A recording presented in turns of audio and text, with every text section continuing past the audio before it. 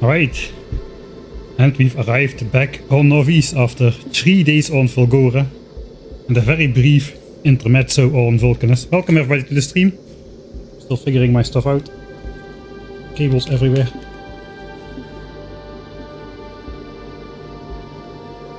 You got a decent bingo card? Oh, alright, let me know when you get the bingo. For those who want to do it, there's a stream bingo available. I do a lot of stuff. Some of the stuff is on the bingo card. Will the holy 1K SPM graph survive the big rip? The big rip of the base? We've got a nice 1K SPM graph going on for the last hour. Or in fact the last 10 hours. Or in fact the last 50 hours. Or yeah, not quite 250 hours. We are not that long in the game yet. We only started researching at this point again after the Great Combat, which is here we are currently about in this area on YouTube. One more episode will cover the last of this, and then we'll get back into base building episodes. So yeah, we've got a nice 1K SPM graph. I think it's gonna survive because we're gonna be having more than 1K SPM. We've already had some small intervals of higher SPM with researching red and green signs. The exact 1K SPM graph, which this thing used to be, is gonna fall though. It used to be exactly 1K SPM. But we're no longer gonna be worrying about such semantics. We're gonna go over 2K SPM at the end of all this, hopefully. That's the plan. That is the plan for today, indeed. Thanks, yeah, Marcus, for the redeem. Only 150k points left. That is a lot of stretching I still have to do.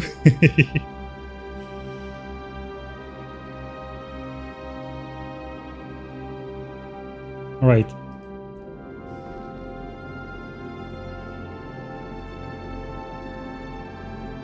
Volgora is done.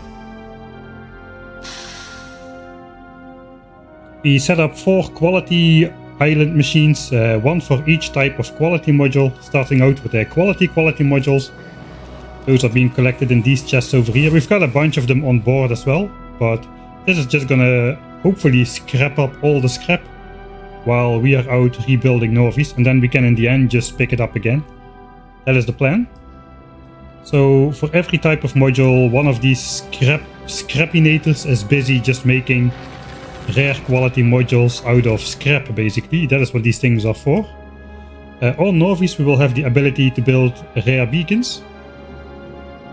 And combining those, we are going to be able to rebuild Nauvis to a better degree with basically making beacon setups with rare beacons and rare modules. Hopefully that will diminish the footprint of our base by a bit, although I'm kinda sad I will have to rip it apart. But that's what this episode is going to be about. We're going to rip apart our old base here, which has existed for the better part of 300 hours. Unfortunately, it's time for this base to go and to be modernized and some say boringized, including myself. I don't really like the beacon setups too much, but we're kind of forced to go into that. If we don't, we will need so many modules, it's just not funny anymore.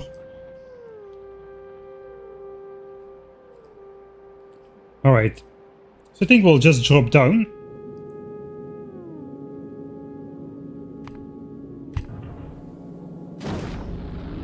Quality labs are faster, yeah? I think you're sleeping on Automation 3.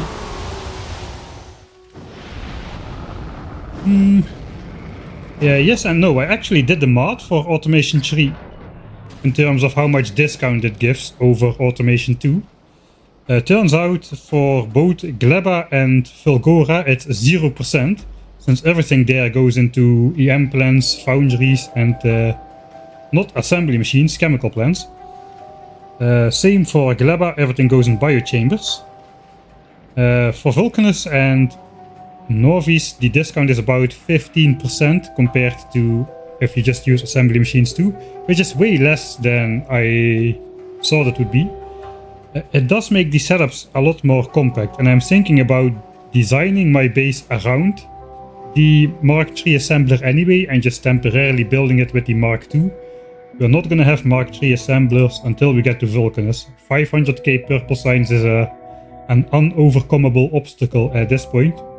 It's gonna be hard enough to get elevated rails on Nauvis. So, yeah, we'll see how that goes. I think the first thing we will redesign though is the labs. The labs are definitely going to get a lot smaller. We'll see how much smaller, but currently I've got over 1,000 labs doing 1k SPM, so we'll see how that goes. But even the first thing we need to do, I had a look around, and that is expand oil storage. Oil storage is just about to fill up again. In fact, this pipe is already filling up. I think we need to be a little bit quick, because I don't want my oil graph, which is a perfectly flat infinite production of 37k oil. I don't want that to hiccup. So I think I'm not even gonna look what else I need to do. I'm first going to expand oil. So I suppose we need to make some more of those fluid tanks. I don't think fluid tanks have any use to be in quality, so we'll just make those in regular quality. I just dropped down to the planet, so I first need to pick up my inventory. Yeah, let's pick up my inventory, and while we're crafting the fluid tanks,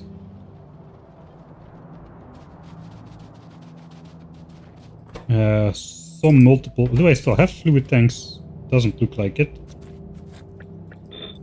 2, 3, 4, 5. That is 4... Could be 400 fluid tanks. We might go overboard with this.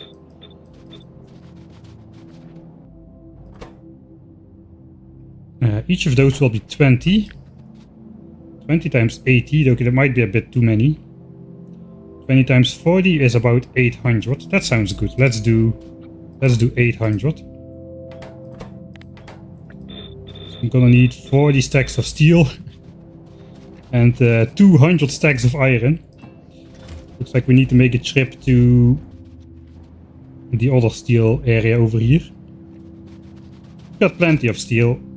Currently about 448k. So I suppose we're good. Let's just grab... It is not balanced anymore anyway. Let's grab an inventory. America will invade Nauvis.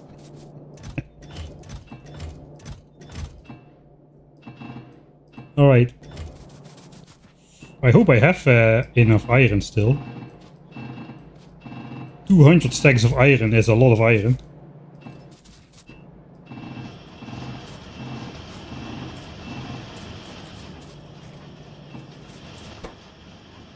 I was gonna go I don't have time to do anything else but hand feed these machines.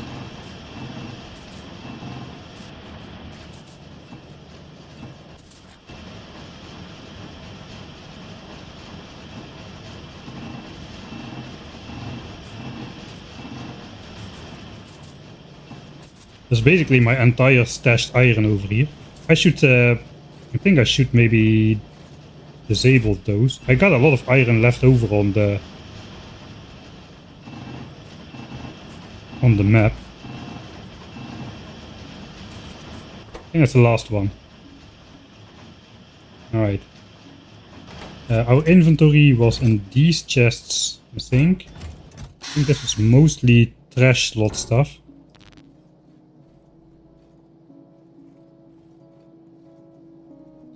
We need some more pipe works, perhaps. Thanks, C-Rex, thanks for the 15 months. The hydrate is available again. I should hydrate a lot today.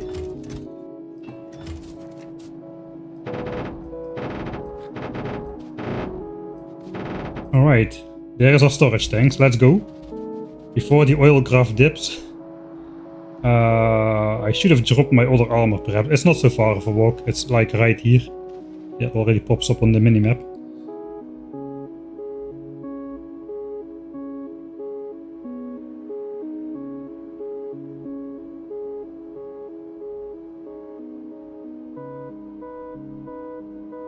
I'm kinda thinking if I should go up. Let's make a save here.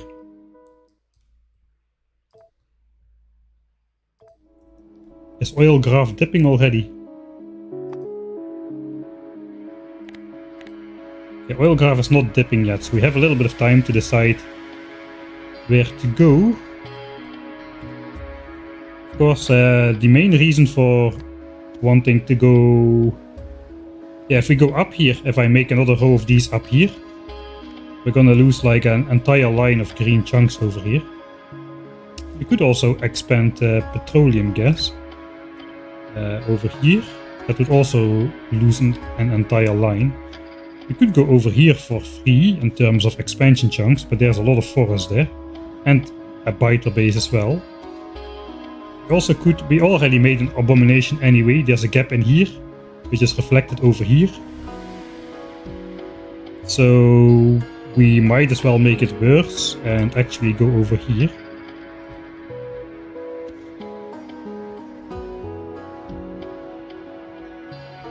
I mean, it's not gonna be great anyway if we go up or not up, but this is also free. We will lose one green chunk over here, which is entirely acceptable. Where is the chunk border here? It's on the biter base. Does it even fit?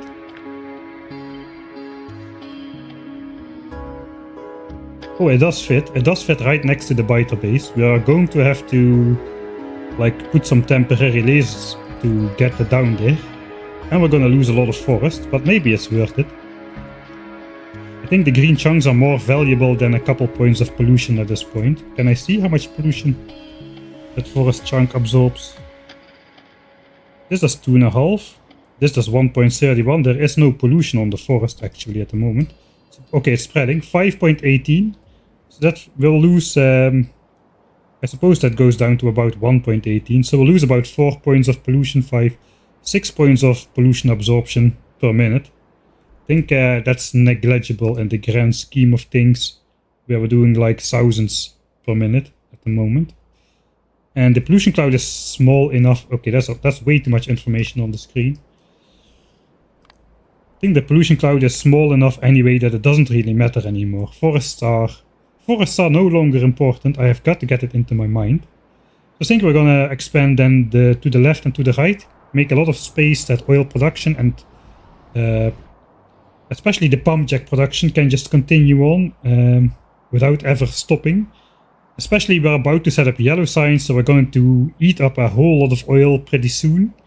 So the longer that infinite depleted oil keeps producing without stopping, the better it is for us. The longer it takes before we actually need to like connect a proper oil source which is still at full power. I think we're gonna do that to the left and to the right. So that's about 500 tanks. I think I made 800, so we should be good there.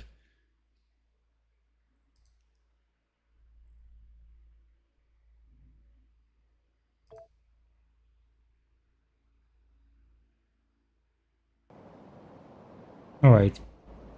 Let's first do an easy one, so we get some space in these tanks, because it's already displaying 25k. Pump speed is proportionate to...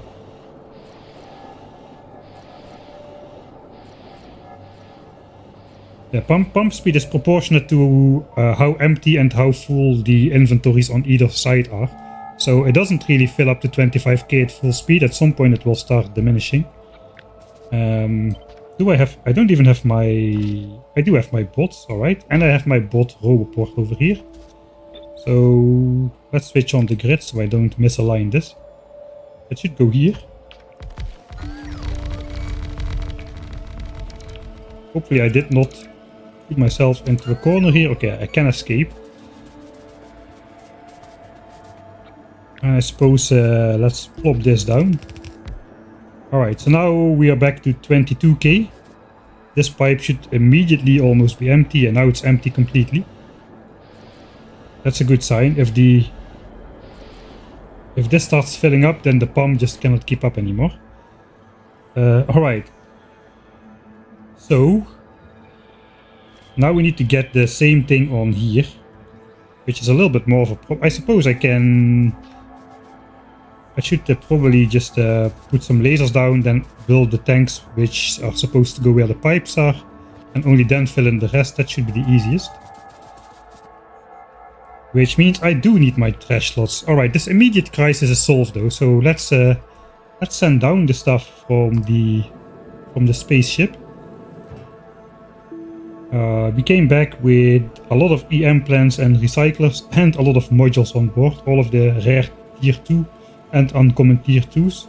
As well as a bunch of steel, rare gears, a lot of rare chips, including a lot of rare blue chips, which we can use to make even more modules. And then a bunch of regular blue chips and low density structures for Vulcaners, I suppose. Alright, so what do I want to send down? Basically, at the moment, just my armor, really.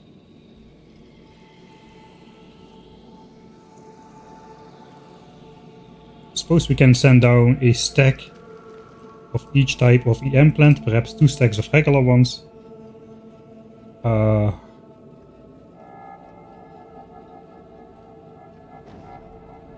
I only have... let's send down the recyclers. Should I send those down? Yeah, let's just send some down. Just so we have some. These beacons. Rare chests.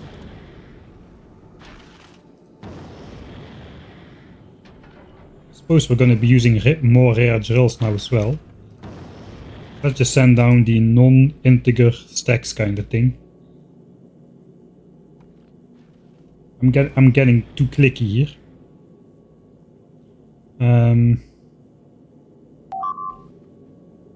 Alright, the achievement tracker. I'll put it up there again.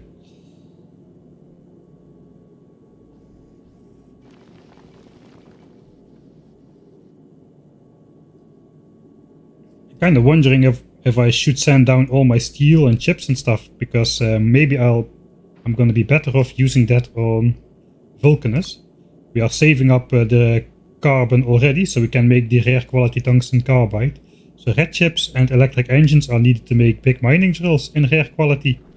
And then the foundries require steel and green chips and refined concrete. So maybe I want to keep the steel, and I don't think I have green chips, but steel and red chips I want to kind of keep on board. Only use it on Nauvis if I really need it. I think we can safely send down the gears though. Let's start sending those down.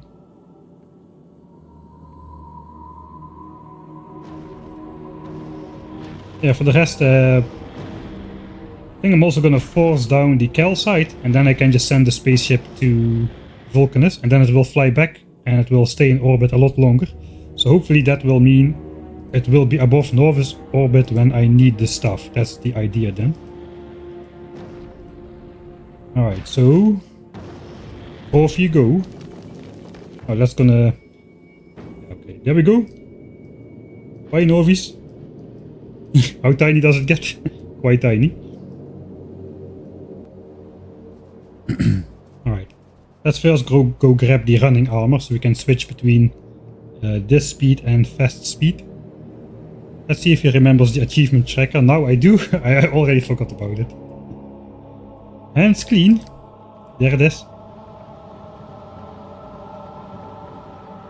I'm gonna be so sad to tear down everything, man.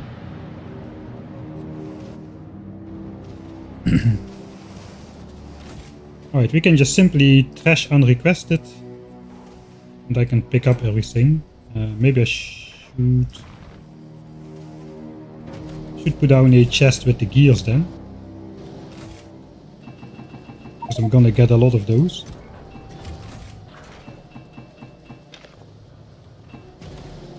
Oh wait, the calcite is also gonna get trashed, alright then. Don't trash unrequested, I'll just pick it up myself.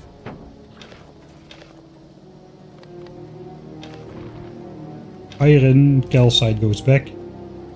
The rest is for me.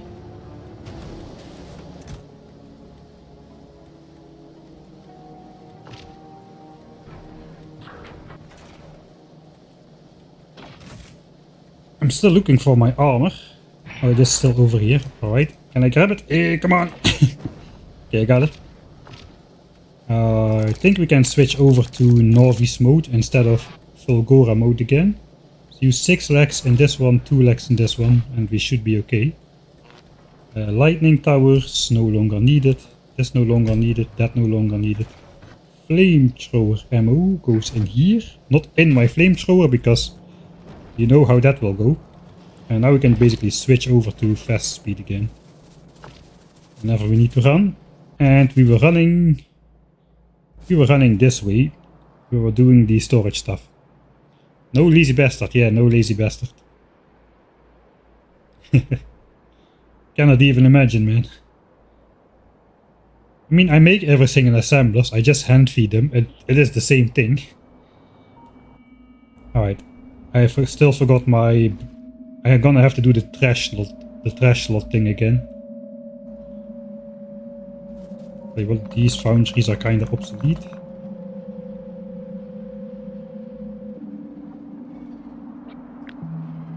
That is my memory, so I should... This is just to remind myself that these items should be made into EM plants, because I will definitely forget that it's possible to make solar in EM plants, for instance. Right. Throw everything, grab this. I think that is almost all trash slot stuff, so it should be fairly easy to just quickly put it back there. There should be power lines there as well. Repair packs, keep them away from the bots at all cost. I suppose these mining drills are just obsolete.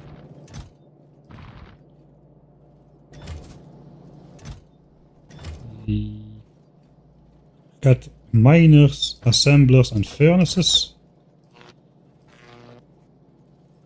Robots. Some lights are in there. I think big power lines are combined with the lasers. We're going to use those. And the stack of walls, this is my emergency backup package if I accidentally mess up. I think those 2 extra legs, I haven't used them in forever. Pot mods, those are actually useful still. For purple signs, which we will be setting up pretty soon. Right, and then it's just some pumps. Beacons, modules, I'm not really sure I'm going to carry those around at this moment. I think we're gonna make new module chests. I forgot to send down any modules, right? So we're going to have to wait a bit for this guy to get back then. I didn't send down any modules, that's a whoopsie. Alright. What else is new? Nothing much, so...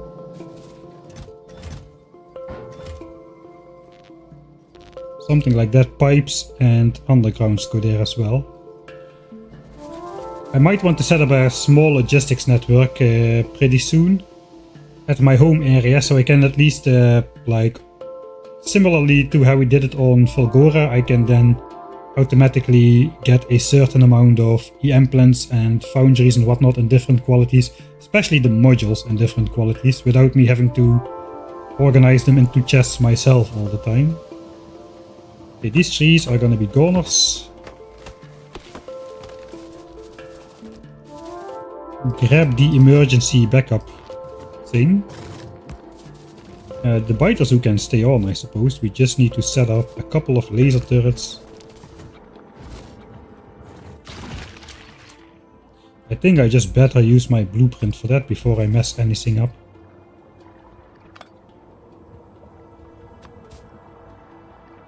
It fits under here.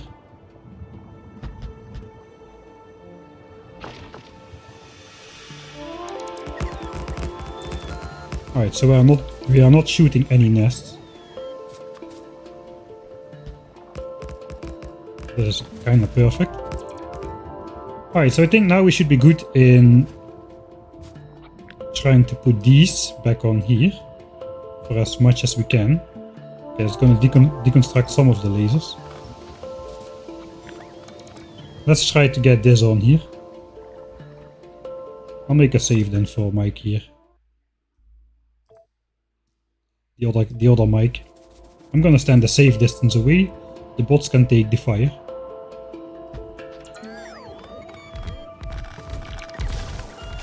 Okay, just a single spawn, that was not too bad. I suppose this we cannot place, so we got to keep the pipes there. Until we have cliff explosives, if ever.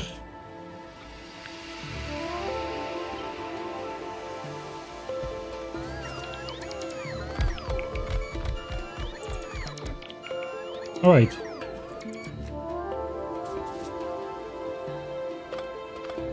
I think that's all.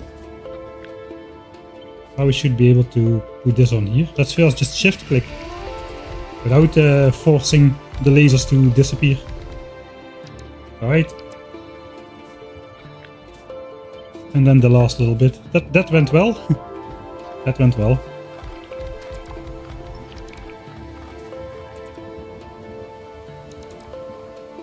I don't think we're gonna fill in this anywhere. Alright.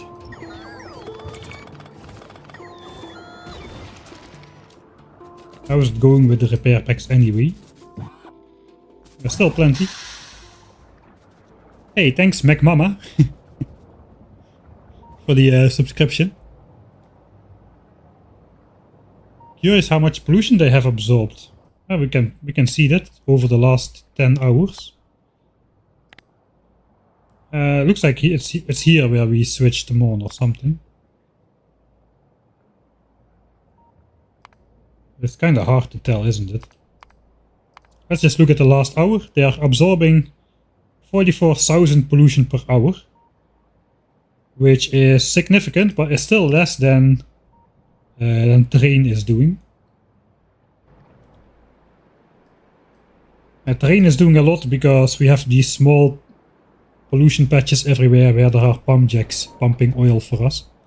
So pollution is quite spread out, though it is nowhere really dense anymore, except here in this blobby center, which is surrounded by the biter zoos. Right? Oh, I did this too early, didn't I? We also need to... We have one more set over here. Alright, it should not be too difficult to plop this down.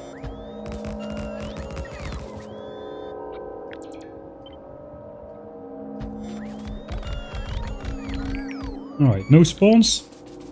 Looks like we got a pipe here. I guess that will have to stay. We can make it into a wall.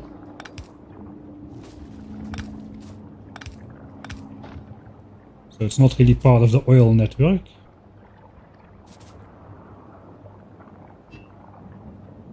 Do we want the biters to be part of the oil network? I suppose we do. Only now I cannot run between here anymore. That is not great. Alright, I have a way. We can make an underground pipe here. And then plop this one in there instead.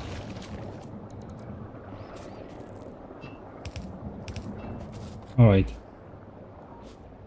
Oil biters, a little bit of extra storage. You never know when that comes in handy. That is the reason, for sure.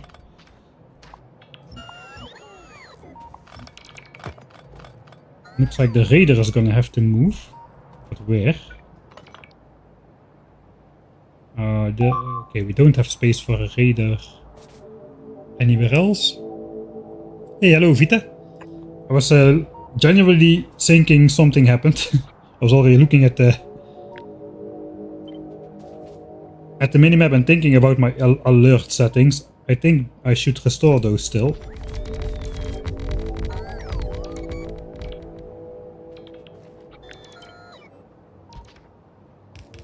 And plop, and they are instantly filled. Alright, 19k per oil tank again. So that's good. Looks like we need to copy the symbol a couple times. How many are we missing right here? 16 tanks. I don't have space to put it on here just like we did those. I guess rage bait is the meta nowadays for content and whatnot. So I'm going to keep this L here, which fits in here, but I'm not going to make that shape which fits in here over here somewhere. So now at least everybody is angry. Right. Hydrate, that sounds like an excellent idea. Sorry about that.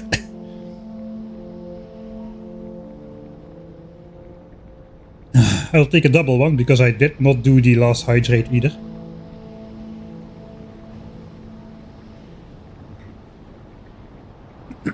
Should I enable the music mod again?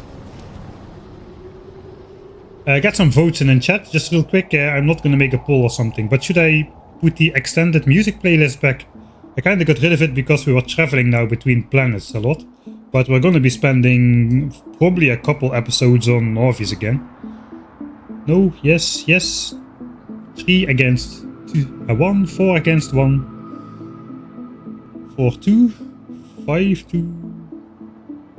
No, no, yes. Okay, it's kind of a mixed bag. No, oh yes. All right, we're gonna keep it. We're gonna keep it at Nauvis for today then. We've listened to Vulcanus and Fulgora for the last 3 streams, so let's honor Nauvis for today. If it looks like we're gonna stay a lot Sunday, I'm gonna mix it up again. Right, here we also need power and lasers. All at Willow. That is way too dramatic for me, man. Okay, these forests are gonna go anyway.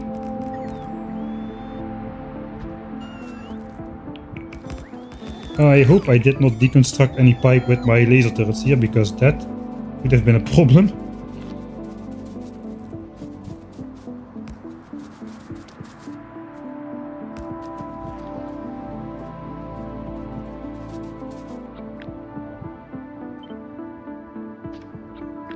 A smaller section. Looks like these are going to be petroleum gas biters.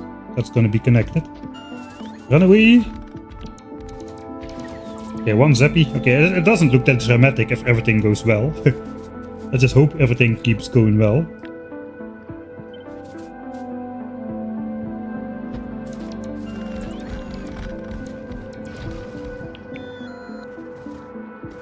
Not sure where that guy was going, but he's gone now. I think he was trying to join an attack group and got blocked by trees and lasers and whatnot. Okay.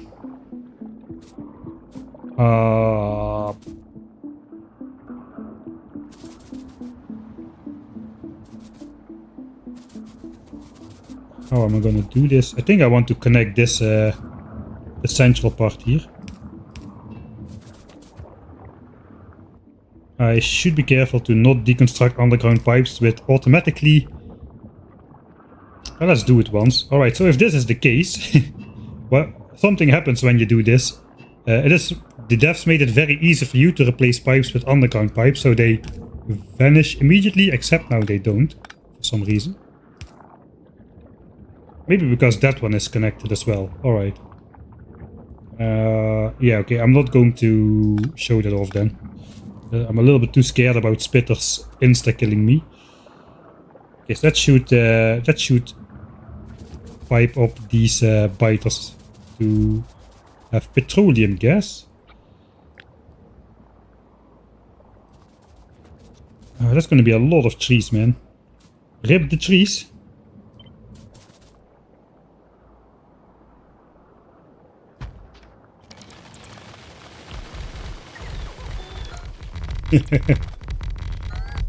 Oh man.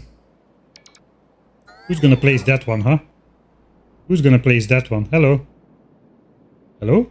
Should I do it myself? Alright, I'll do it myself then. What's being more disobedient every day, it seems. Okay, I hope this goes well, because that's the end of my laser turrets here.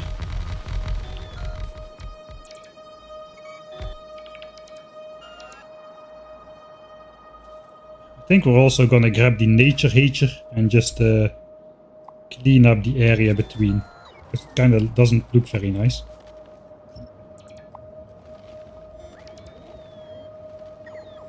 Alright, so this is now full, which means these are not working all the time. It's kind of hard to see because it's daytime. Yeah, this is emptying out pretty slowly. And sometimes it is just blocked. And I'm not fast enough to showcase that. Alright. But those should be working all the time, and oil consumption should shoot up.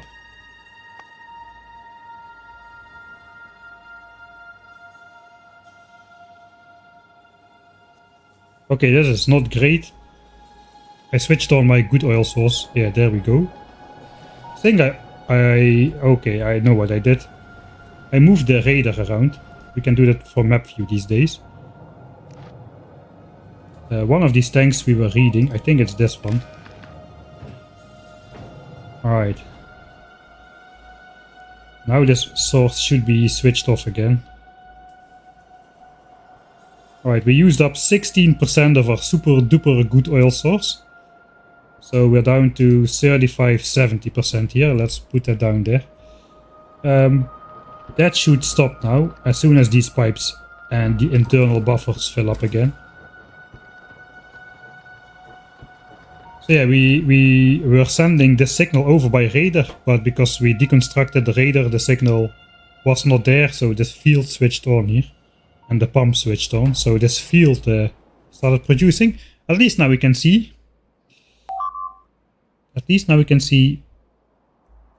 Fluids.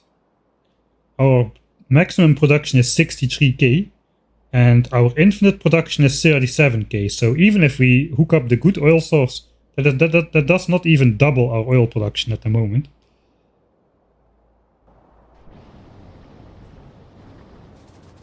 Right, yeah, I do still need to connect them. I kind of was put off by the oil figures at the moment. Right, so also what we should see, that was what I wanted to show really. Oil consumption will shoot up now.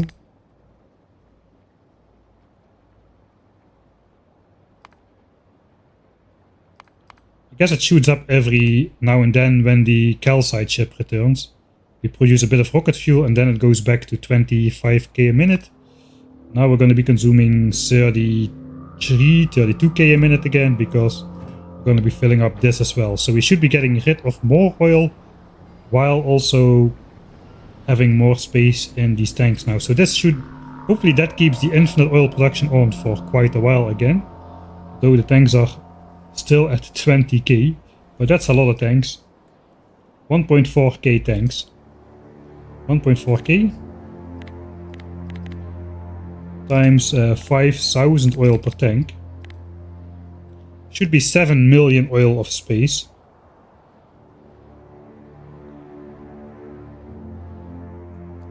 And if we look oil production, now we are back to... Yeah, now we're back to minimum. 37k a minute. But we're also consuming oil. We're consuming 27k. We're going to be consuming 33k a minute for a while. So basically divide by 4,000.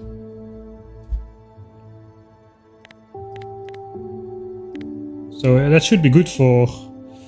I won't say 29 hours. It's 29. This will fill up after 29 hours if these never fill up. But I don't know which ones will fill up first. But I'm not going to calculate it. I think it is for the entire stream today. That's going to be good enough. For me, let's see what the actual minimum percent is. We might have spent another one. So 35.70. All pump jacks are idle again. All right, good. Let's get over to something important.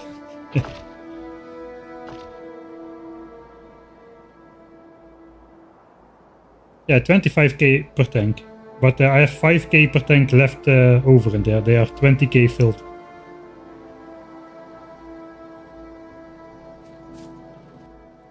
Alright, that's a lot of wood.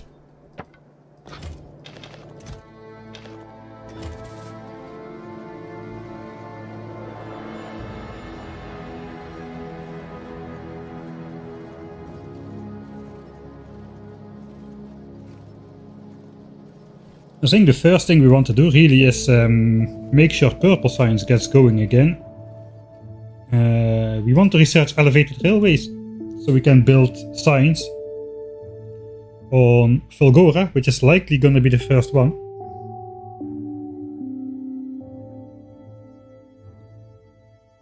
I'm planning to build Fulgora at half the necessary SPM. Or like half the SPM of all the other science packs, because Fulgora is just way more material intensive to set up. 24 red bells of scrap are required to build 1k SPM for Fulgora. That is more than 2k SPM of yellow signs on Nauvis is gonna be, I'm pretty sure. So yeah, we want to get started on that so we can start buffering it, because at the end of the line there's gonna be like a couple million of signs continuously, which we need to have all the sign specs for. So that is when I want to spend the giant buffer of EM signs, so that we can run 2k SPM consumption speed while I only produce 1k SPM from EM signs and 2k SPM from everything else. I haven't looked at Aquilo yet actually, so I should look at Aquilo actually. Just as a quick reminder for myself, I think that requires a holmium plate or something. Ooh, then that could throw off the balance, right? Lithium plate. There was something with holmium. Ah, there we go. Oh, this is bad. Oh, this is not good.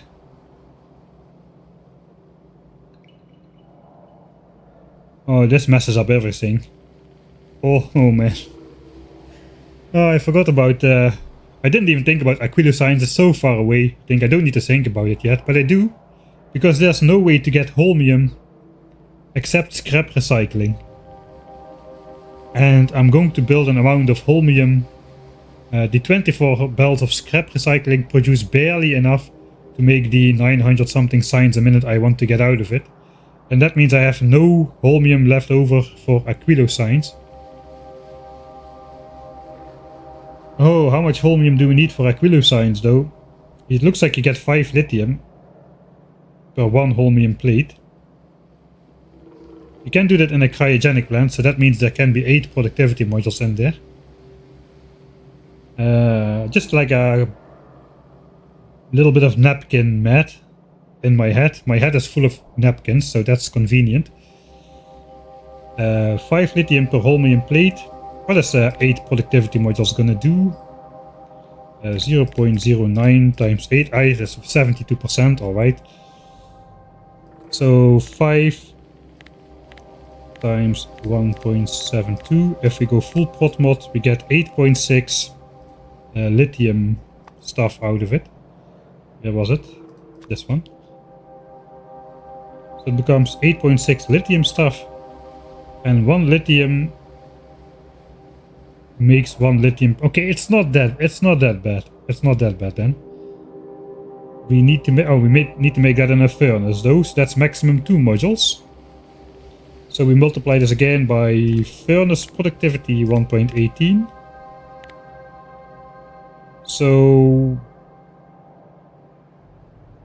that looks like if we want to set up 2k SPM, that looks like we will need 200 holmium plates a minute. 200 holmium plates a minute. Okay, if you're watching in a dark room, the screen is going to turn bright. I'm going to go over to Excel real quick. 3, 2, 1, screen flash. At least this time I remembered to tell you about it. This is my plan for the rebuild. I did the mod with Mark III assemblers. So I think I'm going to design around Mark III assemblers and then build it with Mark II assemblers. The thing I want to look at now is Fulgora. Here's my Fulgoran thing. I got 24 red belts of scrap. That can make 985 SPM. The thing I want to know is though how much holmium solution, or like how much holmium solution are we already needing? Let's say I want to make 2k SPM of Aquilo signs. Theoretically I can just increase this number. Okay, it's not too much. I can increase this number by 200 and we should get the new amount of red belts. So let's say plus 200. Let's see how much this figure goes up here, the red belts. Oh, that's not a lot. That is not a lot. That is not a lot at all. Okay, that is quite manageable. 2 extra red belts. I was so worried for a second. Just a little bit of holmium then. I thought maybe it's gonna double or something. But yeah, most holmium solution is consumed directly by EM packs and supercapacitors and whatnot, and electrolyte. Only some of it goes into plates. But yeah, I will have to redo this calculation then. Perhaps... Can I still do 900 SPM from this? Yeah, I can still do 900 SPM even if I keep into account Aquilo. So maybe we're alright then. Maybe I don't need to make any changes. We can still do 900 SPM from the same 24 belts of scrap, probably like 910 or something. 908. So yeah, before we have Aquilo, we can then just we can do 24 belts of scrap, make 985 SPM. After we do Aquilo, we'll just prioritize Aquilo, and we'll be producing like 908 SPM here or something like that. Alright, I'm just gonna not mess with my file, just 200 holmium plates a second for Aquilo. Doesn't change too much. Setup can stay as is, I think. Save that. Alright. I guess I will go over this at some point. Let's go back to the game. Does my hotkey still work? Hotkey still works. Right. Let me read a bit about your Aquilo comments, because I have zero experience with Aquilo except for the new player experience just yet. I didn't do anything looking for or looking even like experiments. I did do nothing Aquilo related.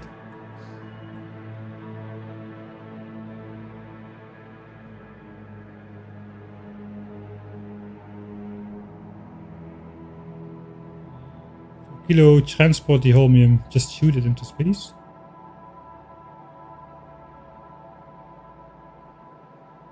I'm not even factoring in science boost.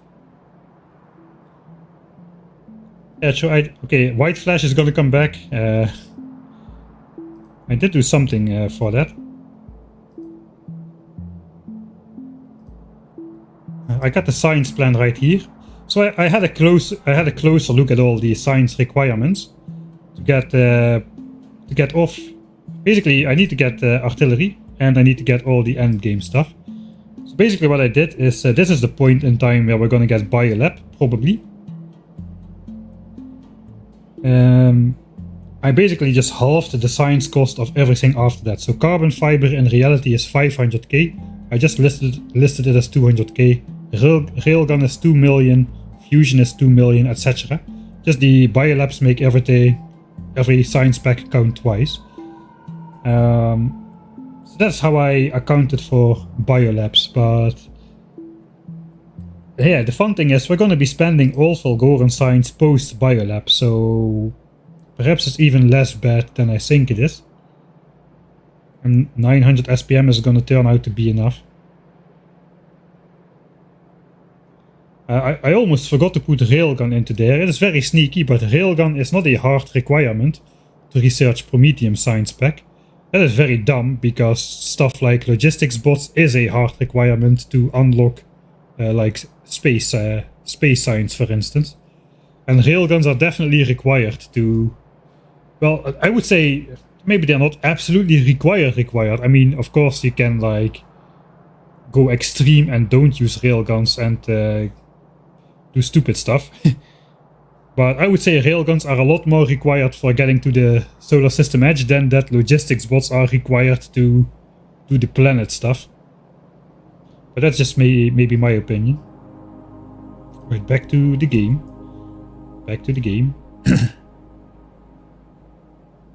Okay, and I didn't even factor in Aquilo science, so we'll need even less than 200 then. Alright, that's gonna be easy then. That's gonna be easy. Yeah, like laser all the way, stupid stuff like that, you know. Technically you don't need gun turrets to fly your ship around the inner solar system, even at low tech level, if you just build a stupid amount of lasers and a stupid amount of solar and accumulators. Technically you don't need laser railguns to fly to the solar system edge, but practically you do, you know. Right, is this ship gonna come back already or what? Oh yeah, we got 15k on the way. Okay, looks like I messed up. Passenger present. Right, that was a mistake. The ship already could have been on its way back, so it's good we took a look at that. We are not running out of calcite yet. We've got 15k remaining. Alright, so that's good. We can then send down some modules soon. Let's first put away the tanks.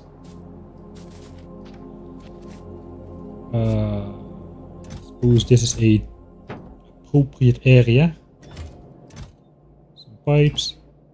Some underground. Let's put the undergrounds in here as well.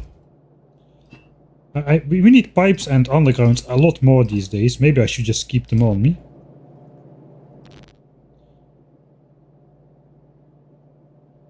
Alright, so what is the next step then?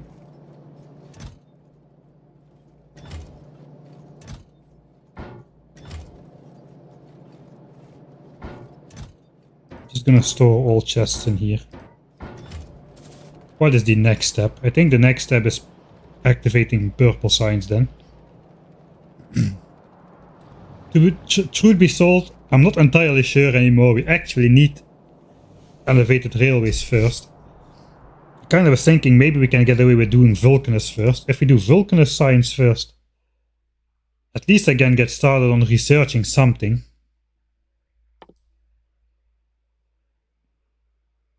Like we can get started on researching towards artillery, which needs military 4 and 1.5 million science packs from Vulcanus.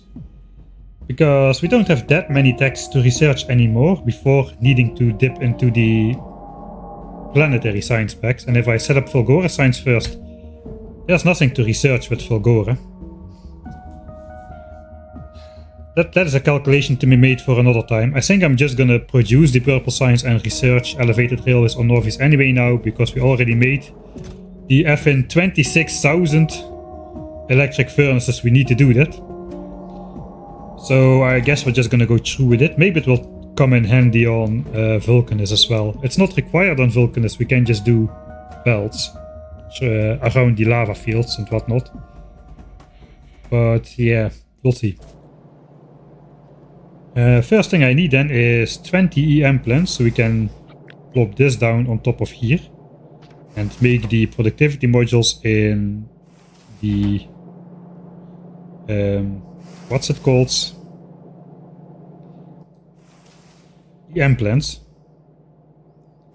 Let's just do one over here. So do I have those? I do.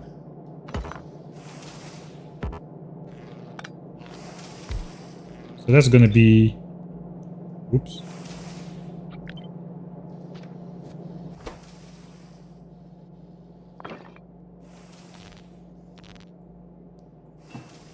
Sure, here you go. Whatever. That's gonna be productivity modules with efficiency modules, I suppose. I don't have these on me, so I should grab some. And then we just want to output that into purple signs directly. And we want to disable this machine entirely. Because we've got everything into chests now.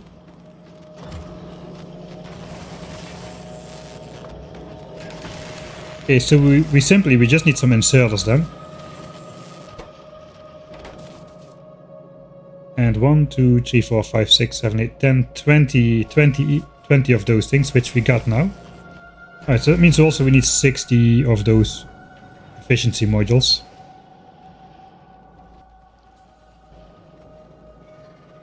I can throw this stuff back into our emergency thing.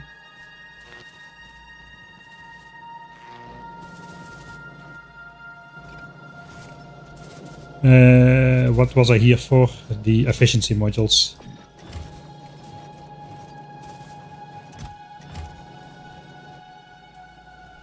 Don't have any belts. Let's grab some.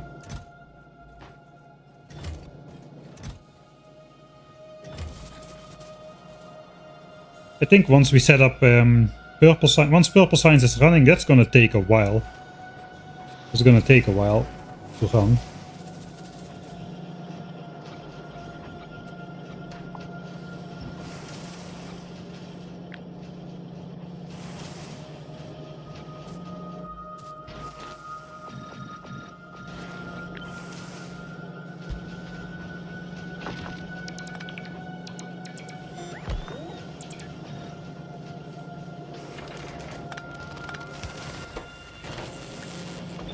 Okay, stop this one from working as well. This one will basically never be true. It's smaller than nothing. Alright, then we can just copy this and we can upgrade purple signs or restart purple signs. The thing is, I cannot really rebuild the entire base until we get rid of this setup, because the ore smelting thing is probably going to move down here where the ore is coming in to the base, and this temporary setup is in the way. So hopefully this will run out not too far in the future.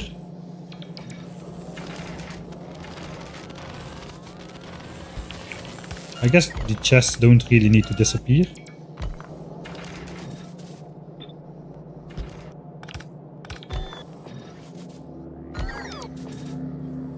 Okay, that will work. I think I just rotated this when I built it. It does appear so.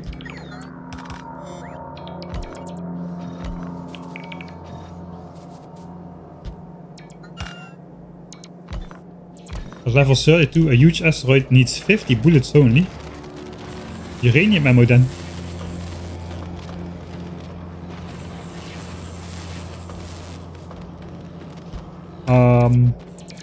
I might share my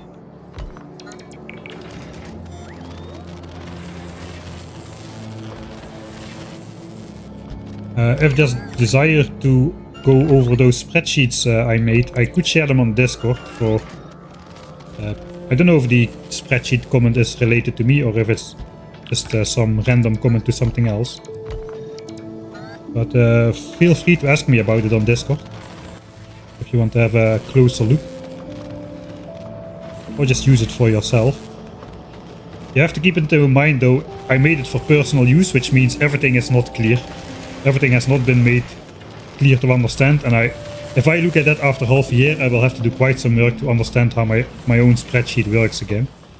But hey, we've got purple signs going again. Where is it going though? It's going nowhere. Alright, can we get out of here? Where do we need to go? We need to go past here. It needs to connect to here if I remember correctly. It goes here. Yeah, then it goes to the labs and to this storage area. Right?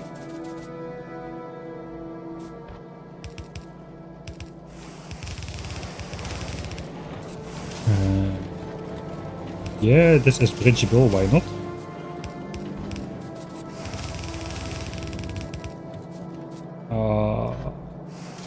Sure. Oh wait, we don't have green chips.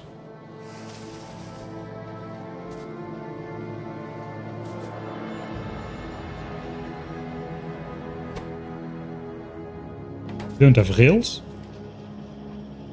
We don't have iron sticks. We don't have iron sticks. Alright, we don't have iron sticks. We also don't have green chips, I just realized. Just have a... Why do we do have green chips? But I don't want these green chips. I want green chips from EM plants. So let's flip this one. Yeah, we don't want this to produce anymore. We have EM plants now. What is this even? Look at that. That is... blech. Tier 1 quality modules without quality. Blech. Blech. No, that's not gonna run ever again. No, that is just too bad. I suppose it should be easy to get iron sticks here. That should be a pretty fast recipe, I feel. Oh yeah, 24 iron sticks a second. We need maximum 15 iron sticks a second. Because this one needs 1.5 a second, and we've got 10 of those. And purple science requires a bit less even. So I think we can just go with some sort of like this setup again. Basically the copper cable setup. That works well to compress a yellow belt.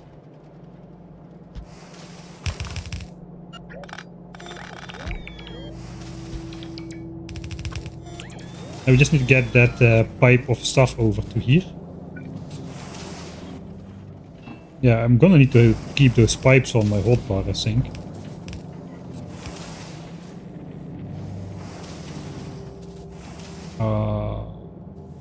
Sure.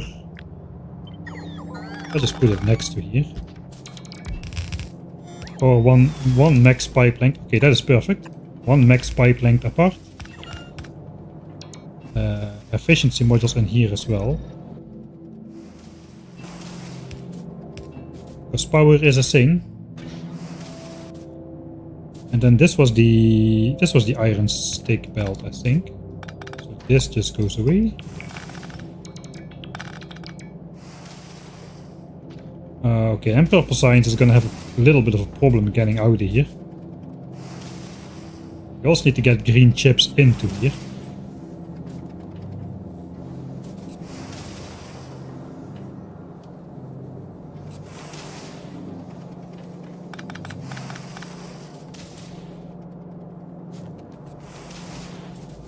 Getting green chips into here is...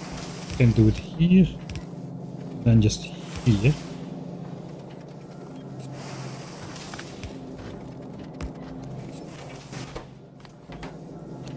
Let me just eat up whatever is on that belt.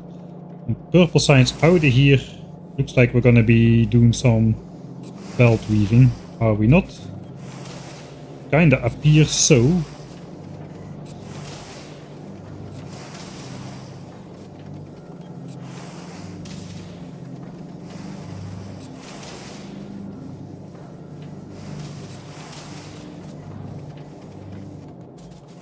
We no longer need bricks at all to make furnaces. So Purple Science can red belt itself out of here, I think. Yeah, okay, and then green chips can just come in on this line.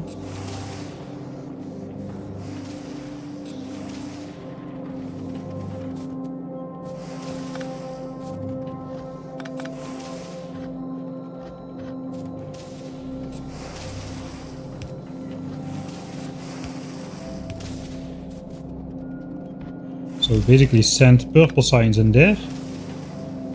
Comes out here. And then we'll... I guess for now we will restore the brick connection. But we don't actually need them anymore, ever, I think. We can basically get rid of it. Then green chips comes in here. That should do it. Now we can just switch on sticks then. And Purple Science should start up. Even more so than it already was doing.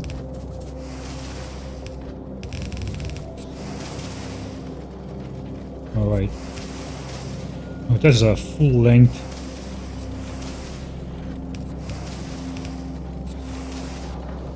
Right there as well.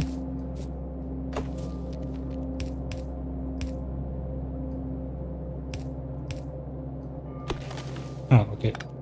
That was a whoops.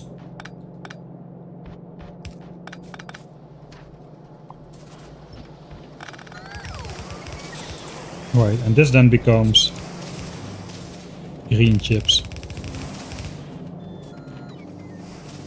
Right, let's switch on Purple Science then.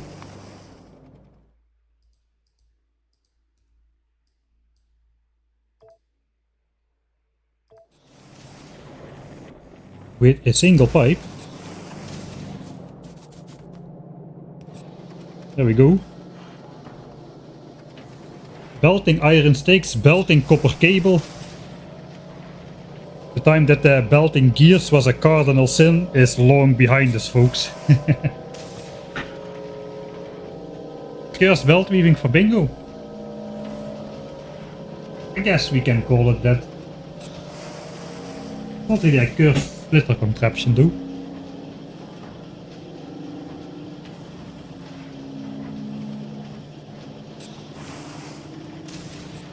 Belt immunity equipment.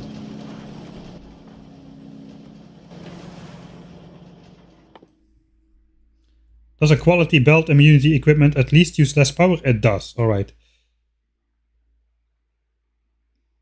Yeah, belt immunity equipment is kinda horrible. The thing is, I don't know if that's still the case. In Factorio 1.1 it was the case that it uses the 100 kilowatts of power always when it's in your inventory. Not only when you're standing on a belt. And that basically is more than 3 solar panels of energy consumption in your armor. So early on, you really don't want it. And later on, the armor grid sizes dictated that a 1x1 entity was just too annoying to put in. So yeah, I have belt immunity equipment at home though. Like, this is belt immunity equipment at home.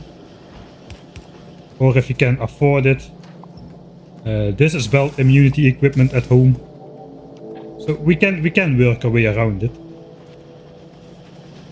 Alright, that is purple signs, started again. I think I should be feeding out steel. We are doing blue signs at the moment, which means... yeah, we already don't have enough steel. Look at that. We are eating up the steel here. So most of the steel goes to blue signs. And we need more signs to do purple signs, so we'll flip around this thing again. Rotate all the steel around. Zip. Zip, come back. Come back to me. We should definitely make this easier. This should be a straight line, really, at some point. I designed this to work from map view, but the lines could be a little bit straighter, because doing this from map view is kinda horrible.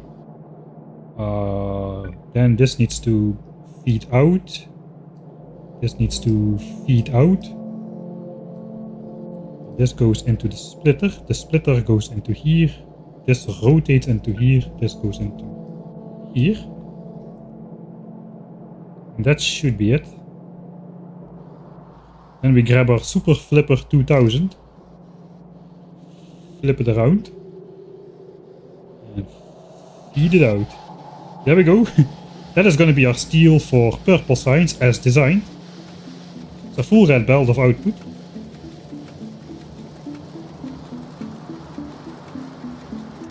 We need 260k steel. We got 460, so we'll be left over with plenty of steel after this, which we might need to build more space platforms later on. Those require a lot of steel as well. So that's reason 2, we've got the steel buffer. So even with the Foundries, we still don't have enough steel to run half of purple signs and the blue signs at the same time.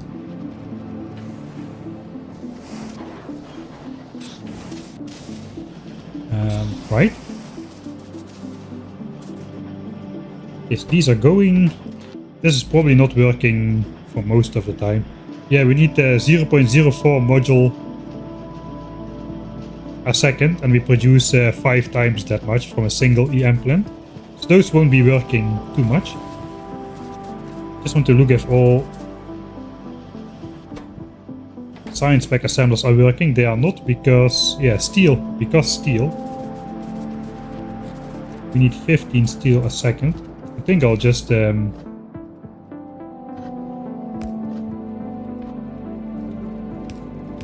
just do this to make the belt of steel compressed here, no matter how it is coming in. And that should now lead to the last rail assembler as well. Just help it along a little.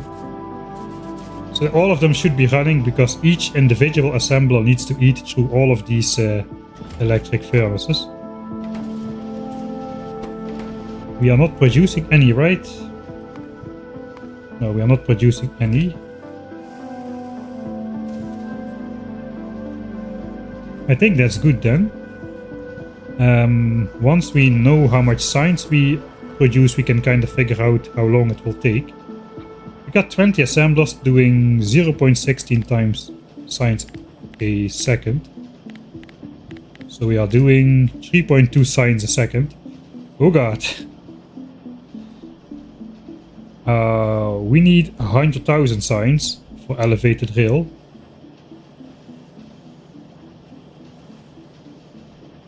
divided by 3.2 seconds, divided by 60, is 520 minutes, so let's divide it by 60 again. About 9 hours, holy moly. We have productivity module in the labs, about 10%-ish. So 8 hours then, 8 hours of producing purple signs just to get elevated railway. And that kinda showcases why railway is kinda the most expensive tax I want to do this with. And assembly machine Mark III, well, it would be very nice to have them already. It's just not gonna happen, not on Nauvis, man. We're gonna need automated purple signs for that. Like really automated purple signs. And that's going to really have to be on Vulcanus because of the insane stone requirements. It is just absurd how much stone you need for purple signs compared to the other things. It used to be a lot of steel, but steel has gotten trivialized with Foundries. But stone hasn't. Stone is still almost the same raw requirement as before. And we're already using like all of our available stone mines approximately to make 720 military SPM per minute.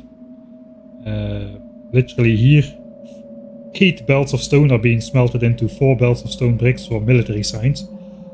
Using like 5 of those patches down here. So purple signs is just not gonna happen on Nauvis. Let's see. Okay, the last ones are getting stuff now.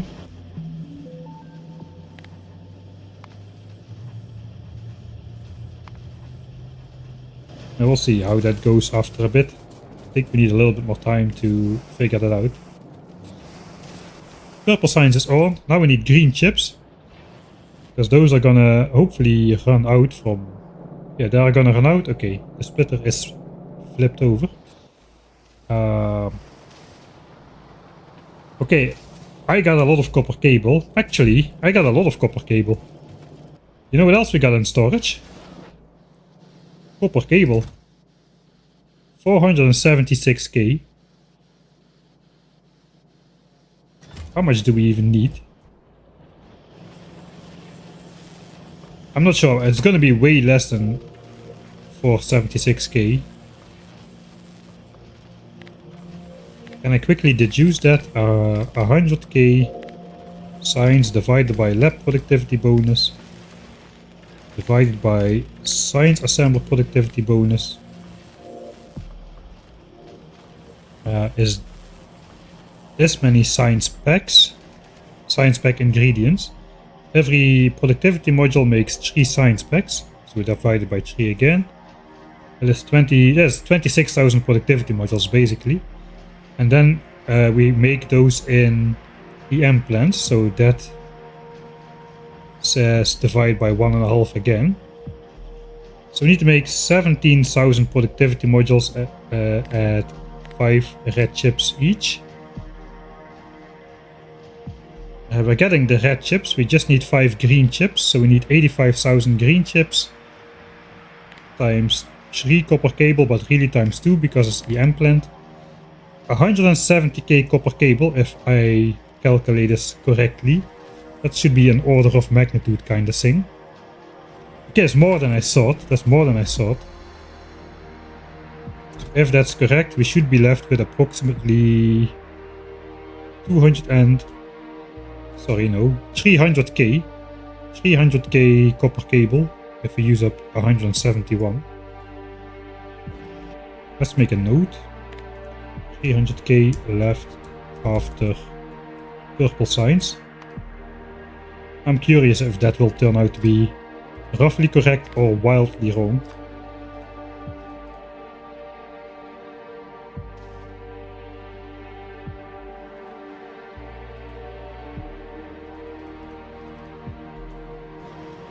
Alright, so we want to use this belt then. The EM plant. Made that power line here, that's convenient. Oh, this thing eats up. Whoa, that's a lot. It eats up 12 copper cable a second. Don't think we quite need to get there, but I think we'll use long-handeds then, something like this. 4 of those can grab about almost 8. I think that's fine. I suppose we'll use all this iron we grabbed from the silo earlier. That's probably a good thing to do. We need to spend it somehow. So this seems like the proper project for it.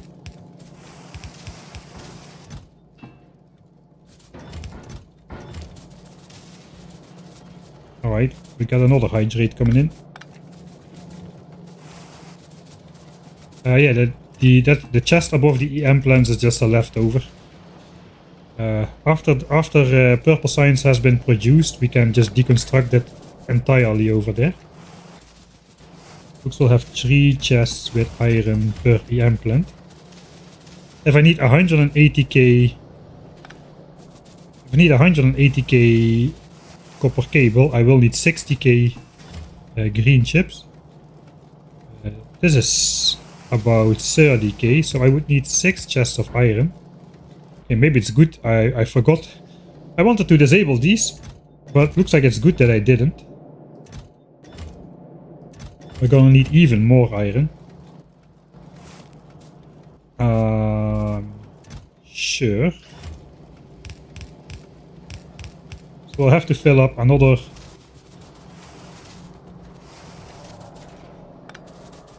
Oh, that one was not full. Okay, so we have to come back with 3 sets of 2 chests then still. Do I produce quality? I think no, we'll just do efficiency in here.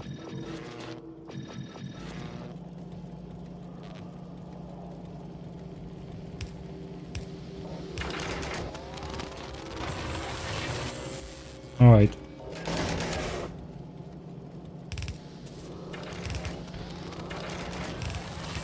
Don't think the amount of inserters is quite correct, but I think we don't really need that many green chips anyway.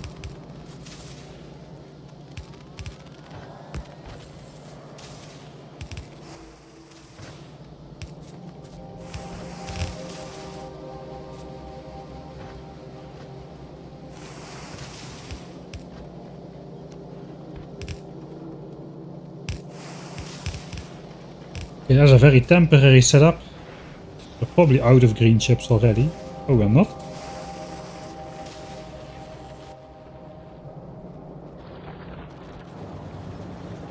Yeah, green chips are still on this belt here.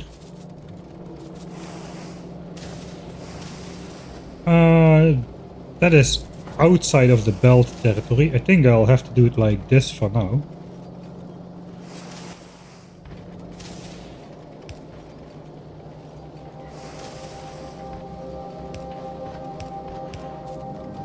And then we'll just do one of those, not really belt balancers, but...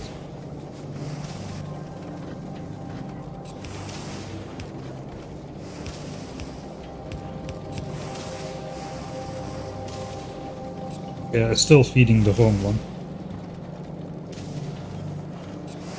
Okay, we do need a proper one of those belt balancer things then. Either that or I do it the simple way, which I should have done immediately, and that is just allow these chips to go on both sides of the belt.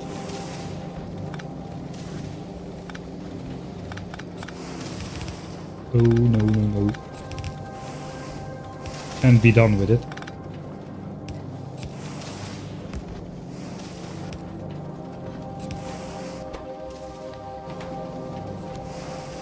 That will draw empty this belt for sure.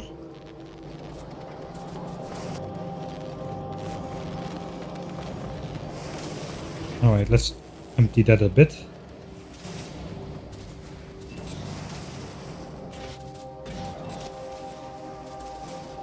Alright, so this will run then. Let's bring over another 6 chests of iron real quick with the running armor. It's gonna be 3 trips no matter how we do it, so...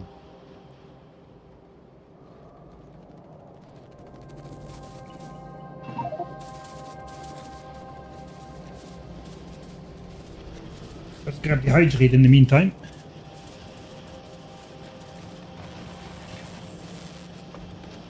Yeah, I got the coffee next to me. It's probably already...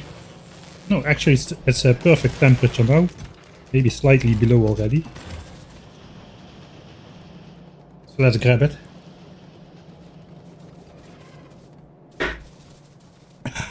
Nice. Oh, we got even more iron stocked up over there.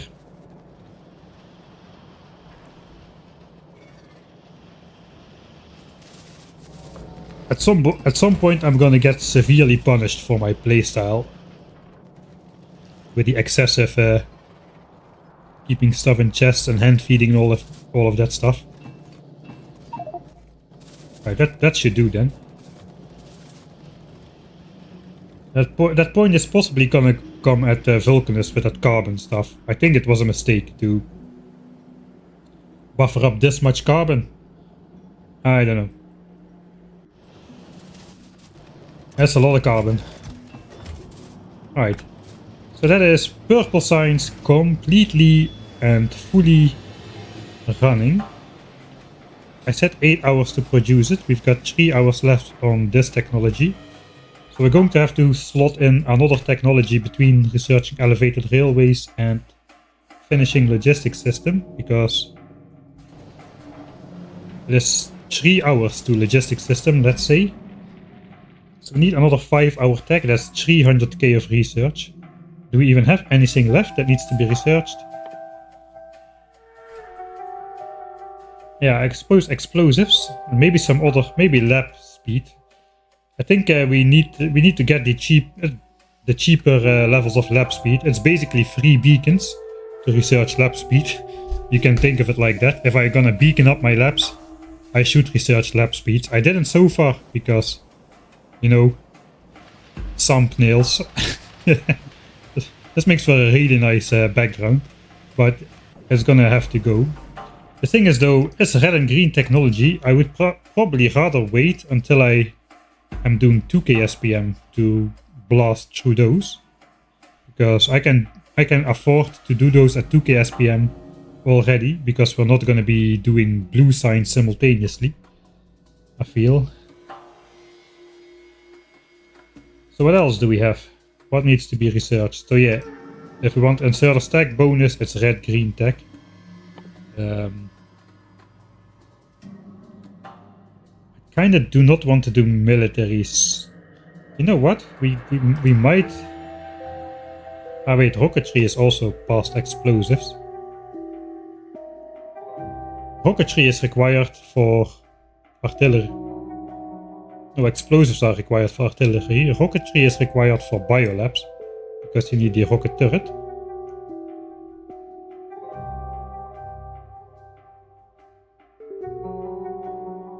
That's 220k. If we would slot that in. It is red and green science only though, so that's not ideal. Let's see if we can find something else. Also, I probably do not have enough science left over. After researching military tree, 62k, that might be enough. 62 times 1.1. That's probably not enough. 68k science in the chests, then several thousands on the belt and in the labs. Yeah, that's probably not gonna fly. On the other side, if we do red and green technologies in the meantime, that means that we will do blue science again only after the rebuild. We're going to be saving resources on that. It's not all of the resources are kind of coming from space anyway, so yeah, resource savings are no longer a thing either. Yeah, substations. Alright, let's just look blue tech. Uranium mining is also required for biolabs, but then again, I don't need uranium mining just yet. Worker robot cargo size would be awesome to have. It's about the right size. I think I'm going to need that for the 2k SPM landing pad unloading. If we're gonna unload with bots at 2k SPM or 4 different science packs, I'm gonna need some both faster bots and some bots which can carry 2 science packs per flight instead of 1. That's gonna be huge.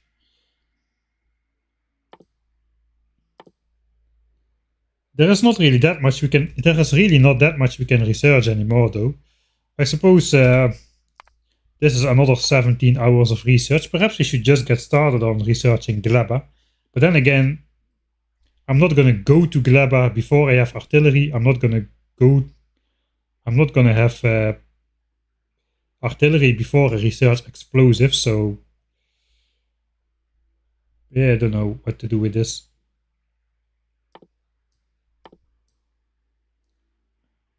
This is going to be a lot less painful if we have a 2k SPM base. Does it really matter then? Does it really matter what we slot in between? What is the most useful immediately to us? I think it is actually cargo size for the bots. Even if just for our personal bots, it makes it easier to build things like module setups and whatnot, and stuff on belts. I think the bots pick up like 2 iron ore from a belt instead of 1 if you have that. It's gonna help us out personally.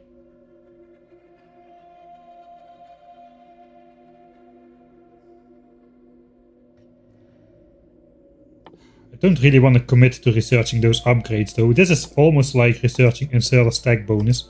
I don't really want to do it. I think I'll have to though. Let's keep rocketry in there. We'll just slowly grind away. We can do uranium mining then as well. We'll just slowly grind away at the technologies we need to progress.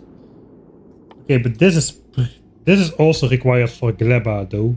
This is only required before having biolabs, so I don't know what to do there, man.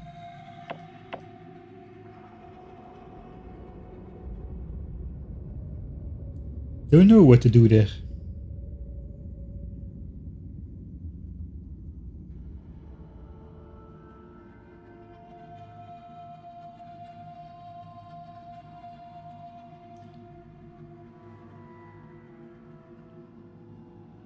I suppose it's the last blue technology together with this one, which we really need. We cannot do this. I don't want to do military science before we rebuild military science as well with the foundries.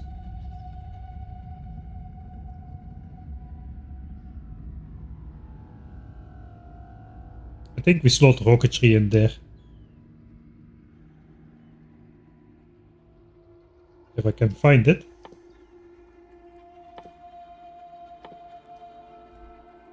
That will get rid of my military science. I can afford to build military science still actually.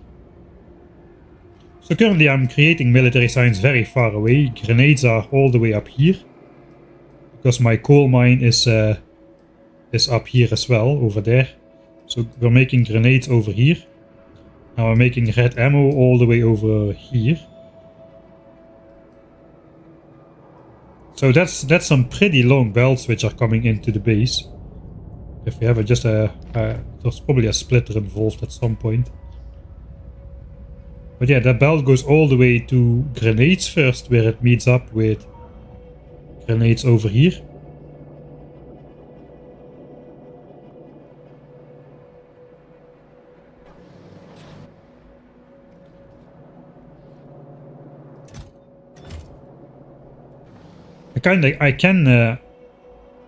I might do good to eat up the supply. Let's not think about it yet. Let's just make progress instead of just getting stuck in like infinite thought cycles. I'm good at that. Something I'm good at. It looks like this is fast enough to make green chips at least. How is purple science? Okay, 200 a minute. I think that's where it should be.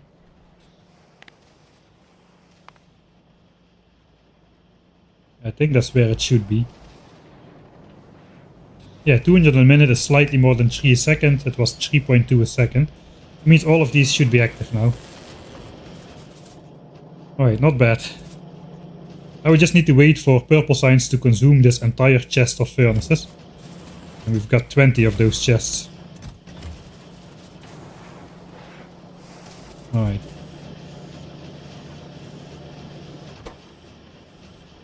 Yeah, everything seems stable now. So, okay, let's go work on something else then.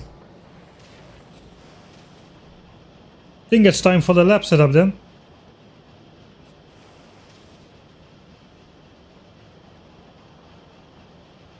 Space rocks looks inside, no rocks. Yeah.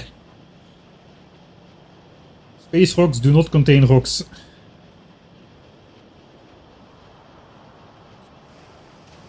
I think it's time to start thinking about the lab setup.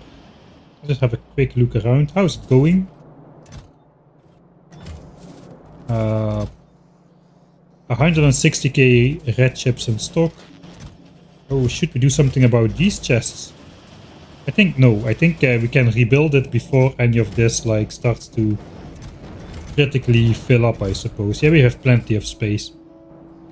We have plenty of space.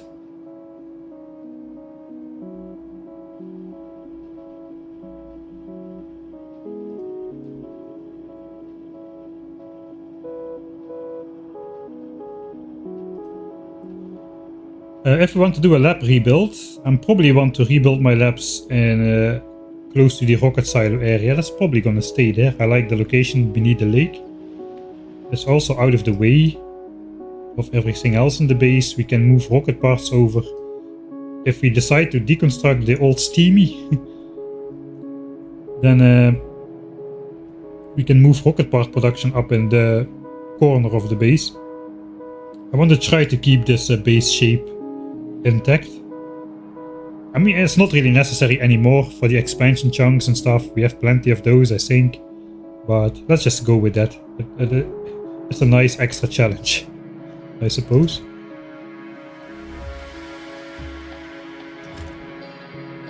Alright, I think the ship should be back. We are back. So what do I need? I do need some modules off of here. I think I'm just gonna send all of them down.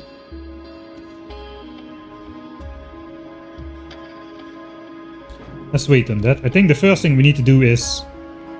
We don't even have rare beacons yet. We need to make those. But since I want to rebuild on the top half, it would be better if the lab's consumption would be happening in the bottom half. And it would be good if there is no 30 science... Well, no 60 science packs per... Sorry, no 60 seconds per science pack technology, so we need only half the labs. All of these tags are 30 seconds or less.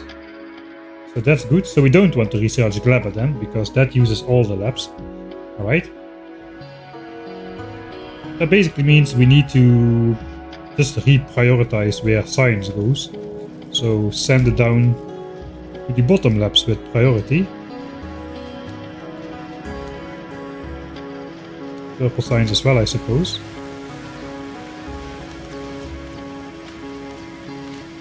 And no science should be going up anymore.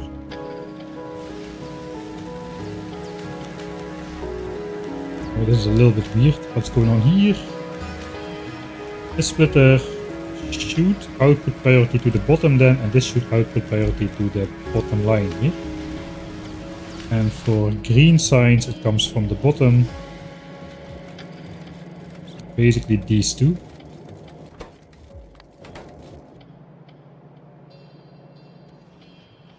And yeah, now we start to see the labs firing up in this section. And those should kind of switch off after the belt buffers go away. So yay, we've got some fake over 1k SPM going already by this switch. And then we're gonna probably drop below a bit again after some time. That's fine. I could actually just hard switch off. Those labs by flipping the belt. We're gonna be limiting ourselves to slightly less SPM, but it would be a lot easier to empty out all of this then. I'm not sure if I really want to do that though. Yeah, we'll see how that goes. Okay, we're switching over. These labs start switching off. These labs slowly start switching on. So we can then later deconstruct this part of the labs without actually affecting our science progress. Look at that, 1300 SPM. We already achieved our goal. Stream over. We don't need to do anything anymore by going up. Alright, more steel.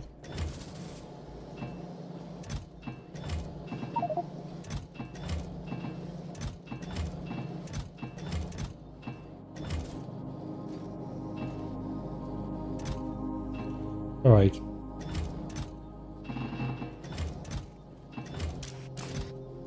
So now I kinda do want those chests to fill up again. I think it is time for another hand feeding area. Hey!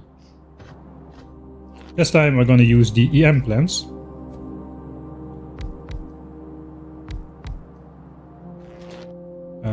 Suppose first things we want to make is beacons.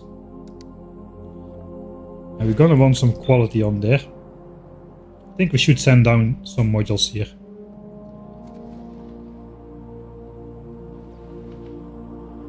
Let me save here then. Switch lab sites and send modules. So we got a lot of modules on board. It takes one rocket per stack to send them up, so I'm not gonna send down absolutely everything. But we are gonna send down a lot.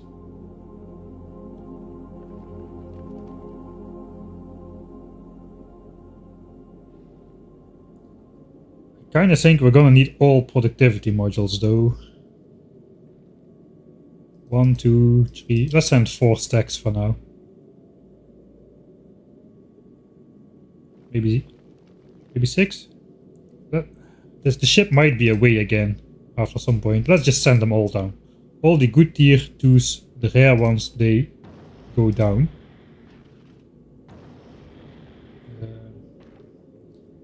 Maybe accept quality. I don't think we'll need too many quality modules. Let's also send down a couple stacks of these.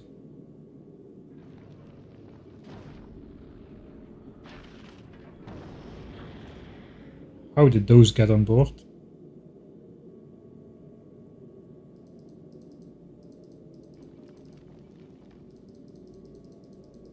Let's send down a lot of those.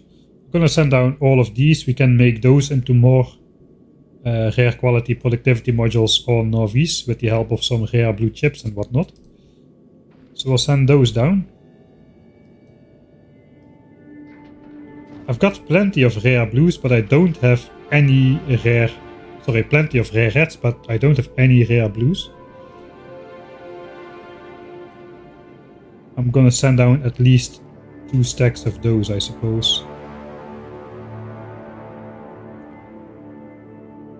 This is going to be used for spaceship stuff. Let's just send it down.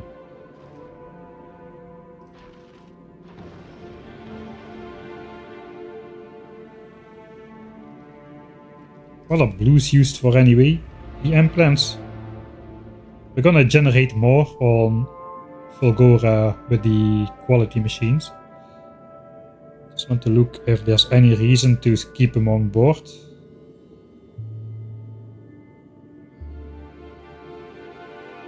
Does not really seem like it. I'm gonna be building my spaceships on Nauvis.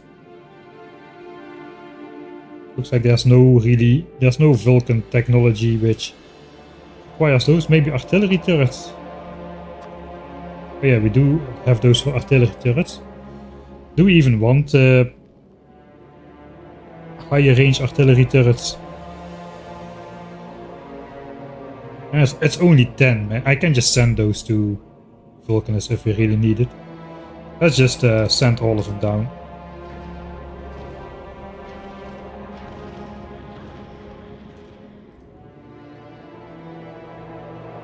We have a ton of copper cable on Nauvis already as well, so I'll probably refrain from doing that.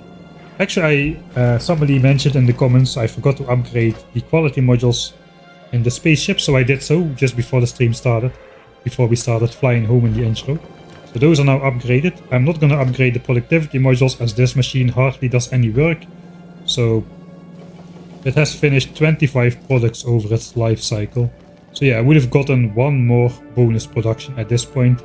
But that's a pretty steep price to have 2 rare productivity modules occupied in there. Alright. Let's go grab the modules. Mine, mine, mine, mine, mine, mine, mine, mine.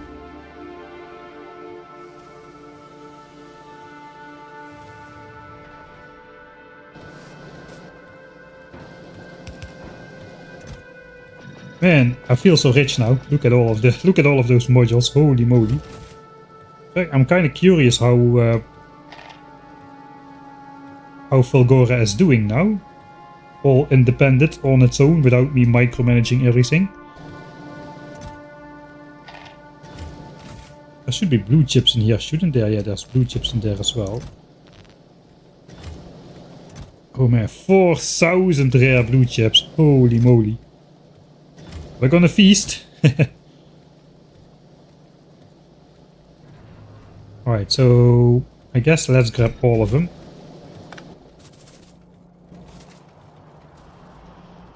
We're first gonna start some beacon production. We're gonna make them from the tier 2 materials, which we have plenty of. Finally, that is gonna come in handy.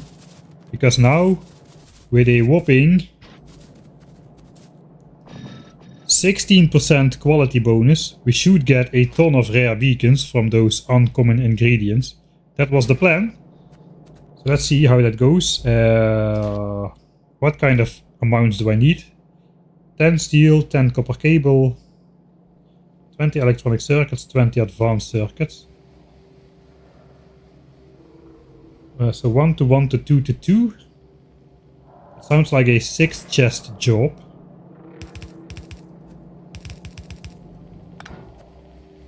And with a lot of rare inserters, ideally. Do I still have some?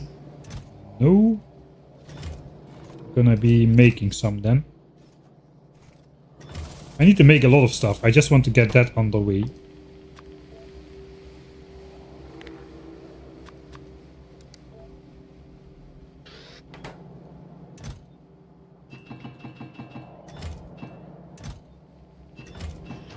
So let's grab those.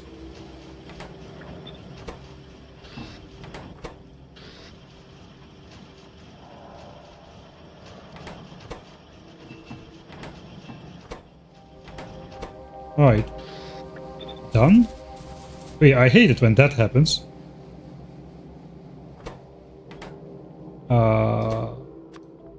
Automatic module upgrades. I'm going to have to keep my efficiency modules in my trash slots, looks like. Or I'm going to automatically upgrade the modules in these machineries, and then I will wonder where the heck all my expensive modules went.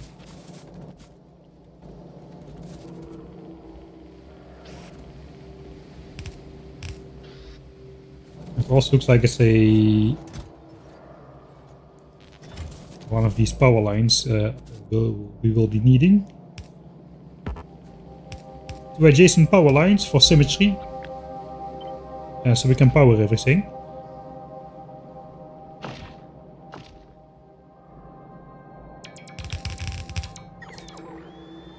Those don't really need to get built, but alright. And then we just output beacons. It produces 0.24 beacons a second. I don't know how many beacons it's gonna produce from 6 chests of ingredients. Probably not really enough to warrant any rare chests though.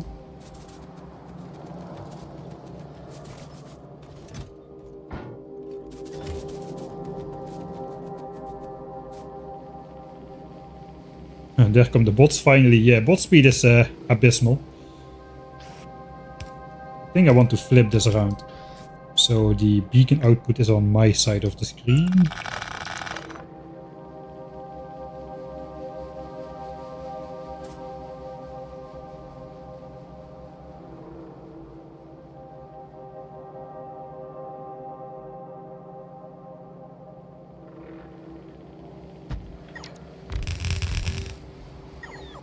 And let's build another one here.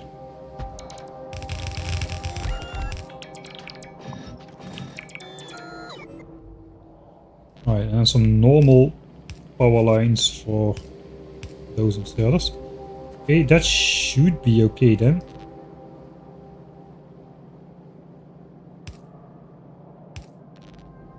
Just missing some chests.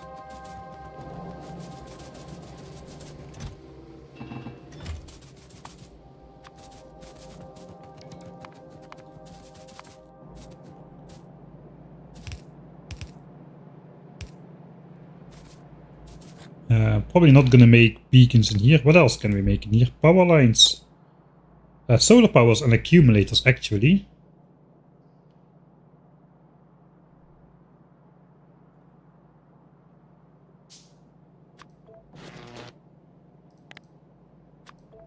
Solar powers, accumulators. Yeah, and power lines.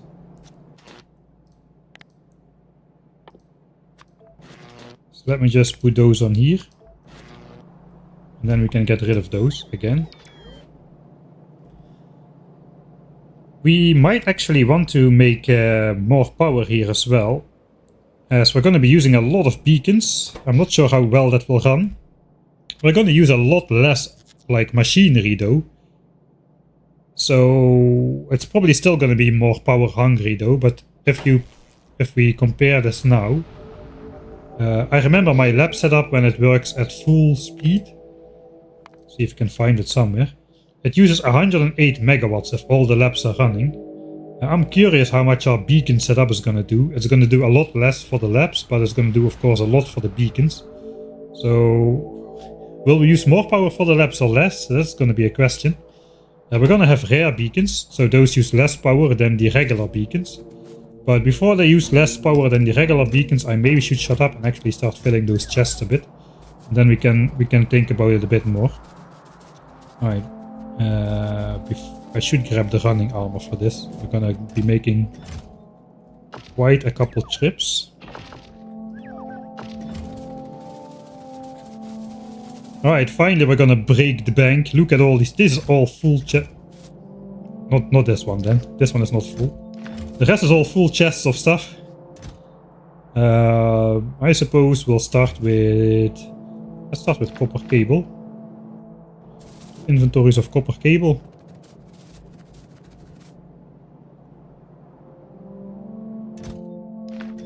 One. Two. Okay, not there. We are doing it down here.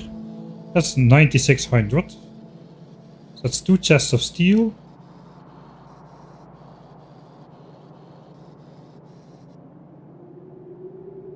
One chest of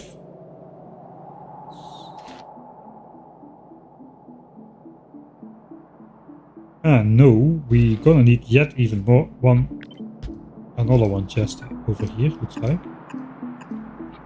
It's gonna be a 7 chest job.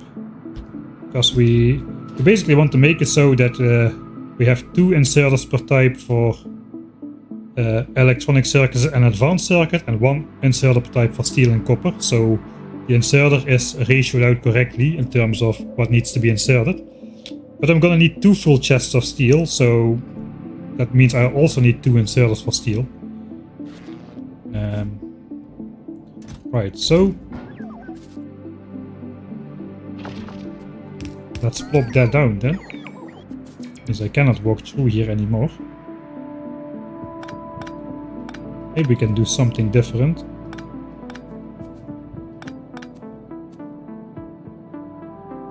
Not really. Alright, we're just gonna have to live with that then, I suppose. That means copper cable is gonna go on the outsides then.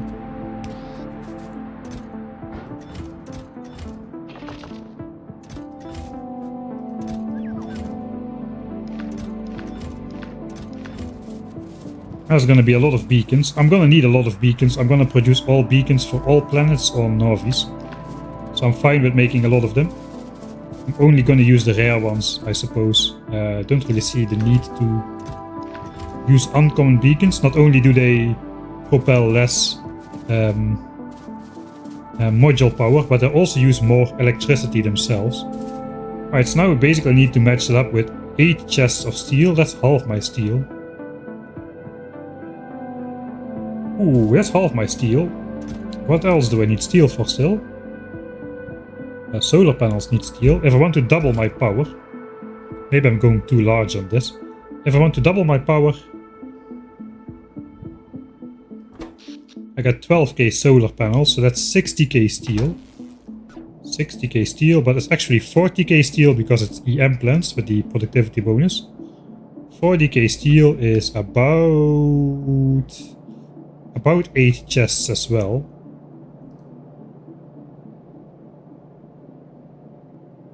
Yeah, let's maybe do like half. I've changed my mind. Let's do half the amount of beacons there. That is a little bit too much, I feel. So we're just gonna get 1 chest of steel then.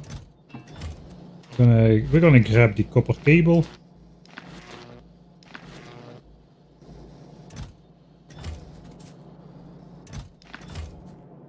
And then it will need only half a chest of copper cable per side. So we can bring this back. Okay, I'm not gonna have a good use for all the copper cable then, apparently.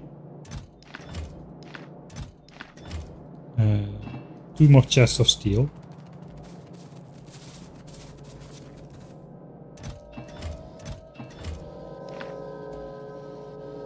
So that's 4800 steel per chest, 4800 copper cable per chest. We can get rid of this. We can walk through the middle again, which is nice. And now we need just red chips and green chips.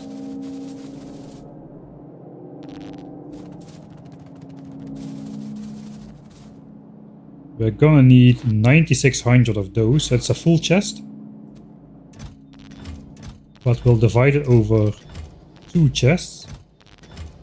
So the insertion speed will be the same. Then we're gonna do kind of the same with the green chips.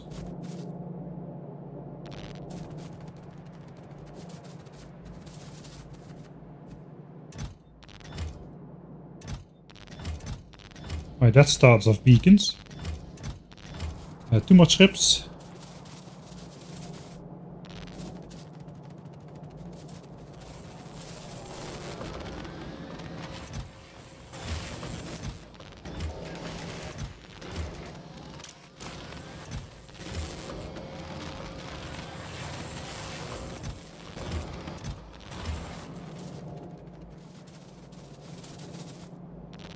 Hardly a dent, man. Hardly a dent in my bank of uncommons.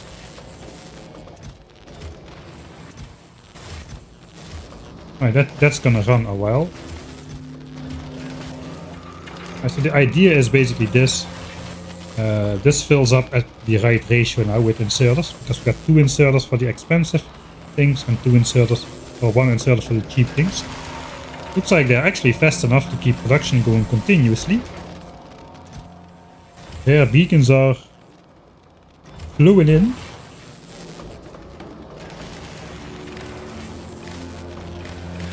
Let's hook that up to the same network as these chests, so we can see what's in there. Alright, so now we're gonna let this run. Looks, we're producing a lot of rare beacons already. We got already 5, 6.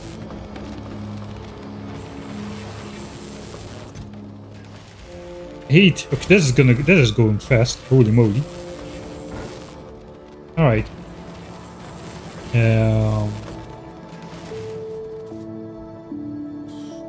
Before we get started with the lab setup, do I do a small logistics network? I kinda want to wait. It's not that long until logistics system completes and we can do it properly. So I think we'll just grind through the horror fest that is this show with the beacons.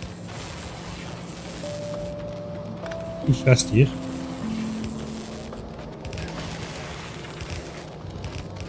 Okay, I want to sort my modules somehow. We can upgrade this with like buffer chests later on. So it goes automatically back to the right chest. Quality, quality. There's the productivity in here. Speed. Efficiency. This one. Yes, I can do storage chests already. I think it will make my journey much easier if I do this correctly. We don't have tier 2 productivity in rare and uncommon because those suck. There's modules in here as well. Let's put away everything except the modules and the chests. Can get rid of these out of here as well. Can probably recycle a bunch of those. Efficiencies are gonna be useful in every quality though. That's the rare exception. Like if we want to efficiency module, 3 of these will do the job in any machine.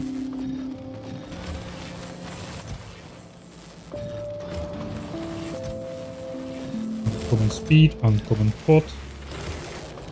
Qualities.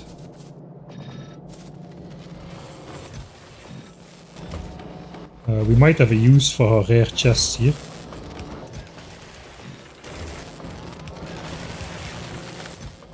Qualities.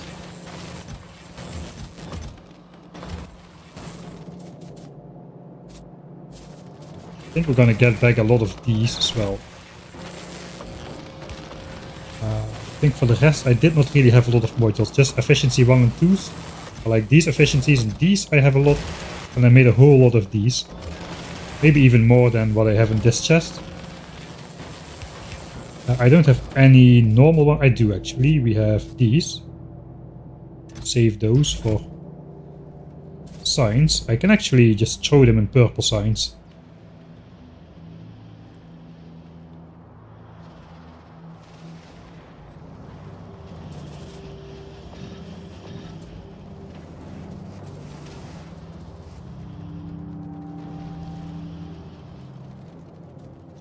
A chest of steel, new Superman movie. I did not recycle the uncommon beacons, they are over here. Yeah, I made way too many though. I made way too many before I had the plans. I think I'm going to move the space stuff out of the way here. It's gonna be a while before we make a new spaceship.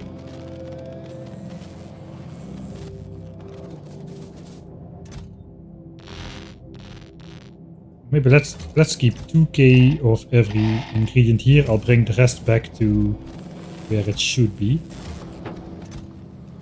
This is all like ready stuff.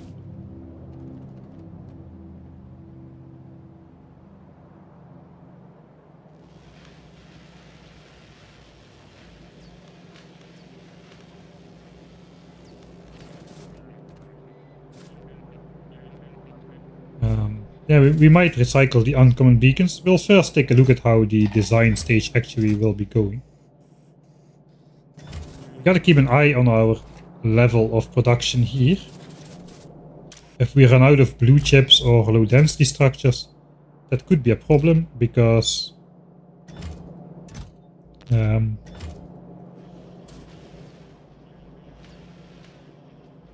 we're sending those to Vulcanus and we're relying on those Vulcanus ships.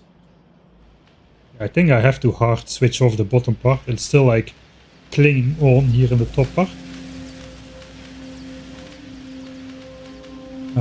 I think I'll switch off ingredients to the top half.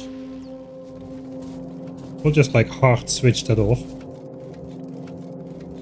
I mean like this.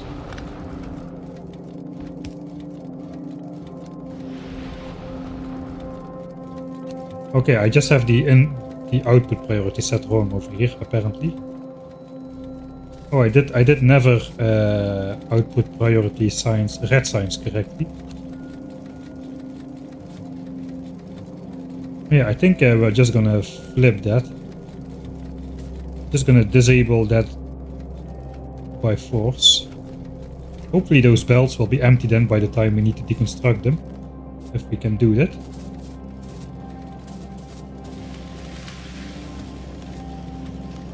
Flip these. Maybe then we do prioritize blue signs to go up, because that will consume the entire belt of red and green science ingredients. Yeah, that belt immunity equipment is kind of killing me. The science packs are a lot easier to pick up at stacks as if of 200 than that inserters and belts and gears and copper plates are all at the same time.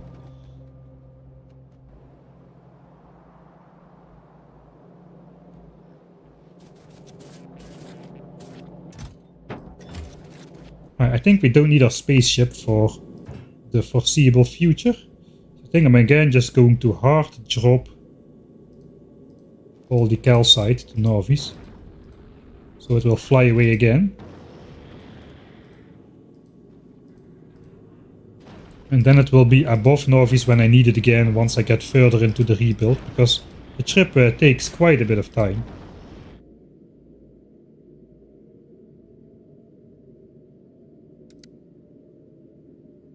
Let's delete all the stuff that does not need to be on.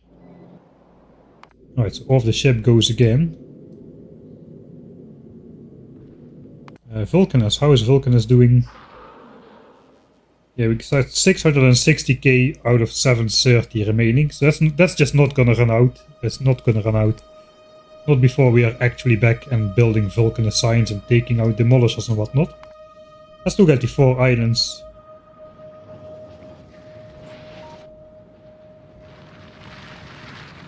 Oh, this is just empty. Okay, we still do have scrap incoming. The belts are not really full anymore. They never were really full here. 160k scrap remaining. What is the count? 49. Not great.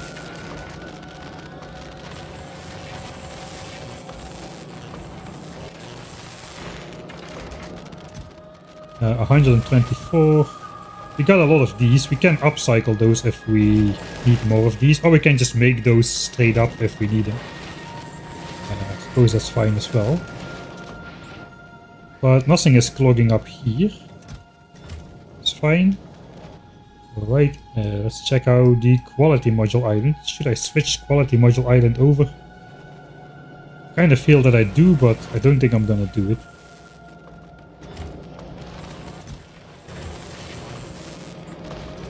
No tier 2 quality anymore, we got plenty of those. Suppose we'll just let this finish. Everything is looking okay here as well.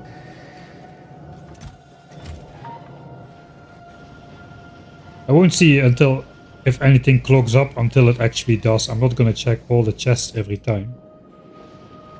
I just want to see if they're actually still running. Speed.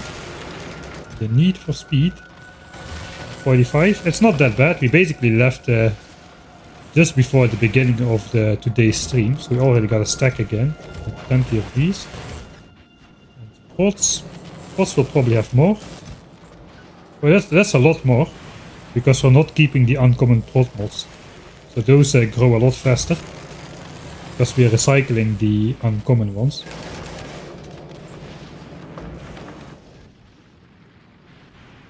Alright, looks like everything is running still, so good news.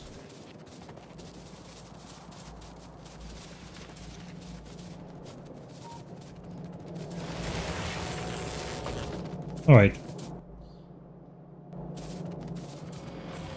I think we'll just grab all of this space stuff.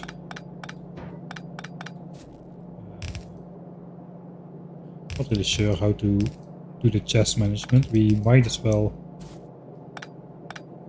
plop a couple extra in there. I think I'll just throw all the space stuff in one chest for now. Beacons.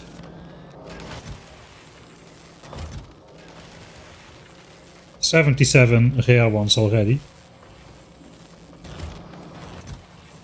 That's enough for us to get started with some builds. I think I'm going to do the logistics thing.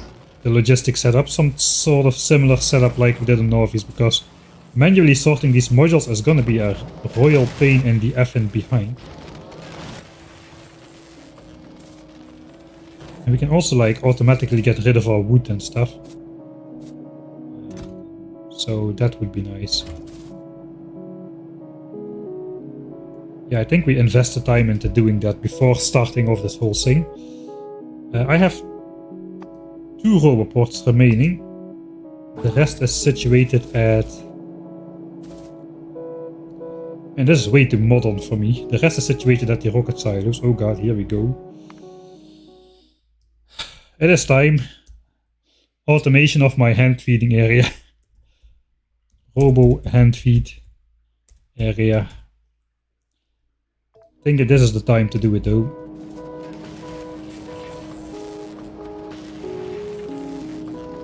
That kinda needs to be in range. I think that's gonna be it. Do we simply steal some bots from the rocket silo area? I think we do.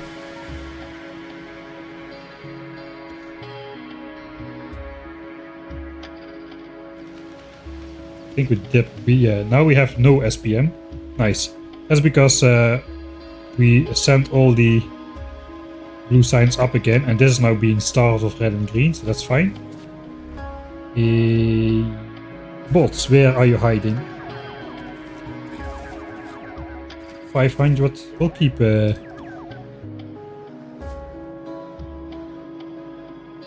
mean, these gotta load like 3,600 items on rockets for every 15,000 calcite that comes down. So I think I'm just gonna grab them all, so my stuff here doesn't take too long.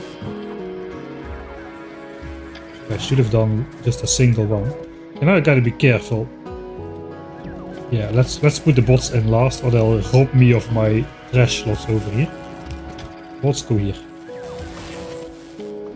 Alright, so we're gonna need some logistics chests, including a couple rare ones. Just gonna make those straight up. Storage chests. I only want storage chests.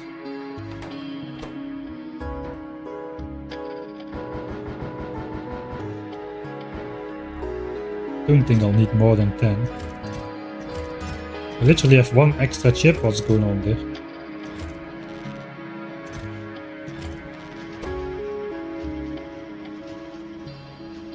We need a bunch of normal ones as well. We need a lot of normal ones.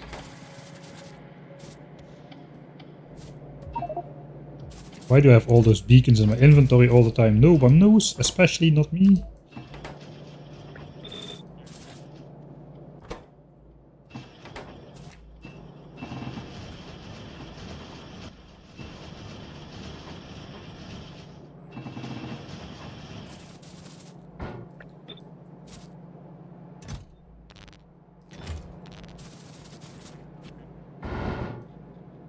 Alright. Let's make some normal logistics chests as well. Probably 2 stacks would not hurt to start with.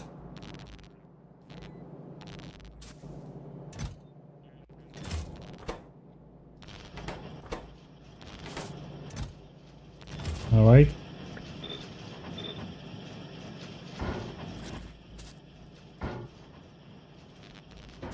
Now this is gonna take a little bit of time, but if we start out with the...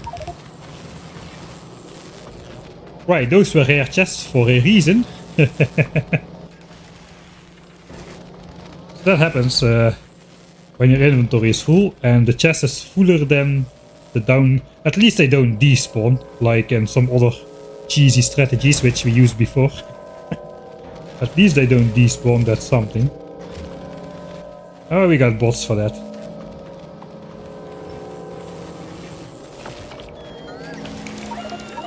Oh yeah, except I need to get rid of my steel, I suppose. Alright, back in you go, back in you go. But yeah, if you like mass upgrade an entire row of chests like that, the explosion can be pretty overwhelming.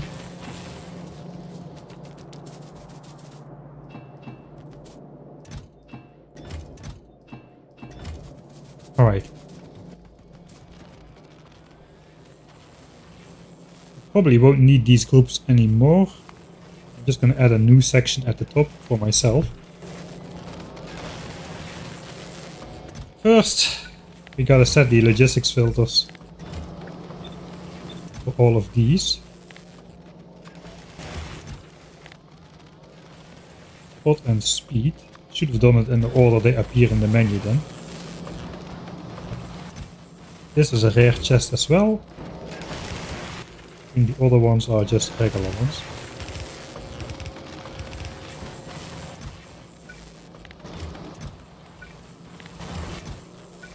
It's a lot easier if the item is already in the chest. You can just pipette tool it in there.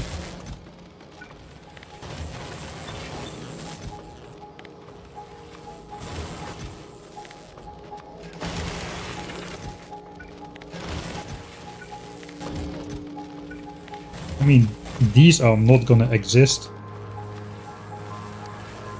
Alright.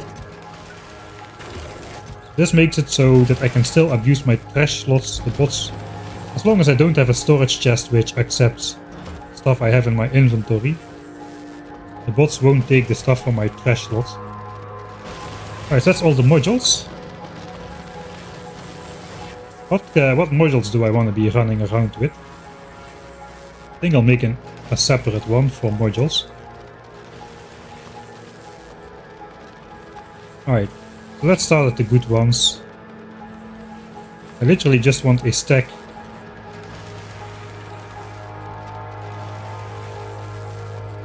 A stack of those. I just want a stack of everything I might be using.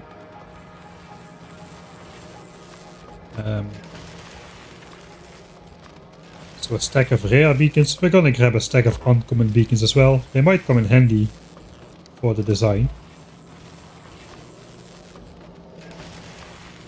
Probably be 2 stacks. So this is whenever we want to do something with beacons and modules, we will switch on this group. The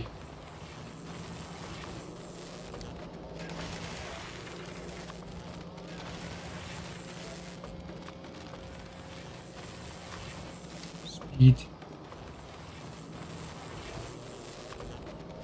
efficiency. Forgot the quality. No, I didn't. We also want speed and efficiency in tier 2.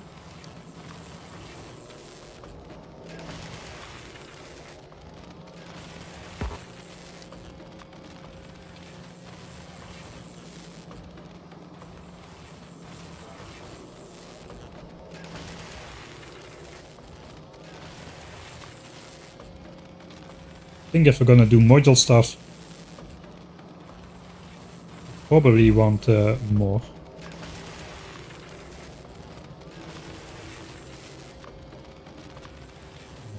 Quality module tier 2 as well. Just grab 2 stacks of everything. Whenever we do this kind of business.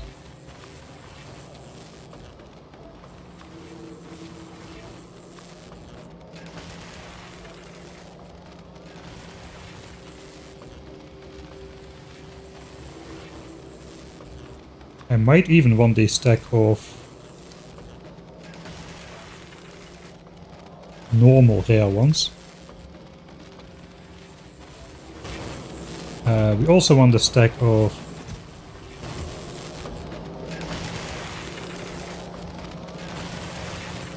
I think we want all the tier 1 modules as well, almost. Because these have lower penalties to like energy stats and whatnot, and pollution. So we might, yeah, I think we're gonna grab those as well. So those, quality, no, there's no reason to use worse quality modules than any tier 2.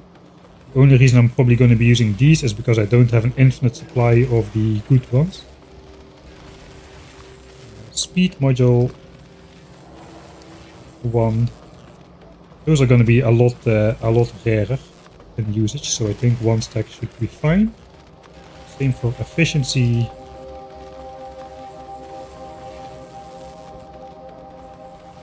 There's no real reason to use these, I think. Yeah, they are just like quality modules, right?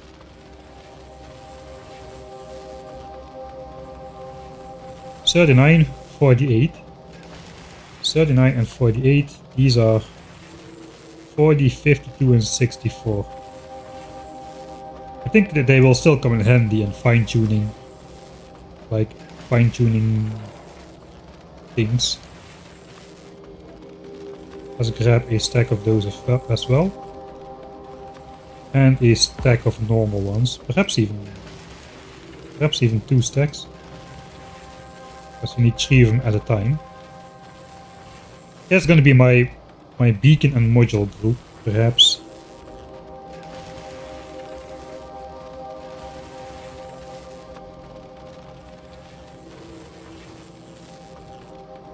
I don't know exactly how many beacons to take. There's a lot of inventory space as well. I think that would be nice. Okay, so we also need basically need some chests for beacons. I'm gonna guess we are gonna get a lot more tier 2s than tier 3s, so probably should not be too optimistic.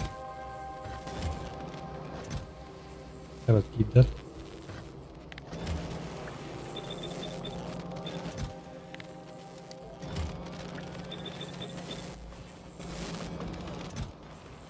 $172 rare ones, all from this uncommon ingredients.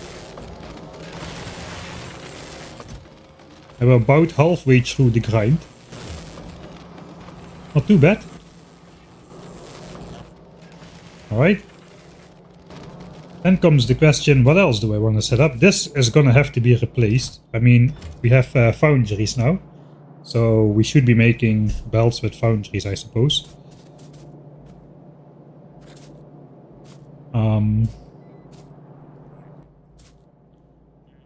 We're gonna need more of these. We still have those, alright?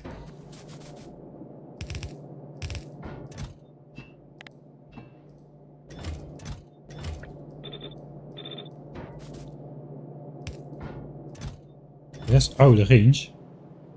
Alright, that's out of range. I suppose we'll move it into range. I don't think this is gonna switch on ever again anymore. So we'll move those over here then.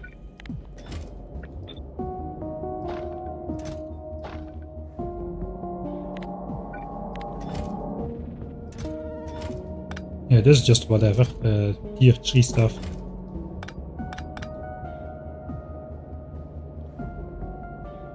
Bricks, concrete.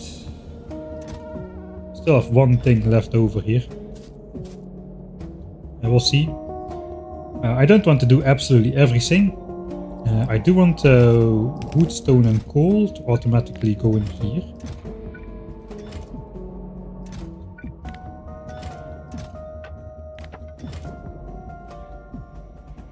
I can add those to my cleanup over here. Wood, stone and coal.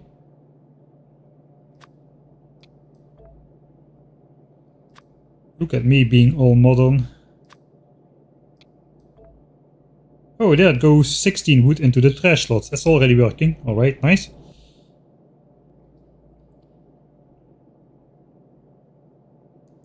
This is it's not really what we want though. Maybe this is what we want.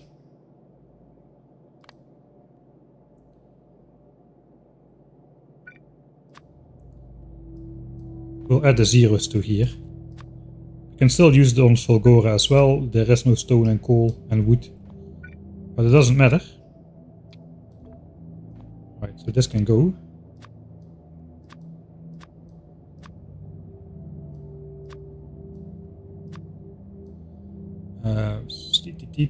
Alright. I don't think I want quite that much on me though. We'll tune that down a bit. We won't be using this on Volgora anymore, I think.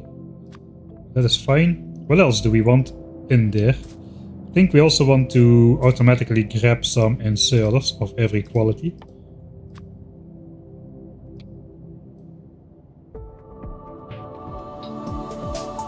Oh hey Derek, thanks for the raid. You're falling right into the exhilarating gameplay of setting up logistics requests. New world record. You made your you made that own category you were talking about earlier, right? The speedrun category. Something with, I saw something about it, like with important blueprints.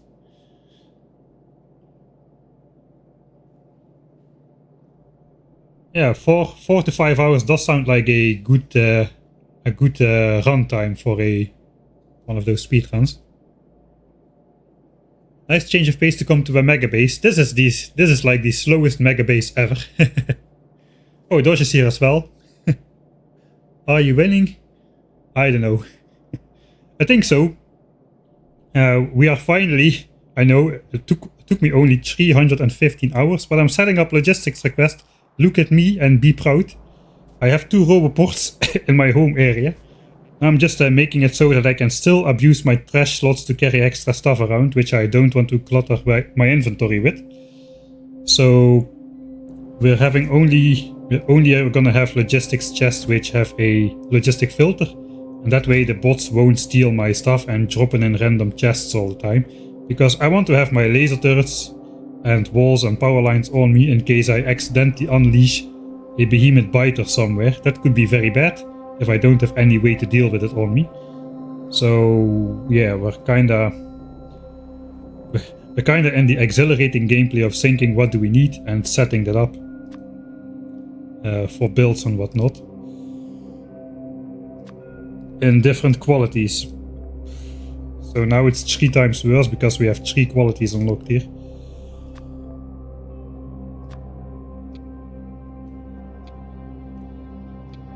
Alright. I just want that to auto sort. A stack of red ones, a stack of red ones and those. We don't have, at least we don't have blue inserters. That's another win. No blue inserters, no stack inserters. Just the red and blue ones.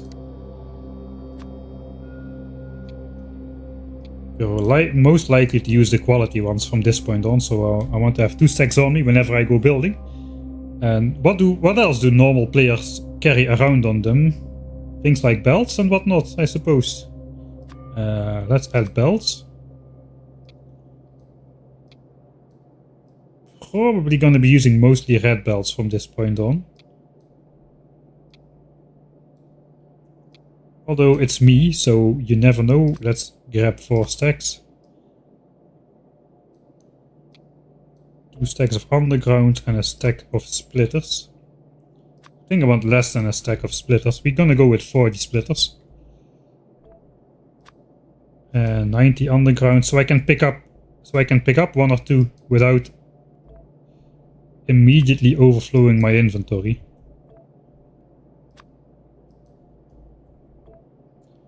Great stuff here. I think we'll do the same for red bells. I should type the other one. 360 red underground, 90. We don't have 90 though. First slide it up. Okay, now I'm done with it though. First slide it up and then diminish. That's the way. Okay, belts. Normal players have belts. Oh, we're gonna have a lot of yellow belts chest, I think.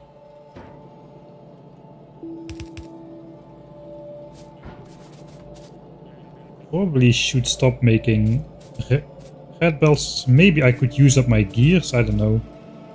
I think I'm just gonna keep making red belts inefficiently until I actually set up the foundry and whatnot. Could at least set up a foundry for the red belts directly.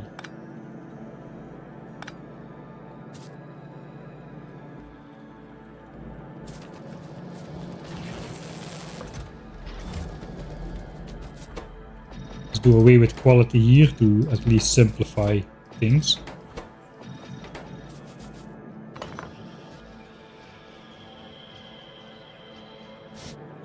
Oh, that thing is quite large, isn't it? Yeah, this thing was not set up for red belts. That is something, right? We got red belts automated then. With the foundry. There we go. I want normal ones in there. Yeah, that's so having a stack of these automatically on me and not more and not less is going to greatly help me with decluttering my inventory.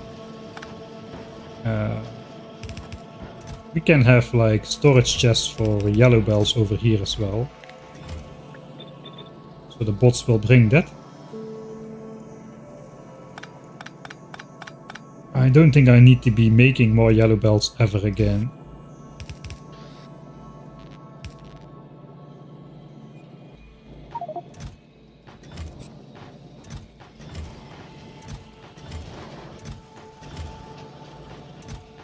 We're gonna have so many yellow bells, it's not gonna be not funny anymore.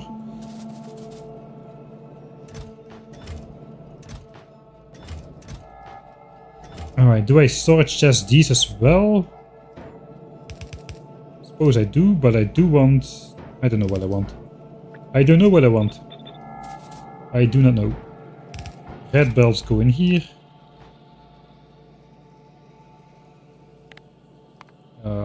Let's keep it at 4k. Just gonna add some more behind so the bots have space to put them. Right. No more quality, no more quality. Quality. Probably no more gears either. We'll just keep those in the chest there. If we need to use them, we'll use them.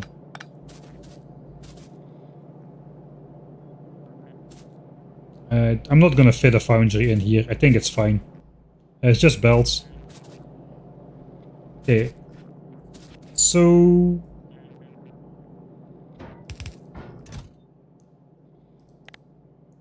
one more.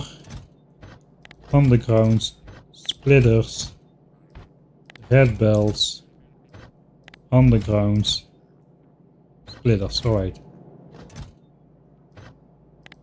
All of that is set, then the inserters. Oh god.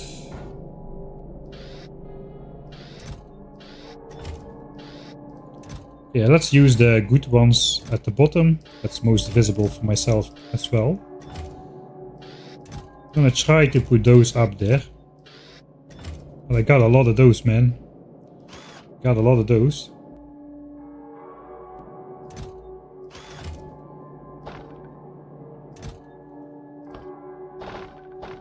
Sure.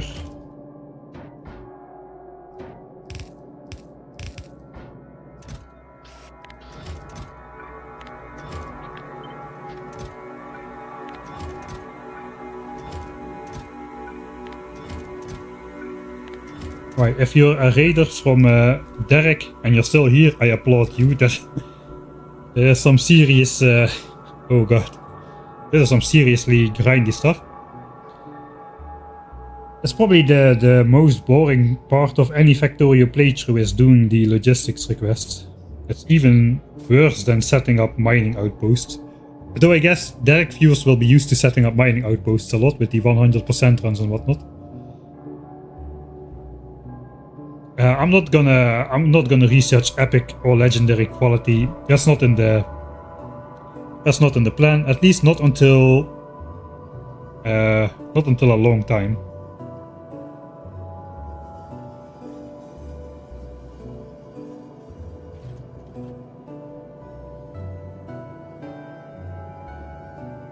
Achievement on left is hands clean. That means we cannot destroy any biter base. So we haven't destroyed any biter base for 316 hours already.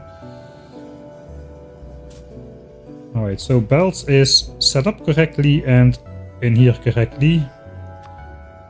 More things. Spam more things that normal people carry on them. Like pipes, I suppose. 90 pipes.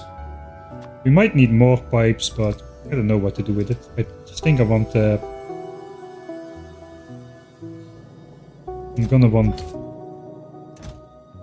like a normal amount of pipes on me. Pipes and undergrounds.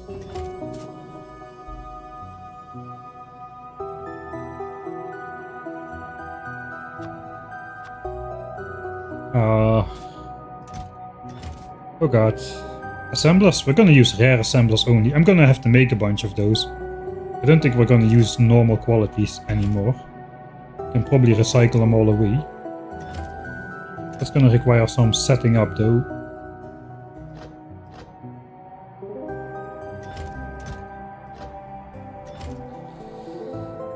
Yeah, alright. Assemblers. No. Rare assemblers. Yes.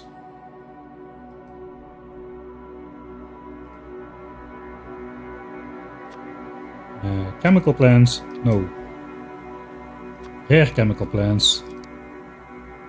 No, I don't think we need to. I don't think we need to grab those automatically. Chemical plants are a rare usage. I don't think I want to be running around with them. And if I want them, I probably want more than 10 anyway. So it kind of doesn't make sense to do that. This is probably all recyclables. So this is all recyclables. Power lines is a good one.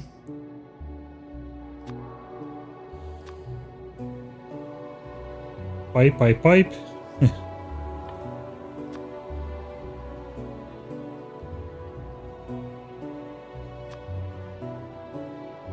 First up, then down.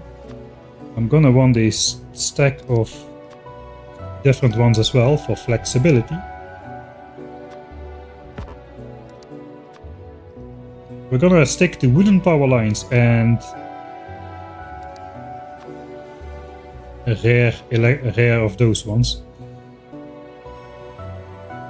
Right, okay, this is already filling up, so that's nice.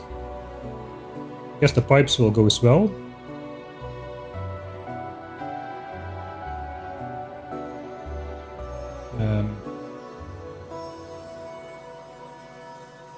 Guess then it's also foundries and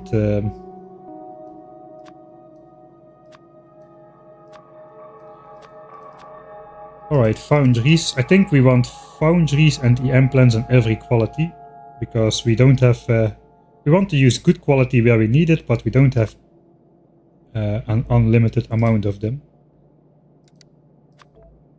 I'm just gonna set it up like so. Probably should set it up the same. Oh god. It's a Friday stream. You know, when it's a Friday stream and we're doing this, I try to avoid that on the Sundays.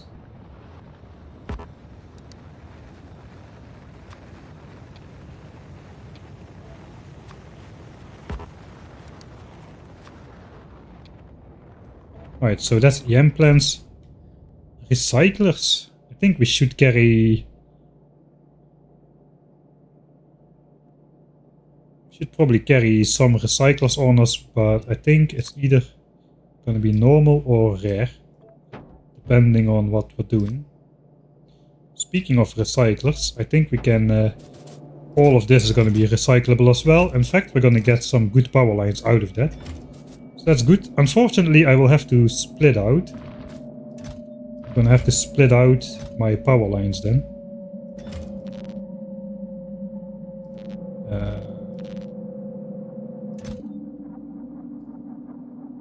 These in here, these in here, these in here, these in here. Not too many though. This is gonna go into recyclable. We also have these power lines. I think I'm not going to micromanage that, or am I?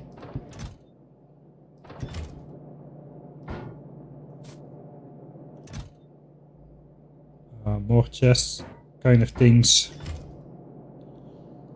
Right.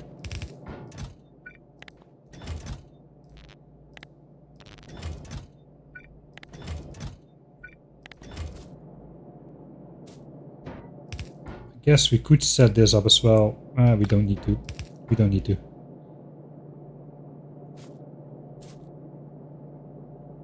Alright, then foundries and EM plants and all three qualities, so god. We're already getting out of space a bit. At least for the stuff I want to do. So the stuff we are not gonna use that for, we might as well combine those in.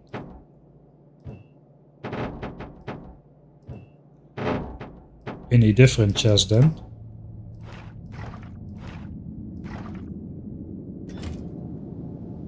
Okay, so pipes and undergrounds, red bells. Chests, I think chests would be good to include.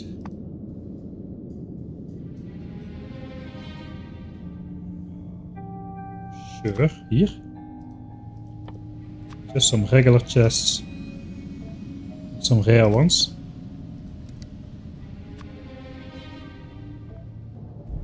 Which means chests need their own stuff as well. I can just put it away because the bots will bring it back to me.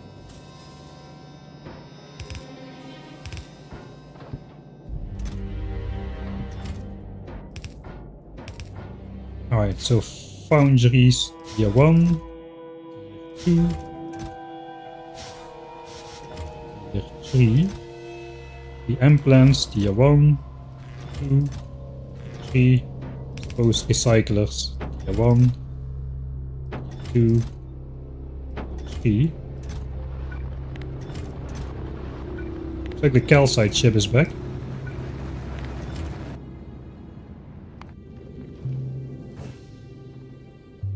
And we're launching up rocket fuel. Okay, that's good. Took a while for the ship to come back.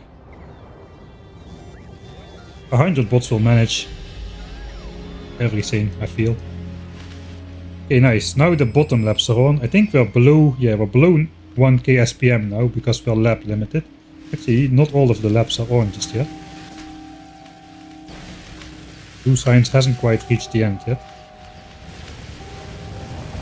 Alright, I see. Okay, let's not get distracted now. Let's not get distracted. We can fix that. We can go back to 1k SPM. It's not important.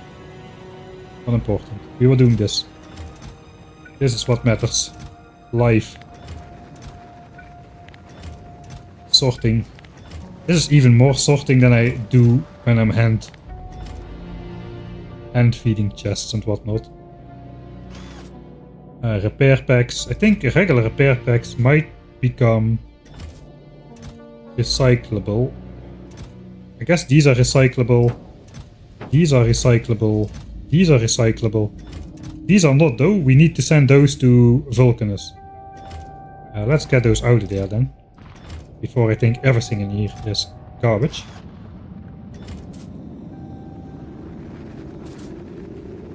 I don't have a chest for big drills. I don't think we need to request big drills though. We don't have chests for gears.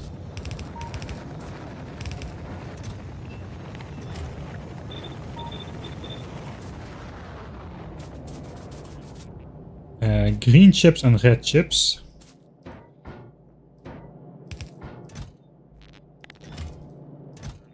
Which are also part of our request stuff.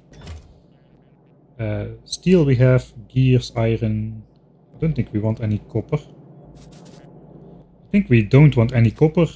In general, we will just actually set it to 0. So we'll automatically drop it. Which means copper chests.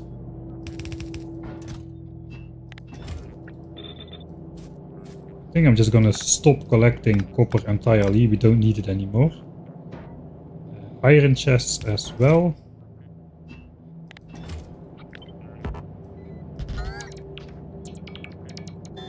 No, what? Stop. Why are you grabbing everything? Just ask you to upgrade the chest, not to deconstruct it. Schrader bots. We could go rare ones for the iron, why not?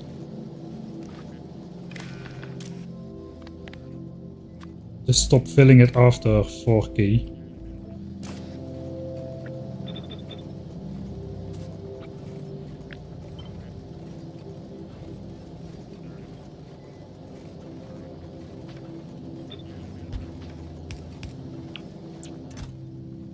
Probably will want a lot of iron.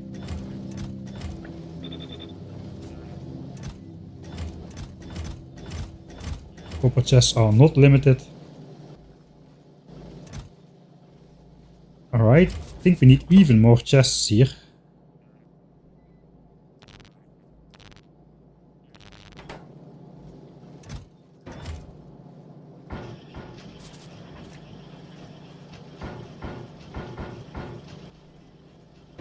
I'll basically... This is like garbage chest. I'll reserve... We need an area for garbage chests. Maybe my garbage chests are gonna be... Are we gonna have sorted garbage chests? We might have sorted garbage chests. One for iron ore, one for copper ore. We're gonna pick that up, I think, once we rebuild the base. What else is common? I think the rest is kinda meh. We will use 2 rare chests. That is my garbage then. I can just manually throw everything in there which is not sorted automatically.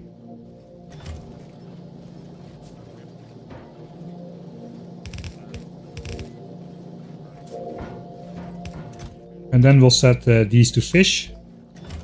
So they are blocked from the bots, putting anything else in there. Beacons. I think that the beacons are over here.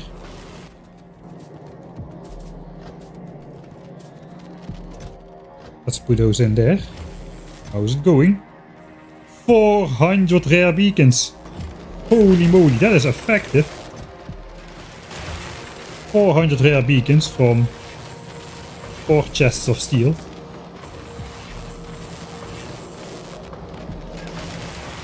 This chest is almost full actually. So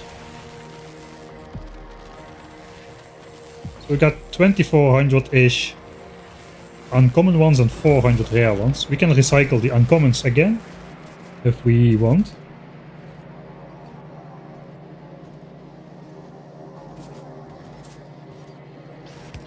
Right. I think that's kinda it, right?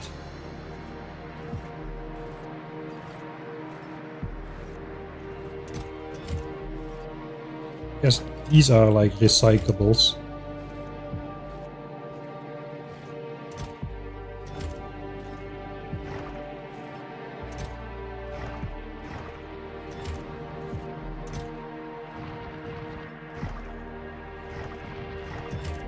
I think I want to keep my mining drills. The original ones. Alright, I think we're just about done with all of this stuff now. Those can get out of there.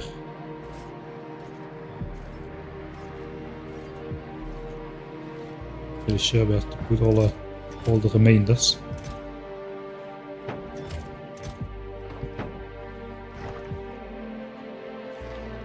This is just gonna be stuff in general. Normal pump jacks. Who uses normal pump jacks? I do. Actually. But I think we'll recycle away more than that. These we're gonna need. Pumps, fine. Oh god.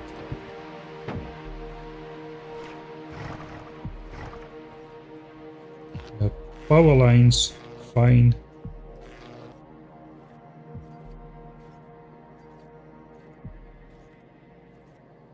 Alright.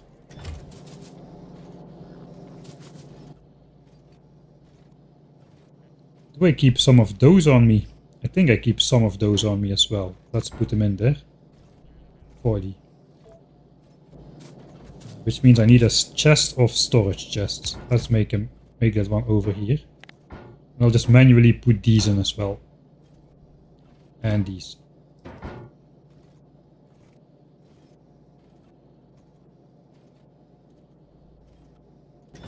Alright.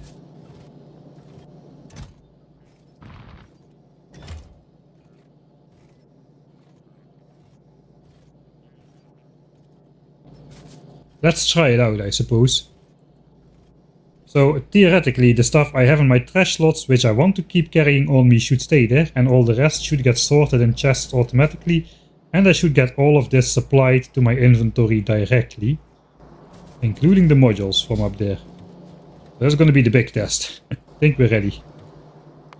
The big sorting test. That took a while to set up, but we only need to do it once, right? The big sorting test.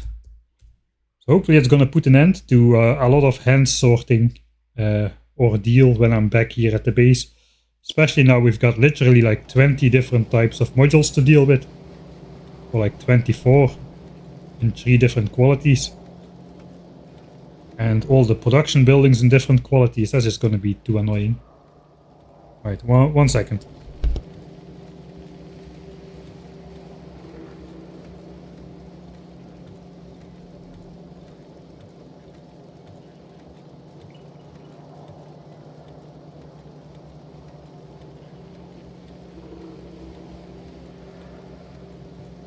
Alright, let's get it started. So theoretically I just plop the bots in there. And that should start everything off. Right.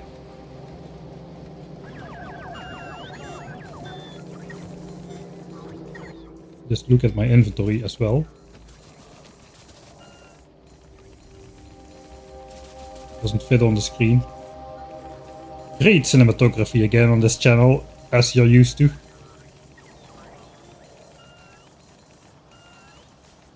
It's kind of working though. I am worrying a little bit that the bots are supplying me first and not taking away stuff first.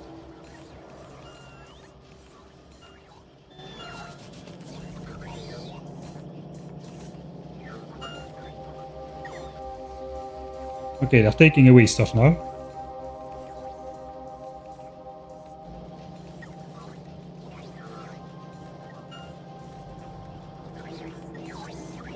And I messed it up. So these are not set to a filter, and you see the bots just drop all the random stuff in there. Alright. So I'm not going to hand sort myself out again. Let's just load that. Lights. I have lights in my trash slots. I should have lights in my trash slots. I carry them around over there, and the big mining drills now as well. Alright, let's try it again. So I did miss setting up those, probably when I upgraded to rare chests, I imagine.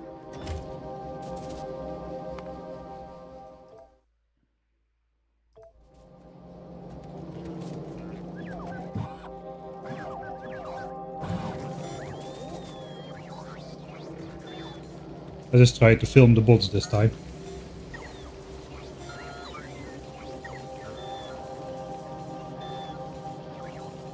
Take a moment to grab some coffee.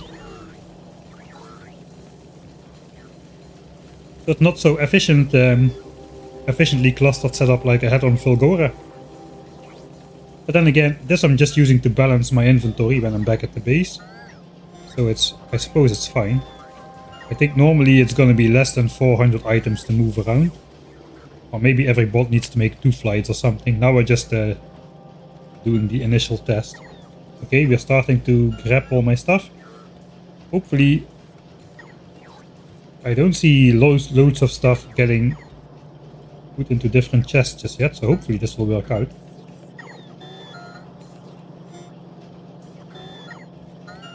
Yeah, that's the difference between having no stack size upgrades for bots and slow bot speed and not having that. It's just taking forever. It does look like my trash slots are gonna remain intact. The bots are gonna go back to sleep. Charging up in 2 whole roboports, that's gonna take them a while.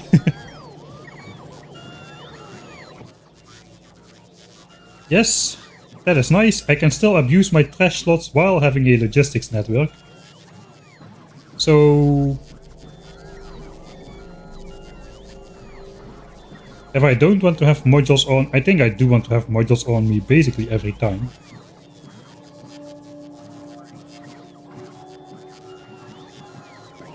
Alright. I could just passive provider chest these over here. And then the bots will take from him, but they won't put them back. If I ever trash these beacons, they will bring them to this chest, I suppose. No? I know, because I'm requesting them again. Yeah, if I trash them, they bring him to here. What if I ask them again? They'll take it from both chests, apparently.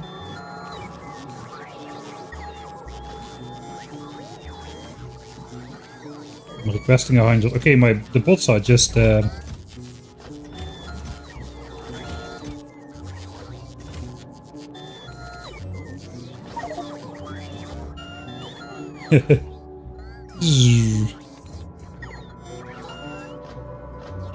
I'll help him out a bit. I think that's done, so let's we can sort it completely. Alright. That does use up most of my inventory though, so I'm not sure how great that is gonna be.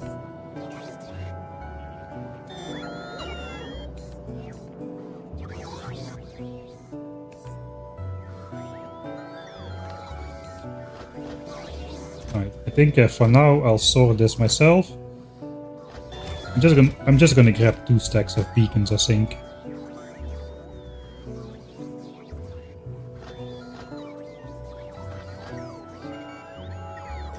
Alright.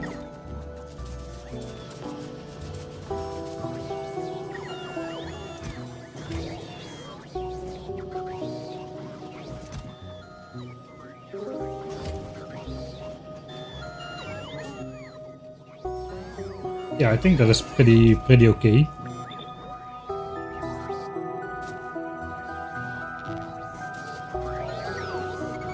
Right. Bot system at home. We got it. Bots at home. Holy moly, that took me quite a while to set up, right?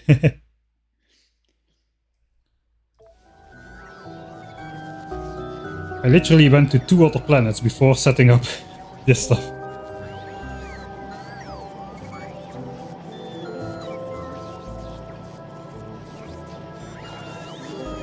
Alright, we'll see. If we use this a lot, I'll set up more roboports, but this was kind of an extreme example to start off with. I think we're gonna be good.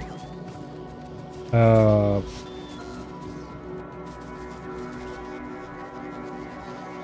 probably do want to make some new red underground belts real quick.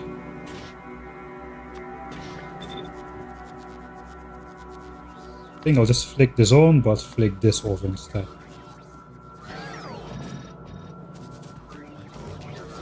Okay, so now I should be able to throw my inventory in a chest.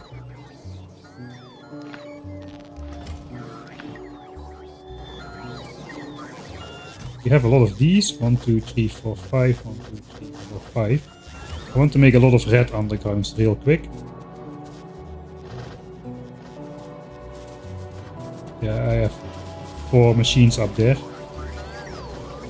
That gives me a use for all these gears. This is going to be super fast, I think.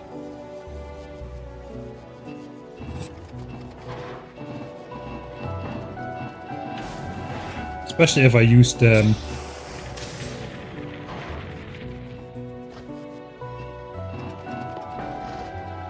If I would have used the rare foundries. It would have not been a bad idea.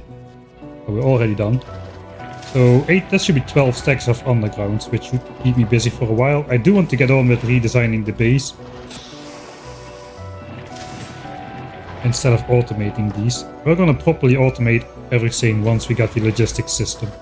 With requester chests. I'm not going to like belt chain, insert chain this together. Alright.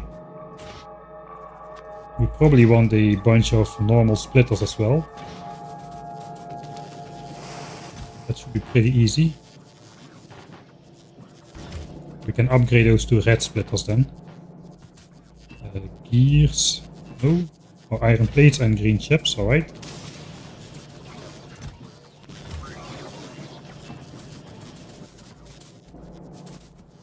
Don't have that many green chips actually. We're gonna need some more. Okay, don't end on a production bonus. Alright, that's fine. Red inserters, red splitters. I think we need to go gather ourselves some green chips for those. Problem is, I'm not stocking up green chips anywhere at the moment. At least not regular ones. I could make quality splitters, but that's a little bit stupid. Suppose maybe I should have done... No, this is calibrated to produce enough for purple signs. So I should not really touch that too much. Are we gonna... Oh god. One final time, you know. One final time to let go of the old habits.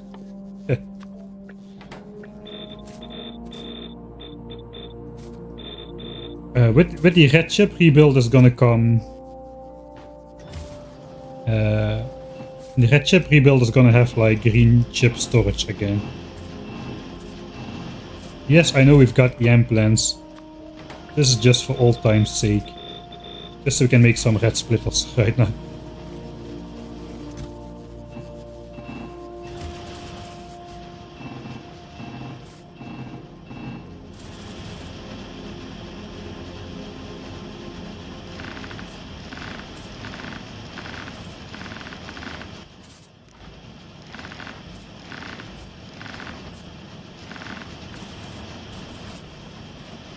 Alright.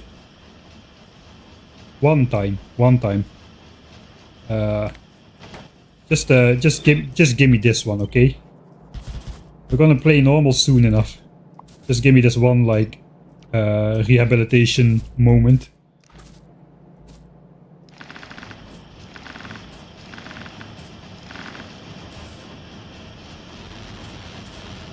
Alright, we can get started. Give me some splitters. The gears. Was this chest, which we're using to make everything.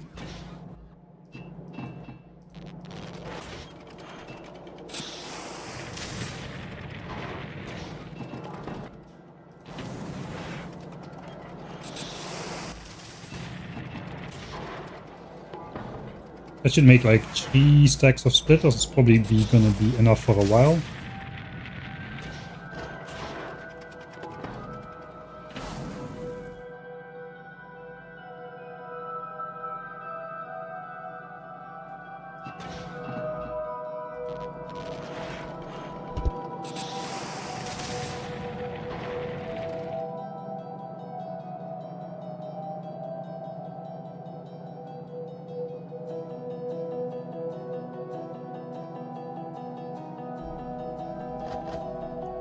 Right, I think that is gonna get us through the worst of it. Red belts we have plenty, so now we have matching red undergrounds and red splitters.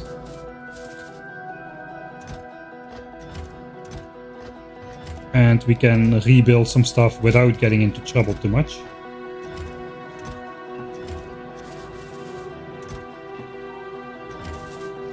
Alright, grab this, flick this on. And the inventory shall be automatically rebalanced. That's the nice thing. Right. So, I don't think I'm gonna take uncommon chests on me. Let's just throw those in somewhere. I think we are off. This rebuilding lapse time. Or let me just prepare one more thing. I wanted to do that. Recyclers.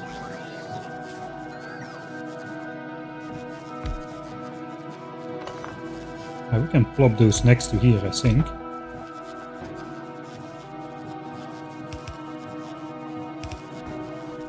Quality modules. Yeah, I'm getting new recyclers from the bots, new chests from the bots. Alright, thank you, bots. Just gotta remember to flick that off every time. Let's start recycling some of these absurd amount of power poles we made in the early game. It was our only way to get some of these, so we had to make absurd amount of normal ones. Now we can finally get rid of those.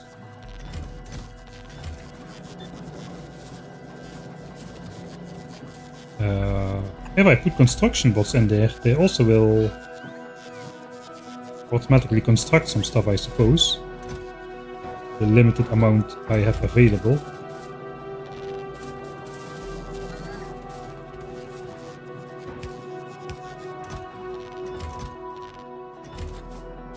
Okay.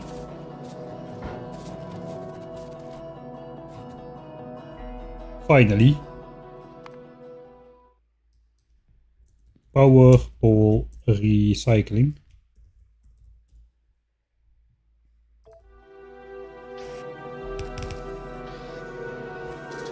Alright, hopefully we get some quality wood out of that. As well as some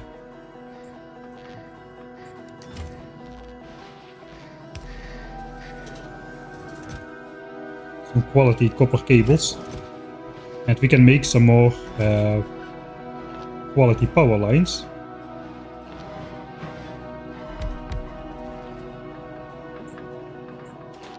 I guess you can also make wooden power lines.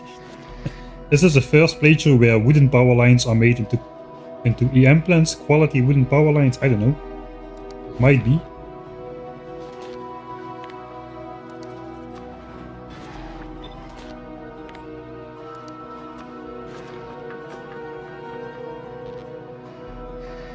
Big quality thing to put it on there.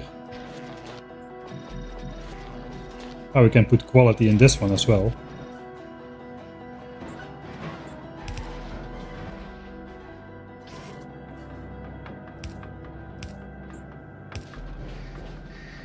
Don't think we're gonna get enough to like fill this up, but we'll see how it goes. No rare ones just yet. Yeah, this is way slower than it used to be, but they'll get through it. They'll get through it. Right. That's going as well. I think it's time then to do the... Let's do the lab redesign. I've been postponing it, man. I don't want to deconstruct this. Look at this. I'm just gonna watch it for the final time before saying goodbye to this, man. This base has been quite amazing at what it does. It has done what it needed to do so well.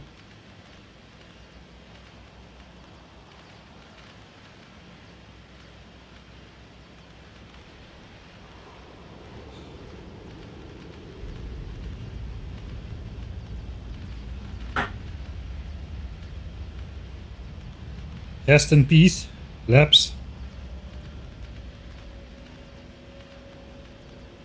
Alright, so I do plan to do the most of the redesigning in the actual game, not in editor mode.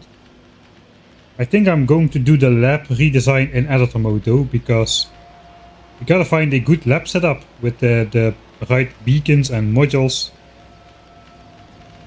So that we can, we gotta balance that also around what kind of level of lab research speed are we gonna research for our labs. That kinda depends, decides on how many labs we should get in total. So I think I'm going to redesign the lab setup in editor mode. And then we can redesign the rest in game. Hopefully it will fit in this area. And this area will be emptied. And then we can use this area for red chip redesign and whatnot.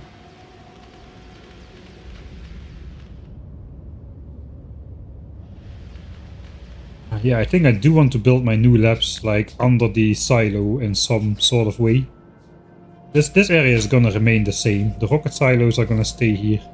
Maybe the delivery system will change, but the silos are gonna stay here above the starter lake with all the fishes. We gotta at some point reserve some time to get more fish into the lake as well. But that is not this time yet.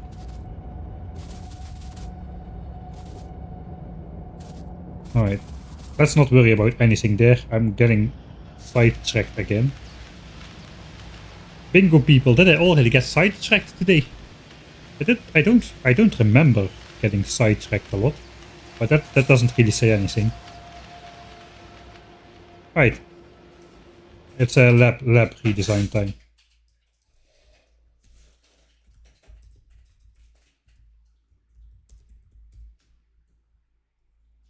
Alright, so I think I'll just go in editor mode right here.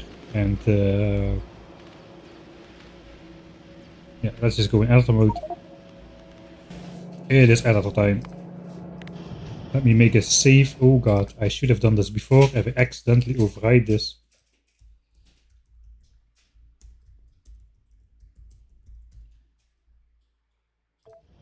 I lose the progress. What SPM are we at? 1k.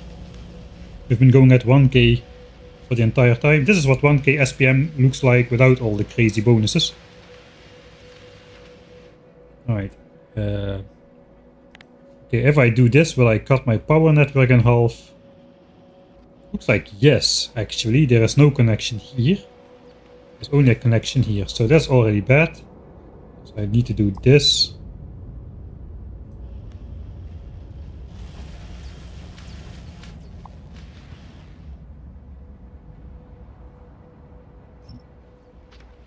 And now I have two separate power networks, or do I? No, looks like no. The power is connected through this lab area, through the landing pad, through here, and then all the way back to here. Okay, looks like everything is still connected, but looks like step 1 of our lab redesign is going to be build some more redundant power connections, you maniac. Right, let's see what we can do. Currently our labs are running at a incredible zippy speed of research speed 0.9. Labs have a default research speed of 1.0, but the productivity modules have a 5% speed penalty each. So that is the first thing. Let's first look at what lab research speed does. Let's put a couple labs together, like...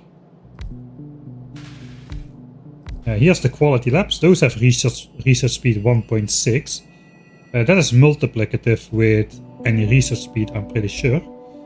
I'm not sure how productivity modules and speed modules fare in with that. So let's also do one with beacons and just see how that changes.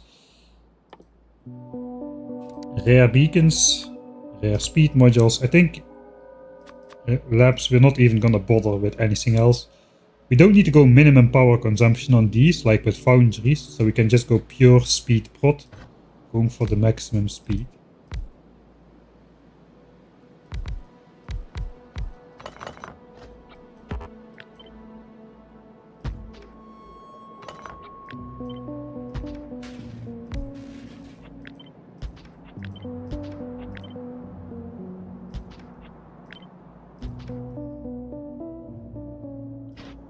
Alright, productivity. So left is normal, right is quality. Then we're gonna have speed. We can flick on global power for this instance. And to make sure we have enough power, we can put an infinite power generator somewhere on the map then. Right? Okay, research speed. 1.6. Oh, this is 1.6. Okay, so we got 20% speed penalty, that is 0.8. Here we should see, yeah, 1.6 minus 20% is minus 0.32. Research speed 1.28 on this side. Here we got 7.1. And here we got 11.36. What I really should do is probably... I want to see how productivity and speed interacts here.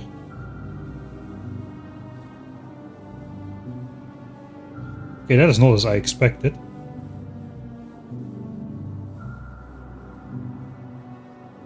No, it is as I expected, right? Yeah, that's additive. So we got, without modules, it's plus 630% speed. Here it's plus 610% speed. Because of the minus 20% from productivity modules. Alright, so it's research speed 11.68 and 11.36. 11.68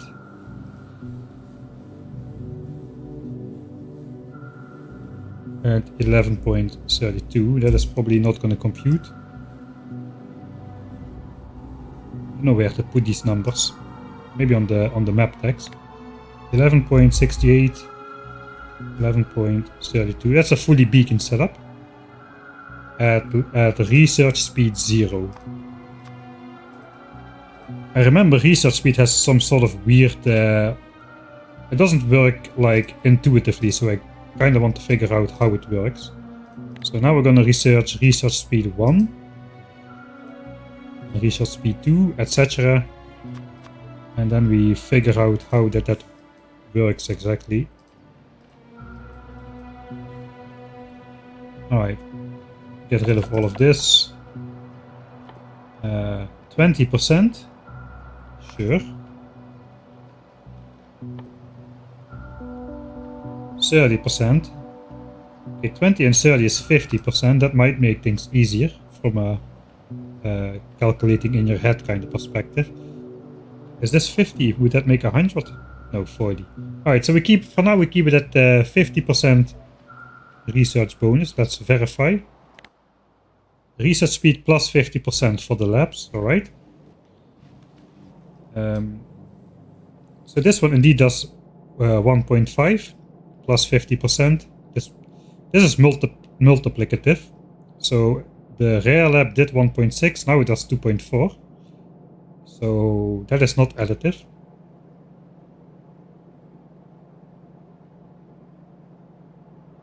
Alright, here it gets weird. So this one has 1.5 plus 50%. This one has plus 20%. So it loses minus 30%, even though these modules only give minus 10 each. So what is going on there?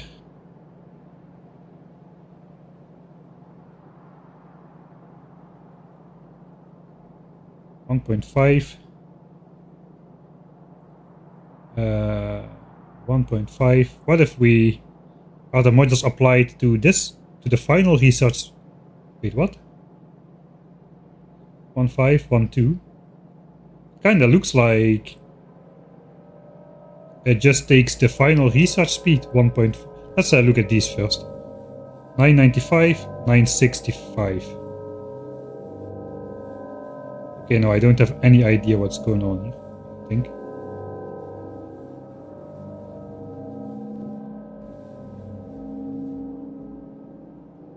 Maybe I do. It's still the same 30% difference. Okay, okay, here's what I think is going on. Now the base lab research speed is 1.5. And the modules effect is applied to that 1.5 research speed. So basically that 1.5 becomes the new 1.0. And then these modules get applied, the 10% speed penalty applies to that minus 1.5. Which would make the resulting research speed 1.2. And then the speeding it back up works as usual. Because the difference between this and this is also minus 30%.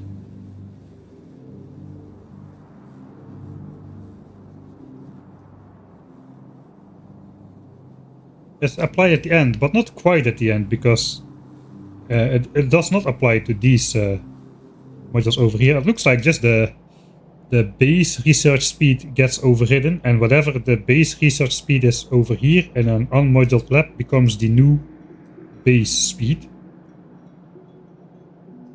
Does it make sense? And then this would be 1.5. Let's make normal labs here.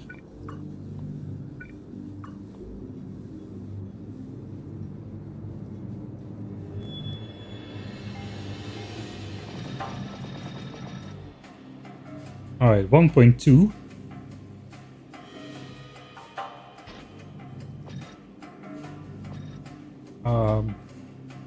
I think we use one normal beacon, because I know how a normal beacon works. 1.5 distribution efficiency. So basically if I put in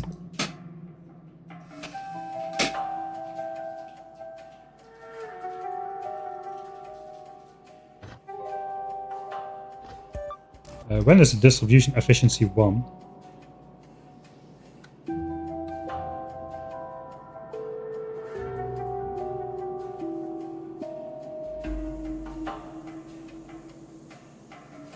Okay, if you put 4 beacons, I don't know. Let's just try this. Normal speed modules. Okay, these are 50%. 50% is an easy amount to calculate with. So that's basically 150% speed bonus. Go from 1.2 to 3.45.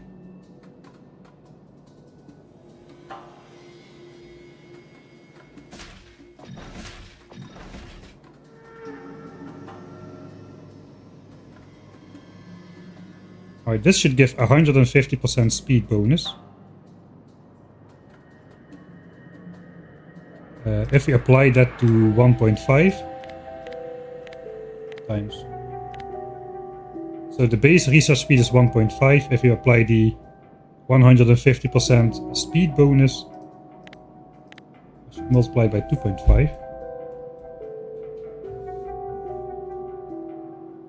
Yeah, we do get research speed 3.75. So it looks like the beacons are also applied to...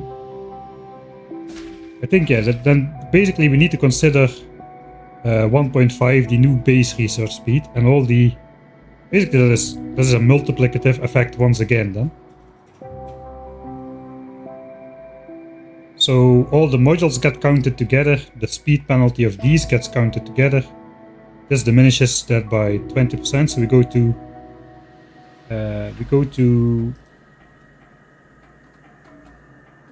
we should be going to 3.45 if I'm correct. Okay, we're going to 3.45. Right, so now it is plus 150% from speed, minus 20%. So the total bonus, the total speed bonus is 130%. So we multiply by 2.3, and we just take the base speed of 1.5 because of lab research speed technology. So that's multiplicative then. It's multiplicative. So we have then two multiplicative factors. First there is normal lab to quality lab, and then there is quality lab multiplied by lab research speed level, and then all of the modules apply to that new base number which we'll be getting.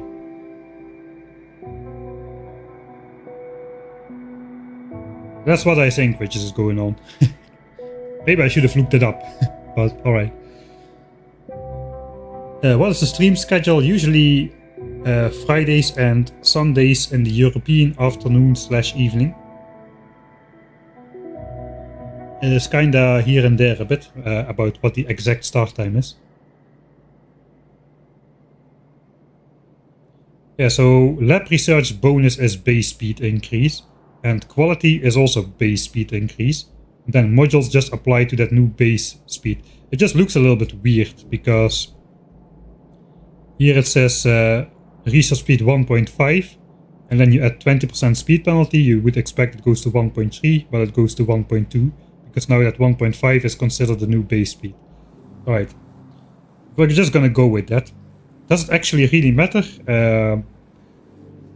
Maybe not even, since we're just gonna use max speed, max productivity anyway. But that does mean we probably want to research, we want to invest in lab research speed a bit. So we probably even want to invest maybe some blue tag in there.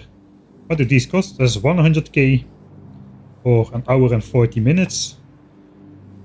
2 hours and 80 minutes. That is not a unit. That's imperial time.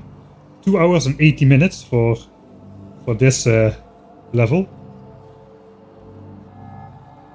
This is 250k. It's not too bad. That's 3 hours.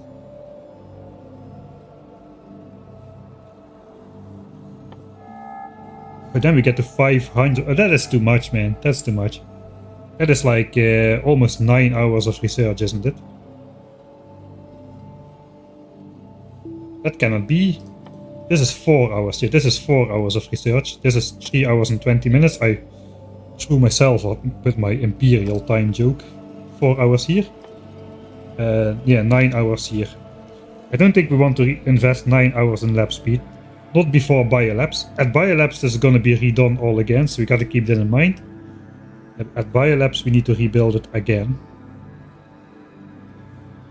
So I think before we get to biolabs, I think 1 million costing technologies are kind of the pinnacle of what we need to deal with. There is the biolab anyway. 1 million. Got captivity, which is also 1 million. I guess we got artillery, which is 1.5 million, but so be it.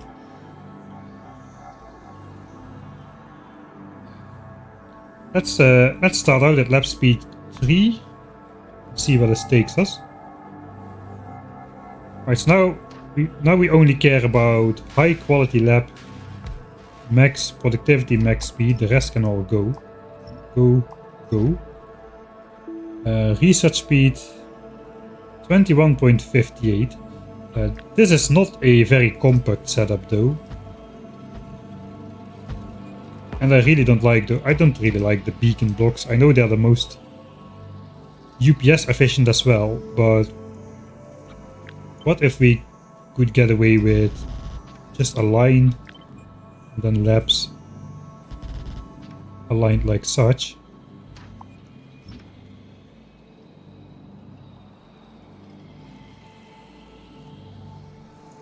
What are we even looking for? We are looking to consume 1800 beakers a second. So how do we calculate how many labs we need? I think it's actually fairly simple. We ignore the productivity bonus because we are looking to consume 1800 science packs. No matter how many research that becomes. It will become 2124 beakers a second. So that's over 2k SPM comfortably if we consume 1800 science a minute. Research speed of this lab is 21.58. So it's basically just as simple as dividing the amount of science packs we want to consume by the research speed of the labs, because the slower technologies all have 60 seconds per science pack absorption rate. So this thing does about 3 SPM. No, this thing absorbs 21.58 science packs a minute. That is what that means. So one lab absorbs 28.58 science packs a minute. That means we need 84 labs. That is not a small setup. 84, that's basically 4 times 21. That's only 15. I think that this lab setup is not going to be smaller if we do this with the beacons. Does it even fit? 21. Okay, maybe it's meant to be. I'm not sure it's meant to be. These belts can all move. Those belts are obsolete anyway.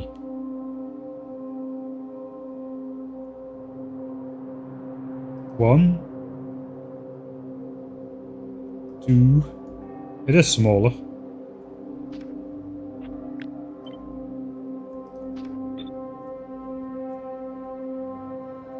3, 4. So that could be the lab setup at research speed 3 for 2k SPM, which still it's not half the size of this one. It's not half the size of this one.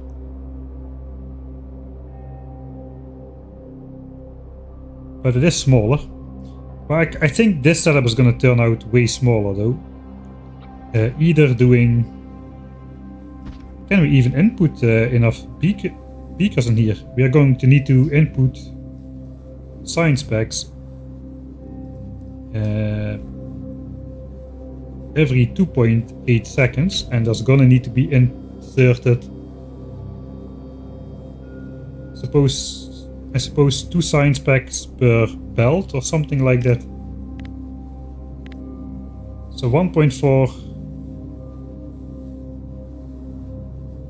every 1.4 seconds we need to insert a science pack. Yeah, that's going to be okay, even with the slowest inserters possible. How are we going to feed in 1, 2, 3, 4, 5, 6, 7, 8, 9? I guess at least 9 science packs until we get...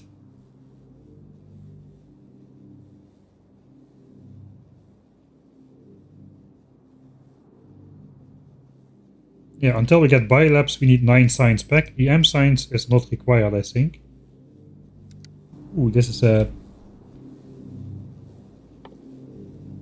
No, it's purple and yellow, so we need the...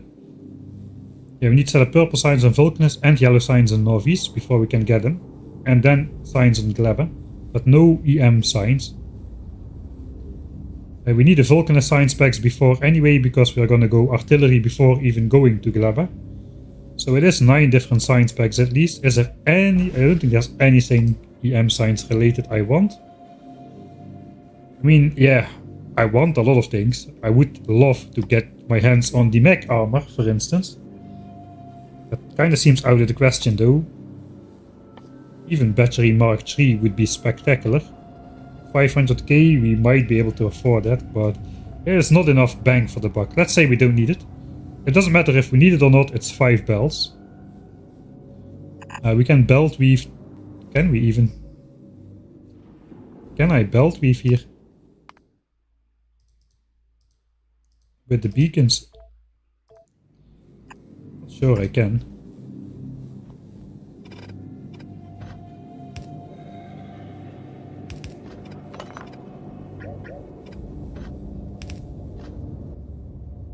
Okay, so the normal way to belt weave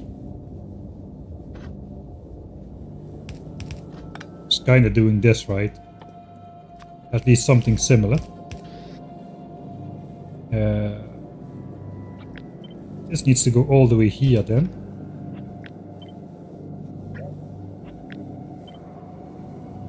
Don't think that can reach. Because this needs to occupy at least 1 space on the lab, and then it needs 1 space to connect again. That looks a bit hard to belt weave. Alright, let's just try the design I want to build anyway. It's either this one or the double row of beacons with the labs sandwiched in between. These have research speed 13.5. These have research speed 18.09.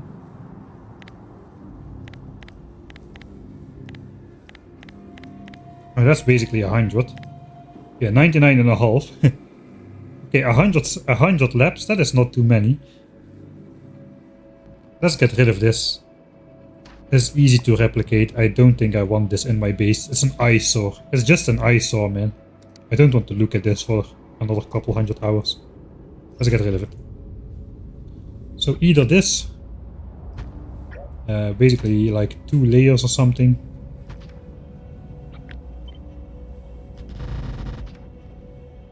That has 1 row of beacons per lab, or the other option is basically this.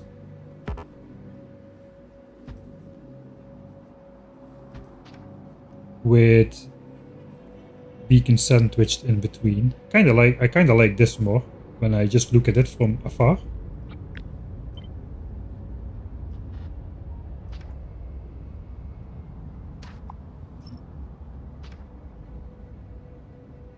Uh, 13.5. The space, the required space might be approximately the same. Maybe it's slightly less for this one, but we're gonna need more labs here.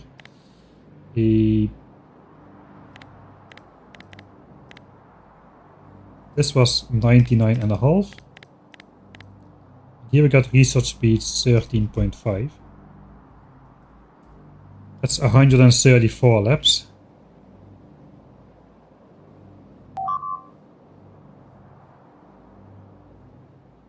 Are you going to supply 4.5 blue belts? Yeah, that's a good question. That's the next problem to solve. Let's try doing. Here it's easy. You can do. I can supply all 12 belts here. Like something like this. One on here, one on here. Then we get the same for red belt. One on here. One on here. Right.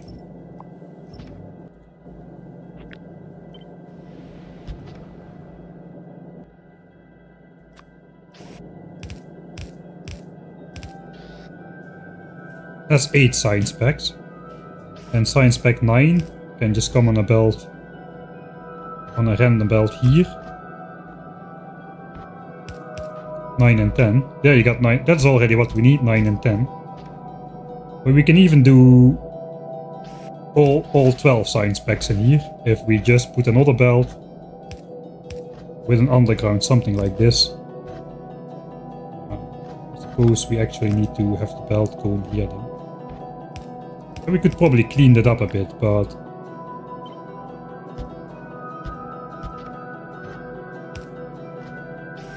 like this you can we can store all 12 science packs in here if we really wanted to.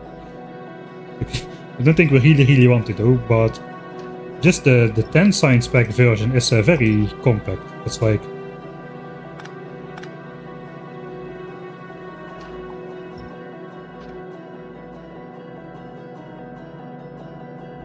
that's easy. Let's see if we can do it here. Here we are again confined by beacons. I think I see your point. We have a problem. I think this is 8 science pack limited.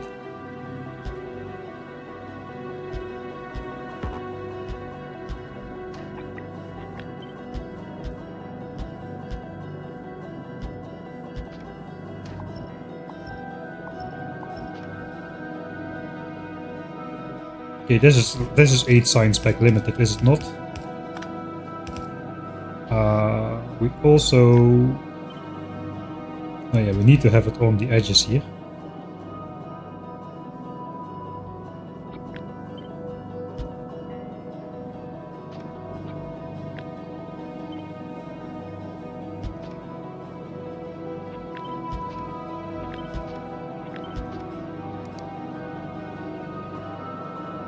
Okay. Where is Science Pack 9 gonna fit in?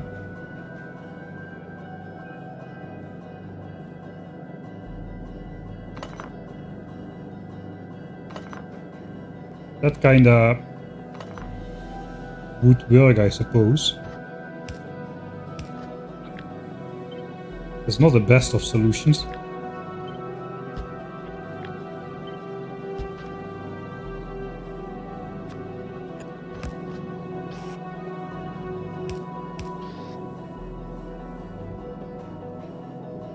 Weave it vertically.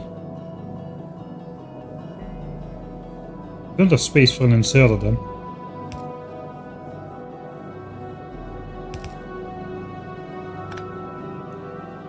Because there's gotta be 2 belts there. I cannot put the lab 1 tile further away or the beacons don't reach. I can bring it through here, I suppose. I would rather have all my signs come in from the side though, so I can like I can just have all the signs come in at the same point. The question is, okay, this does not reach now. Spoilage for agricultural signs.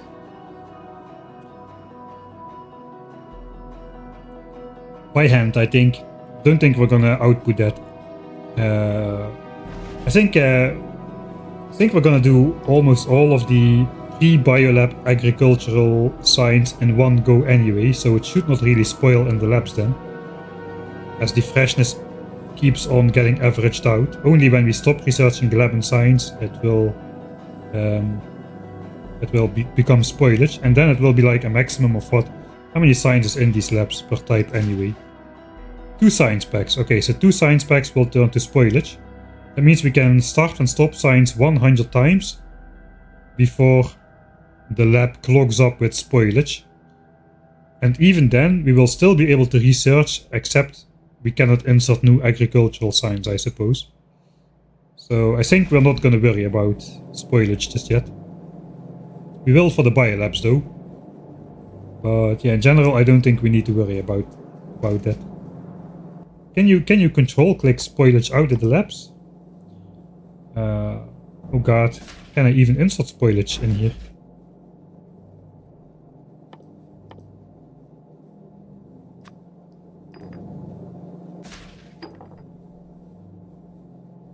Oh, don't tell me I need to wait 1 hour to find out about that. Oh god. Can I edit the stats from this thing? Does anybody know? Can you control click spoilage out of the labs? I'm not gonna fast forward for 1 hour to find that out. Okay, agriculture. Okay, it will be half the time. Okay, then I can start and stop signs 50 times before I need to make one pass apparently across the labs and just control click all the spoilage out. I don't think that's worth automating. Okay, this clearly looks like this has got to be flipped over or something. That would work.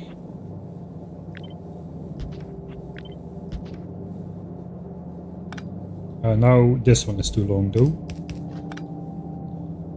We gotta do some weird shenanigans to get this to work, I think.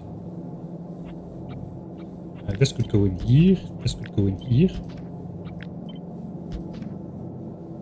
And then this could go something like that. That would connect everything. Okay, so it's possible to connect everything. Let's verify.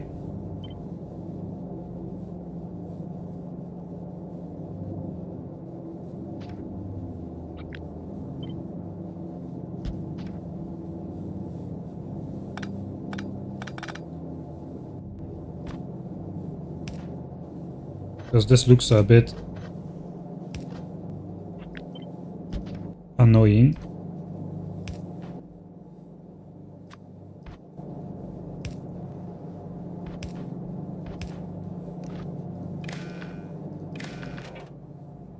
Put the guardrails up next to the belt.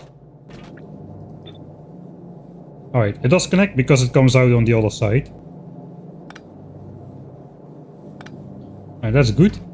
I would like to open that up a little bit more though, so the sign specs are more visible. Let's see what we can do.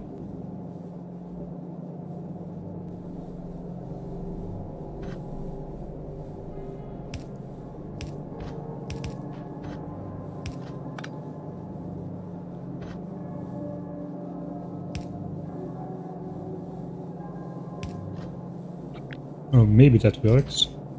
That's too far.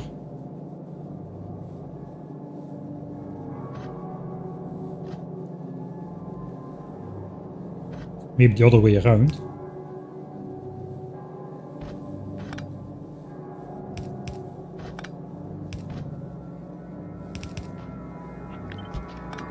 Oh, this could work, this could work. Oh, both belts could be visible. Yeah, I think this works.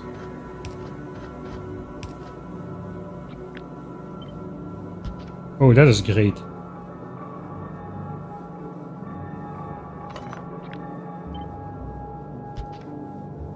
Oh, that's nice. It even looks cursed, with the belts actually moving, and with the underground, you don't really see what's going on. It's not as cursed. This is way more cursed. Does it connect though?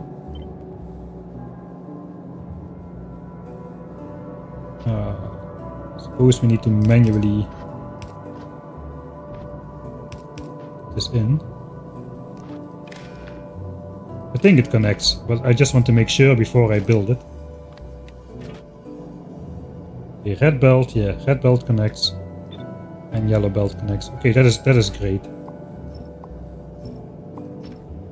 Oh, I really like how that looks. Alright. Yeah, that's much better, man.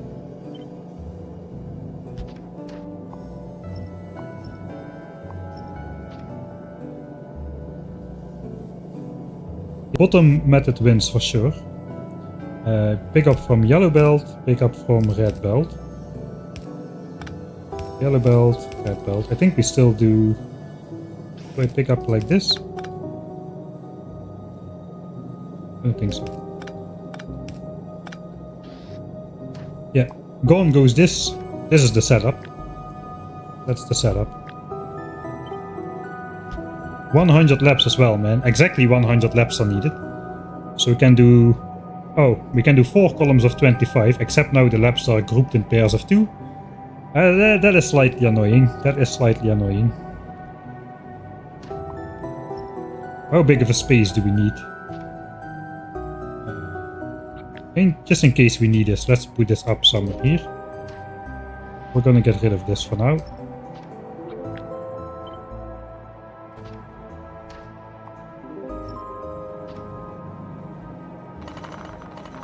We're gonna need a couple more beacons than we really need.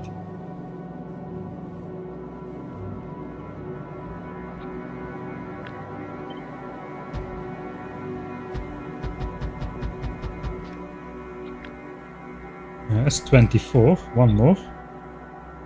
Okay, so one lab somewhere has got to go. I think this is too many inserters here. Okay, we don't need to go past here.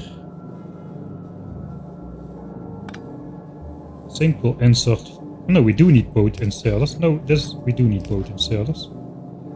I think I'm gonna cut off the lab at the end then. So we don't have this empty dangle at the end. If we cut off this guy, it's not great either to end on a 1. That's 25 laps.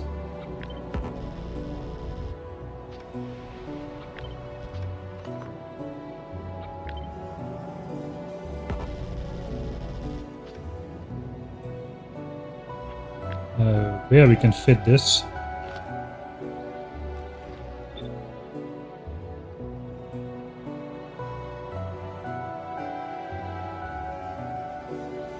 Oh, that actually goes in the spaceship like this. Okay, this beacon is unnecessary, is not? Yeah, that one is unnecessary. This one touches this lab. We can move the beacons one tile to right if needed. So we hit the wing here. Can just... The thing is, we gotta stay on this line. This is the edge of the base. We do have got our... Okay, not anymore, I plopped stuff in there, but there's expansion chunks here which are green, which we like to keep. So this is gonna be the north edge of our base.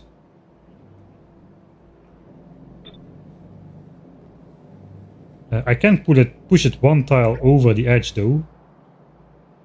And then the beacons somehow really slot into this wing over here. I kinda like that. That's pretty small as well. 25 laps times 4. That is excellent. Look at how much space we're saving then. That is like half the size of the fully beaconed lab setup. And the belts are in place already.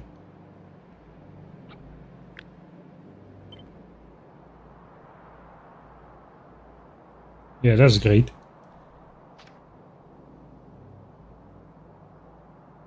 What about 2 rows of 50 with inputs on both sides? So the middle 2 ones meet. I think 50 is not going to fit then. Basically it's going to be something this large. I suppose we can get rid of these numbers. We found a good solution already. How many laps would it be if we would research lap speed 4? I don't think it's worth it, but it gives us 50%. We bump base speed up from plus 90 to plus 40%. Let's research now. Research speed 22.85.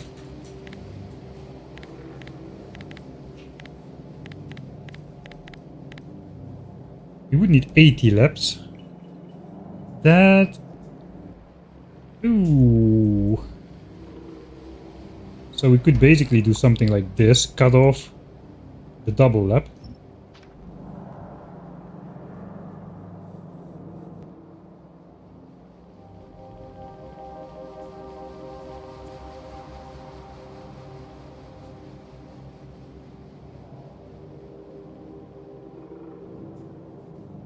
Cut off the double lap. Man, it is lap speed for a 500k man though. At that point we might as well plan for lap speed 5 at 500k and lap speed 6. Yes, it's yellow and purple signs, but we're gonna have them built eventually. I think we're not gonna do it. 100 laps, man. 100 laps is nice. Currently we have 1000 labs and we are gonna downgrade to 100 labs. I think that's gonna be nice. Now then the real question is, what is this gonna cost me? Everything or more? Oof, 200 productivity module Mark IIs in rare quality and 400 speed modules. I don't even have those. I suppose we can use uncommon speed modules and later upgrade them to rare. We don't need the full absorption speed right away. We only have half the SPM at the moment. And we are researching 30 seconds for science spec technologies instead of 60 seconds. How fast is this going to research though without lab speed at all? So currently 9.52. We currently have 900 SPM, 900 packs, let's say divided by 9.52. 94.5 lab. Okay, that is great. That means this is going to be able to, even at 60-second technologies, it's going to be able to keep up with 1K SPM. So we can even start researching Gleba at 1K SPM. And we don't even need to research lab speed upgrades just yet. We only need lab speed upgrades after we upgrade the base to 2K SPM. And then the lab speed upgrades are 30 second per science spec technologies, which means we can absorb 2K or like 1800 science specs a minute. Yeah, we can absorb those with the current setup. So we can even research this at 2K SPM without even having the upgrade, because it costs only half the time to absorb a science spec. Is this going to be true for this one? Yes. For this one, yes. For this one as well. It's true for all the lab speed upgrades. Alright. Alright. So it's good we didn't start researching lab speed just yet then, because turns out we don't need it. We only need lab speed after building 2K SPM and switching over to 60 science spec technologies again. Is this thing completely done? I think we are not going to design the inputs here. I just wanted to get the amount of labs and the setup we were going to be using. We do have the 400 rare beacons though, 200 rare beacons. Easy, I have already over 400. Not so bad. What kind of power is this going to cost me? So currently we're doing 108 megawatt with all the labs running on maximum. Let's put this lab setup in the blueprint library for now, over here, perhaps. This has got 200 beacons. A beacon at rare quality does do 320 kilowatts. 200 times 0.32 megawatts. So the beacons do only 64 megawatts. The labs do 520, let's say 590 kilowatts each. And we got 100 of them.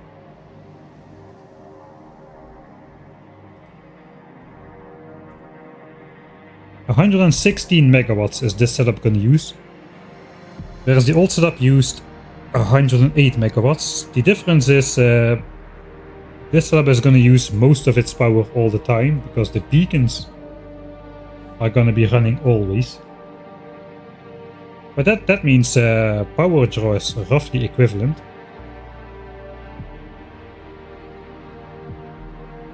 Alright.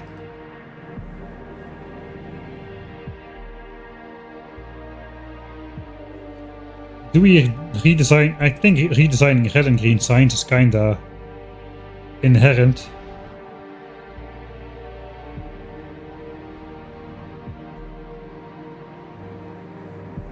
Because we cannot simply deconstruct this, because our red and green signs assemblers are here doing direct insertion into the labs.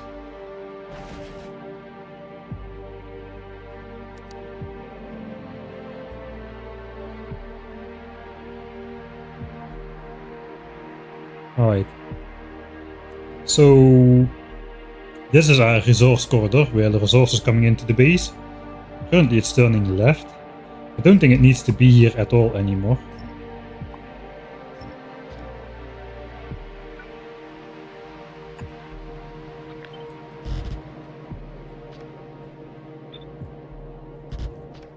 This is also gonna be obsolete. This is gonna be obsolete. Suppose this will be rerouted. This is obsolete. All of this is obsolete. Let's just get rid of it a bit. We have global power, so we don't need to worry about the power network. It kind of means if resources are later gonna come in the base here. I kind of probably want to see if I can fit red and green signs in here. Let's have a look at that. I said I was gonna do it while the game was actually running. The problem is I want to use Mark III assemblers. And I don't have those. And I just want to see...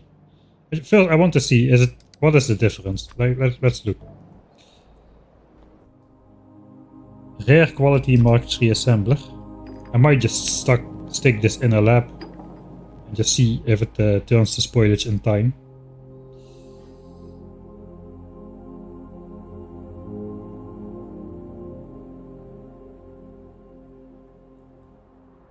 Okay, rare quality those, rare quality those.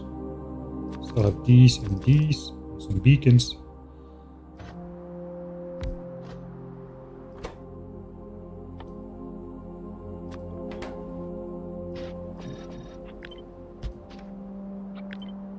Alright, so red signs. Crafting speed 1.32, making 0.32 signs packs a second, so we got it divided by 60. 30 a second divided by 0.32 is 94 assemblers. We probably want to beacon that up as well then. Are we going to go full Mark II productivity on F in reds? I think we are. I think we are.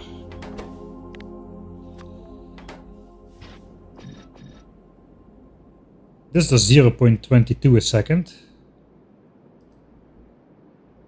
So we need 136 or 137 assemblers.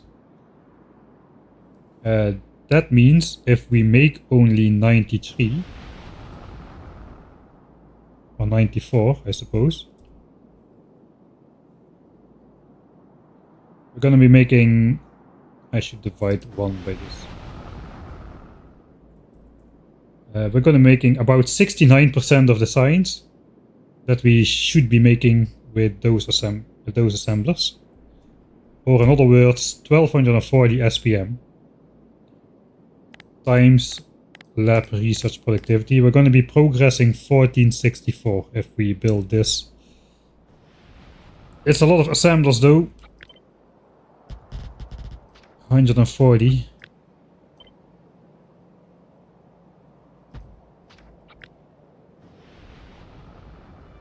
Oh wait, we're gonna build 94 then.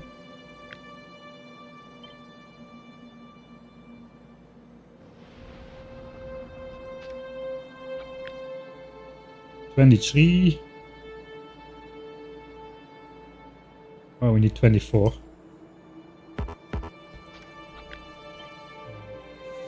48.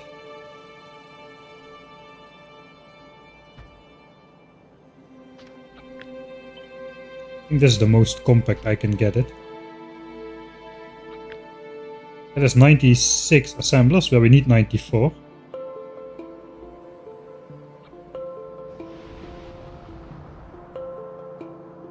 That's a lot of assemblers and also a lot of modules though. That's 200 FN models for red signs. And then another 200 for green signs or slightly more. It does kind of fit though.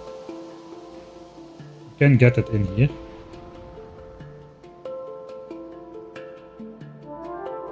I suppose green signs is going to be mostly the same. Except green signs is slower by You need 6 for every 5. So if we need 94,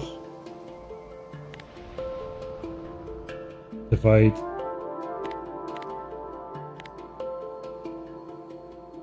by 5, multiply by 6. It's gonna be 112.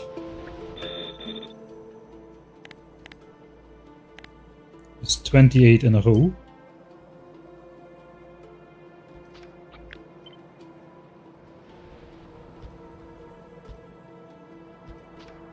Okay, what if I don't go super expensive modules just yet though?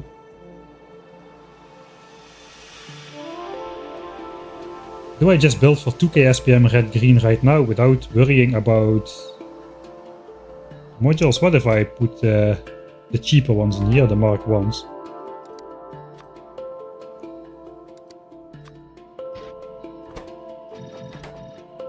Now produces even more signs, 0.24. Yes, we absorb slightly more resources, but man, it's red signs. It's literally taking 5 seconds to make 3 resources into something else. It's one of the slowest resource converting recipes in the game, which makes the modules way more expensive if you want to apply it to the entire chain of production.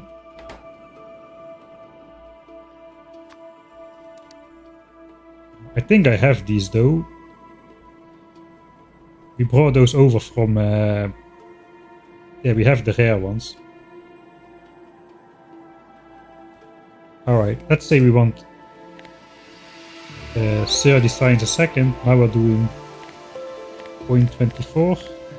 That's 125 assemblers. Ooh.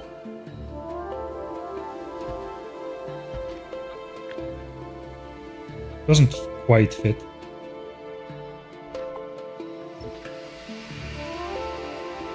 Let's try beacon. Let's try a beacon setup.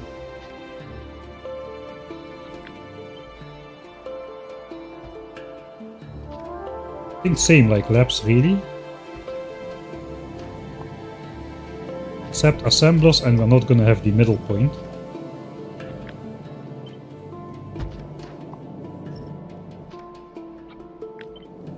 We'll grab the good modules then if we use speed beacons. Oh, that is a major difference. That's 1.68 second compared to 0.22 or something. So now, if we want 30 signs a second, okay, that kind of speaks for the beacon setup. Need 18 assemblers.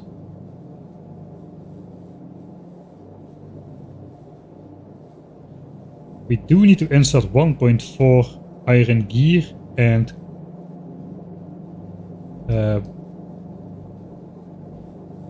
1.4 copper plate a second though. I don't think we can do that. We don't have fast inserters.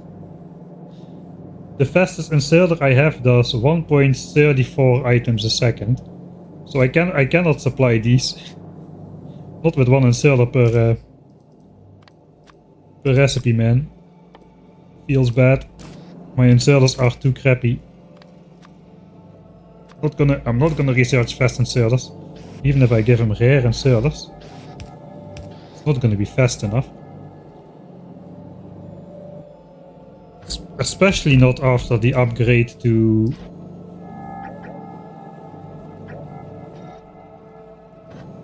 these. Oh, I did not put the productivity modules in yet. Oh, I did. Alright, I did do that. Now they need 2.3 a second. And we need to output over 3 signs a second. Can I even do that? Can I even do that? If I research stack size 2, I can do that. If I research stack size 2, I can do that. Am I going to have to research stack size 2? I think I do. Or fast inserters, or both. I'm still don't need to use fast inserters, but if I can just get the hand size to 2, I can do like 2 point... At least 2, it takes a bit of time to grab the second one, but I can still probably do 2.5 per second, which makes this good enough. And we need to output 3 signs a second.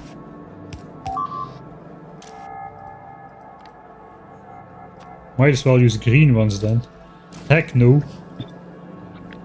Blasphemy. This would be fast enough to output 3 signs a second. With stack size upgrades. In fact, we don't even need stack size upgrades. We can just do this then. Suppose a red belt. Oh wait. I cannot belt weave. Because both belts need to be red. I need a red belt of gears and a red belt of copper. So that is not gonna fly.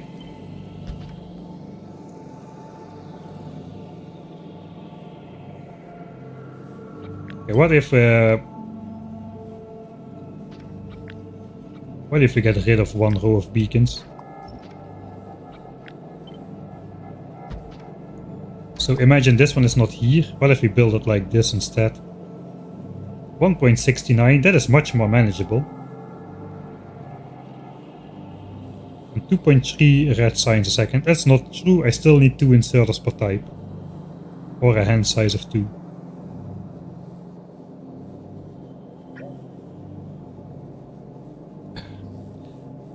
This setup is probably cheaper though, is it? Is it cheaper? I mean, if we do this, we can again, like the labs, only the outer row is extra beacons, and I suppose the middle row.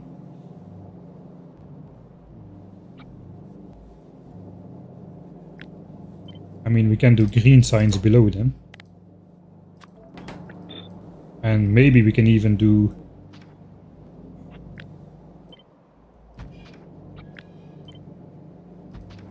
blue signs below that again. Blue signs would be a good candidate for this though, because that's exceptionally slow. Still 1.43 red chip a second, which is too fast for my inserter. I think I'm gonna have to research stack size 2 at some point. As long as the inserters keep up with this machine, we're fine though. They don't. Already for this one it's too fast, 1.42. Okay, let's first figure out if I can get the inputs correct here. So this is gonna have to come in with 2 inserters if it's a double beacon setup. But also if it's a single beacon setup. Not for these though. Here we can kinda use 1.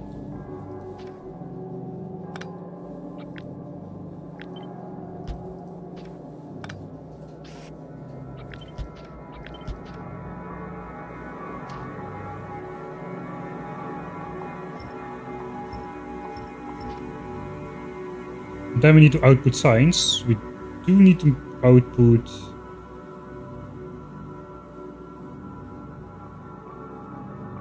more signs. We can output signs on both sides of the belt, really. Oh, yeah, that's the solution. I figured out the solution. Here it is. We can do the double beacon setup. It's gonna work. It's gonna work. It's gonna be beautiful. It's gonna be glorious. It's gonna be horrible. Mostly horrible.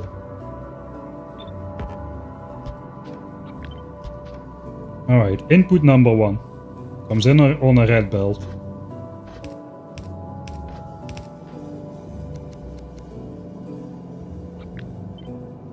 Where's the science output gonna go? On this side? Or on this side? On both sides. Why not? Why not? Why not on both sides? We're gonna have... We need to somehow sideload that in the middle, I suppose. But that could work.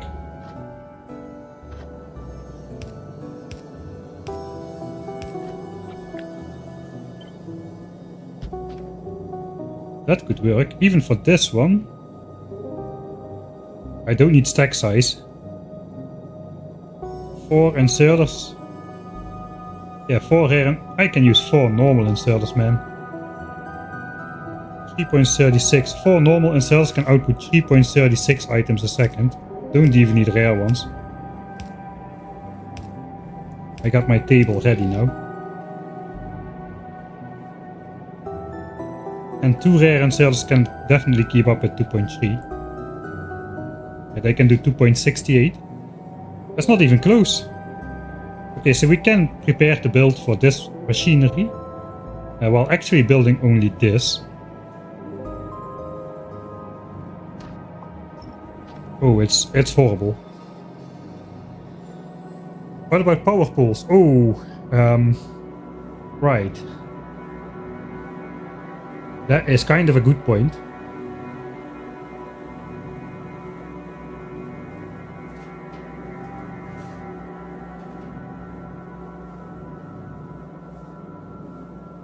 That is kind of a good point, isn't it?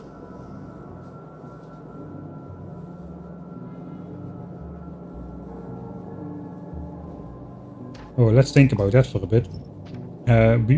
Okay, so there is one option. There is the option of the rare quality medium poles, which reach the inserters.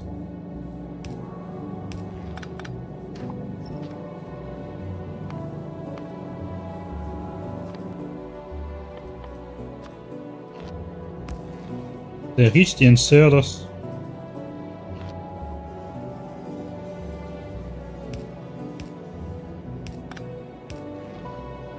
But not the assemblers.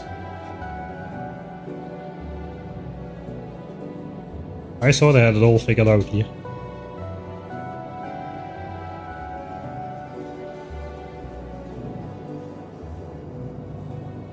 Alright, I know the solution then. No, I don't. Yeah, I do. I do. That's gonna suck a little, of course.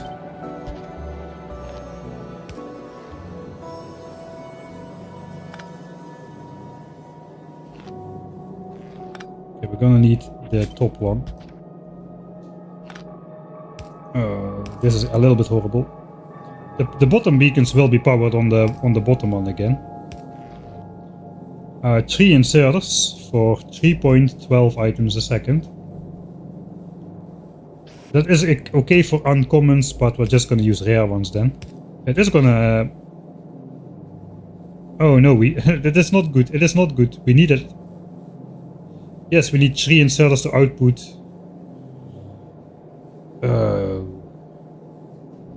No, I'm wrong. I don't know. I'm wrong in the first place. I consider this to be one machine, but of course it's not one machine. It's 2 machines. It's not gonna work either way then. I still have only one output. Alright. I got sidetracked there into a dead end. Because I misunderstood what I was doing myself. Okay, global network. Switch it back on. This doesn't work. This machine, yes, it has enough inserters, but not enough outserters.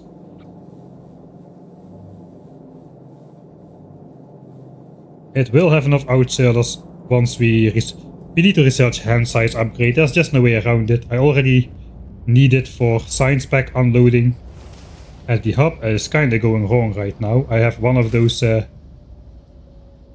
platforms forcing down iron ore. As you can see, the thing is growing. Since science has stopped. Okay. Hand size 2 can do with 1 inserter.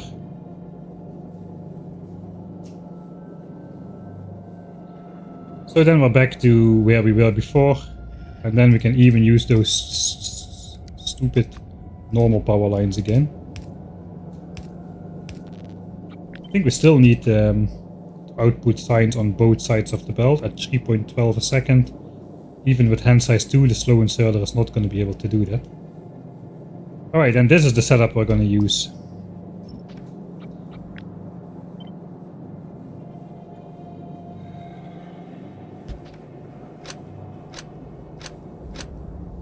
This is going to be the blueprint as well then.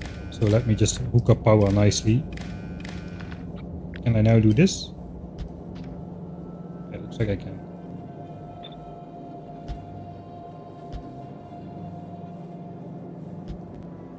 How many assemblers do I need then in general? 3.12 a second. I only need 10 assemblers. 30 divided by 3.12. 10 assemblers. That is not a lot of assemblers.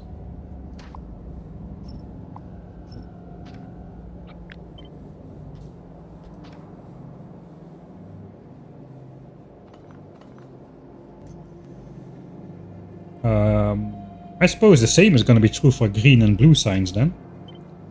Except that we need slightly more assemblers. Okay, Big Rock. Go take a hike already. Green signs is 2.6. Where's my calculator?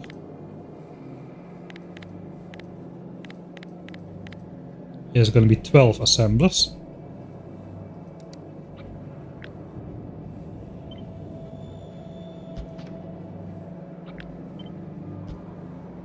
I'm guessing blue signs is going to be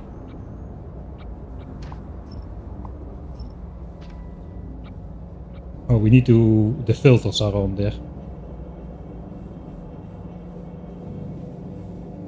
I don't need filters on there in general, so I'm gonna remove them.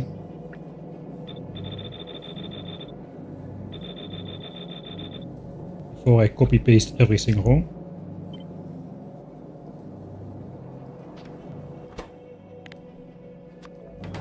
That is 2K SPM red and green signs then. Look at the difference. That is like half of what we had with the direct insertion. It was 250 assemblers per time or something like that. And now we got like 22 for double the SPM. Okay, it is a rare, or it is assembler Mark III, which we don't have yet. Let's put blue signs in there as well. Just checking if the ratio, it should be half, right?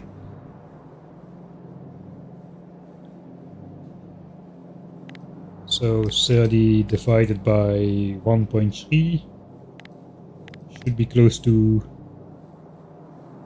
24. 23.07. Right. Yeah, okay, we're not gonna go for the mast then. I don't think.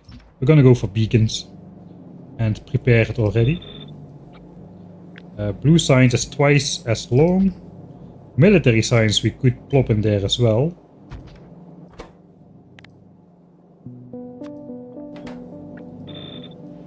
Because that's the same speed as red signs. If yellow signs goes in there as well. Yellow signs is slightly slower, 7 seconds per sign spec. We're gonna have to grab our calculator again, 2.23. That's 14 assemblers. So, I got a wild idea then. That is so small of a setup. I'm not sure I'm gonna put military signs in there. I like military signs, which we built. I kinda want to keep it on the cliff here. We're not gonna need that much military signs, I think, compared to the other ones. So with a little bit of luck, I can rebuild the grenades and red ammo on the cliff here. This entire space is gonna be free for maybe even more. I don't know, we don't need that many belts coming in. We can even upgrade to red belts, believe it or not. But this is a decent amount of space, perhaps to rebuild grenades and red ammo with beacons. They cannot have productivity, so it's going to be relatively small. Now we just need to up the size of the military buffer signs a bit. Hopefully we can fit it in here and have the ore bus come in here, and then have the temporary purple sign setup gone. Move the ore smelting thing over here. all of this can go. This is like obsolete, this is quality stuff, we can move that. This is steel furnaces, we can move that. I think the rocket silo I want to keep, but the rest can probably take a hike as well. Green signs.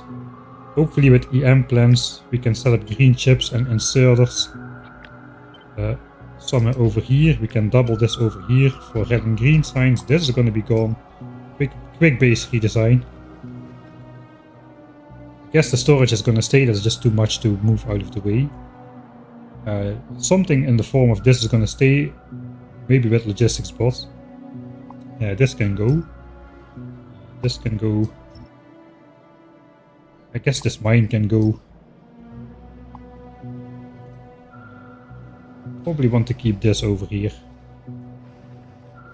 So this can go. This can move in as well. Something like this. And we have a lot of space over here. Then we can, we made a blueprint for offloading the pad already at some point in the past.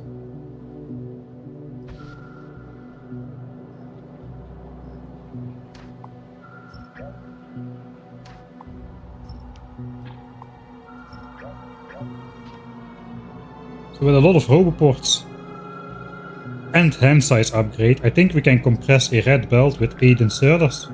For that we need hand size upgrade as well.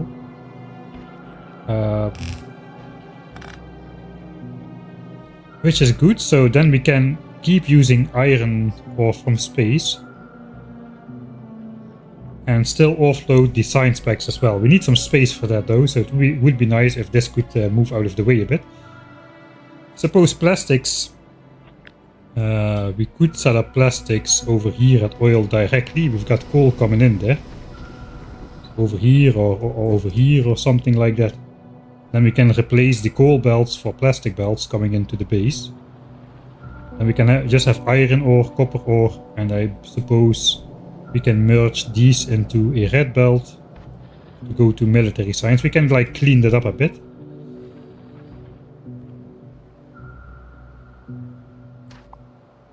And then we have a lot of space left over, I think.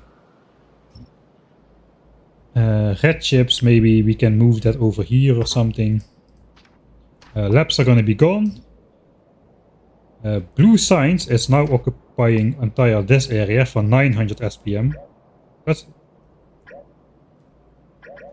Let's look at that. This is current blue science at 900 SPM.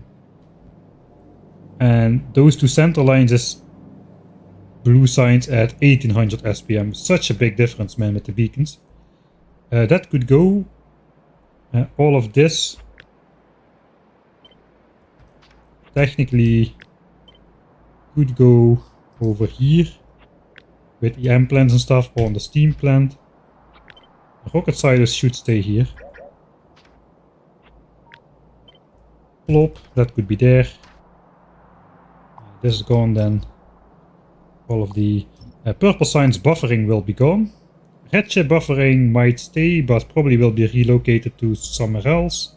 Maybe not to such extreme forms anymore. We have this giant red chip buffer because we were slightly underproducing with the quality setup and whatnot. This is obsolete anyway already. Sulfur can be produced somewhere else. This is all temporary stuff. Temporary, just like how the base will look like.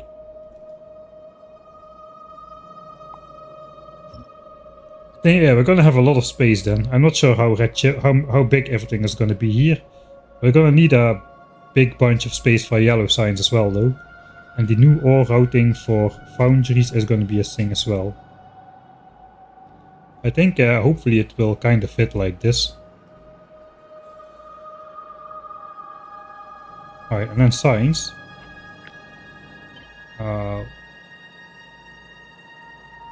Okay, this part we can figure out in the game, I think.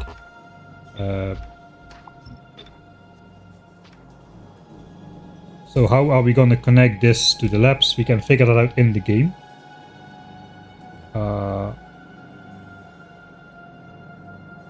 The problem is though, okay, this is 1800 SPM. But this is much less.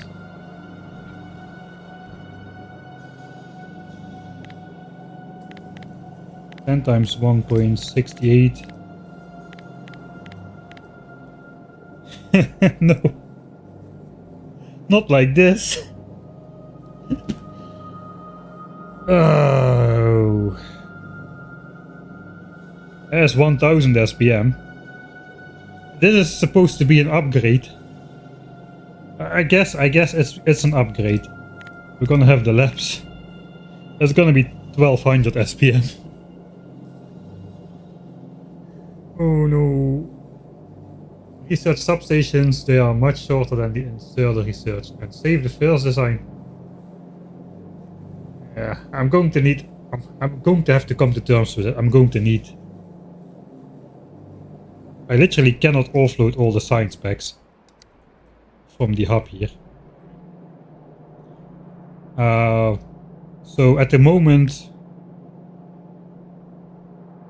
this is one yellow belt.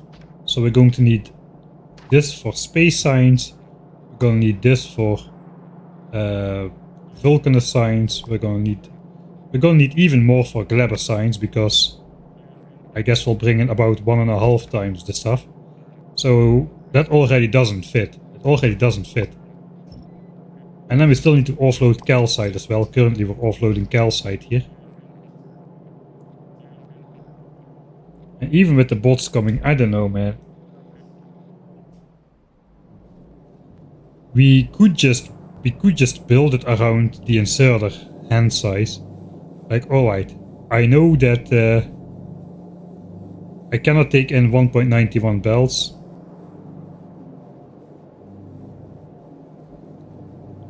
We might just build more green science assemblers then, to account for the inserter hand size. That could be a thing. So the original thought I had was, I could just try building more of these. Until I got my hands on these assemblers, I can basically just make more of these until I hit the back over there. And then we can artificially up our science per minute anyway. We're gonna have to feed in the stuff somehow though.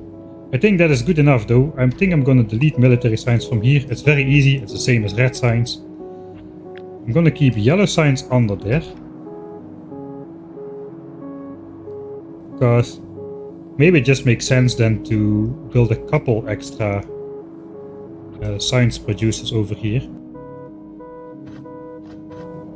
What if blue science and green science are the same? It's half as slow.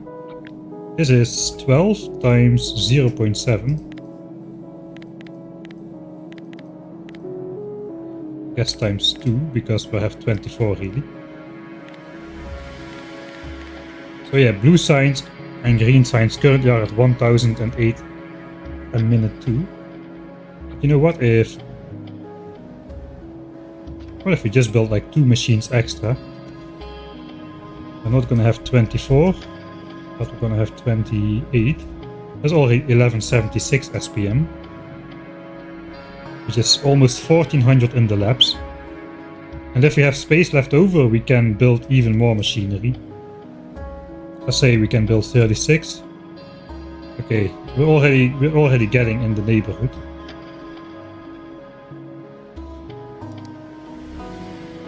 Let me blueprint this, because this is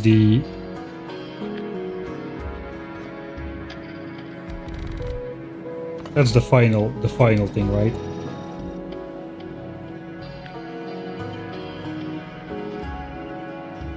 I think this is the final thing for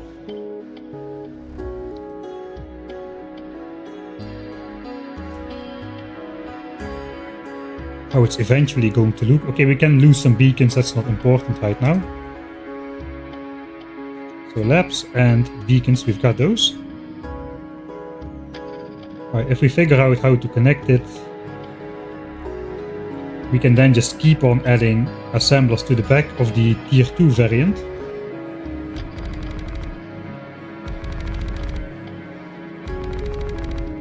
Oh, I messed up the blueprint. That's fine. Not all the modules are gonna go in there. Alright, so this is how it's gonna look before we have Vulcaners set up with these assemblers. We basically just grab this.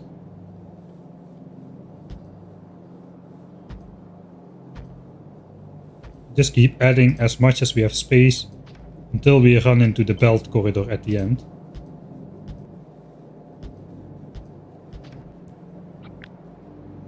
"22 assemblers, that's even more. I think I can fit it in this kind of space.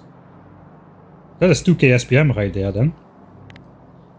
22 assemblers times 1.68. Oh wait. No, I am outputting signs on both sides, right? I have 2 outputs per assembler. Yeah, I have 2 outputs per assembler.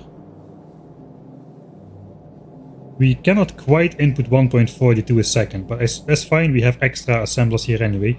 I should use the green signs assembler as an example, it does 1.4. And we can keep up with that. And red signs is just going to keep up because we have even more red signs assemblers in surplus than green signs. So 22 times 1.4. That's enough. That is enough. That is more than 30 a second. That is 2k SPM. If we can fit a row of 22, we should be good. And blue signs is gonna be good for 2k SPM as well. Yellow signs is gonna be slightly underperforming, but that's fine. That's fine. We don't need yellow signs just yet. I think we're dropping a lot of those spots again. Alright, so 22 is the magic number. I think we're ready then to start actually building it. 22, red, green, blue. AM2 also does 1800 SPM. There we go. That is what we're gonna do then. We're gonna try to extend this to 22. Let me actually blueprint that then. I'm not sure if the blueprint is correct, but just like a measuring tool. This beacon does not need to exist. So we even have more space. Technically it could be as far back as this, because this is where the belts come in. This beacon is in the southern chunk. That is a properly ratioed sign setup, right? What do you think people would think if they came into the stream and they saw I built the same amount of red and green and yellow signs assemblers? If they hadn't seen any of my stuff before. Would be Factorio day 1, but literally my first day of Factorio. This is so wrong. So let's make a blueprint. 1800-ish SPM from most SP temporary.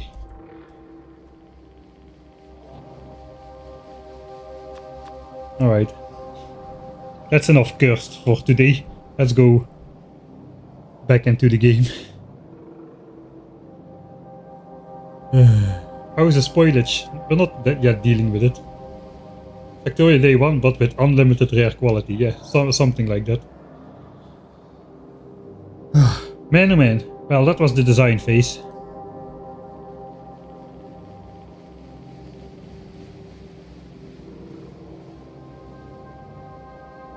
Alright, I'm gonna take a small break before we jump back into the actual game. And just walk around a little bit and have a drink and whatnot.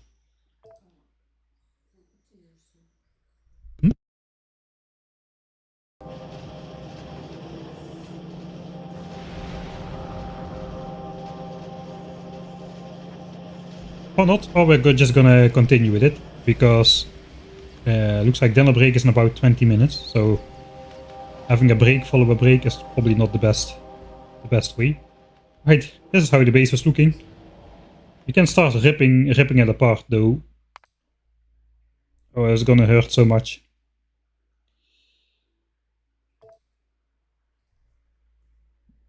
Yeah, we're back. That was a quick break. The quickest break are when the break is interrupted by the boss who says, "Get back to work, you lazy bastard."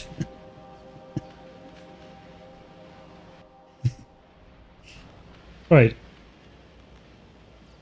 Oh, alright. I remember the first thing we should do is make some better power connections across the base, because, yeah, it kinda sucks. Then maybe get rid of some of these belt icons. We kinda know now, after 300 hours, that the resources are coming in from this area. This is where they enter the base. And that's kinda it. Alright, so just redundant power connections like here and here and here. And maybe even on the top of the lab would not be so bad.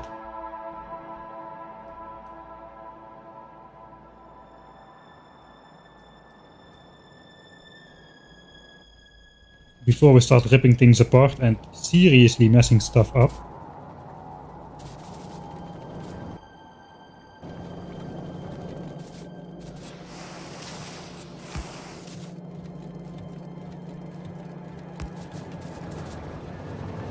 Sure.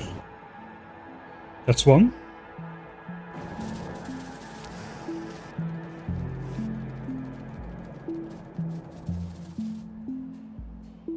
Oh, wait, this is not our territory. How much is this not our territory?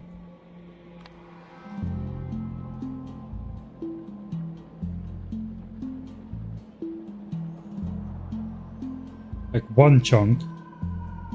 If I grab this cliff for myself. Okay, I already put stuff in this chunk. What am I talking about? It is just the single one chunk that has one green chunk. I'm gonna claim that, because that is gonna be pretty hard for me to not... Okay, there it is. I built in it. Let's go. On the cliff we go.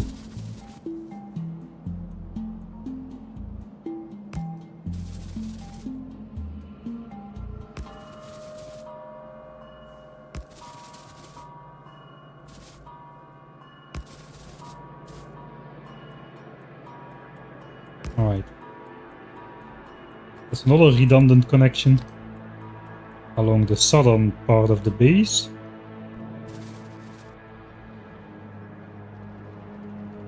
Military science is connected with a single line. One line is going to go up here for...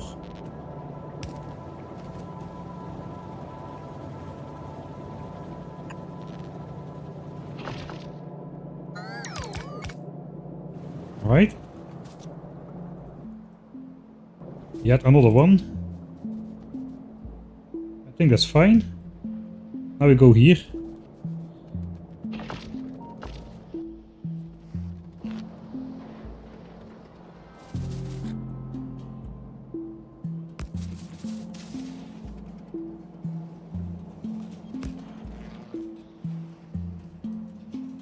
And I think one up there. Then we have a fairly low risk of accidentally breaking everything by connecting a couple, like one power line or something. This is gonna break immediately, of course, because we are redesigning the labs.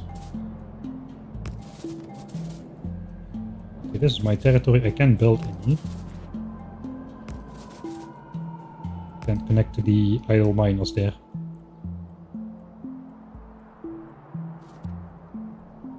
Yeah, this connection, no, that is not gonna work. We're gonna be building there. That is not a part of it.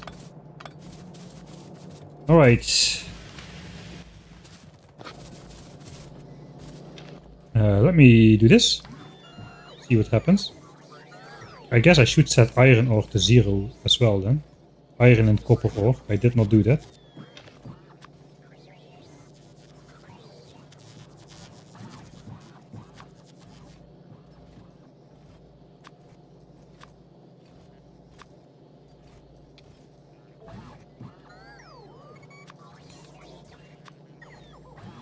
They have their own chests.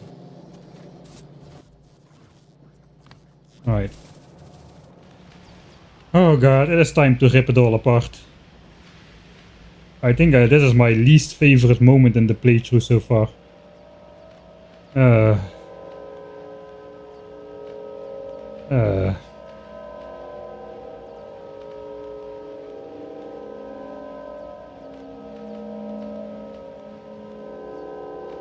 Is logistics system ready after the break?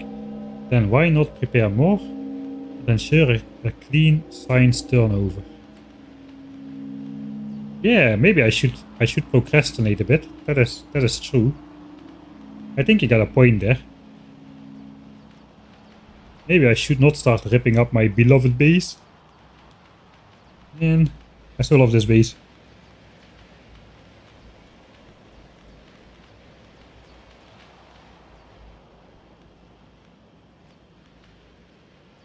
A chunk aligned base, but not chunk aligned in the way that you're used to.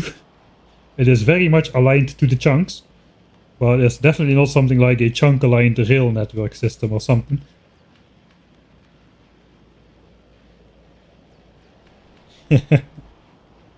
Rip the band-aid off. Ah! Ah! Alright, we're gonna do it. We're gonna do it. It is base ripping time. Base ripping time. But first, it's belt cleaning time.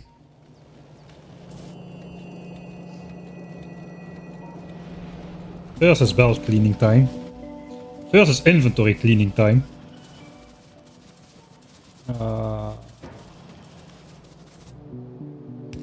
I need to throw away my stuff. All of it except for maybe some belts, some inserters. Just to have a couple on me.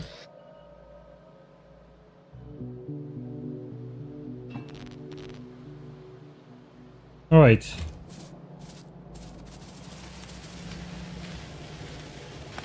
That goes. That goes. That's part of the northern system.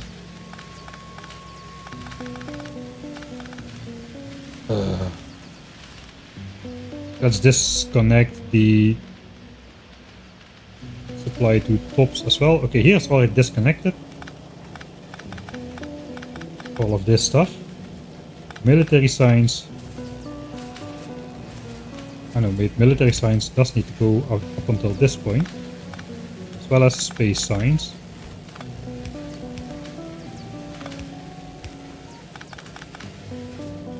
Right. I think I'm just going to have to empty the belts myself, like such.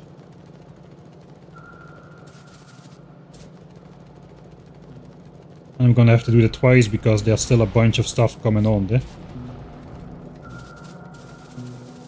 It's probably way faster than doing it with bots.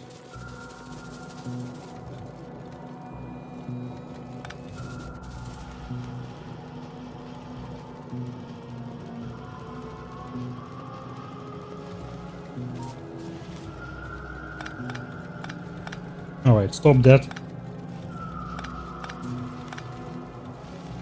Alright, this empty. Oh, here we go. Ow.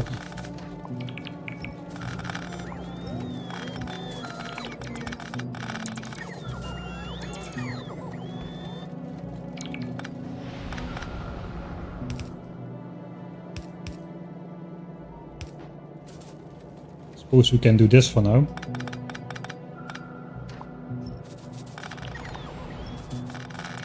I'm not ripping up anything serious just yet. Just the tips, and only for a little.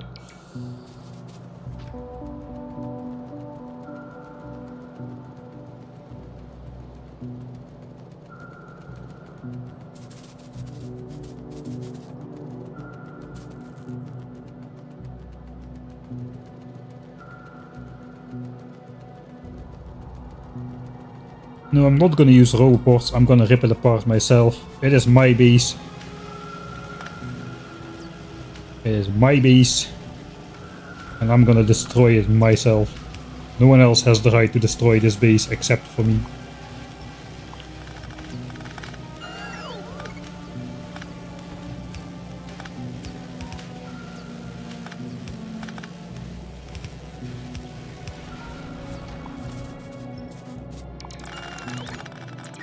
All my bots can do it, but only after we're done. Most of the assemblers are empty as well, so that is perfect. Means the bots won't have a hard time taking out a lot of stuff. This goes. This goes. This goes. This goes. And this goes. We need to clear out the labs as well. That is annoying because... yeah, inserters. I think we're first gonna pick up all the inserters then. You might want to keep chests on us as well. Let's throw all science packs in one chest system. Yes, that's science packs ingredients. We're probably gonna want some more chests for stuff and whatnot. That's my own chest. Just plop a couple down. Alright. Alright. Alright, I said alright.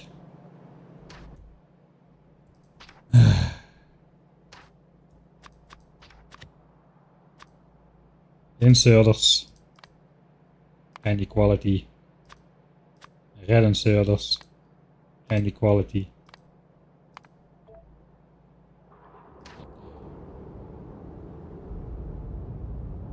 Goodbye, trusty old labs.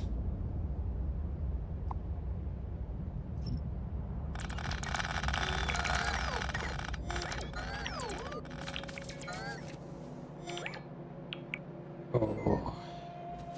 This physically hurts. We're ripping it off. Rip and tear until it's done. The engineered doomslayer has arrived. Heck yeah, rip and tear until it's done. Sadness is temporary.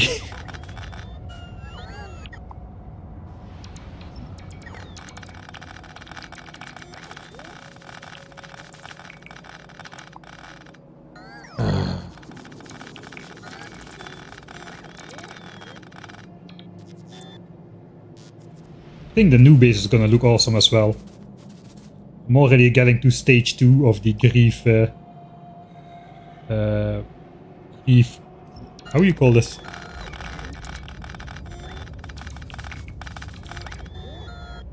I forgot the English word for it. The processing...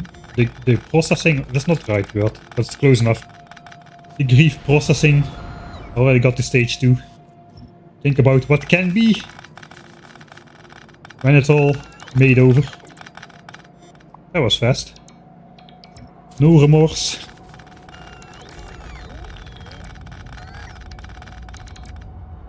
I can hand feed as a treat. Thank you. I'm missing some inserters at the bottom here. It's not that important, I suppose. Just grab them anyway. Those bots can charge up. It's fine.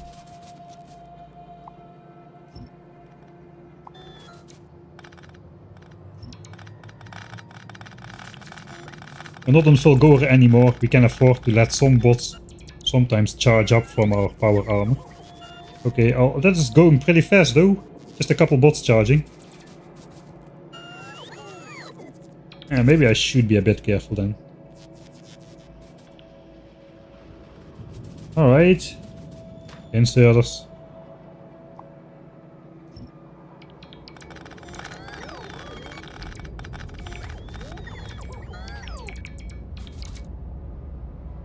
Right, that's a lot of inserters. I think it's armor switching time.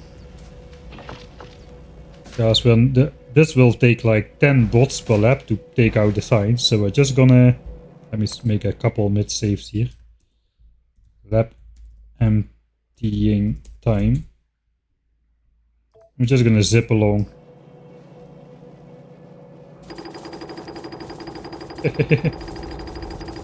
That's fast.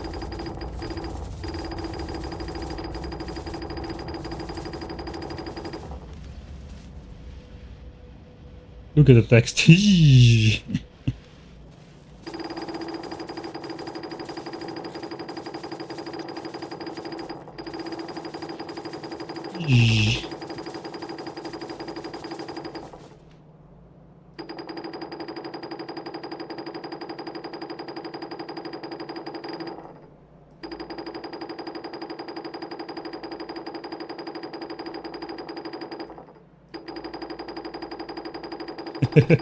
The text effect is quite funny.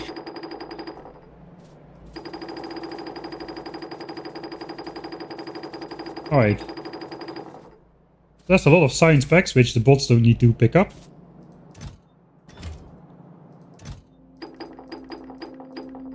About 4,000 items. Probably better off dropping off the inserters at the base.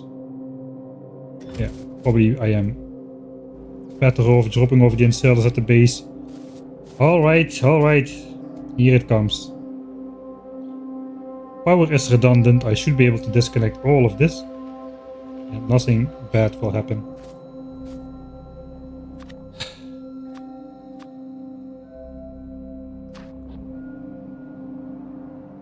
Bye bye. Base.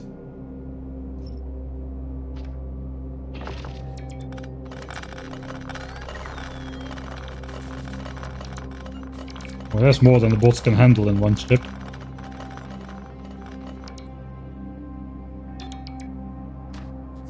One bot charges up at the end, that's perfect.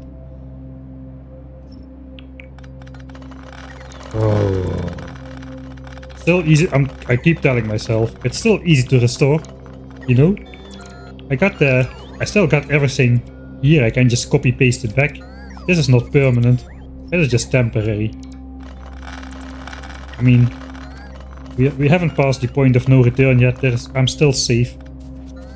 I'm not actually ripping up my base. I'm not actually doing it. I have gone back in the stages of grief. I'm in the back end of the denial phase now.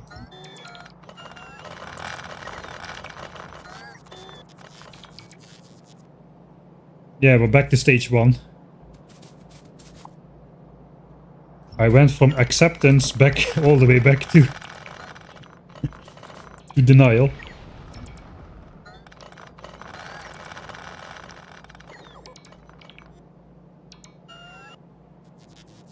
I got a common bot on me.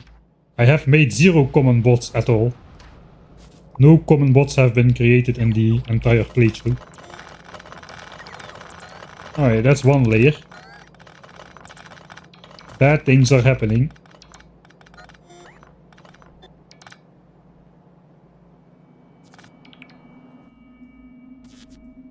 This is my bot stats. Rare bots. Rare bot frames, uncommon bot frames, uncommon bots. No single normal bot has been created for the entire playthrough. We don't do normal things around here if you haven't understood that yet.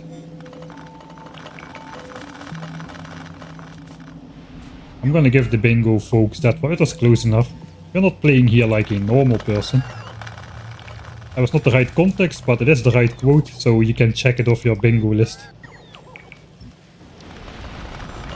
You know, if I just talk over it and oh, we are full. Right.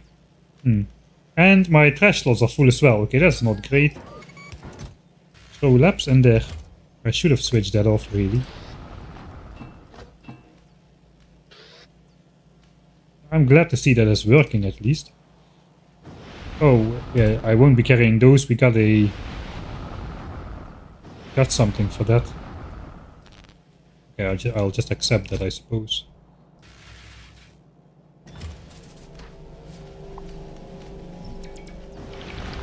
Rip it apart.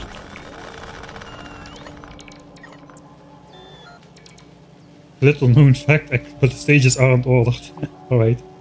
Look here, that's my belt immunity equipment. I got belt immunity equipment at home. I can stand here and have the labs nicely centralized, or at least I could have. If they weren't all gone, the top half, right? God, I'm not crying, you are.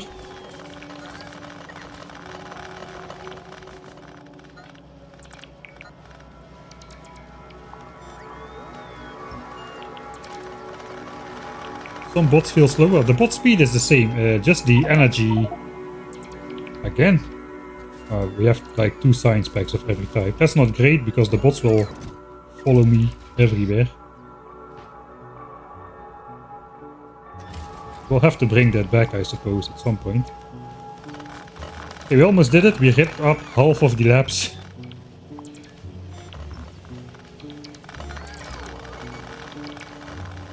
The bot waves are beautiful at least. Let's do a zoomed in one. Oh, the last one. Let's do a nicely zoomed in one.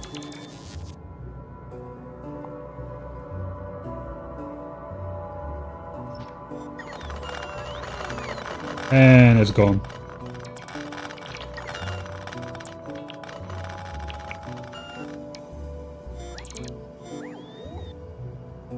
Rip. Where's all your stuff now, huh? Where's all your stuff now? Oh, it already feels gigantically empty in here, man. Where's my inventory? Okay, I found it.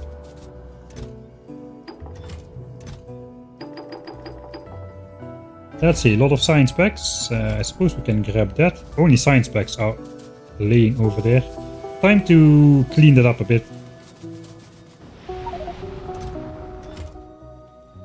Because now I'll shove my trash slots full. I still cannot pick up the entire chest. Alright. Don't think I want to do it with bots, it's gonna take forever. A ton of productivities, a ton of efficiencies, a ton of inserters. Way too many inserters.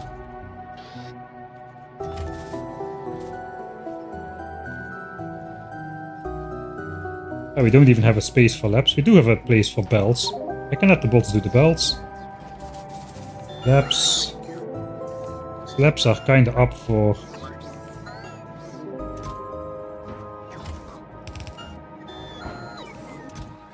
recycling. Normal assemblers.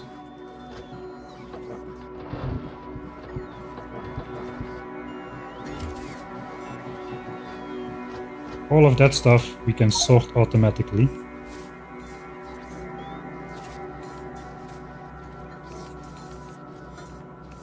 This is working a little bit too well. That kinda might demotivate me to make a proper mall once it's all done.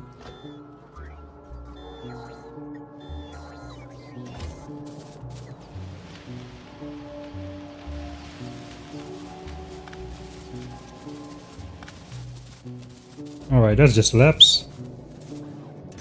Ah, you know what? I have 2 good quality labs here. And we're about to make good quality labs. Let's just grab those. I need to make 4 less then. Now we're definitely dropping science, that is for sure. 500 labs in those chests. Alright.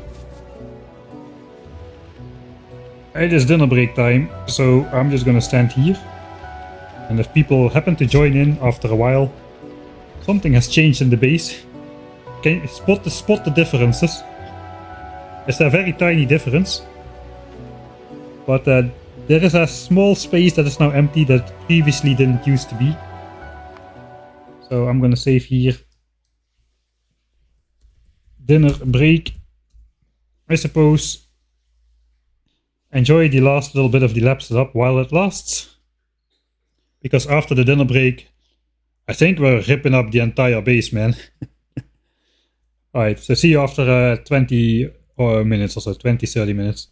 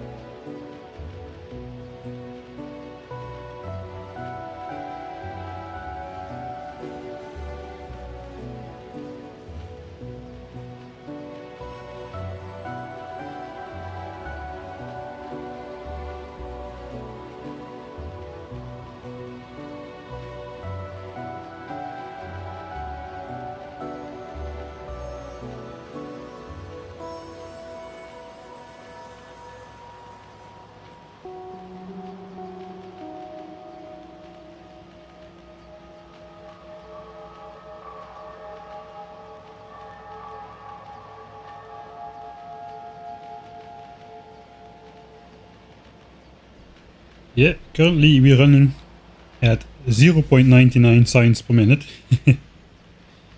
We've fallen from 1 signs per minute back down to 0.99 now that we got rid of the good quality lab at the end over here and are hard limiting ourselves to 900 SPM instead of 907 sign specs created.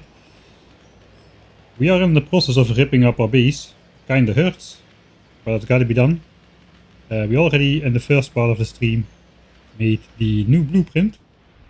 It's gonna look like this. Let's just put it in there just to see how it looks in relation to our current base. Looks like I made the blueprint a little bit too large. That's gonna be it. That is gonna be the amount of labs with beacons for 2k SPM, not 1k. And that is less than half of the footprint that we still have left over right now.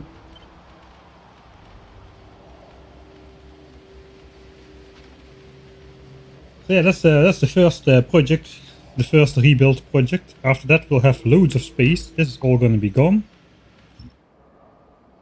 And we can start redesigning stuff like blue chips and whatnot. Sorry, red chips. With the EM plants we brought over from Fulgora, which should be hovering above in orbit over here. So we can send more of those down if we need to.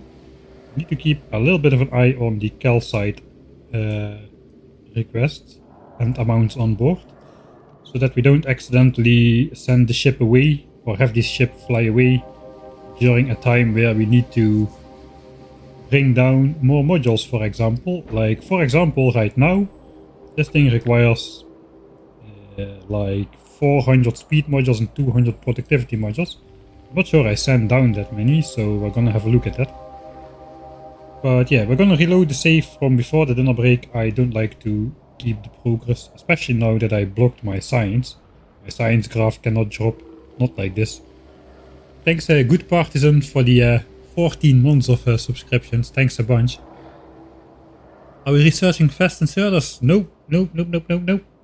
We might be researching stack size bonus though, which is behind fast inserters. It does not mean we'll be using them. I don't want to put that in the challenge rules, to not use them, because, I don't know, I'm not experienced enough with the late game to know if I will actually need them or not. I also don't plan to look it up, or how other people are doing it, or what is going on, or whatever. I'm going to find it out for myself. It's the best way to find new things in Factorio, is if you just go in blind. Often you do stupid stuff, but sometimes there's the odd chance that something genius happens in between.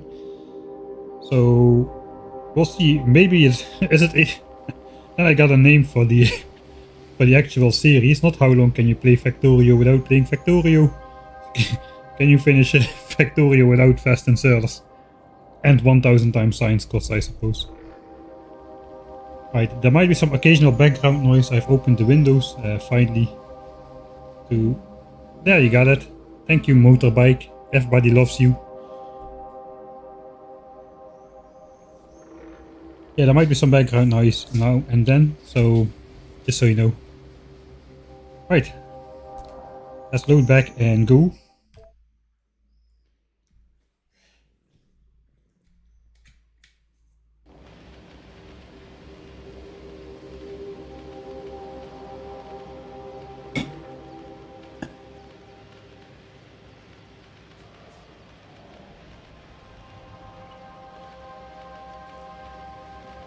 Might want fast inserters for Aquilo.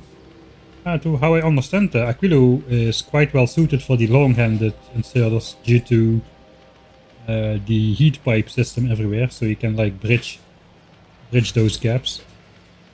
But we'll see. I mean, the cryogenic plants are quite big. Like, I can already output a full. I can output a full yellow belt like this. I think I can output a full red belt with 8 red inserters. Post stack size upgrade. And I think the cryogenic plants are even bigger, so we'll probably find a way.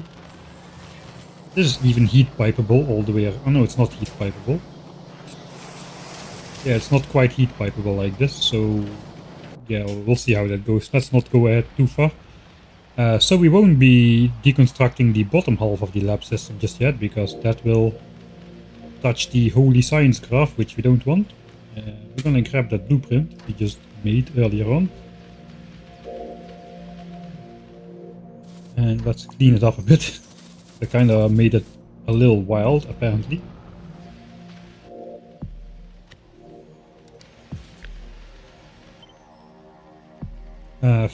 First of all, from which direction is science going to come in? It looks like it's going to come in from the right, since we kind of planned out all the science packs on this side. All the belts are facing to the right currently, including this one.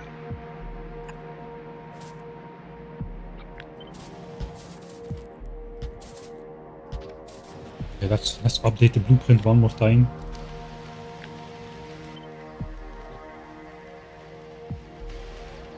Alright. So we're gonna put it into place. I think we decided to flop it over as far to the left as possible without touching any of that debris.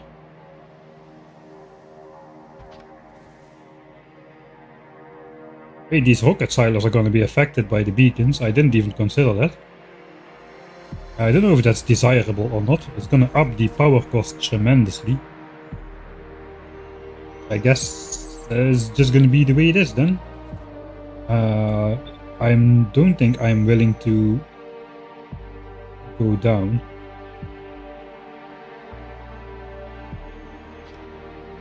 Maybe we'll change the rocket silos to just go up a little bit outside of beacon range, so we won't get the power penalty. We don't really need the faster rocket silos just yet. So by the time we need it, I'm probably going to design a purpose system for that. Or maybe not. Maybe it's fine this way. We'll see. We'll find out. Yeah, it kind of fits around the wing here, so that's nice. Apparently this is not in the way. That's fine. Okay, so what do we need? Oh, we need a lot of stuff. We need a lot of stuff.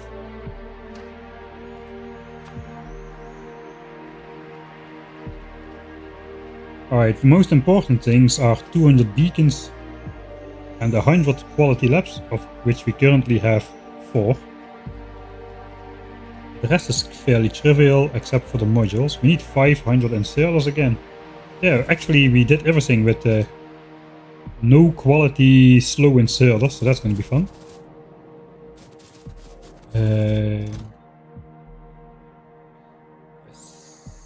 Let's grab the modules here. I think we're not going to use these, we're going to use the uncommon speed beacons. And just see how far we can get with those. For the rest, I just need to grab my beacons, and that's kind of it. Enough modules. 200 beacons, easy.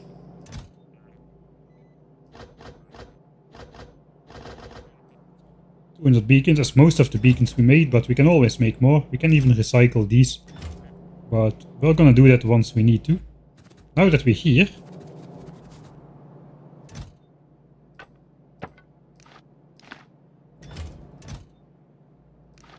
we didn't get that much rare quality stuff. Now that we're here, let's throw another stack of power lines in the grinder. Really?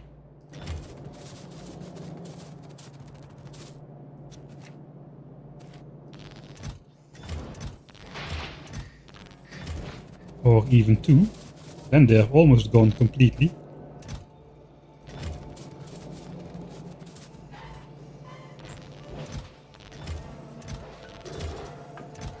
Alright, now we can make some new good quality wooden power lines with those.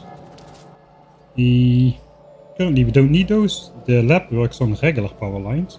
Actually the lab doesn't work on power lines at all. I did not design those in. Should be fairly trivial to do. I suppose we'll do that after the fact then. I see 400 good quality speed modules. There's no way we have those. I think I have 50 on me in the chest, and there's 2 left. I think we're gonna use these. 500, so that's 400. That's already all the speed modules I need, so I'm gonna send down some more.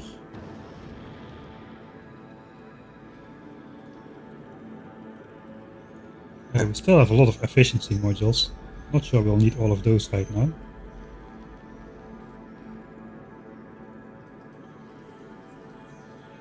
Let's send down just the 8 replacement stacks. I have all the productivities that I made so far are on board. 200 of those. We still got some left, so that's good.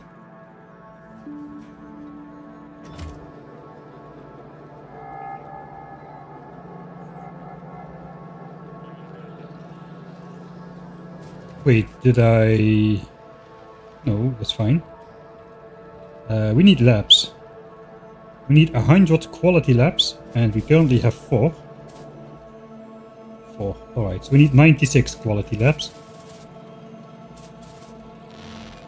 Oh yeah, let's ignore this. This was my hand-feeding guilty pleasure. You didn't see anything. I don't have efficiency modules on me, so I won't be upgrading automatically. Alright, 96 rare quality labs. We need some spicy ingredients for those. Like belts. And gears. Alright, 960 gears. I think we'll take those exactly, so we don't overproduce. And then we can just grab however many chips we want. That looks like a 10 assembler job with that amount of gears. But we also need quality belts. 4 times 96, 384. But let's do that with 4 times 96. And then divided by 2, we need 192 rare gears and rare iron to make belts, basically. Oh wait, we can make those in a foundry. At some point I'll remember that we can do that, but that point is not yet today. So another 128 find the foundry. Should probably throw some of those in my trash slots as well, instead of just walking around with those. I suppose we can just quickly make them here. Quality belts, believe it or not.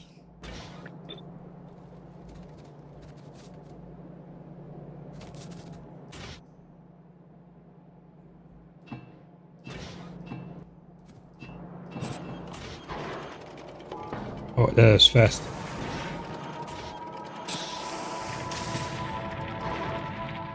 Right. 384. Alright, right on point.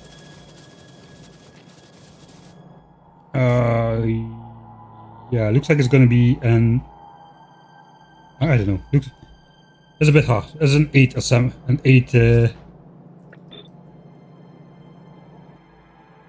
plan job. We still have 960 gears. I suppose we'll just mish and mash until we've got what we want. Let's make labs. Rare labs.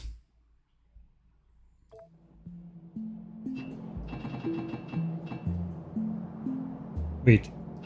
Yeah, I can stack 120 in there. That's all my... That's 960 right there, alright. So a full stack of circuits on top. And then just the belts, which is a bit harder. But we'll just do it like this and hope for the best. And we'll just recombine whatever is left over. I've got no rare stuff in my inventory whatsoever. So this should be exactly right, if I did all the math correct. Right, so that's gonna end up like so.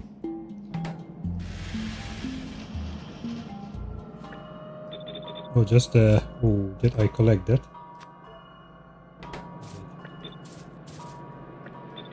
We'll just combine all the other stuff in one, and that should be the rest of it. 96, I suppose, and then the 4 I had already. Make that 200. Sorry, 100. There we go. 100 rare labs. Easy peasy.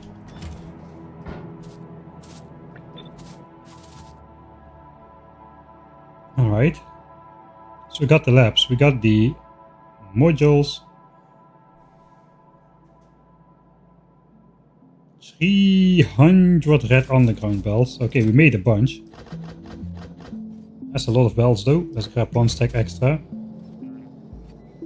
200 yellows. It's good I didn't convert all of them. Yeah, this one. Let's throw away that one from the bar. This and this. Who needs that anyway? 300 belts.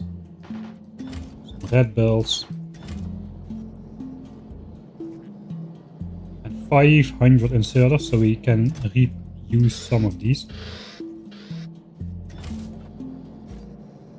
That's just about everything. Right, red splitters a stack. Another one.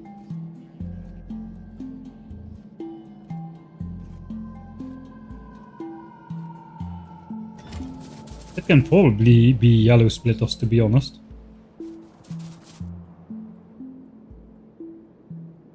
It's a red bell though, so let's keep it red for thematic purposes. I think that's all we need. And now we just gotta find a way to construct it. I could do it with base bots. I mean, I could. Probably means we're not gonna do that. Let me grab power lines. There should be some power lines somewhere. I think they got auto sorted into the chests over here. I'm gonna need to figure out what kind of power lines to use. Don't have too many of those left over. I think it's gonna be a normal power line kinda situation here. Maybe the edges will be rare ones so we can power the beacons from this angle.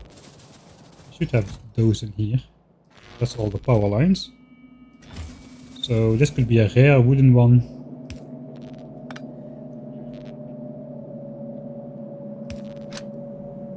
And then we could temporarily hook it up to here. And this powers the outside beacons as well.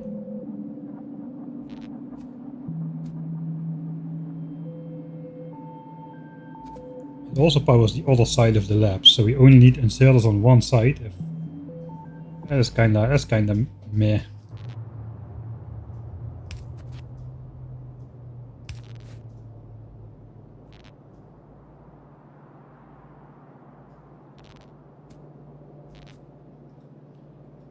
I suppose we'll try to keep it.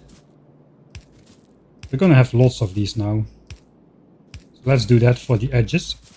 And then we'll simply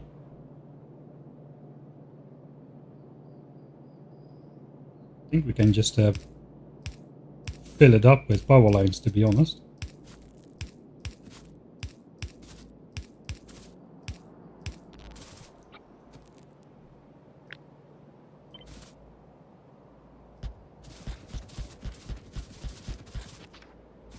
I think the last one I'll do myself again.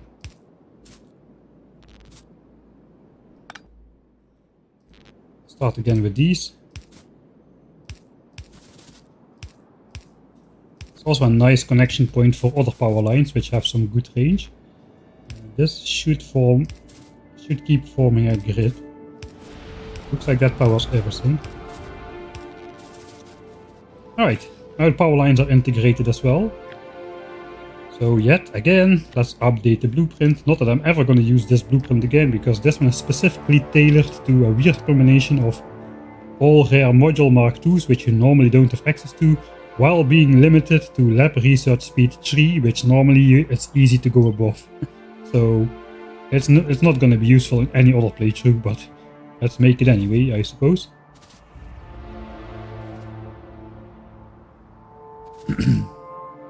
Alright. Then we get to build the thing. It's gonna be a bit hard. Do I do the bot swoops kind of thing? I can just bot swoop it in. Let's bot swoop it in. We'll first do... like... I have 200 bots. Right. Let's first do the power network. How many is this now? 184.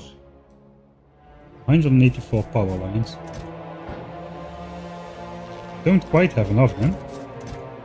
And there's no more in here. Okay, we'll grab those. And also get rid of the green chips here. Those in the trash slots and some... ah no wait, the bots can take those, I forgot about that. Alright. Bots can take those, they cannot take the rest though. Normal power lines. Give me some.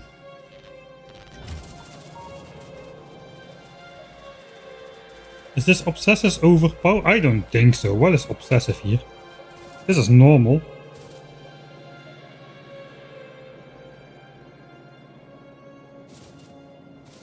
I know, you can go with your own feeling, I suppose. I disagree. I disagree.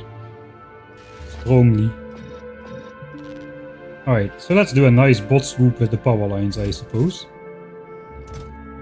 This can go. This can go.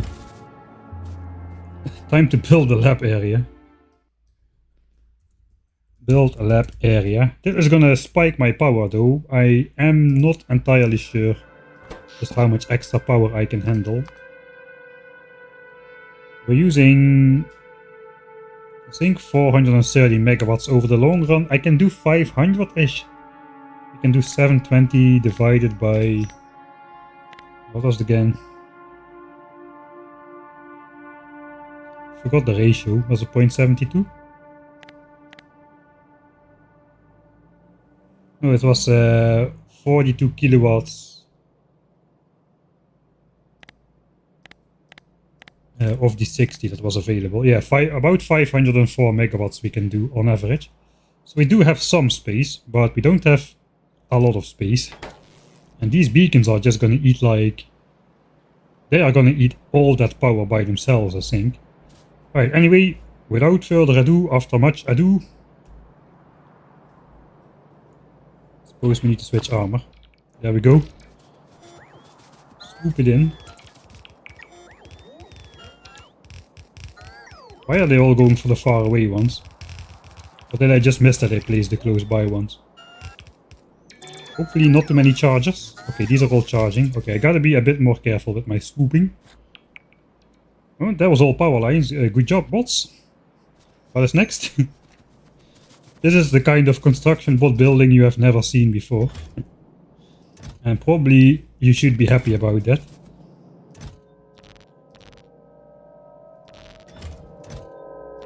Alright, what is next? I suppose next we can do 200 beacons.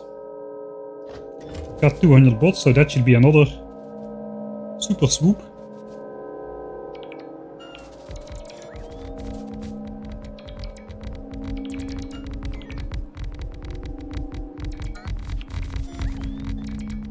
We're gonna get some charges out of here. Let's grab most of them, and then just quickly run forward to hopefully not charge up too many bots. Alright, it's also getting night, so I really think we're gonna do the robot on and off things for the rest, because the rest is quite a lot of stuff. Alright, next stage. Labs, splitters. That together is 150 entities. Swoop it in there.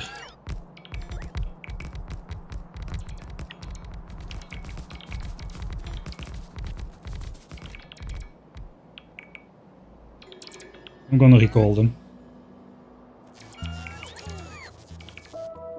I gotta be a bit more careful. Thanks Yatuwatu for the 4th month of Prime subscriptions. Thanks a lot.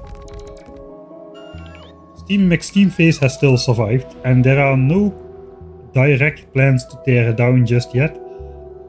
Kinda depends on how much space we end up needing to also build yellow signs and whatnot.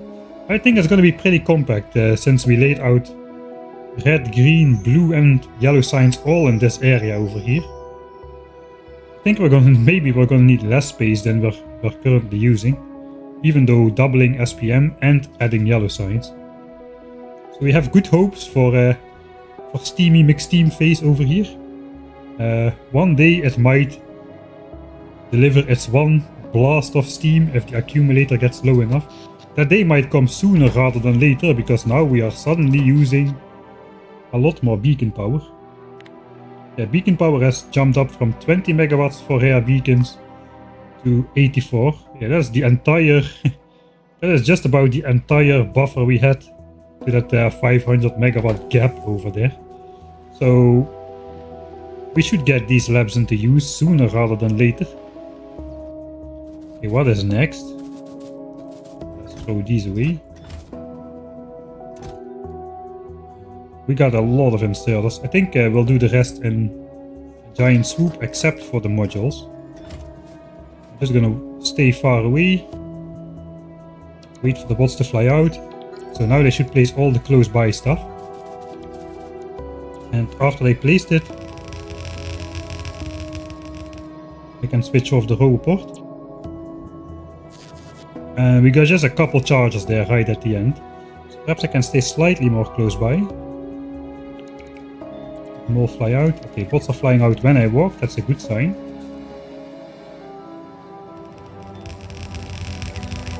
Scoop number 2. One charger at the end there. Okay, that was perfect. Looks like we can do this the swoopy method over here.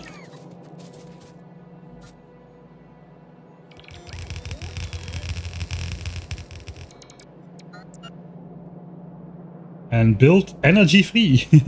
Look at my battery. It's going up.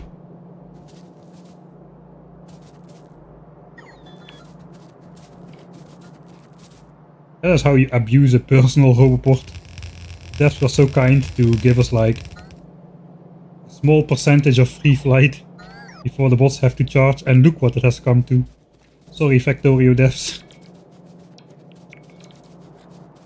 Okay, now they might charge. I started too far away.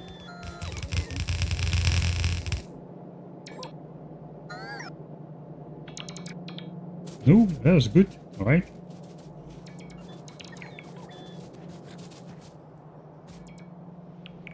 Shiny green rocks in the future.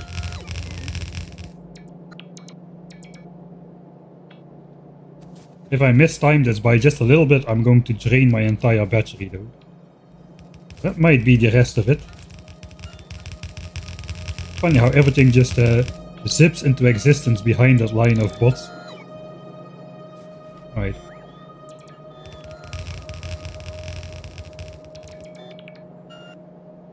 And my battery is at 100%. Nice. So what are we missing now? We're missing some beacons. Where is my alert settings? No material for construction disabled. I think I want to enable that again.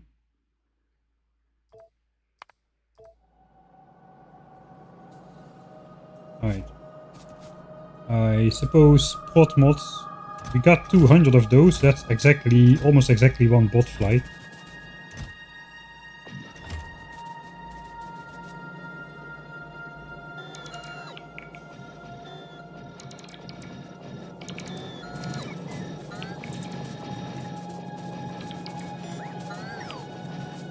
Swarm them out.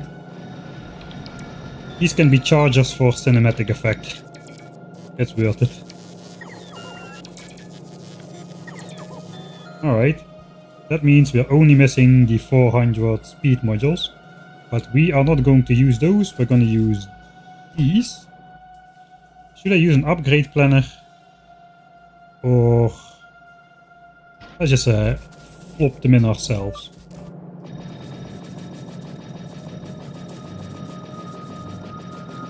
I think I did not account for the research speed, the 2K SPM research speed with the worst quality speed modules though.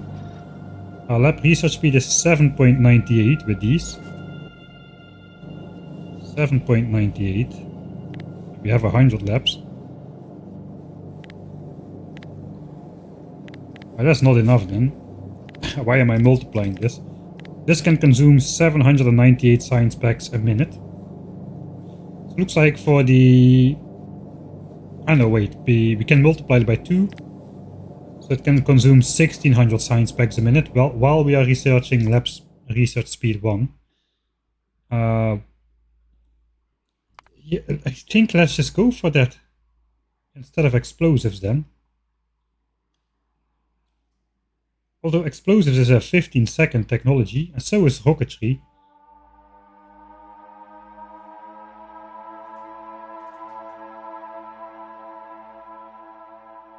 So that means we can research those.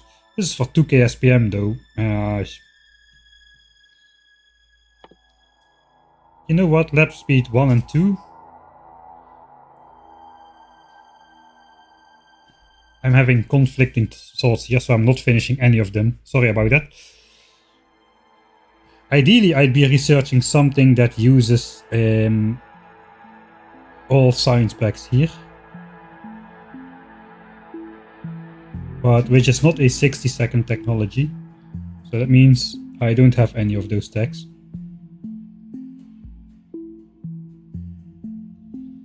I think it's going to be relatively easy to upgrade red and green science to 1K SPM. It's going to be a bit harder to upgrade blue science because we need double the engine and red chip infrastructure.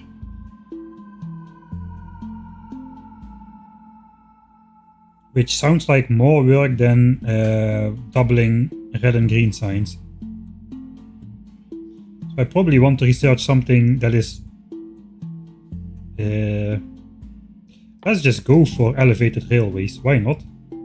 We cannot finish it just yet because purple science is still ongoing, but purple science is going to be the limiting factor here anyway, so lap speed doesn't really matter. I think, yeah, let's do that. And we can do any of this stuff later on. I think it's just going to be lap speed after this. So we are ready for 2K SPM. We'll see. But those three are in the planning. Those three levels. And it is almost time to decide here.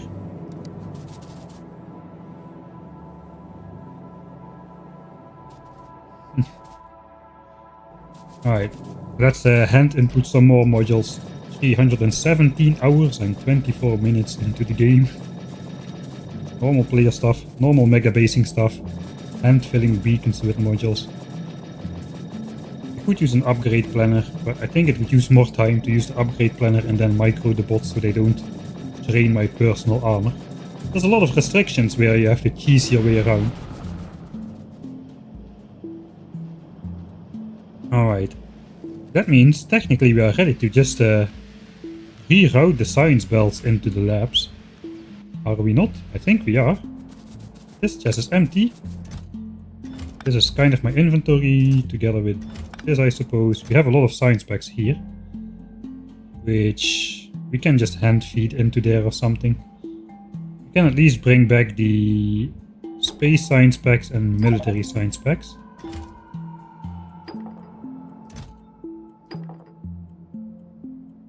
Because those have a fixed place to go. Actually, purple science as well.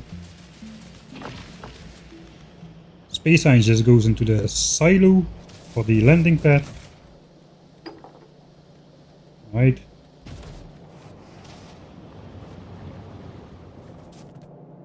And we should have plenty of space in here for military science.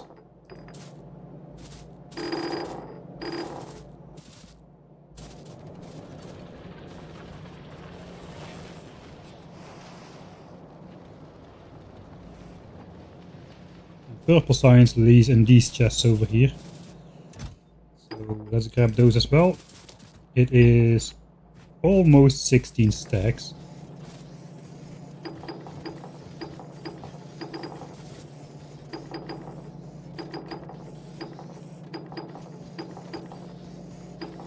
Okay, that kind of should feed out symmetrically. We're probably gonna gather some more science in our inventory, but so be it.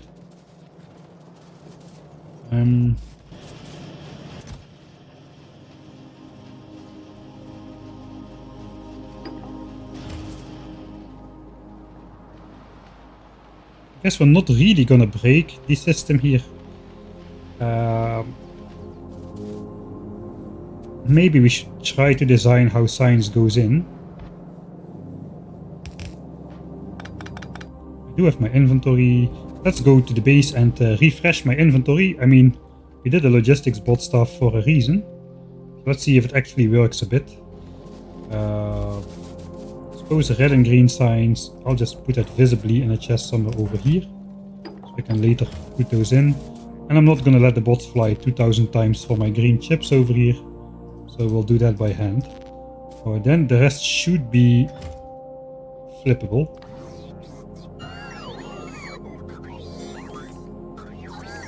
Right, resupply belts, put away surplus inserters, give me back some modules, and we should be good to go.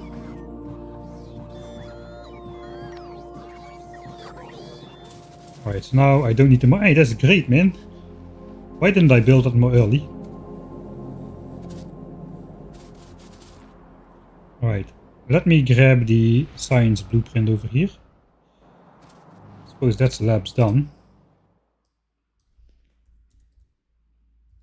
Caps labs done. I did not misspell a save game name yet. I mispronounced it, but I didn't misspell it.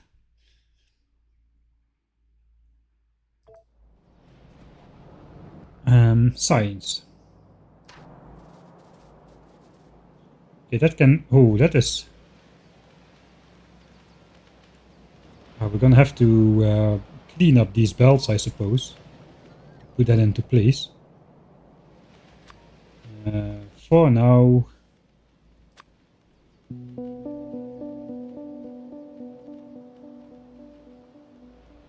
this was the big guy. So with the big guy, I'm just going to temporarily... I can shift click this. Okay. We gotta feed in the belt somehow. We gotta keep some space there. Okay, we're just gonna make this as compact as we possibly can. Feed in all the science packs. We might feed in some of the other science packs from the back side. So this could be red and green signs. This could be military and blue signs. We got one science pack which gets its own belt. Question is, should it be Glabba signs? Probably not if I want to do it on the line with all these splitters. That's gonna be horrible. So Glabba signs is probably gonna get like a red belt. Maybe it's just gonna be space signs then. Space signs here.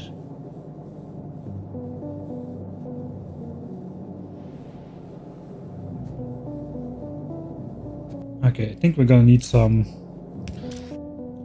inserters to signal what is what. Let's put it on this one. We want the red and green signs on the top. Yellow belt. I think we'll put blue and military on here then. I'm gonna put space signs on the central belt. That seems like appropriate somehow. I now realize the first lab is not receiving any space signs.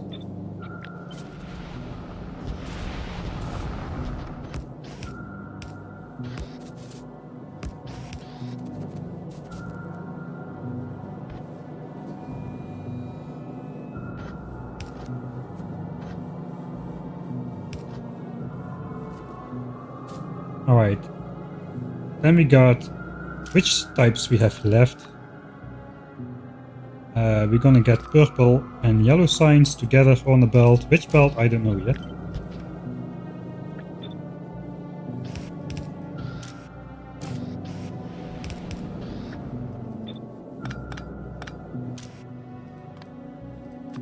That's all the Nauvis science packs, including space.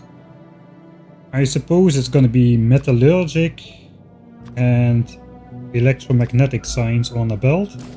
And the Glabben Horror Fest with the spoilage gets its own belt. Wait, what? How can two science packs have their own belt?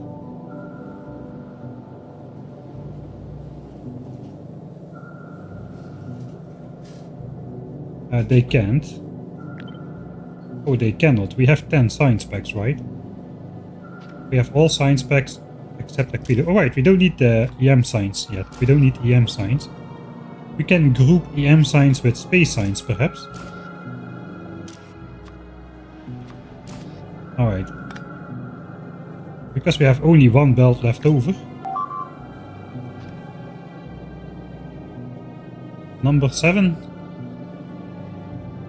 No 7. You can have 6 belts here. I don't see how, but no, we don't need it. We only need 9 science packs and then we switch over to biolabs anyway. So I don't need to prepare this for 12 science packs.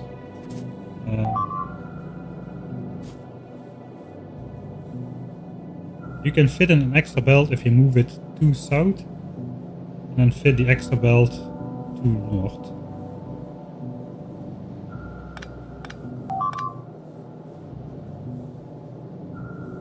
Nine packs. Yeah, 9 packs, yeah. The splitter is one south, and the other is 2 tiles north above it. Ah, okay, I see what you mean. We can do it like this.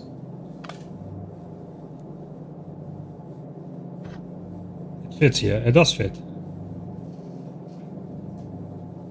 Alright, if somehow we end up...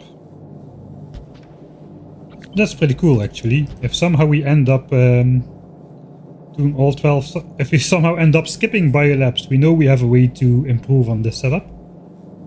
But since we are now going to go 9 science packs only, I think we'll just stick to this one. That is a very obvious improvement, which I definitely should have seen. Let's literally just move this up to here and then flip it around to here. And it's all. That's all you need to do. Alright. That's gonna be it for now though. Do I keep the... I think I do not keep the filters on there. Except for now, so I know what to connect where. Alright, now let's design something that connects stuff to other stuff. I can switch on my bot network. So they had the blueprint sitting there. Right, that is kind of max distance if we want to go that way. I don't know. Let's first see how we feed it in. So we basically have to sideload the belt with 2 science packs. Let's start from the bottom instead. So a red belt of science comes up. Oh, there comes a bunch of iron ore. A red belt of science comes up. It needs to go into this thing over here.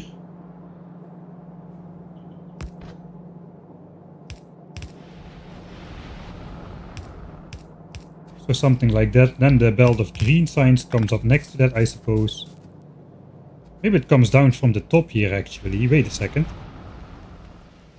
Maybe we can save some space by having some belts come up from the top, and that could be red and green signs if they are made at the top. Okay, I'm going to like plop some of this into place just real quick, just to get an idea. Ideally, this is the... Oh wait, I need to switch off my bot port for that.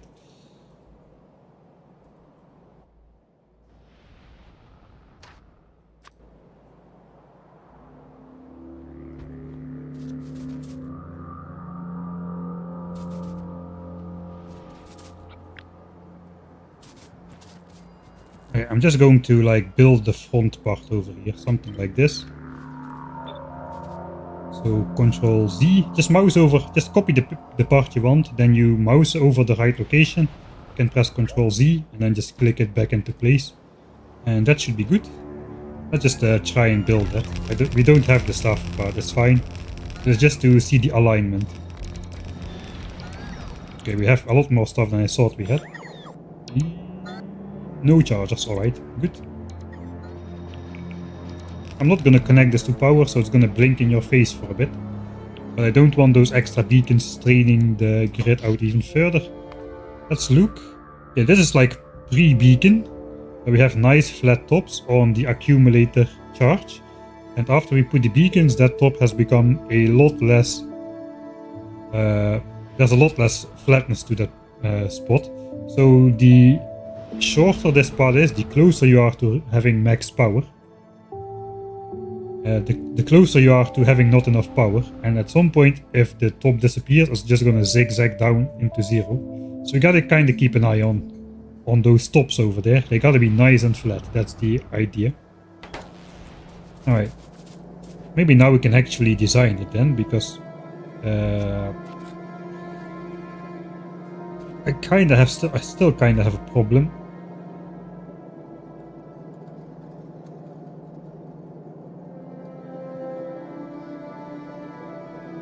We need 2 red belts of resources coming in here. So I can I can still do the beacon build, I just gotta build a gap in the middle where I do some magic belt switcheroo, and then we should be good. But in general, red science is gonna come out both here and here. Yeah, 900 SPM comes out on the north, 900 on the south.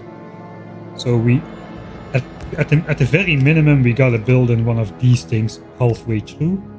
So the science output can go on both sides of the belt. We might be able to do that by moving, I mean, this can be here, this can be here, and this can be here, and this power line can be a better quality. And then we have space for that flipper routing, like in the middle somewhere. So maybe we don't need to actually make a gap in the science assemblers, maybe we're fine.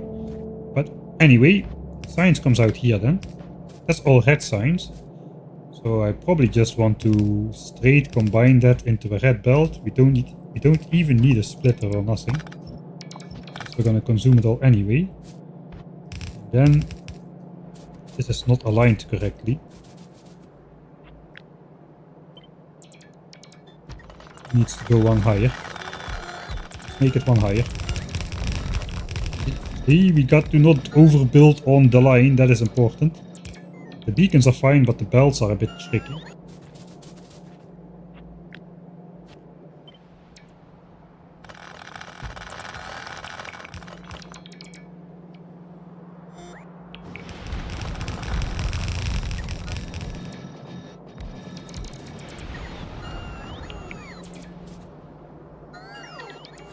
Alright, something like that. So red signs can come from this side, and green signs can do the same thing.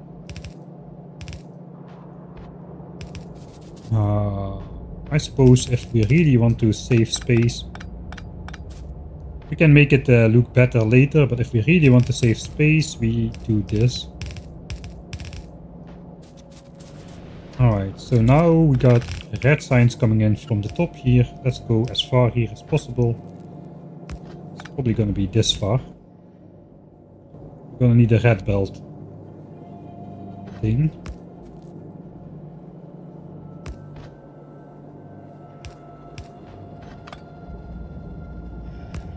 It is possible to do this. We just have to do this, and we can squeeze it all the way up here. Beauty price, not really. Does it work? Kind of. What looks the least worst? I think this looks the least worst. And technically this can all be yellow.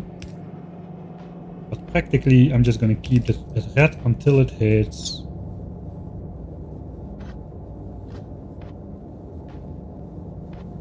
Let's now for clarity keep it yellow over here. Still need to feed in the red belt somehow.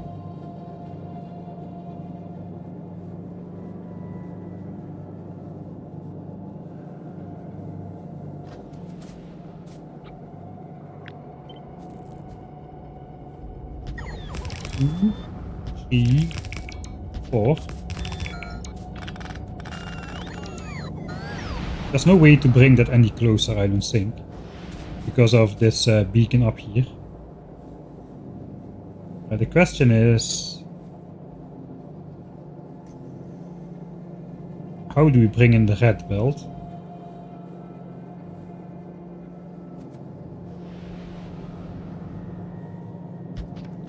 And technically the yellow belt could go like this, the red belt could go like this. Some extra belt weaves to start it off.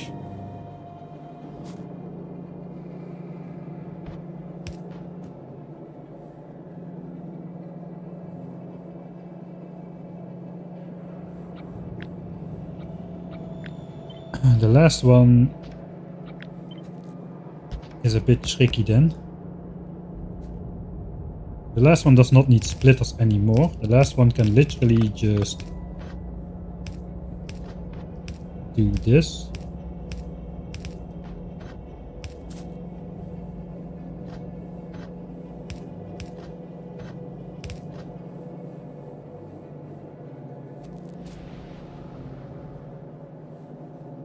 Right.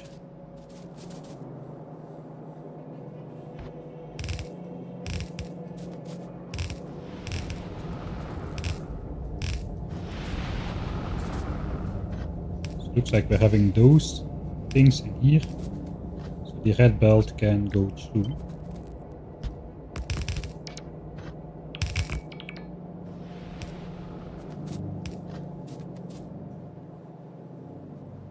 Okay. I suppose military and blue signs are just both gonna... Oh no, blue signs is gonna come in from here as well. Military signs is gonna come in from a belt. Maybe I want to combine blue signs and yellow signs then. Instead of blue signs and military signs on a belt. Oh, I forgot about yellow signs completely, apparently. Right. Have people already been telling me? If people have been telling me, then you have another bingo. Filters are all home. Signs on bells doesn't count if it's not a rainbow.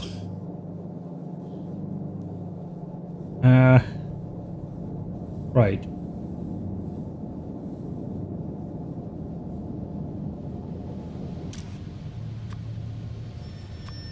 Let's put blue and yellow signs on the belt. I forgot about military signs.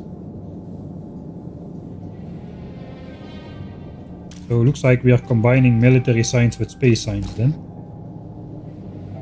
Yeah, that should be like this. 9 packs means only 1 pack gets its own belt. It's gonna have to be Gleba, unfortunately. No, it's not gonna have to be Gleba. Gleba, we probably want Gleben signs on only one side of the belt, so we don't deal with insert or near side of the belt priority.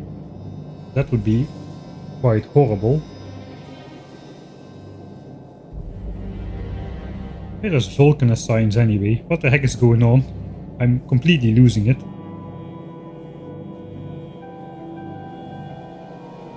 Alright, yeah, okay. This doesn't need to be the case, of course. Man, what am I doing?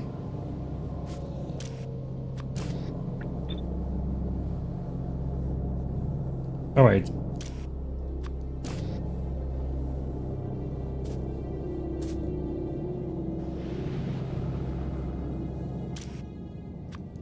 I guess we'll throw military signs together with Gleba signs then. Space signs on its own belt. There should be 2 packs left. Purple. Purple and Vulcanus. Those go well together because they will come from the same planet. Purple is not left over. Purple is left over. I don't know what I'm doing.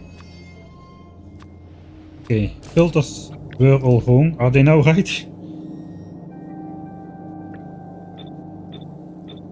I'll just do it for 1 lap.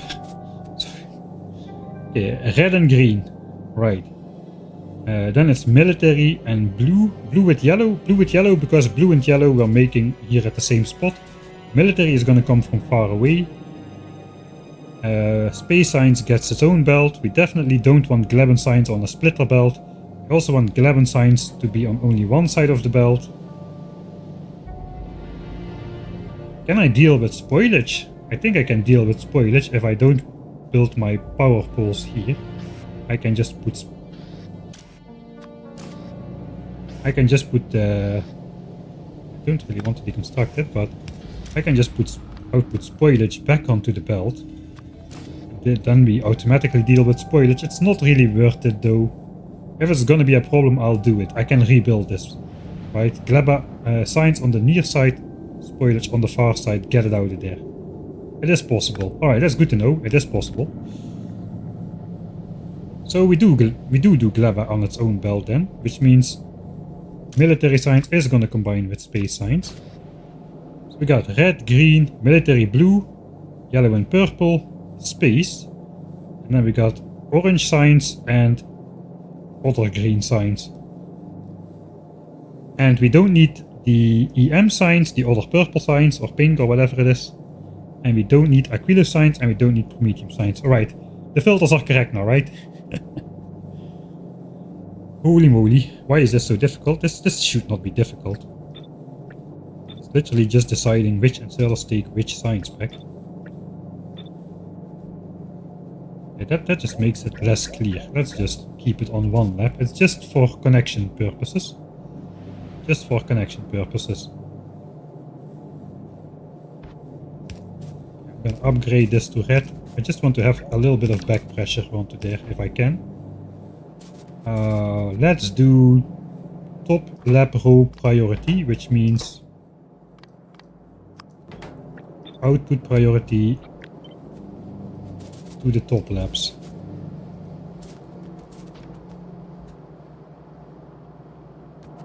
Alright, so this is going to be Gleben signs. So... and Gleben signs only. So we literally need... we only need this then. Side load it. Side load it on the near side of the belt. The near side of the belt is always going to be the top one.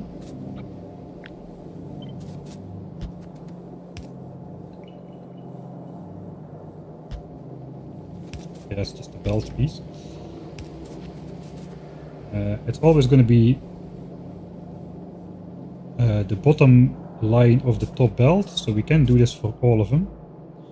There's a little bit of a problem over here, but actually it's not,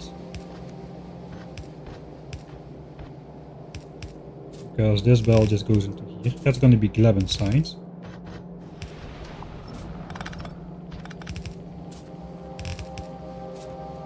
Oh, we're going to have a full belt of Gleben signs coming in. We just need to side load it on every occasion. Yes, that's going to be its own belt. It's going to come from below somewhere. Alright, what is next? I suppose blue.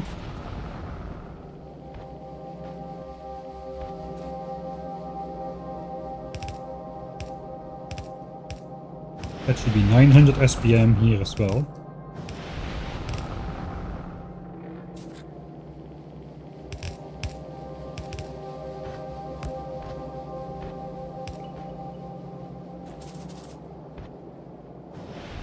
We're just gonna go straight here. That's blue signs. It has... okay, we have filled the top belt then. The top belt is done. That's good because we don't really have any more space here. The next is basically just going to be a copy of this, I suppose. Except aligned to go over there. We can probably like flip that right in. At least partly with the Gleben belt. Can we do that even further? Can we like plop that in right here?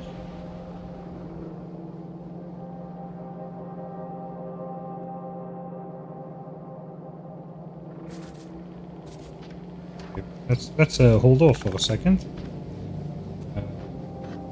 At this guy. What else is going to come here? Metallurgic and purple is going to come in from the bottom.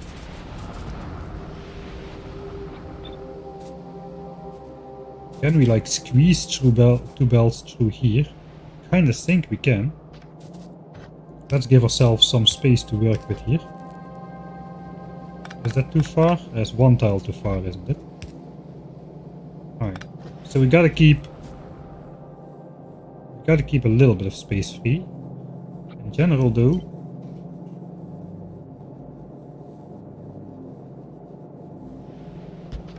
Let's see. I'm gonna make this like green belt so it does not interact. That's a bad idea, because we got red belts which can interact with each other. Might be able to do this if we offset it by a little. So that the yellow belt can just...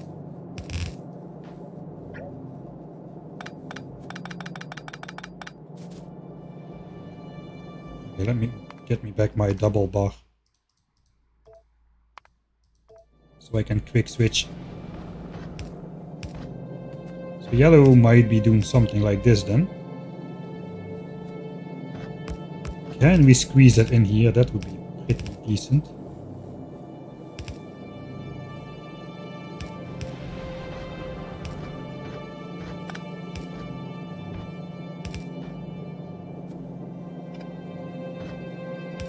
Alright, we would need... we do need to do this then. Or just this, you know, like a normal person. It doesn't look so nice. so I'm not gonna be that normal person. Can do this with a yellow belt though.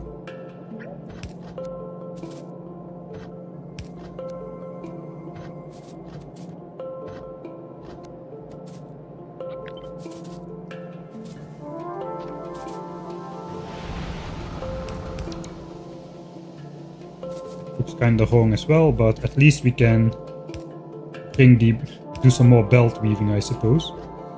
So that could be 2 more sign specs on these 2 lines. So we have Glabber signs coming in here. Let's start putting some inserters down. Glabber signs on the left side, and then keep the other side for potential spoilage.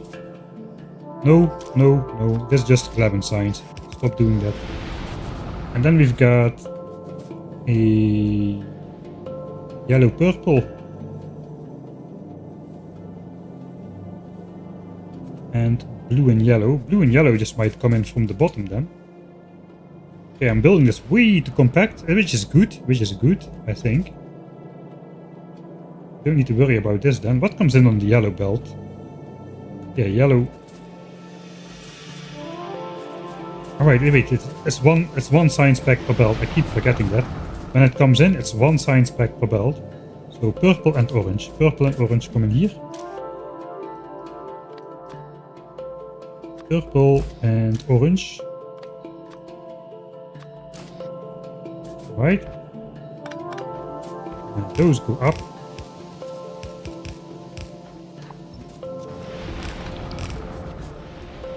I think we can afford to do a tight fit here.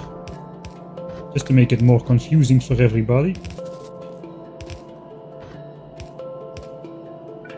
And we're out of underground.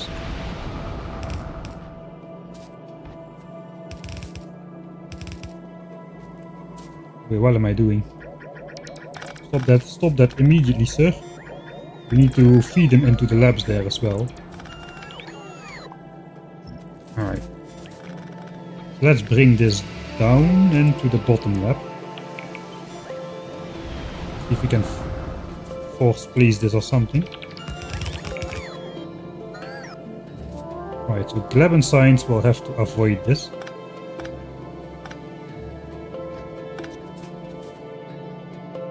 Which is possible. What's going on? Nothing.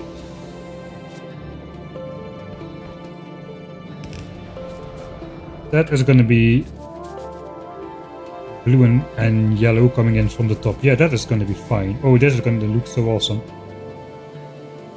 So it's going to look so good that I don't want to deconstruct it after biolab. So we might do that trick where we go for the full belt shenanigans. Although that will probably not fit this anymore. I think this is just going to fit with the design specs and design specs only. Alright. I'm going to just grab myself some more red belts before we continue. Let's grab all of them. Looks like we're going to be needing a lot of those.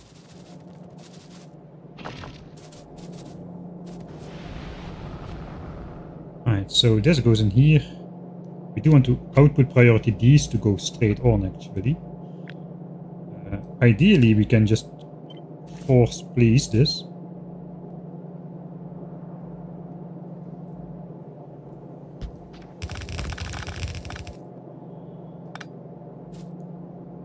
I think we can manage to get the Glabber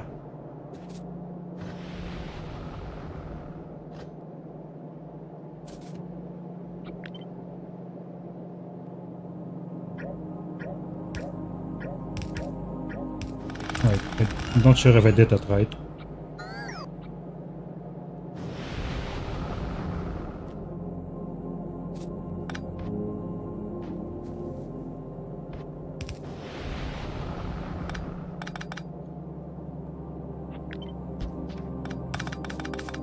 Let's just keep this in place for Glabber at the moment. There's some weird stuff going on with updating. I think we'll have to build it by hand. Not force place blueprint kind of stuff.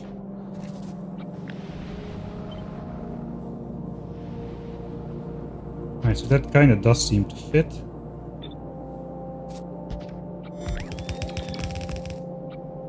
can probably do this though.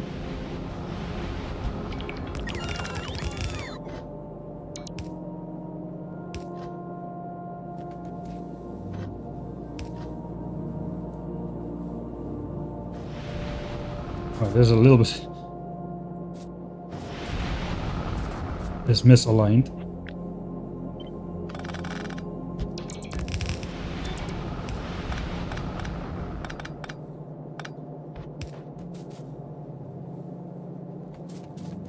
I suppose we can bring it in even closer one tile, but let's not do that. Now it's nicely aligned next to each other, these belts, how they come in.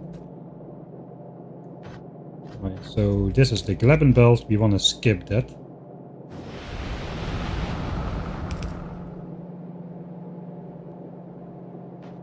Oh, the rocket sound is from the capsules coming down from space. I think the rockets are launching all the time. Alright. Let's put some guardrails on these so we can see which belt is which. It's not going to work because there's splitters involved. So we're just going to build it one by one then. That goes in here. Right. And this just continues on. Then we want this again on this line here. No. On this line here. No. On this line here. Let's get rid of this. The yellow belt is going to come in like such again.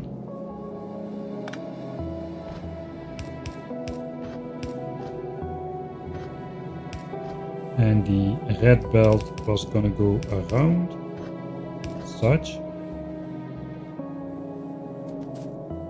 Okay, I'm messing up even more.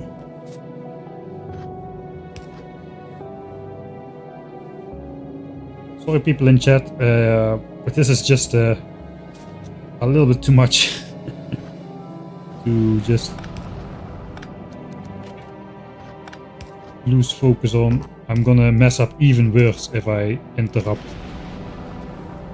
If I try to interrupt this in any one way.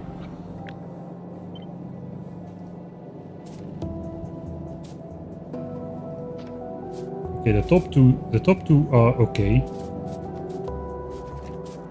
I want editor mode. I'm just gonna feed in all the science specs from like Infinity Chest and just see if everything flows right, and that way I'll figure out the mistakes.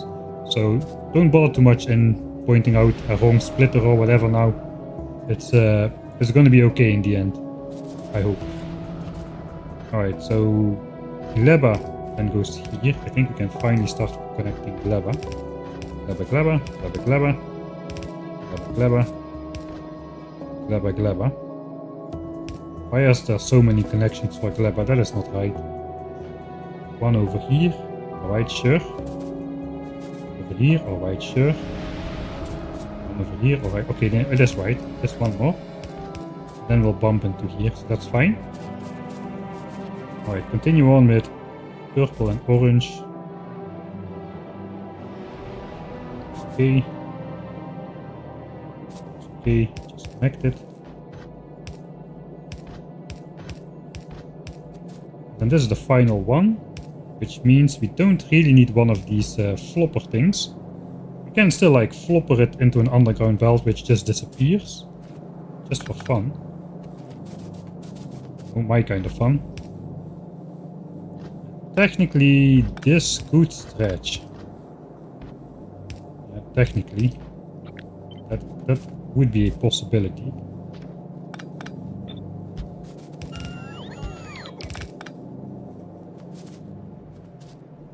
I think we'll do that. We can do this. Ah, that looks nice as well. I think we'll do that. We do somehow need to get space signs through here still, but we do have space for that. We do have space for that. On the other hand, what looks better? Space science is nice. Space science is nice. It's got military science on there as well, though. Military science is less nice.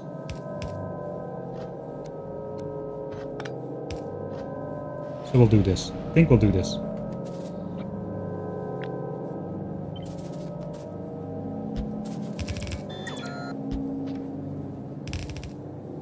Okay, so this fills up with empty science packs or science packs which will never go anywhere. I think that's fine. So I suppose we'll do the same up here. That goes into nowhere. Alright. Then we have one more of these structures, and that just needs to feed in here from the top. That should be easy.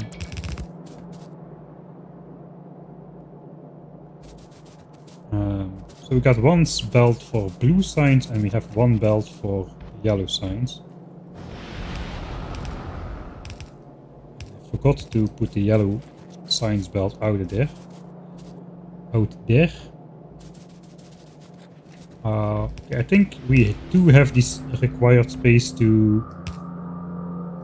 It should be red. We do have the space to just go out in a straight line for all of these science packs. I will upgrade this to red as well.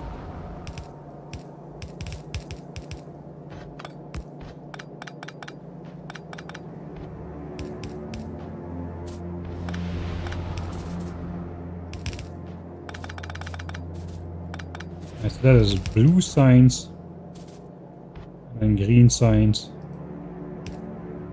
Go in here in a straight line. Red signs goes there.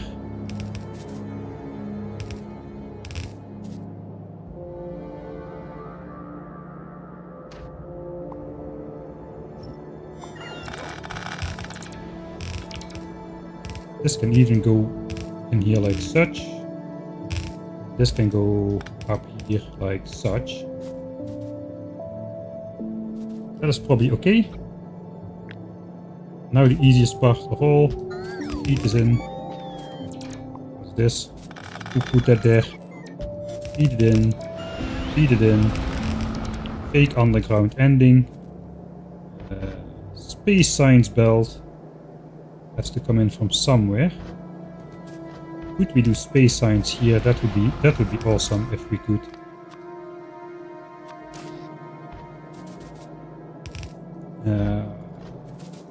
It's going to be a bit of a tight fit.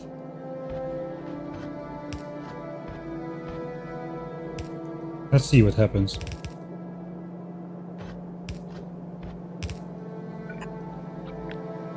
Oh, the red belts even. Alright, so space science, we got to then feed it into here.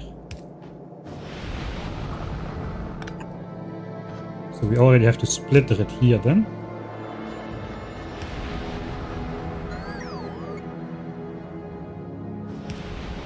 Let's keep it simple for now. Just bridge the gap. Of course we can do this.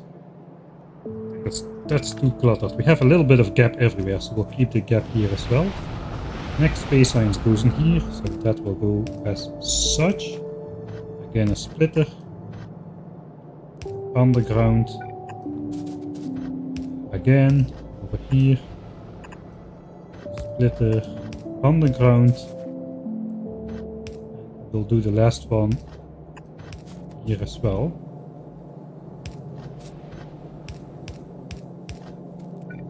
Oh man, this is so horrible. Okay, if you hadn't filled in the accursed splitter contraption is built bingo square just yet, I think it is time. If you hadn't done so already.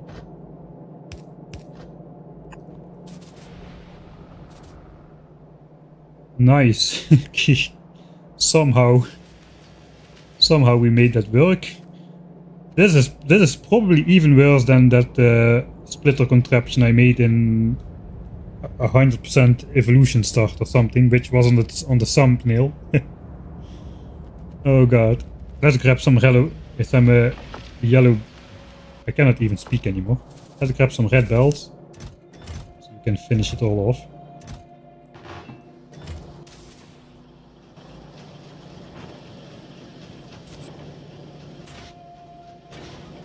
How did that get in here? Ah, military. Oh no. No. No. Where is military science even? Oh no, that just comes in on the belt with space signs, right. Oops.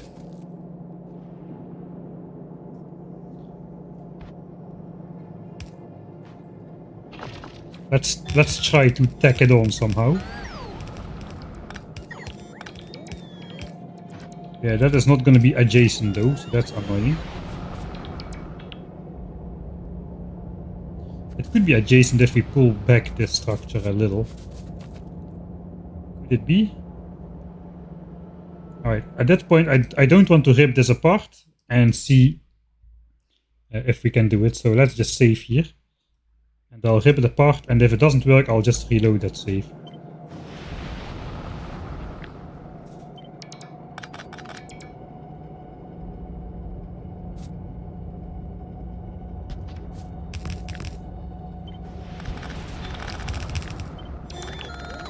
What about military science?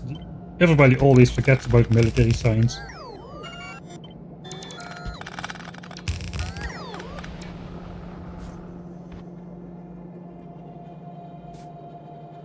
I think something went wrong. This connects to here.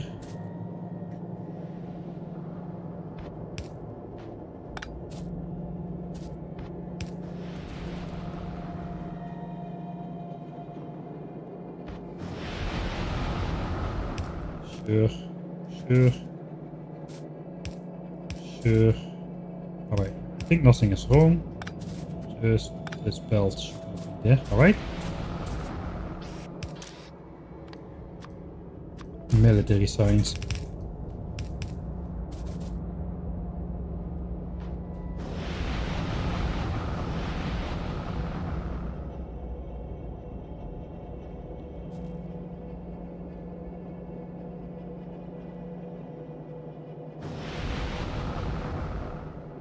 That's not gonna work. Not like that. You can technically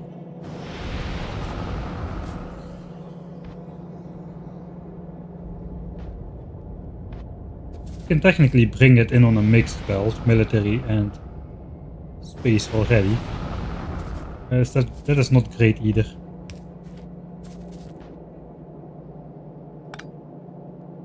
Alright, so now we no longer need the space science splitter here, I suppose.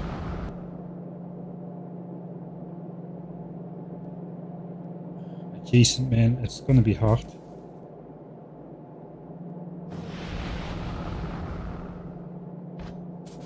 Technically, this does not need to be a yellow belt. It could be. Let's rip it apart one tile further still. And we'll red belt this. That should maybe give us the space we need.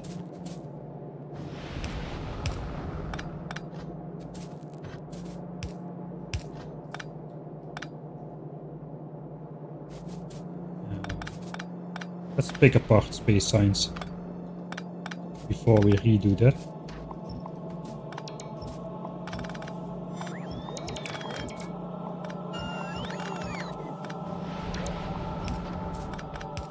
Alright, 2 belts come in. It looks like it should be possible now.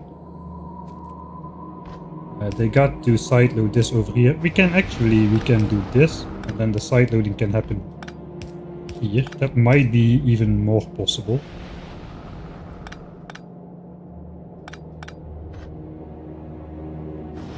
Okay, so one of the things we could do is this. Right? And then bring military science first through. We can do this for military science on the other side. Or we can just splitter it off to the right, that is fine as well.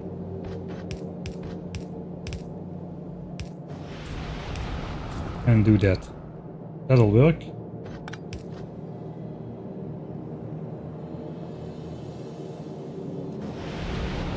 Space science goes here. Here. Military science goes first under, then on the top.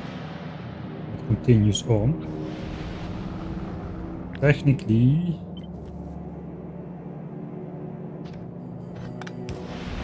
first hide those.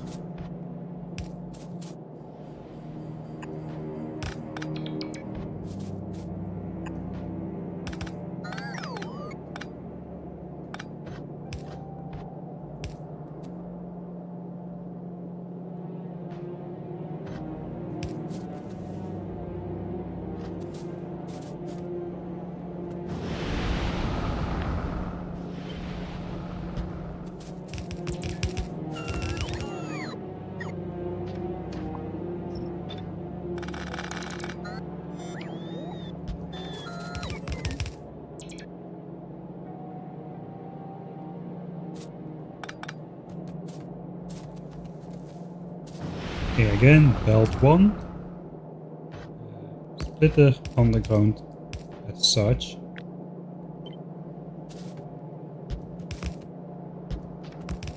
And belt 2 first goes under.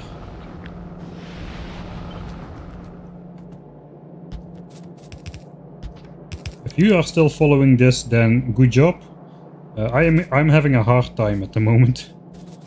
It does mean that this can not go one more tile back to the left. We are now using the full width of this.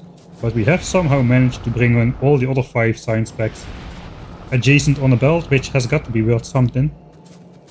Not really sure exactly what, but how do we bring in this then? I'm kind of tempted to just go top now.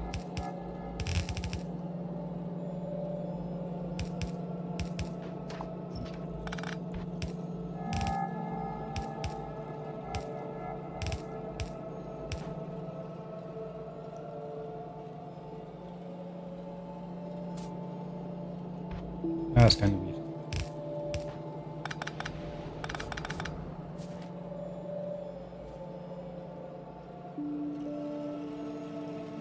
It's a little bit annoying that this one visually is not really as close as the other one. Let's see if we can do something about it. I think we can. We can have a splitter here. Or here. And have this one go as such. Then we can have a splitter here.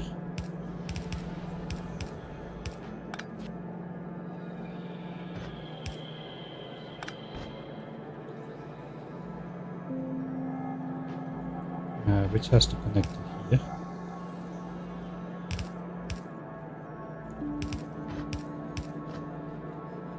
I suppose it can be here. I think that's fine. Yeah, okay, let's slot it in there then. If we're gonna go extreme, we're gonna go hyper extreme. Again, I'm completely missing the purpose of this build was to quickly, just quickly set up a lab setup, and if this works on the first try, man, I'm going to be amazed. It doesn't look like it should work. It does not look like it should work. Alright, now it looks more like a giant mass of garbage with a couple random underground belts in there. I could even upgrade those to turbo belts. Just ghost turbo belts, and everything should be fine, except we're gonna get this blinking all the time. So that will be annoying. Right, so let's delete these two. That will build those other two. Okay, I think it's time to test it then. Oh man. Okay, we got 9 science packs. 5 are coming in externally, 4 are made on site. Bottom one is gonna be yellow science. We are not in edit mode yet. I have to remember not to place anything outside of the chunk border. Yellow science, blue science, green science. Oh man, if this works, I'm gonna be pretty happy with this. And I spent way too long on making this. That is for sure. Alright, let's test it. Save game. OMG, if this works, I'm dead. Yeah, that's gotta be up there with the most horrible things I ever made. But let's first see if it works before I'm gonna be up there. Alright.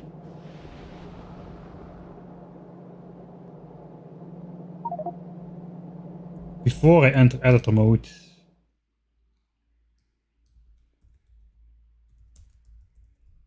we'll make another save. Alright, now we get to the fun part. Let's also pick a technology which requires all the science packs. 1, 2, 3, 4, 5, 6, 7, 8. Is there anything that requires all 9 of those? I suppose it's Aquilo. That does require It does not require military science. Oh. Right, what does require all 12 science packs? This requires Aquilo and EM science, which we both don't have. It does require all of the other 9 which we're trying to feed in. So that means I have 100 labs.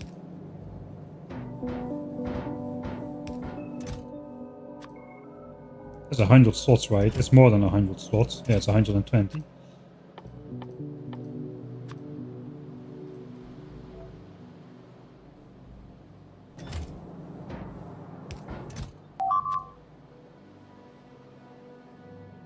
Spidertron. I'll have a look at that.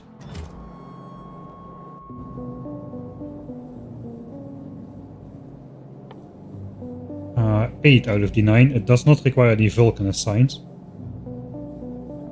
Alright, so I'm gonna continue with the plan. The plan is then captive biter spawner. Requires all 9. And EM plant and that. So I have to basically force research all the prerequisites. It's not an achievement, it's one of those milestones things. I'm gonna throw this in the labs then. So those are artificially in there just so I can make sure the other 9 are working. These 2 are not part of it. We're gonna have biolabs by the time we are at this stage. So, just to see if all the other science packs are gonna flow. Right, infinity chests. Can I copy filters from... No, I cannot. Right.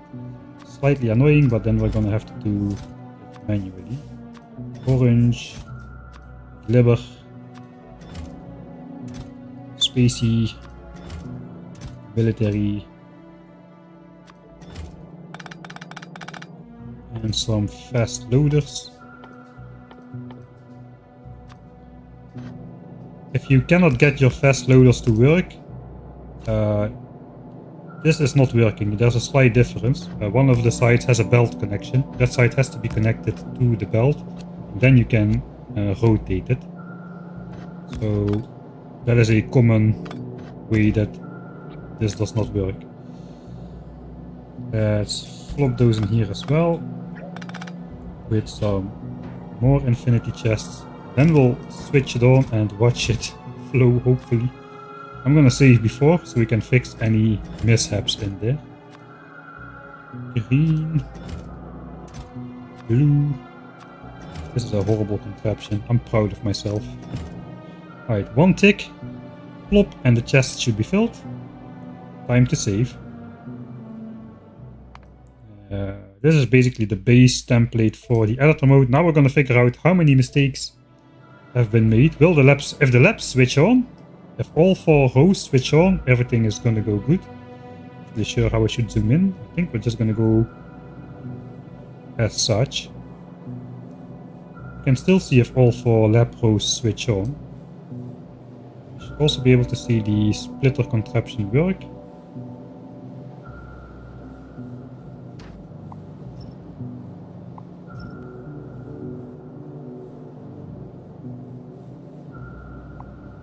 Suppose we, yeah, let's do it like so. Right. Attempt number 1. Here we go. Yes, yes, yes. I rejoined after hours. You're about to witness the most glorious creation of probably the entire series so far. This should sort out 9 different science packs into 4 different lanes. I cannot believe that it's gonna do that. I have to be honest here. Something is gonna go wrong. I think these belts should be red. All the belts in here are red, so let's make these red as well. Alright, final save. Still attempt 1. That was not a... That doesn't change anything. Okay, here we go. Here we go. Here we go. 3, 2, 1, launch.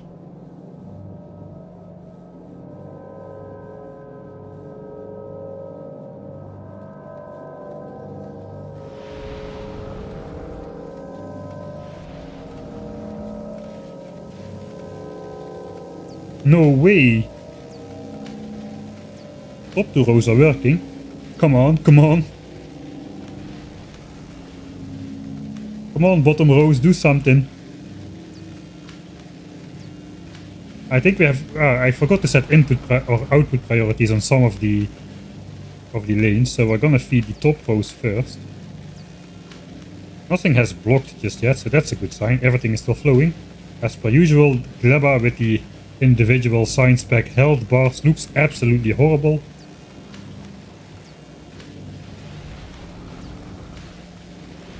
Okay, there goes row number 3. I cannot believe it. And row number 4. That is incredible. That is genuinely incredible. How does that work on the first try? There is just no way. Man.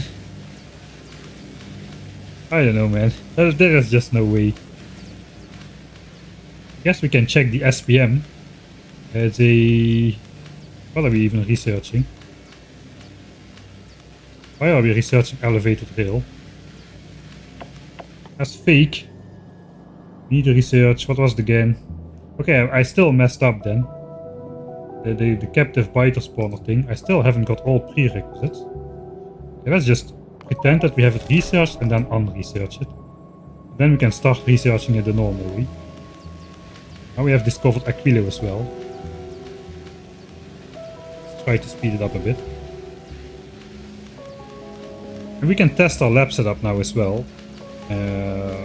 Now that we have this going. The first thing we should do is upgrade. That upgrade planner does not work in editor mode. I forgot about that. Need to upgrade all speed modules to rare and all of these beacons. But that's going to be the final situation.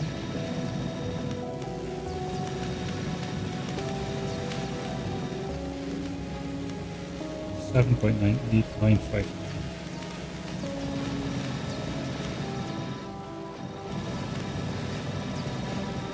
Now that we're here anyway, let's actually test what's going on. So now we should see no Mark II productivity modules on this blueprint. 400, so that's correct. Right?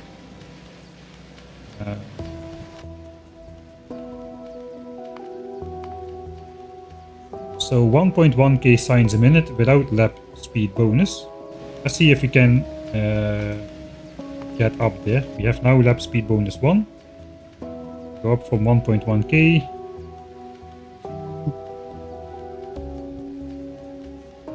1.4k, it's looking promising. Another level of lap speed bonus.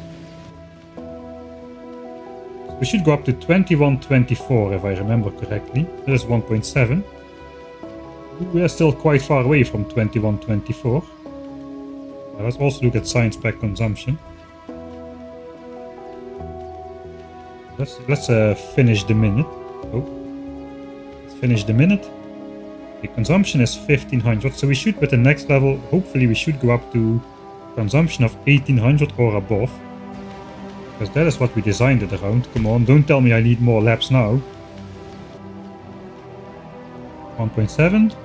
Okay, 2.1. That is looking promising. We gotta wait for more significant figures here though. Check power.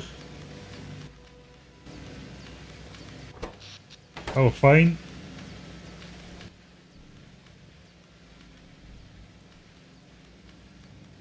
Yeah, we're there. Consumption of Gleben is higher, of course. We need to look another one. But it goes up and down between 1800 0 something and 1820 something, so I think we're good. Consumption is 2134. Oh yeah, so that is good. 1800 science packs make 2124. Let's check that number, if I'm not misquoting myself. So we are consuming a full belt of science packs at 1800 science a minute, multiplying it by 18% productivity bonus in the labs. 2124. If I remember, yeah, we should have 99.5 labs. We have 100 labs, so we can actually do a little bit more. Until, of course, any of the buffered science drops, and then we'll go down to 2124. That means we're good, basically. Okay, that means the setup is good and I don't need to make any changes or blueprint anything. We did it right on the first try. And the glare flickering looks horrible. Alright. Pretty cool. Okay, this is off. That is good. That might not have been the case with elevated railway. Power, yeah, we should be okay. The labs do 52 megawatts and the beacons around the labs did like 64 or something. So total power consumption should be roughly similar. This is a 60-second technology, yeah it is. Alright. And we have 20, oh we could check it here as well, 2134 SPM. Eventually we'll drop down to 2124 if we wait long enough. But that's gonna be a while because I was first researching elevated railway, so everything buffered up like a maniac. Okay, great, great. Yeah, nothing else to say, it's just awesome.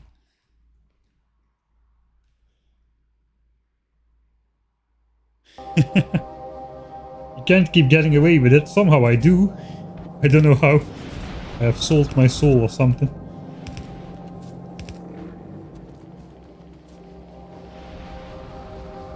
That's all we need to know then.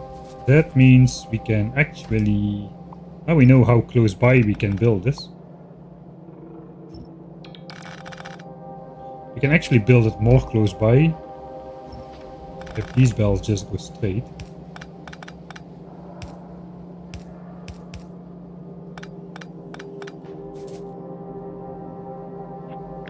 Let's try moving this in.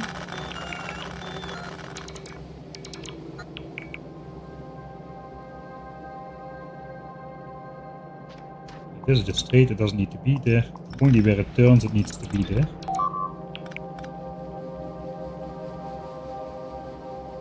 I think this should work. And since we know we never need to bring in anything else between here, we can actually build it this close. Wait, I'm on the actual save. I have to be careful not to misbuild anything. That is stupidly close.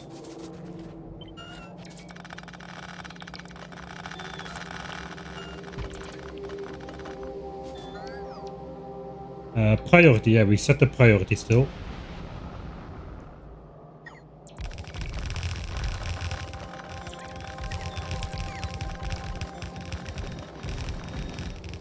Okay, that's then that's the base of our entire science area. Man, this is awesome. This is I'm already not regretting ripping my base apart. This is gonna look amazing. This is gonna be the new break screen, the new intro screen for a while. Once all 5 science packs are producing, we're gonna be looking at this for a bit. That is for sure.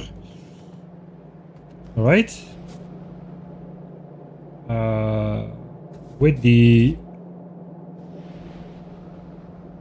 everything gotten messed up, the power lines have gotten messed up, so I'm gonna deconstruct the back part.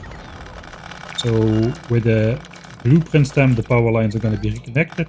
I've got everything I need in front over here, so that is good.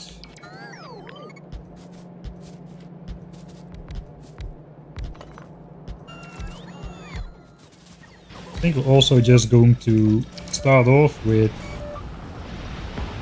happier speed modules. I think we're going to use the good ones on the Foundry rebuild stuff later on. We don't need science to work at maximum, the absolute maximum possible just yet. Alright.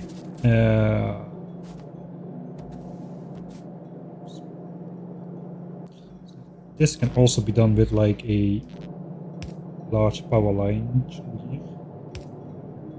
Oh, it's even gonna reach this side. That is cool. It's a single large power line connection. Can we do that on every single level? Yes, I think we can. Okay, now I'm obsessing over power pole placement. If you hadn't checked the bingo yet. No, it doesn't work. It's okay though, we only need one. We only need one. Only one connection at the top is all we need. Maybe one at the bottom. We have a straight liner at the bottom. It's pretty hard. And don't think we do. I think top only is going to be it then. Top only is going to be it, and then we'll just connect it to somewhere over here. Right.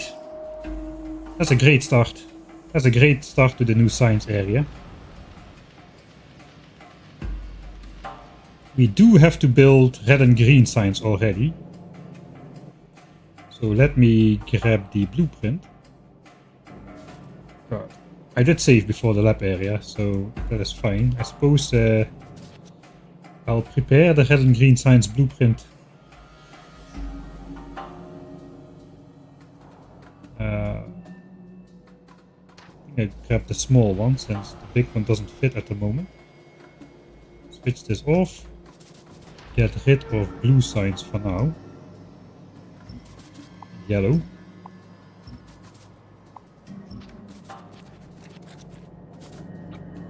We'll override the modules in these beacons.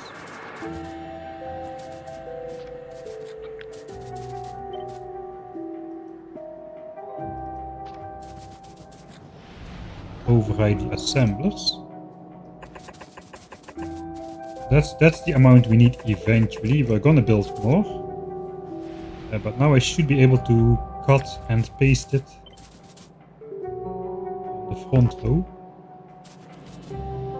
Small electrical is going to be... Alright, that's this one. I don't want to shift click this. Alright, yeah, we don't need to.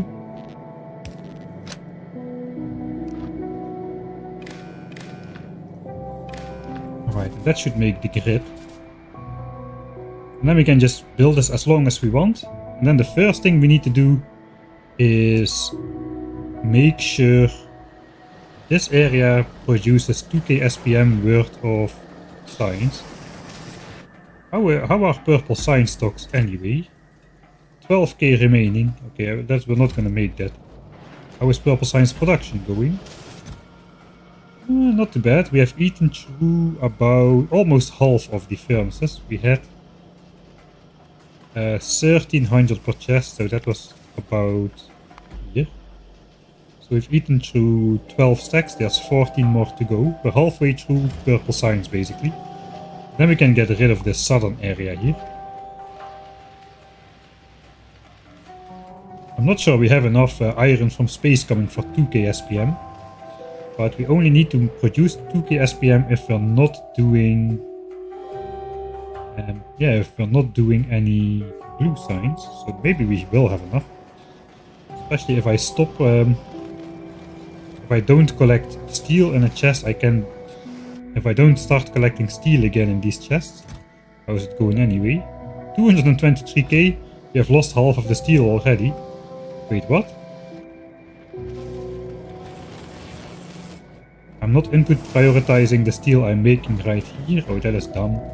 That's a mistake. That is a mistake. We have to have input priority on the steel that is coming from our live smelteries. That is actually pretty dumb. That goes here, this goes here, and back again. This also has to have input priority. Why does it have input priority from storage, I wonder? And so now this stops moving for a bit, while I unload these steel foundries. Oh well, so be it.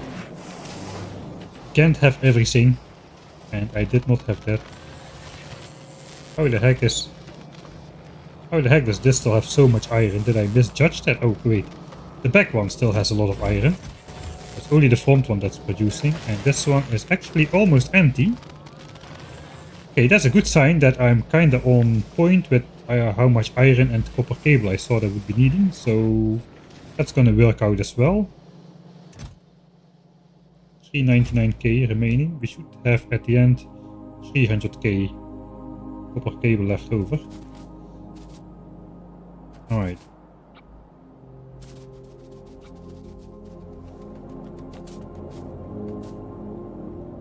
So signs in place. I think it's time to start preparing for the science build then. Science AM in place. Start cleaning. Alright, if we're gonna start cleaning, I'm first going to clean my inventory. That seems a good start. Let me switch this on.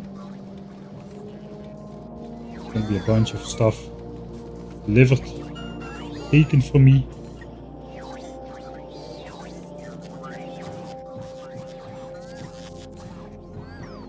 Then I'll switch it off again. Since we're gonna be cleaning, I do not want an inventory, but I have it ready for the next batch. The only thing I want is some belts, some undergrounds. I want the 40 stack. Splitters. Maybe some chests and inserters. We need to make some rare long-handeds. Kinda out. Yeah, let me just do that real quick here.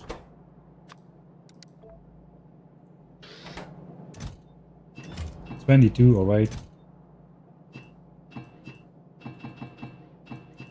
No leftovers. Just so I can like clean up some belts automatically with some long-handed inserters, that would be nice.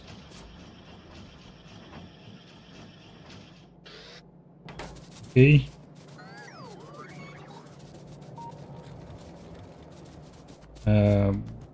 Everything is coming into my base right here, so I think I'm just gonna put end caps on that, or something like that.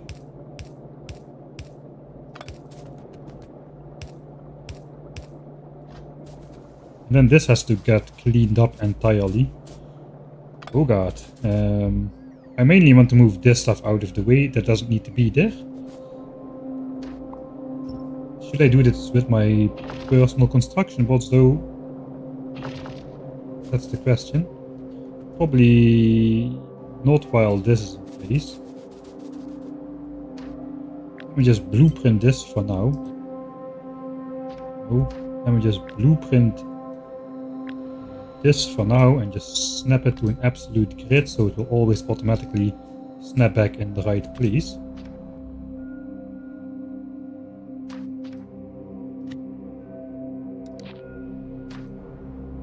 Still have it. And then I can delete it from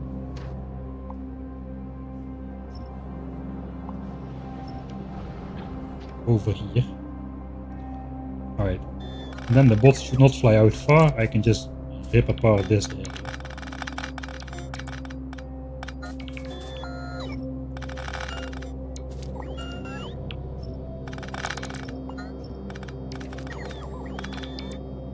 What are these belts even doing?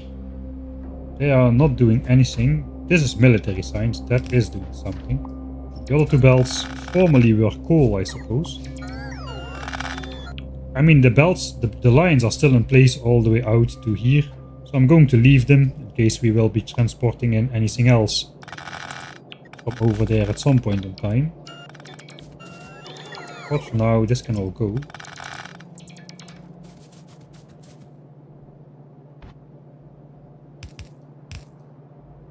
This kinda was the old area. I'm going to leave that up. Now, I think we'll even just put it back there.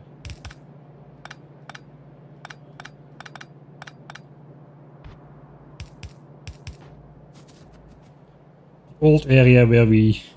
before we had logistics, man. Before we had even logistics and underground belts and splitters. We had to load our furnaces like this. It was absolutely different, I suppose. Let's see the tally. Okay, we got another stack of this wood. Not quite as much copper cable though.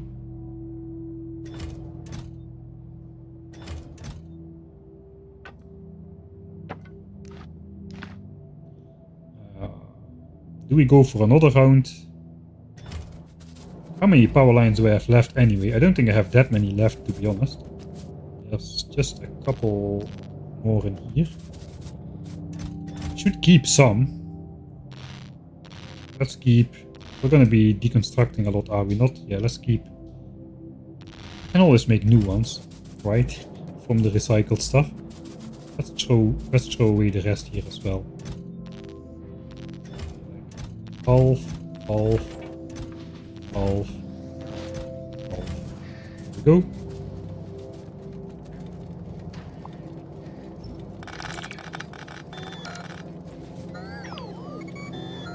Yeah, is this even going?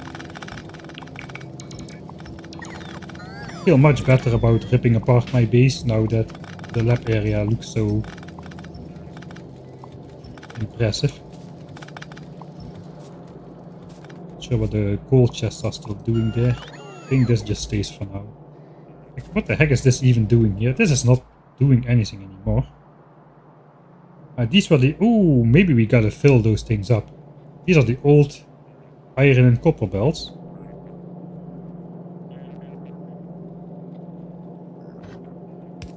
Those could just end over here. This area is probably gonna disappear entirely. I don't think I will have copper flowing into these chests anymore at all.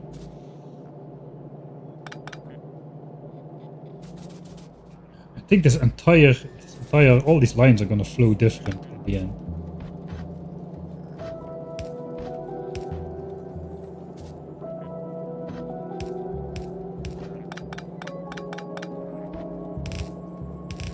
For now, let's do this. That gives me a purpose for some of this copper and iron ore. We're probably gonna be picking up some.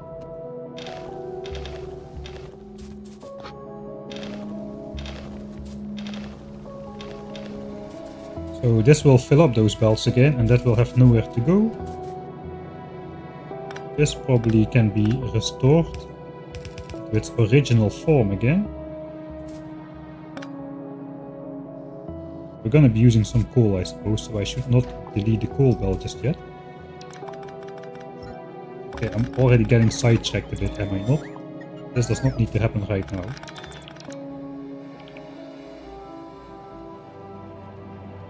Science is not falling yet, but I think we should soon switch to some different research project before purple science runs out completely. 6k left, so that's going to be soon. I should focus on getting red and green science built, really. Let's focus on getting red and green science built.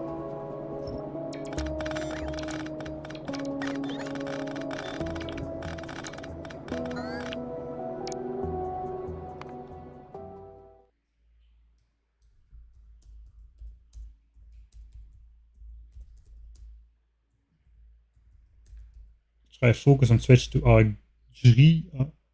Looks like there's the misspelled save game name. I saw it, but I'm not gonna deny you it. I would not have respelled that if the bingo card did not exist. This is gonna net us a lot of copper.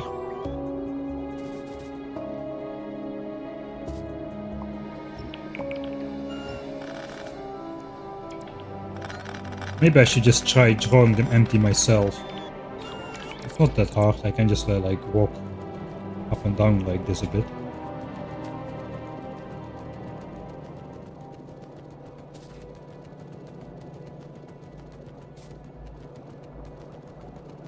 That should make deconstructing the bells easier. I don't know if it's actually faster. It didn't take that much time to deconstruct all those bells, to be honest.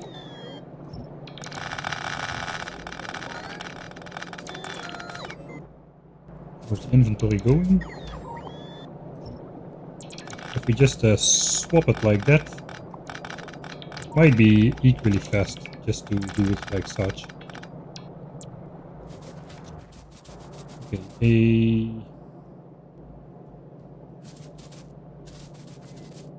oh, we're gonna have a lot of copper now. These are fish chests, so I can just fill those myself with iron. Why is this one full? Because the bots are filling it. Alright, it's not full. The bots are filling it.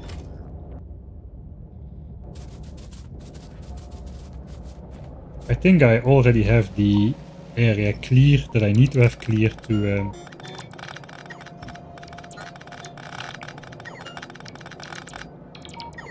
quick free recharge to set up signs. I think we need to make stuff like rare assemblers and such. We don't have those in stock. So let's go.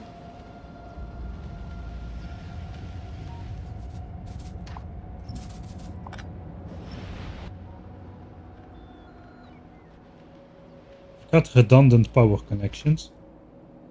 This is not redundant anymore. That's the only line that connects over there.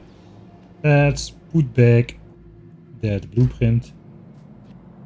I think I'll just try and build it and just see what we're missing.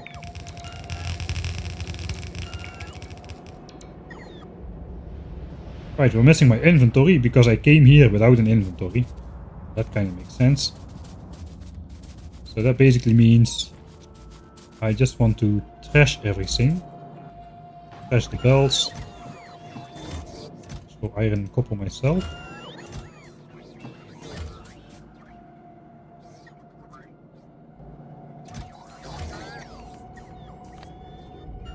And just do this for the rebuild.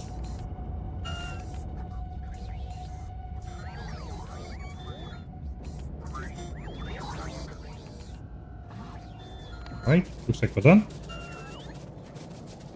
Try again. I'm probably gonna make another save here. Should have done that before. Oh well.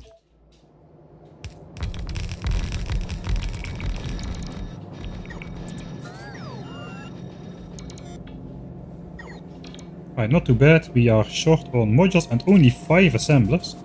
We do want some more though. We want to build more assemblers. I know I sent down some of those modules earlier on.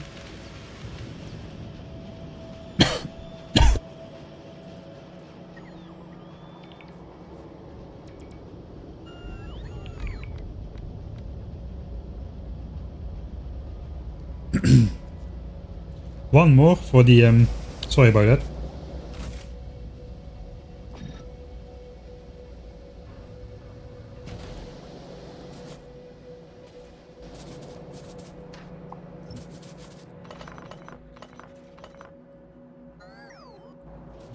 Before we go back, let's then make some of those missing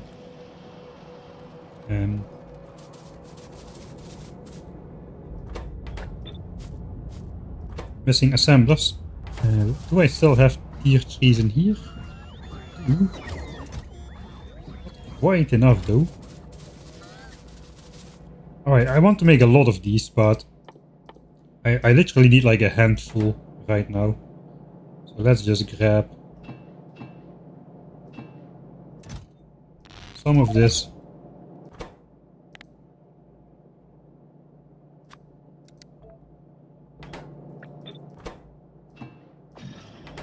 Throw stuff in there. And we'll make Mark IIs as well. Let's need some steel. Throw stuff in there.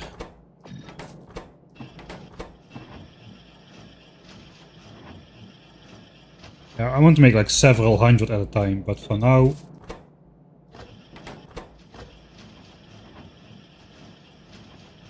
we're just making these.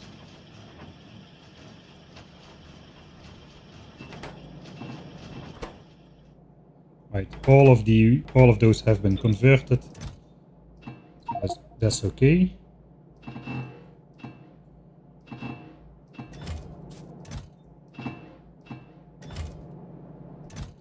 All my gears. I have gears which I brought over from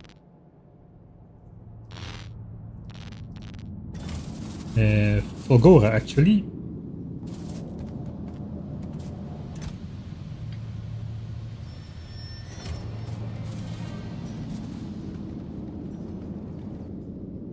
Right.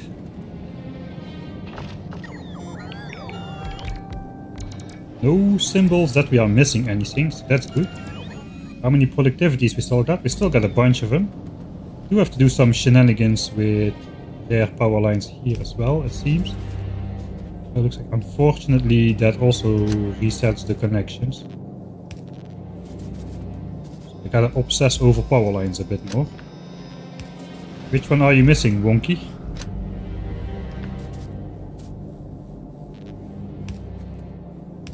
Have I pre-placed these? It's gonna be okay. We might be exceeding. The tops are getting awfully not very toppy.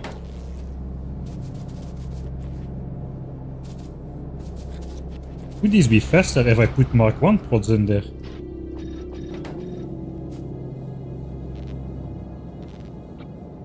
I should check with an assembler down the middle. So 1.17 signs a second. I think Prod 2 is going to be faster despite the speed penalty. Yeah, 1.14. So the speed really overcomes a lot of the productivity. Then I'm just going to try and backfill this as far as I can, I suppose.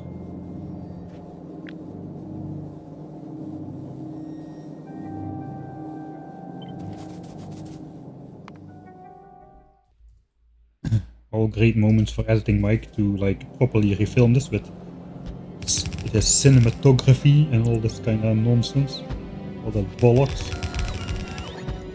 You're just here to make progress. I'm just gonna build this as far out as I can. I need only 22 assemblers. Got 20 already. That's 22. I think we needed 22 if we had the good speed modules. Still have a bit of space left over, so like a little bit of oil rerouting later.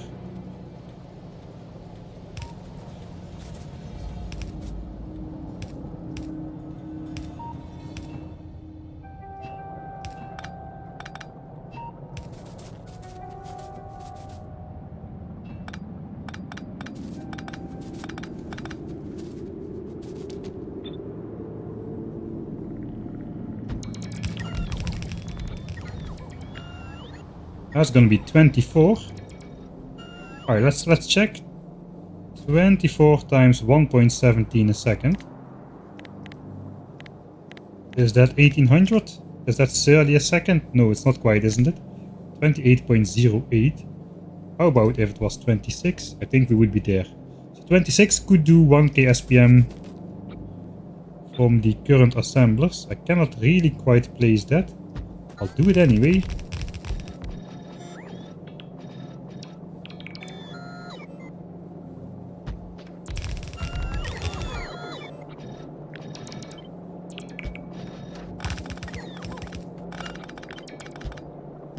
And that is definitely going to be way too much power, isn't it? Even out of power lines now. And out of productivity modules. And out of rare inserters. Right, we are out of kinda everything. This might be a bad idea. Let's see if power goes up back to 100 gigajoules at the end of all this. Might be overstretching power a little bit here. And we could switch on steam power again for a bit. Why not? Why not? When does steam power switch on anyway? If accumulators go below 30%? That should never happen on the first night though.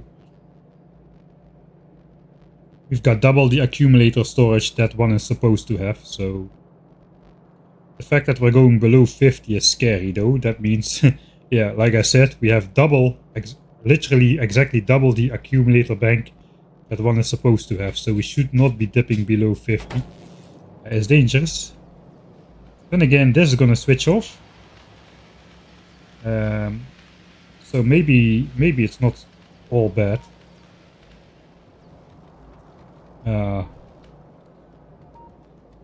8 productivity modules. There's the ship here, the ship is here. I think we're gonna send down at least... I sent down the blue chips already. Where the heck did I leave those?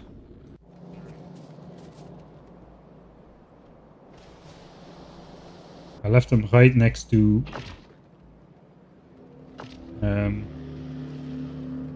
the silo. Let's grab 2k. We got all the prod mod marks ones. We're just gonna make the missing ones really. Missing productivity modules. We've got an EM plant ready. We have like rare EM plants, so no real reason to not do this.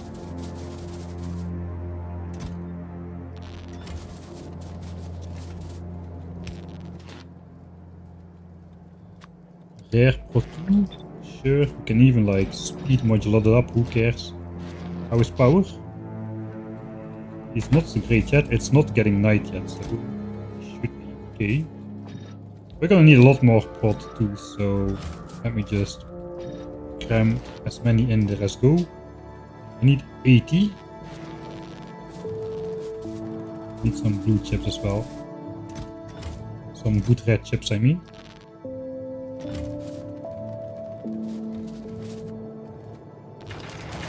Oop, there they go.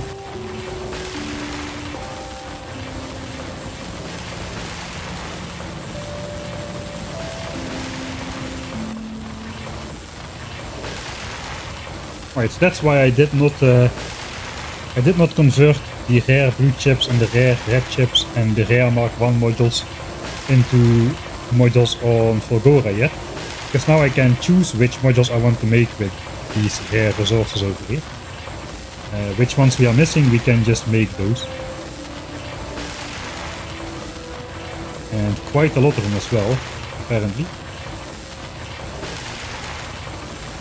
Alright, let's grab this. Then it's just inserters.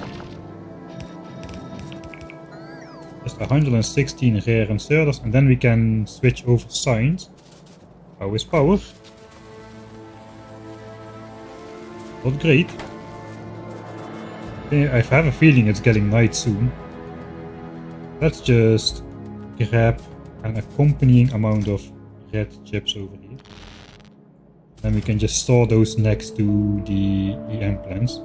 Putting speed modules in there doesn't really help me, does it? No, they now use 8 megawatts a pop, so that's nice.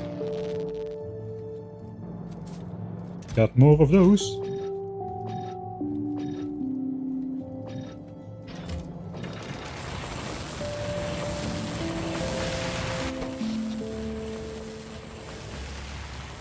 We're still getting pretty close. Slowing down. Where is the solar? Solar is still full on. Had a small top last night, but that was before we built all the beacons, I think.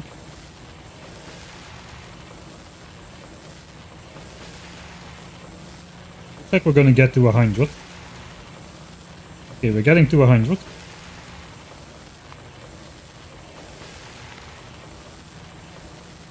Alright, no problem then.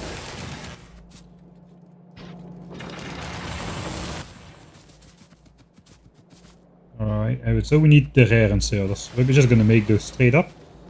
So what do we really need? I think we have time. We have a little bit of time then. I thought we would be more condensed. More pressed for time. We need a lot of long-handed and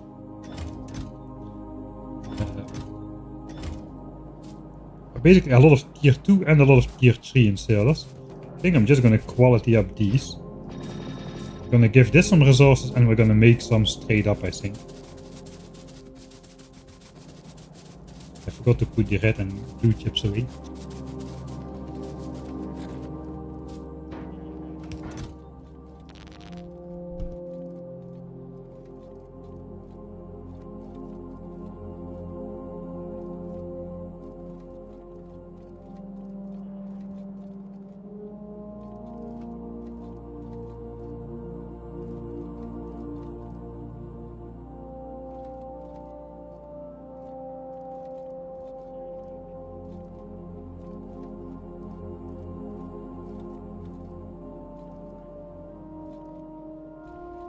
Yeah, we got some red and green signs to feed in by hand.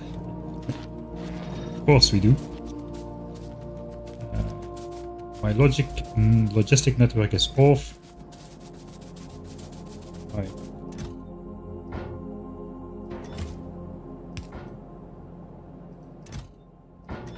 You should just get rid of this one tree which is in the way of my chest every time. Alright, so inserters. Like we need to pick up some gears.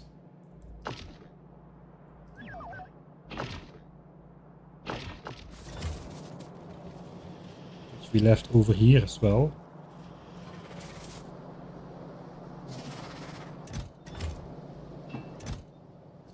A lot of gears.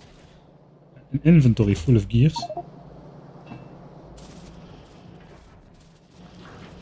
Outside of robo network here, I think. Easy. Right, that's good. Gears. Even more gears. So many gears that I have to have a separate chest system for them. Alright, let's just make some straight up. Maybe we'll just only make them straight up. It's like there's not any real resources which go into these. That is 1600 inserters. 3200 inserters. You can make half of those into long-handed.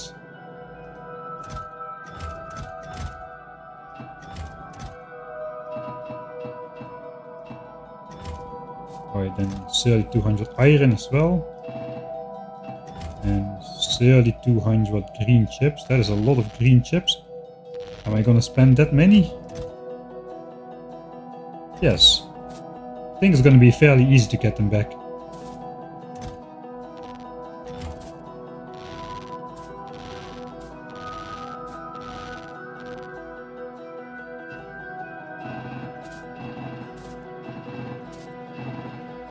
I did not grab enough iron.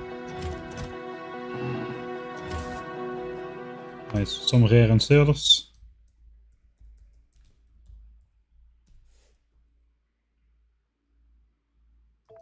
Closed handcrafting air. Oh god, that happens all the time.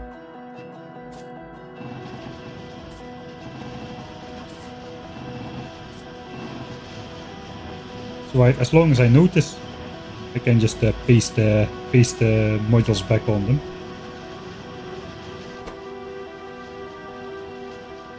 Right, then to make the long-handeds, we're gonna need another 1600 gears, 1600 iron.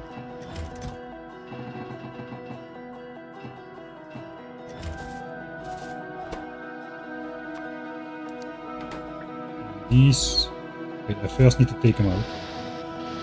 It's gonna be another batch.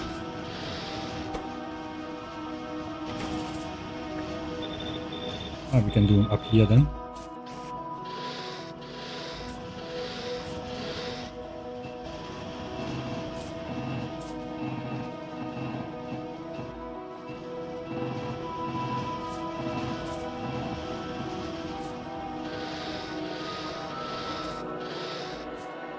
Right, we'll put these in a chest. Once these are done, let's put those in the chest. I guess I can grab my inventory again. I think I do have space for these.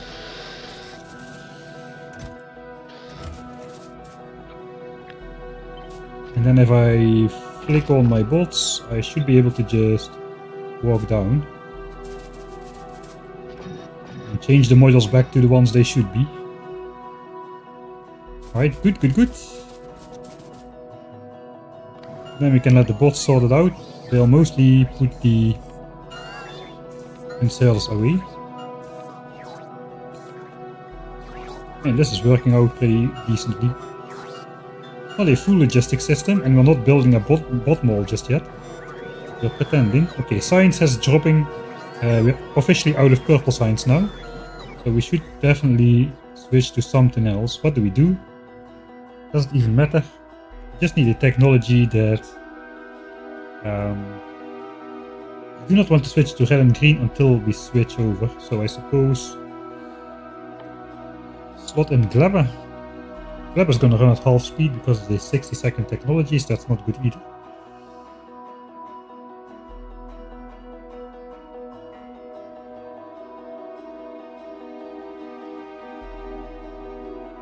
Let's just start on bot cargo size. That is going to be useful. Same like, this is basically the first step towards accepting that I will go for inserter stack bonus. Increasing worker cargo. Increasing worker robot cargo size. That is that's like one leg into the dark side. Or the light side, I suppose you will call it the light side. Let's switch over. I'm gonna go back up to 1k SPM immediately. Purple science is just not ready yet. It still has a ways to go.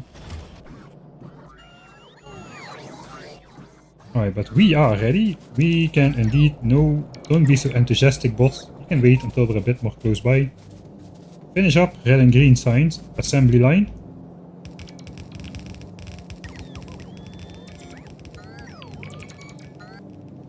I still don't have the required inserters.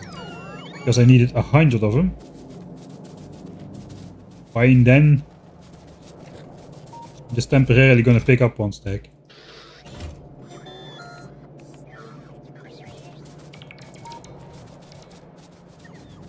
Alright, so now we just need to then bring in some resources. I'm kind of in the way of bringing in belts into the base. I'm not sure if that's a smart plan. We're gonna, for now, do it anyway though. I have no intent in using these belts anytime soon. In fact, I probably want to empty them out. If I want to bring in anything, it's not the plates. It's gonna be not the plates. Not the plates, yeah. It's gonna be the ores, which are feeding into these furnace stacks. So we want to disable these furnace stacks and just connect the ores directly down to the base. And then just do it with the foundries locally. So we're probably gonna fish those empty with some inserters and chests at some point. Not this point though. We need belt of inserters into here.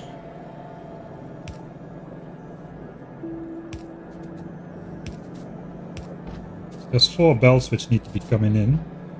This is going to be in the way even more.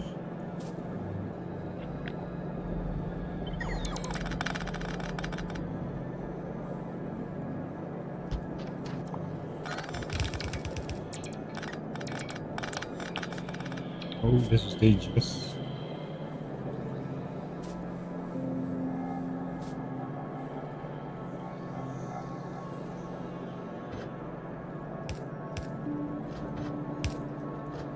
Again, doing things which I should not be doing right now. I want to prevent myself from making a mistake in the future.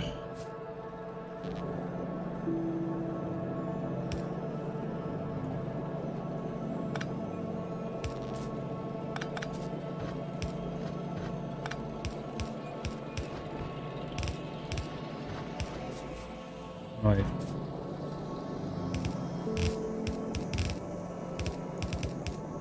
If I'm working on it right now, I may as well just switch off those furnaces then. Or at least switch off the ore belts going into the furnaces. So that means this has to connect to there somehow later on. So probably just gonna turn down and go here. Or maybe just go around here. Let me just flip around all of these. That way no ore should be able to flow up. We can also flip around all of these. And that way we will empty out these furnaces as much as we can. And we will empty out the ore belts, so we don't need to deal with those later. And we will empty these plate belts by simply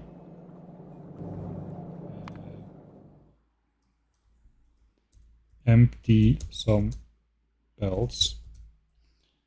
We can empty out these by simply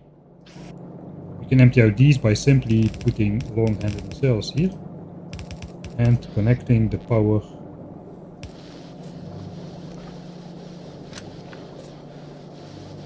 there somehow, and this should draw everything empty after a lot of time. But there's one thing we have, and that is time. We have a lot of that.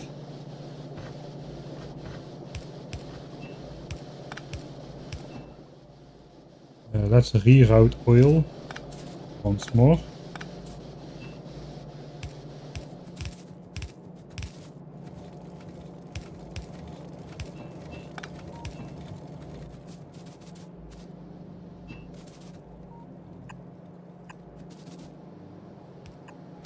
So we have some space to insert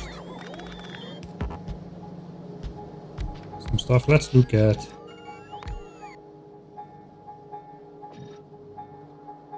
We are having... Suddenly we have a big top again. I think that's because purple science stopped researching. That suddenly switched off a whole bunch of science related stuff. Okay, we're gonna obsess over these power lines as well, aren't we? Why do you not keep just the existing connections game? Right. We need a belt in here. Suppose a belt could come over here. Go in here. Other belt could go as such. One of inserters, one of belts, and then one of gears and one of copper plates. Easy enough. And the science. That's how easy it is. Now we just need to connect them. In fact, that should be fairly easy. Sure, he can grab the stuff. I'm gonna switch off the network again.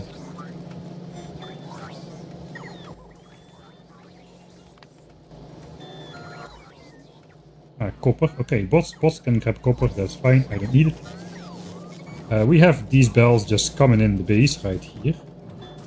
In fact, right here. In fact, very fact, and very in.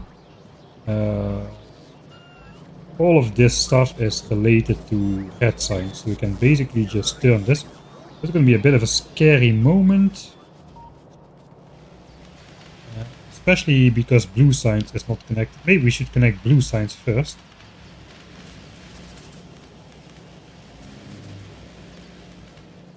Blue signs currently is not produced here, but we can pretend.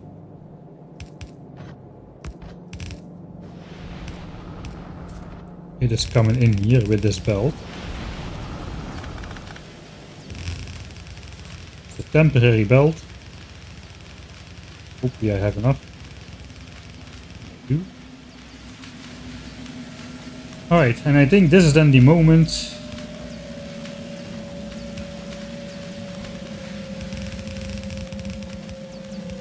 where we're gonna switch labs.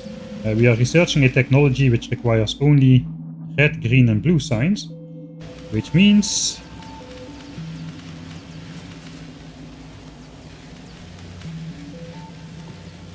if I'm smart, I will stop purple signs flowing in there. And I will switch back to elevated railway. And that will get rid of all the purple signs, at least in this system for now. Sure, and then all the excess blue signs.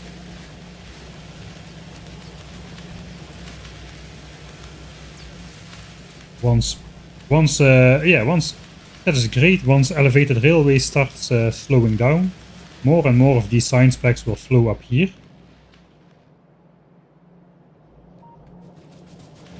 Same for here, output priority to the left. But if we cannot use those, we'll send them up. And further up. Gotta do some sort of temporary switcheroo. Because now we are gonna rely on full belts. Actually, do we? We can just send in the mixed belts, who cares? We can just send in the mixed belts.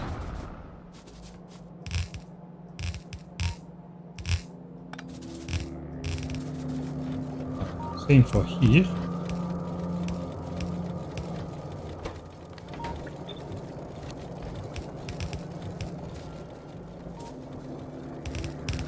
This is a temporary connection. Eventually we'll also make the inputs look nice, but for now that should be red and green signs. This is not connecting because this.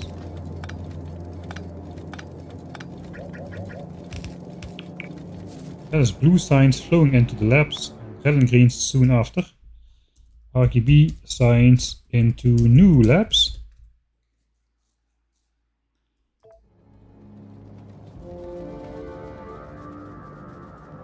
Alright, and now these assemblers will start producing at 1.3 megawatts each, which is also not nothing.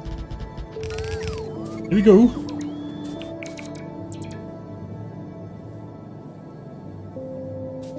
Missing bells? Really? Alright. Here we not go, not yet. Maybe we should wait until it's daytime.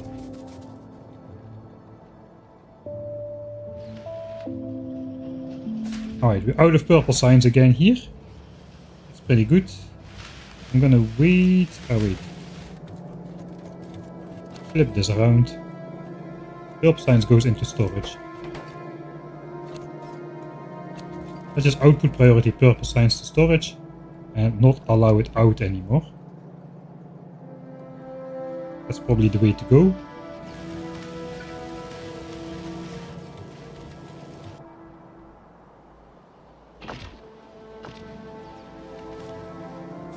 Purple signs should eventually connect to this bell then.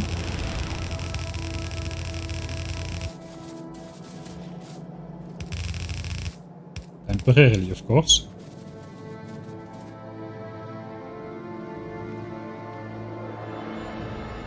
Suppose it is day. I'm not sure which save I should use. There's a lot of saves in this area. This is all like prime material, I suppose, for the series. I did never fix the output priorities here. Fine, we'll do that once it starts flowing. Here we go. 1, 2, 3, 4.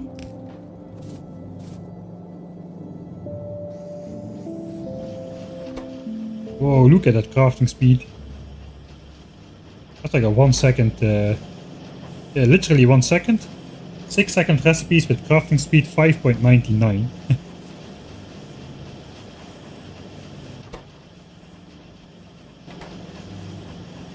That's basically 6 assemblers for 1.3 megawatts then. What are these doing? Okay, these are doing 33 kilowatts, so there's no way we're going to be saving. There's no way we're going to be saving.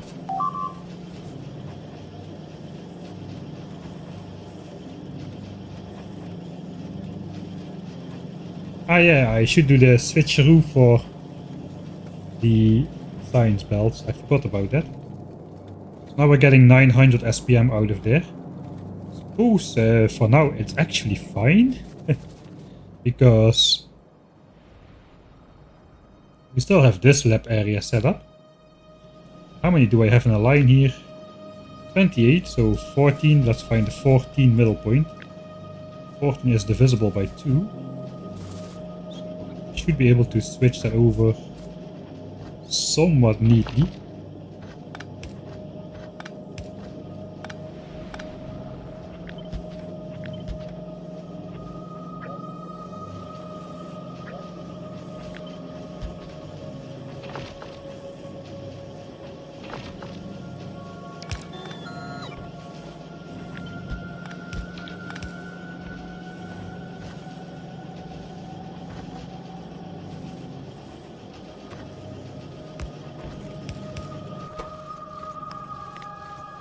Right with the fish. Alright, now we have a bit of power issues. But those should disappear. I think they disappear if we just do this already. Stop reconnecting these power poles every time I place them. That's so annoying.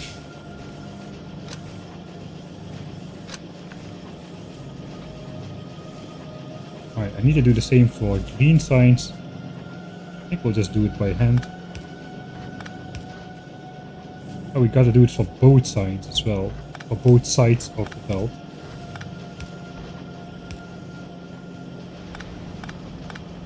We're gonna not have any power lines left in the center here. That's fine.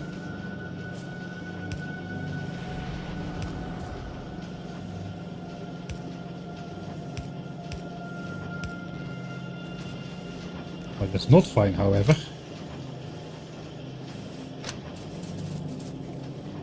Ah, those horrible connections. Factorio would be such a fast game if one did not worry about power lines. We never used to worry about power lines in the olden days. It's only after the devs added power line visibility to the map view that we started worrying about that kind of stuff. Before there was nobody, almost nobody who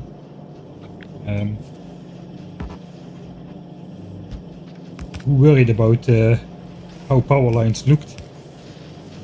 It's curse. That's the curse. Oh, stop. No, not yet.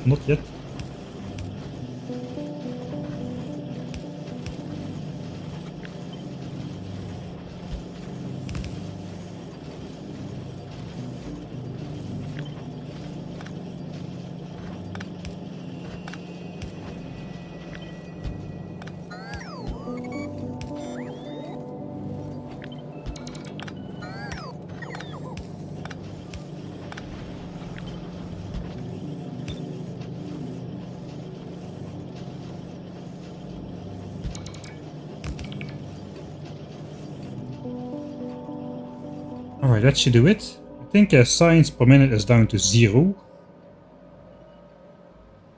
I'm gonna accept that. I think we can keep up the 1k SPM 5th hour graph despite this drop.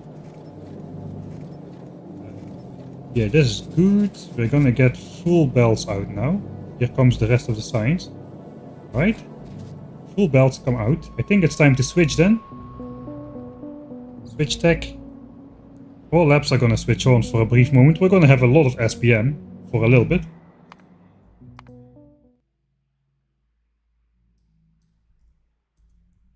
Switch on new labs. Here we go.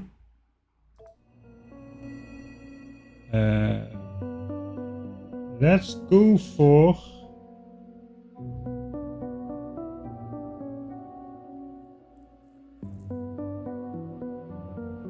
Let's go for cargo size 1. So we also draw empty all the labs down here with signs. Wait a second. I need to make sure no blue signs goes. No blue signs will go onto these belts anymore. Probably also want to stop delivering red and green signs ingredients. That will make it easier to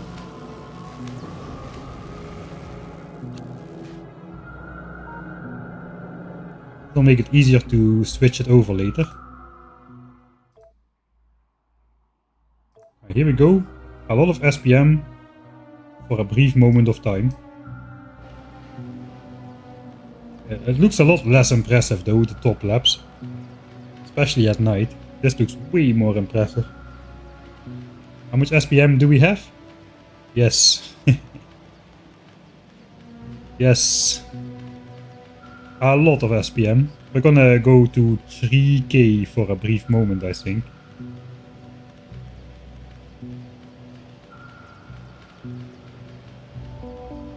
You should look at the numbers on the left. 2.9. Yeah, 2.9k.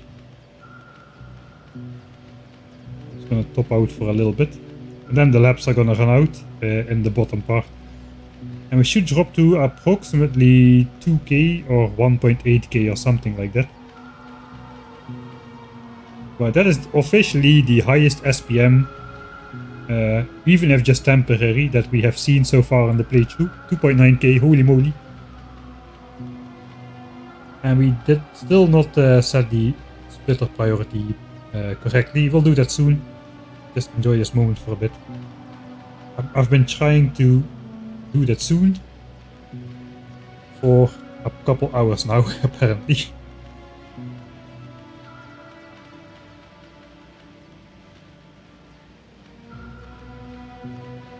How much SPM are we aiming for? We're trying to double from 1k SPM, which was 2 of these setups, which were previously located over here as well, to 2k SPM, which is done by just this section, but we also have to switch over science production in the process, so it's not as straightforward as one sometimes may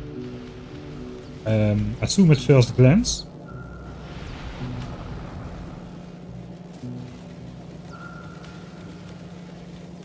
Let's first set all the priorities correctly.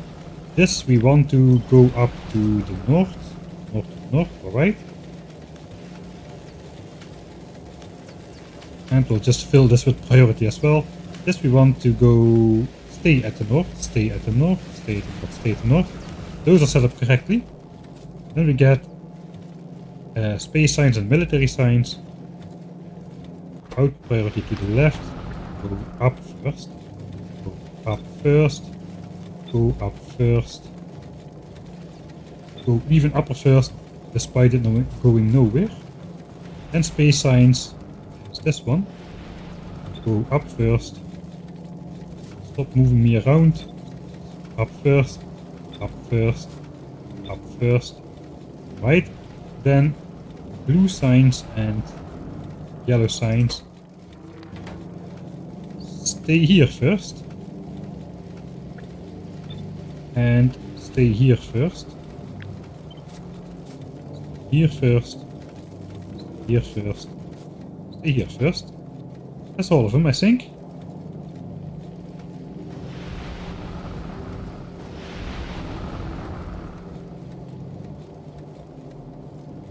Glabber signs, not yet. Go up first. Up first, go up first. And just... This doesn't go anywhere, so that's fine.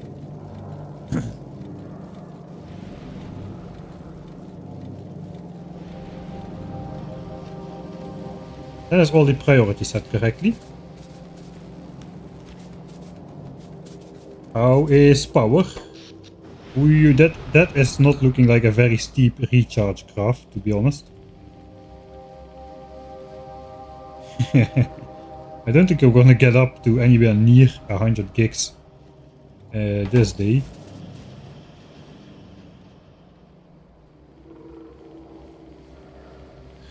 We might need to prepare for more power. We're not smelting more plates, are we? Let's just check up here. Are we trying empty these furnaces correctly? Yeah, we are. Alright, that is good at least. Ore is not flowing in. And now just all of these furnaces still have to empty out. It's gonna take a while. I never even picked up the red ammo which went on the belt at some long ago point in time. Okay, good news then. Tapering off to 1.8k signs a minute. All of the labs down here are idle, which means we can rip these up now as well. Alright, so that is great. Do we rip this up before? I'm a little bit worried. Oh god, it's already getting night. We're nowhere near where we need to be in terms of power.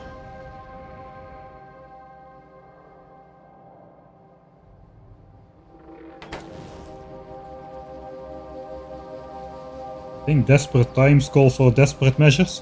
You know what is a good thing? We have not deconstructed Steamy McSteam phase just yet. Looks like we're gonna need him. It doesn't matter because we have the Biter Zeus. I think I wanna start being a bit more lenient though. Yeah, oh, that is a big drop right there.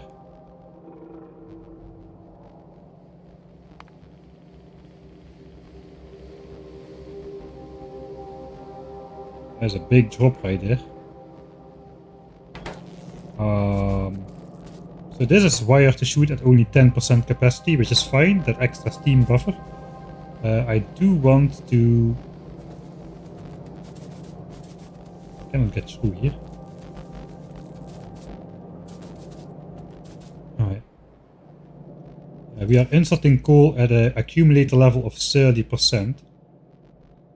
Is that gonna save me in time? I'm kinda doubting it.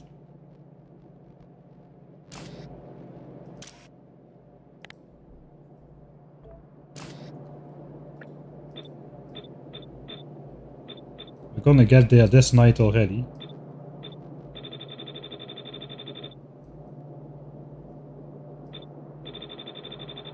The problem is we are only feeding like 180 megawatts worth of coal in here.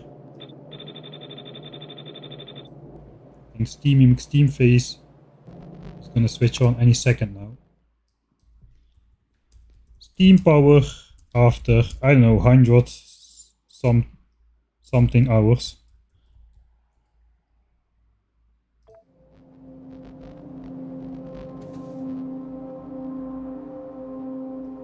I'm gonna switch on for the first time in a long time. There we go, we have steam power. The problem is we don't have the steam buffer connected anymore either, so the boilers can only produce 180 megawatts worth of steam. That is the real problem.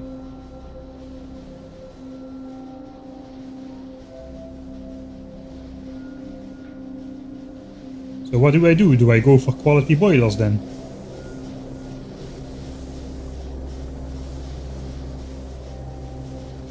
The quality steam engines basically are useless now, as steam tops off at 180 megawatts directly. Yeah, that is steam.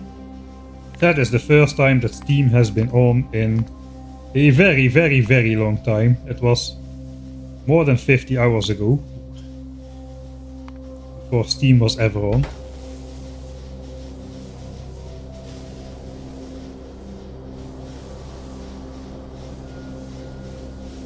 That should help accumulate. Let's see how does it look in the accumulator thing.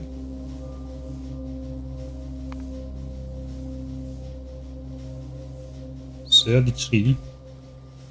Let's see if we can get it back up there. 180 megawatts of help. I think we're gonna need help every night now. I'm not sure if I should do this. We're gonna be wasting our one shot right here. If I don't, maybe. This basically blasts all the steam back in here, switching on the full 480 or something megawatts. I think it's 500 megawatts of steam, but it's only for one night, so we gotta keep an eye on this. Looks like we're gonna need more power. Do I go solar? More solar? Or do I go nuclear? I think it has to be solar. Although nuclear is within, kinda is within range if we go 2k SPM. It's gonna take too long though, it's gonna take too long to get there. I probably want to start solar panel production then.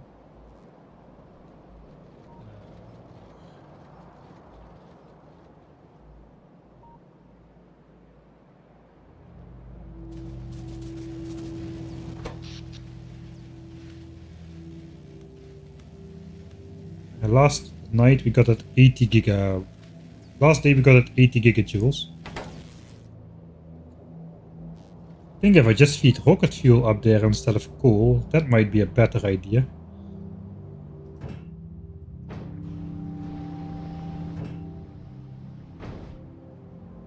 It also would help get rid of my oil a bit and not waste my coal, which might be valuable later on.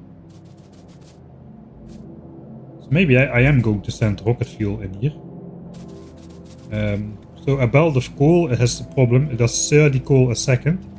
Each coal is only 4 megajoules, so it's basically 4 times 30, it's 120 megajoules of coal that is flowing in on a single red belt. Which is not even enough to sustain 180 megawatts of power, which the boilers can do currently. I think we have to upgrade to quality boilers at this point in the game. Holy moly, 100 quality boilers. Let's get working on that before anything else. And maybe it's not so bad actually, because we should not have the ability to maintain. Yeah, we don't actually have the ability to maintain 1800 SPM, so not all of these assemblers are going to be on. 72. Yeah, okay, the charge line does look a lot steeper here. Maybe we're fine. Maybe we're fine as is. I'm going to make the rare boilers though. That's such a cheap investment. We need 100 boilers of rare quality then.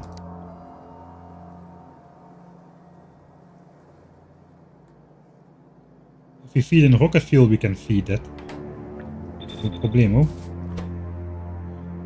That means we need 400 pipes, which we probably have. And 100 rare furnaces, which we don't. But we do have rare stone somewhere. So we can make him. Rare boilers, man. Oh god. Rare boilers and rocket fuel. We're going to need to make some solar panels. That looks to be a sure thing.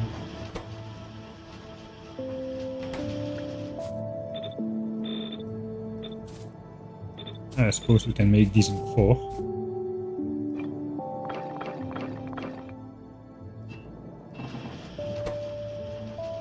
Rare boilers. 319 hours and counting. And we're making rare steam boilers. I don't know what's going on with this game. It is getting night. I think we got above 80 gigajoules. Yeah, we got above 80 gigajoules. That's promising. So looks like with some extra steam power we can still postpone upgrading to more solar. We probably should get started on making solar panels and accumulators though. So upgrade planner, I suppose. Rare boiler. Normal boiler.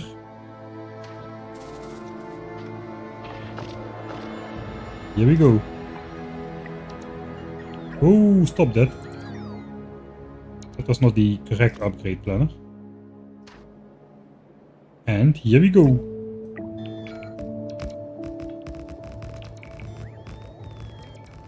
Alright. So instead of doing 100 times 1.8 gigajoule megawatts. Wait, what?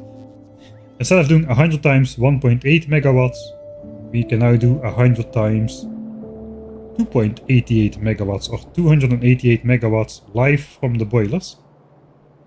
The steam turbines, I can put back the old ones really and they will keep up. We had the system where we produced steam during the day, extra steam which went in here, and then spent it all during the night, which is fine. Okay, dropping below 50 again. We'll see if it switches on. I think I'm just gonna switch over to rocket fuel.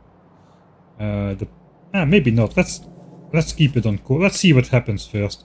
If I do rocket fuel, the problem is there's gonna be 5 rocket fuel in every boiler. And that's gonna take quite a while to eat up, and the boilers are not gonna switch off. I suppose I could have hooked up the boilers directly. Ah no, we cannot. Alright, so we cannot hook up the boilers directly.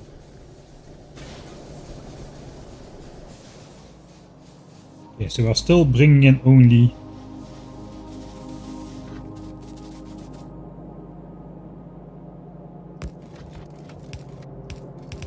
only 180 megawatt, but we can pretend that it is a little bit more by buffering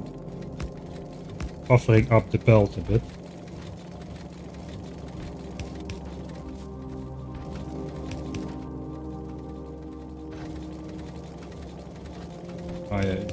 We just want fast flowing belts really.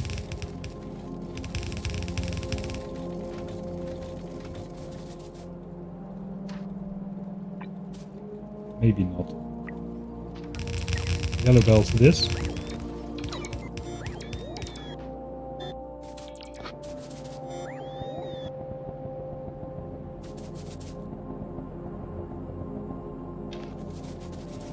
Alright, so now we have a lot more coal on the belt buffer, which can then flow into this area. I think that should keep up then. Did we use steam power? I think we did a bit. Alright, yeah, but not such a solid block as before. 88 megawatts peak instead of 180. I think that is gonna save us for now. I think we can sleep calmly and know that we won't enter a blackout spiral of death.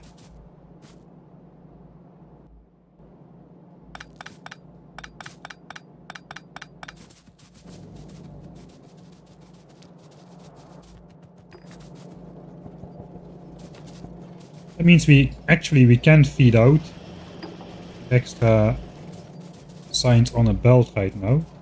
We should be okay.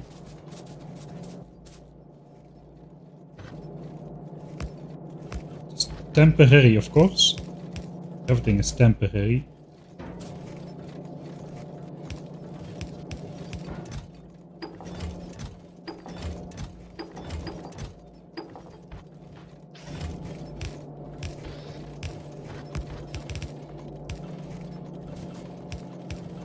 That should help signs per minute for a little. We'll input priority what comes from actual signs creation.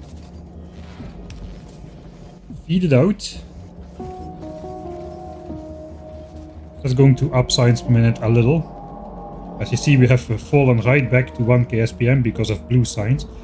We're going to keep researching blue signs until we actually double red and green signs at this area over here. Which might not be today anymore, I don't know. We'll see how it goes.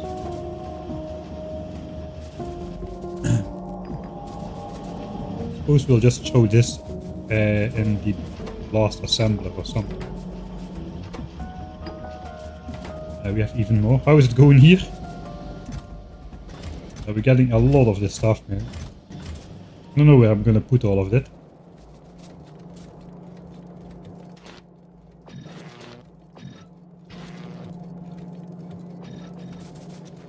Okay. I think I recycled all the power poles that I wanted to recycle. The real question is now how much rare wood did I get? 38, that means I need 76 rare copper cable.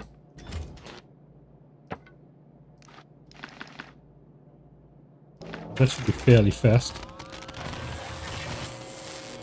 Now we can basically spend these. There's outputting in here. We can basically spend these without feeling too panic about it that we will run out at some point. We can literally just keep making and recycling them. Suppose we also grab all of these and we can slowly make them in here. We don't really need to be fast, I don't think. Yeah, let's not be fast, let's be slow. 300. 300, we've got 24, we need then 48 cable. We're gonna grab that 48 cable. Just all the quality wood is gonna get fed up.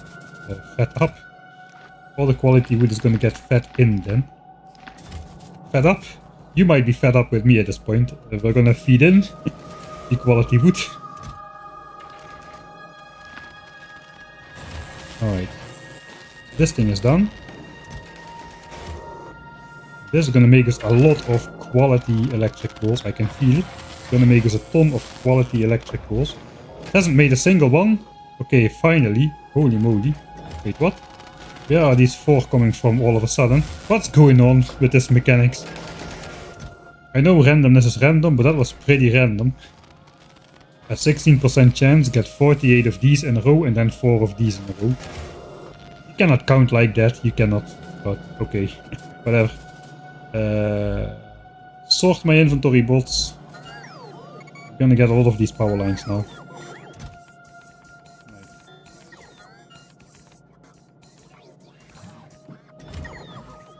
Well, a lot. Looks like not that many still. But enough. I've got more oncoming wood in here. Looks like I didn't put it in.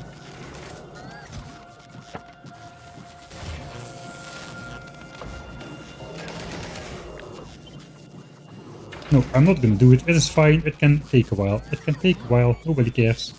Especially not me. Especially not me. No. Yes. There. Don't need this anymore. Don't need this anymore.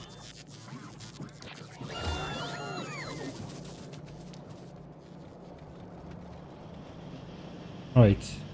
What time is now? 12 o'clock. Might be time to stop then. Yes, past 8 hours streaming already.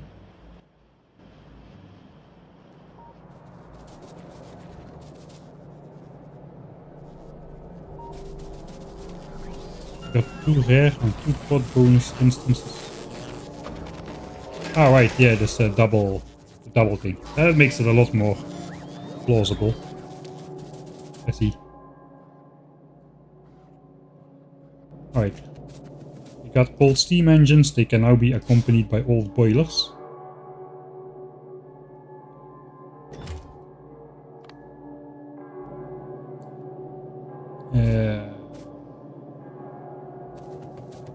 Science.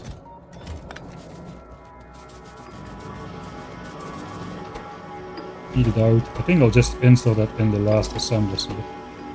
Feed it out on the belts a bit. Get rid of it.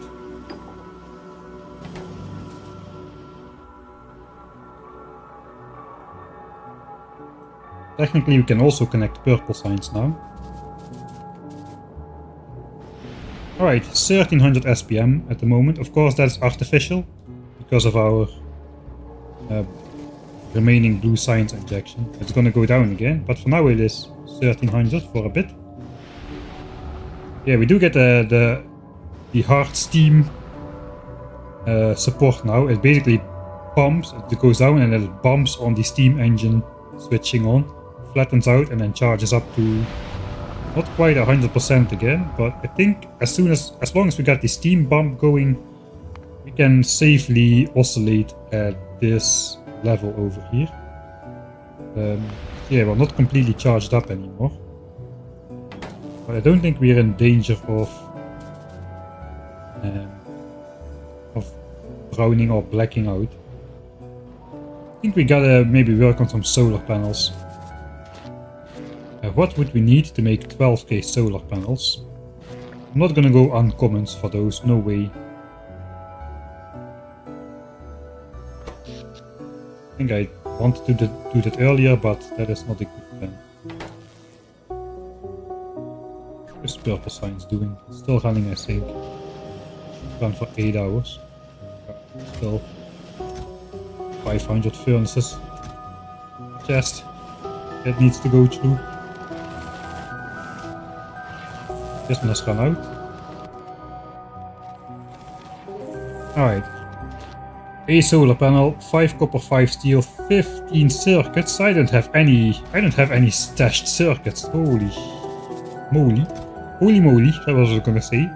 That's all I have. That's all I have, but I am drawing empty these bells. There's a lot of copper. You can probably make like a temporary circuit setup somewhere. With the implants and just feed it copper and iron. Hypothetically, 12k panels, let's take a look. We can basically do that here. 12,000 panels to double power. I currently have 12k. Do I want to double power? Why do I want to double power? I know doubling power seems like a thing one would do. We go from 10,000 to 20,000 accumulators. 12k to 24k panels. Yeah, it sounds nice enough. 12,000. We are only going to need ingredients for 2/3 of those. So that's 8,000 ingredients. Times 5. That is 40,000 steel and 40,000 copper. Oh, there's a lot of stuff. And it's gonna be 120,000 green chips. Yeah, that's a lot of green chips, isn't it? That's like 10 chests full of green chips of these.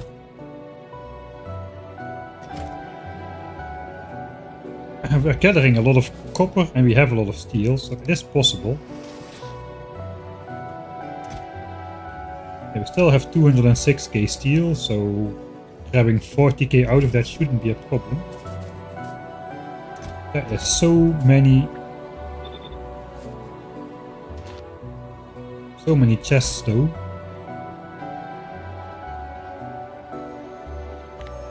I have 40k steel, copper, plus 120k green. That is what we need to make solar panels.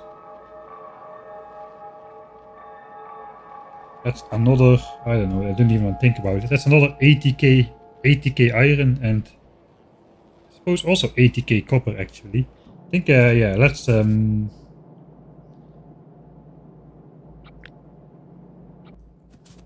can use regular EM plants for that with regular efficiency modules.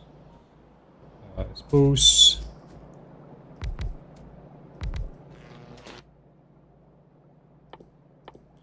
Hey, we get a 1-to-1 ratio of this. We get a 1-to-1 ratio of these guys.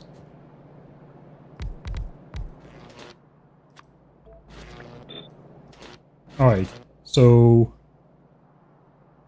2 copper cable. This makes not 2 but 3 copper cable per craft on average, thanks to the 50% productivity bonus, which is exactly what we need for a green circuit.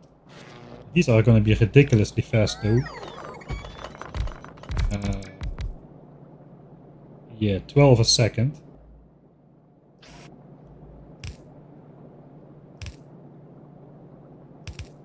Can do 12 a second. I figured out that the formula for these inserters is you can insert 2 items a second per inserter minus 1 overall, because they rotate slightly under 720 degrees a second. So one inserter does not quite do 2, but 7 inserters do 13, but not 14. So 7 inserters should be good here. We need to insert 4 copper a second. That will be 3 inserters. I think we're just gonna do 4 though. It's gonna be easier to divide the copper over the chests if we do 4. That could just be these. They do 1 per second each, that is fine. We need only standard chests though. I think I want to like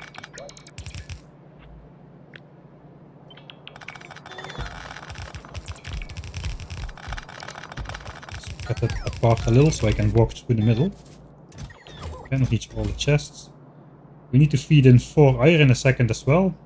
That's gonna be long-handed. And put out 6 chips a second. Alright, this is just due to space constraints then. We do need a ratio of 1 copper to 1 iron, so I do want 4 input chests.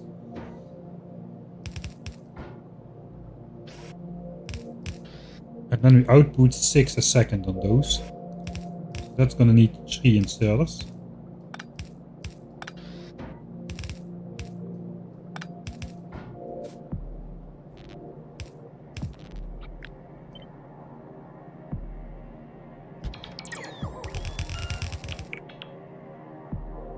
We're out of chest now. That's fine.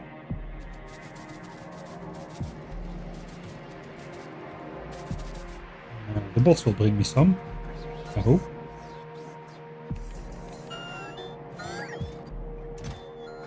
I don't have too crazy many chests.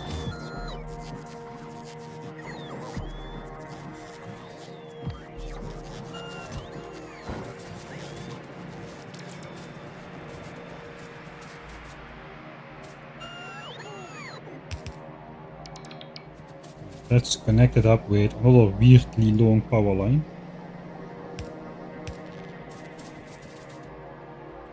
Throw in some efficiencies. I'm not gonna do quality here either.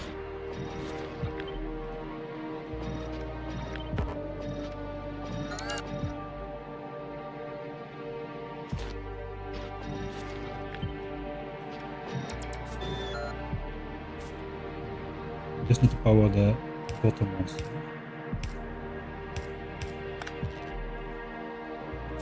Right. That could be it. Now we just need to feed in some ingredients.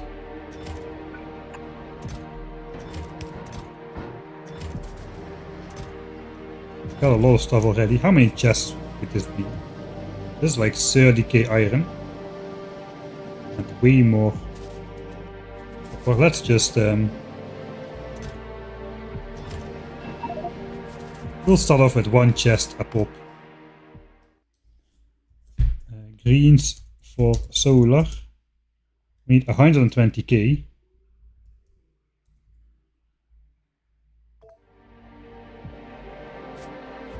We'll start with one chest.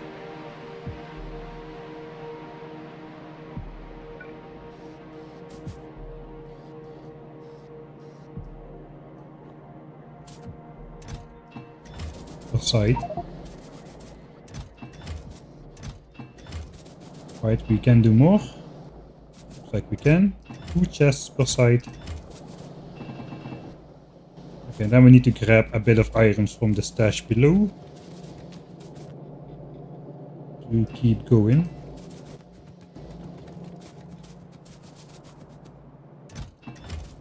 Right, we'll definitely be able to match that up with the required amount of copper, that is for sure.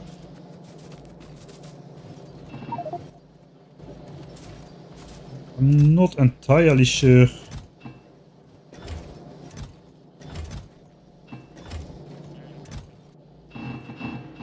I should be taking all of this, to be honest.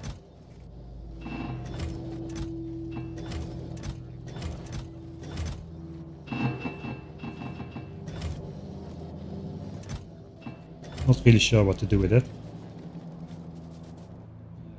Are we not exploding on iron ore just yet? No, alright. Let's grab copper as well. And that should start off green chips. 1,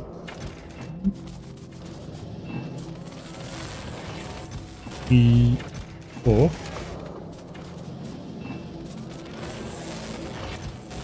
5, 6. And 7, 8.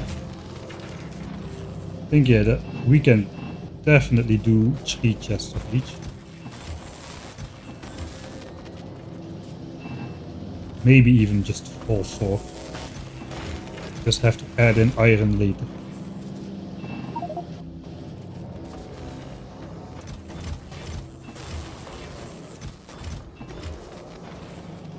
We need to look if we're not making too many green chips, but I don't really think so. 120k is a lot. Alright. Still have more.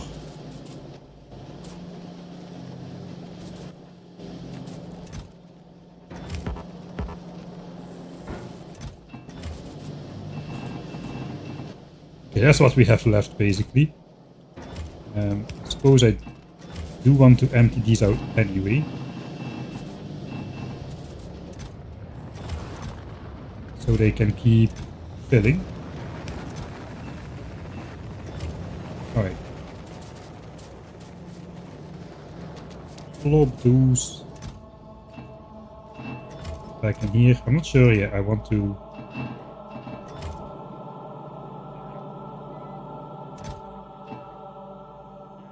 overfilling this much.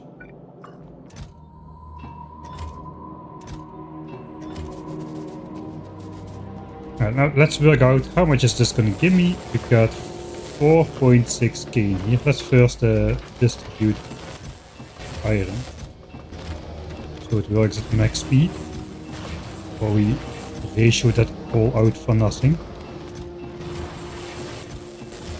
Alright.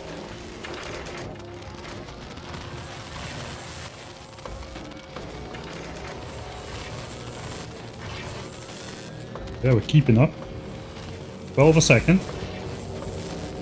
That's beautiful. Alright, so 4.8k times 16.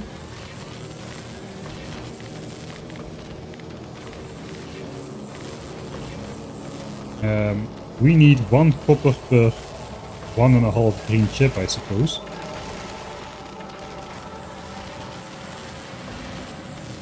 Yeah, it generates 3 copper per copper plate, and that's the ingredients for 1 green chip. But we get 50% on the green chips as well. Maybe I should hot mod this. Okay, that's 115,000 green chips, which is almost exactly what we need for the solar panels. So I guess we need to find another 8 chests of iron to dump in. 2, 3, 4, 5, 6, 7, 8. Okay, we do want to collect iron then. How much is still to grab from these belts? Okay, they're almost empty. Almost empty, so it's gonna have to come from here. Fine then. Fine then.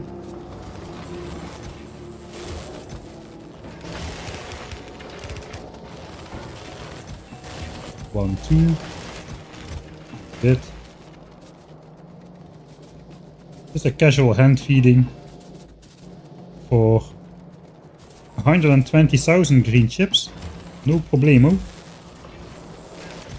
No problemo at all.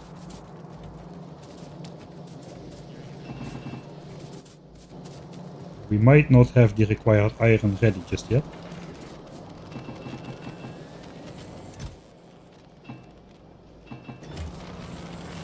But it's fine. I'll just leave this here as a memory. 8 chests still need to be fed in. And that's gonna produce the 120k chips for the solar panels. So that is 120k solar panel chips. Making notes for future Mike.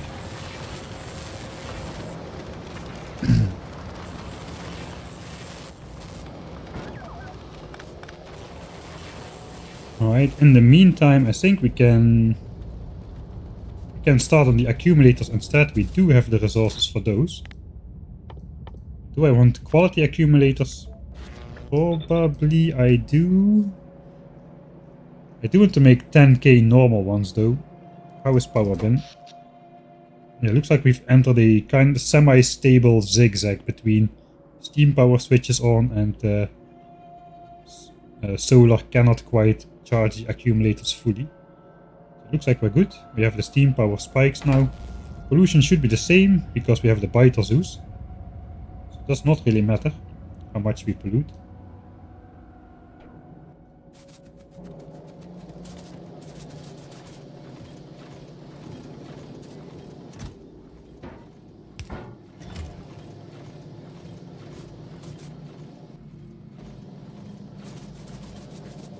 Does not quite matter how much we pollute. Ah yes, I guess same sum for 12k accumulators. Again, we need only 8k accumulators of ingredients. If we do quality though, we need more. Because we have 16% quality. So we're gonna need 90, let's say 9600. That's a nice amount. That will correspond nicely to the chest if we take 9600 ingredients. So that is basically 9600 times 2 iron. There's 4 chests of iron. And 10 chests of batteries. Wait, what? That's all my batteries, I think. Maybe even more than all. 10 chests of batteries and 4 chests of iron. That is 1 chest of iron per accumulator plant. And 2.5 chests of batteries. I suppose let's try. I might have that. I think I have that in stock. Let's grab the running armor because it's distance away.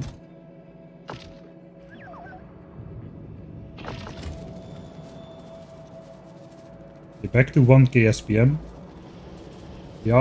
We haven't quite doubled just yet. We need to set that up to actually double. Alright, so I got the batteries set up over here. They are no longer running. These are almost full chests, but not completely full. Because we got the rare batteries in there.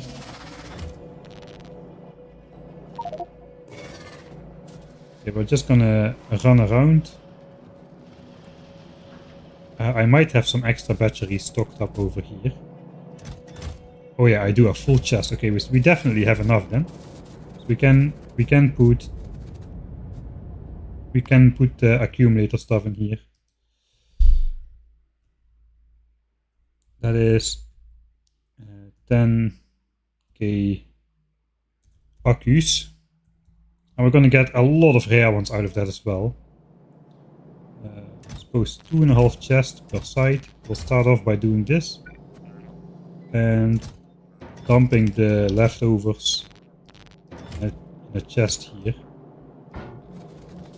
Let's grab all of them. That area is gonna have to get deconstructed anyway.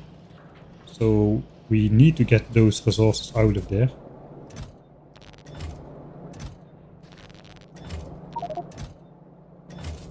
Not gonna use the trash slots this time because of the bot network at home. I don't think I have batteries set up anywhere though, so I could do it. We really need accumulators. I think I'm gonna just because of the laser assaulting thing, we might need a lot of spike power, way more than a base would normally need. So it is good to have the less constant your power draw is, the more you need to rely on extra accumulators to catch the dips, I suppose. So I would say yes.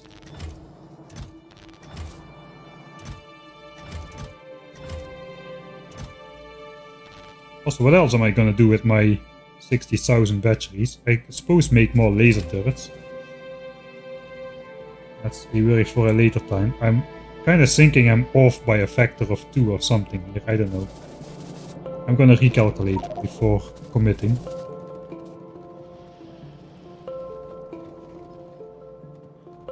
$10k accumulators would be 50k batteries. Something is off. I think I'm off.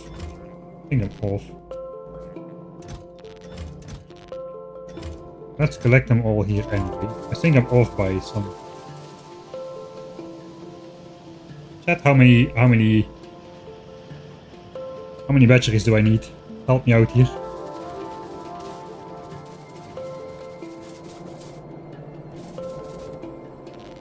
It cannot be 50k.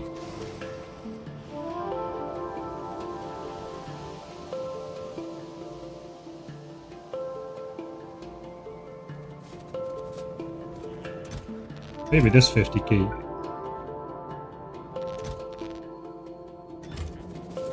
Was it all? 69, at least 3. Okay, really helpful. Lead. I almost ran into the Johnnies there for the bingo players, but it didn't happen.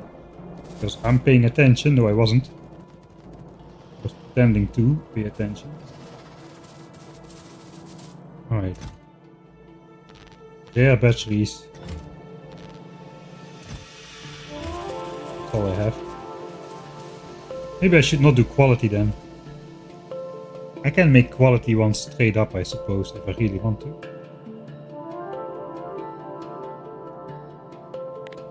It is because of my overproduction, I think. Alright, accumulator is 5 batteries. If I want 10k accumulators, I need 50k batteries. But the implant bonus, I will need 33,000. Blah blah blah. I still have some accumulators here as well. No, I don't. 21. That's not a lot.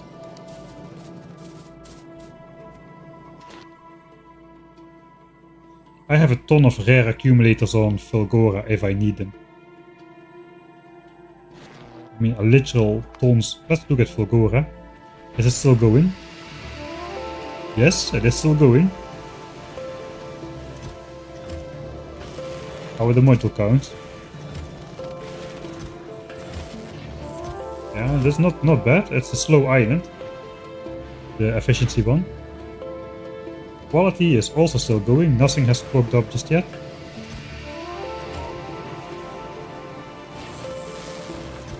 Getting sidetracked again. Yeah, lots and lots of them, man. Lots and lots. My point is we've got a ton of accumulators on Fulgora. I'm not gonna launch them up to Nauvis though. We're gonna use those here. If we're gonna use those here. The thing is, do I need more rare ones? That is my real question here. I don't think we do.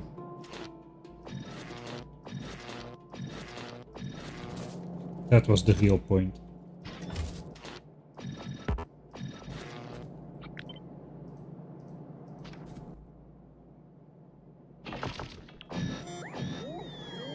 Also will help with power a bit. And I can more fine-tuned produce these things. So how many do I actually need then? I needed 33,000 something. How about if I do 32,000? That would give me 6,400 times 1.5, 9,600. Okay, so need slightly more than 32k.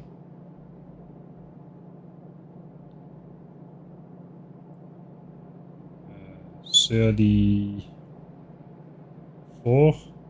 Suppose 34k is good. Alright, 34k is good for 10k. We'll divide it by 4. We need 2550. That is wrong. That is weird.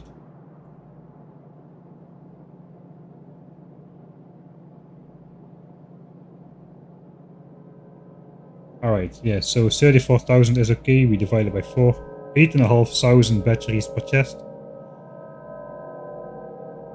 Per side. 8.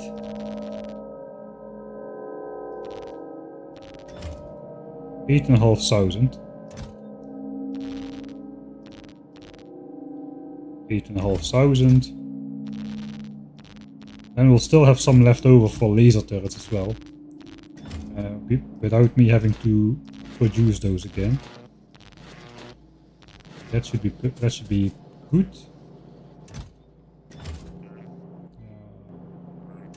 I suppose let's bring these back to the quality area. Don't really have a space for batteries though, so we're gonna make a new one.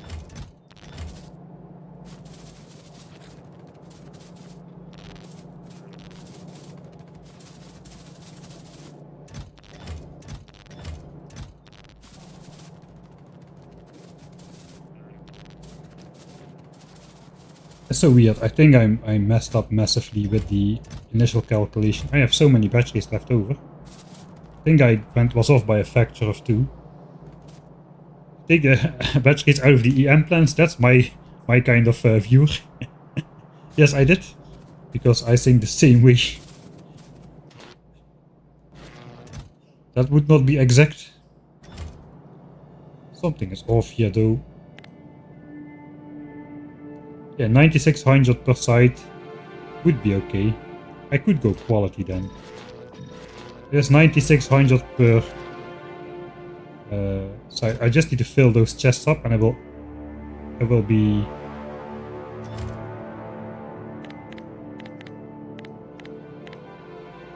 38,400 batteries. Divided by 5 times 1.5.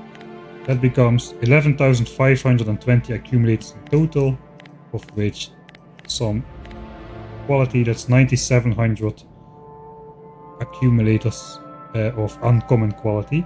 Then we can make the rest by hand. Yes, we're gonna fill these chests up then. I was wrong. Let's copy this, and I'm just gonna grab this, fill it up, and just a little bit more then.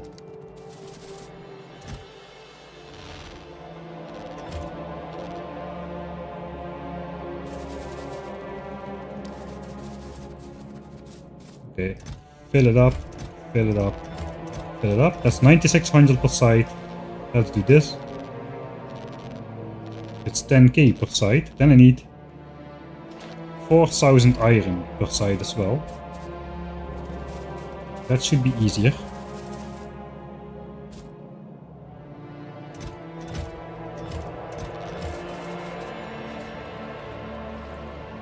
And I should put back the quality modules, which I'm gonna forget about. We have way too many iron anyway.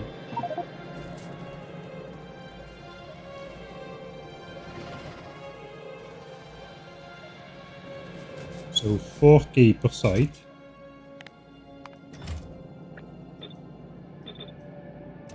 One, two. Replenish this a bit.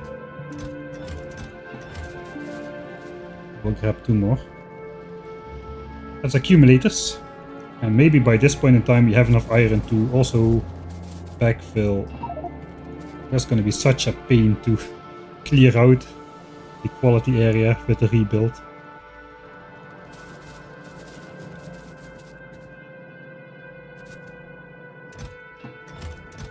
Okay, put that in there, throw away the other stuff.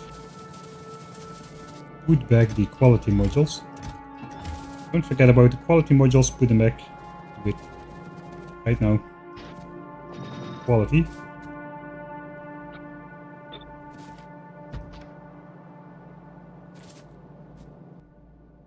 Then we'll just divide the resources slightly better. So making them a bit faster. These things can eat up only 1.6 batteries a second. So the batteries only need to be in 2 chests. That's fairly easy then. And that should keep up with the crafting speed of this plant. So here we are. Making accumulators.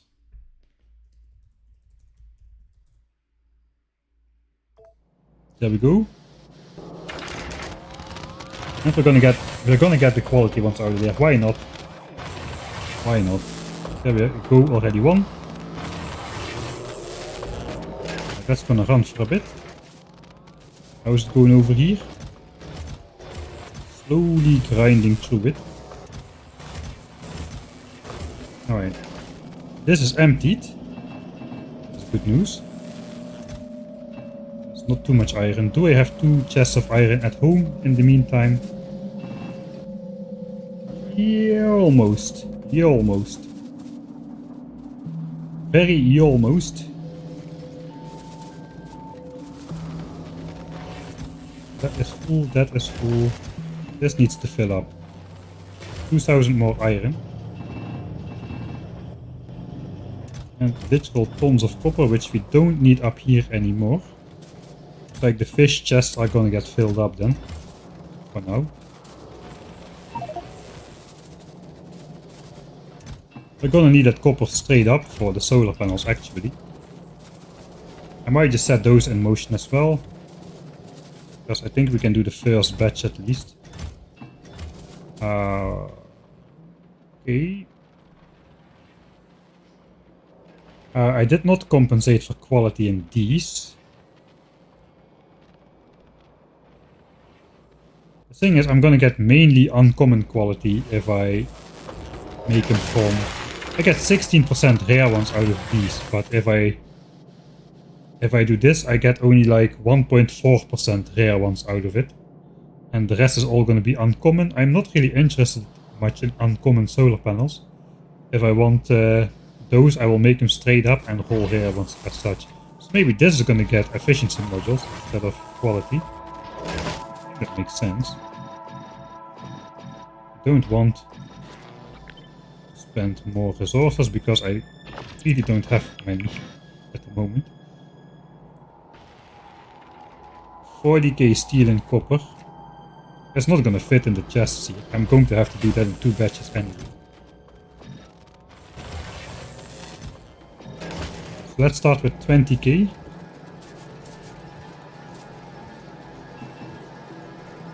I suppose we'll do the same thing. Copy it, but reset the recipe for now. 1, 2.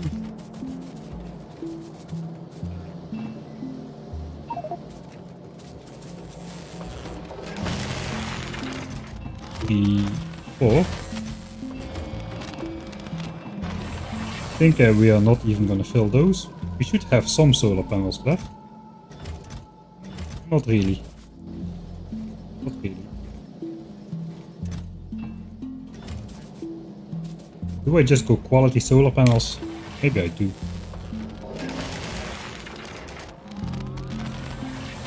Four, 8, 4, 8, 5. 8, that's like almost 20k. That's almost half. Match it up with steel. We should have plenty of still.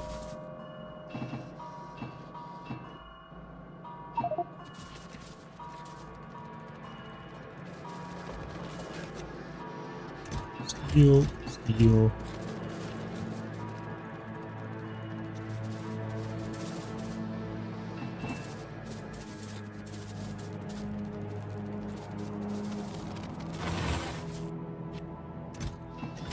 Steel, steel. Then it's just looking how many green chips I've already completed.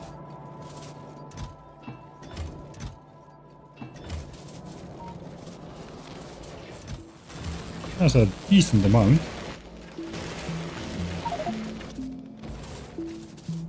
Alright, so we need 15 green chips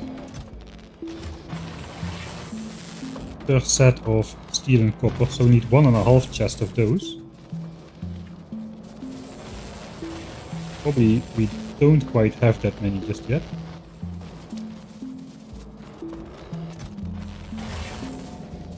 Even with the home stash.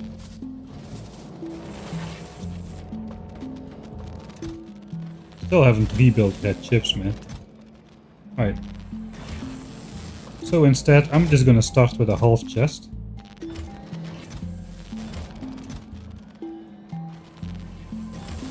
And then make myself a node.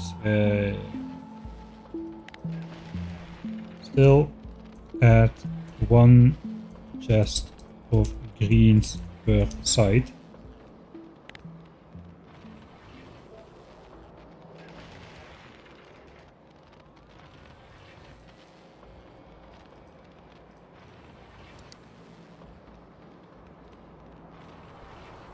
And that's only half.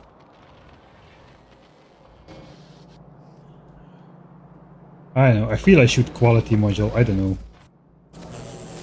Feels weird not to quality module.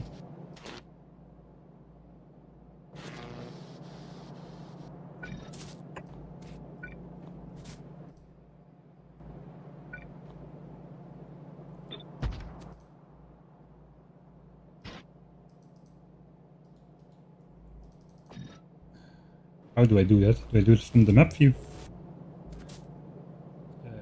Let's just disable the inserters. I don't have bots, so I can do that.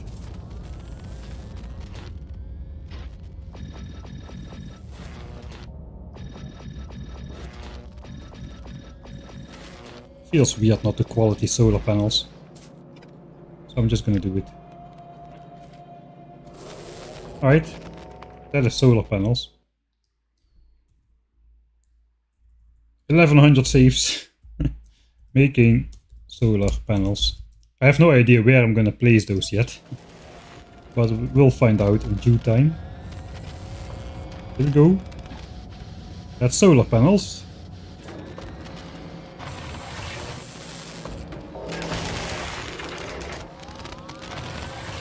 Yeah, we're gonna rebuild the Nauvis miners with the big drills as well. In fact, we already did so. The fact is just that we are not mining iron on Nauvis.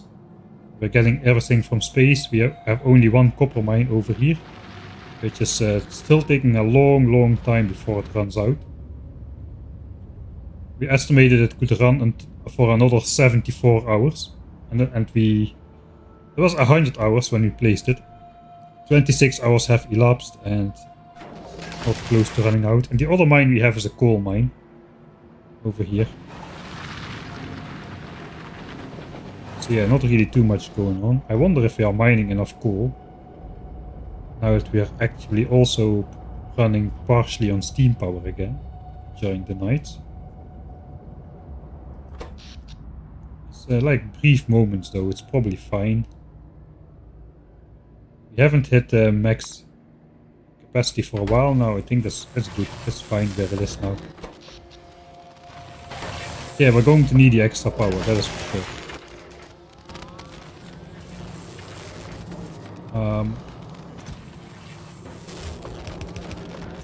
One chest.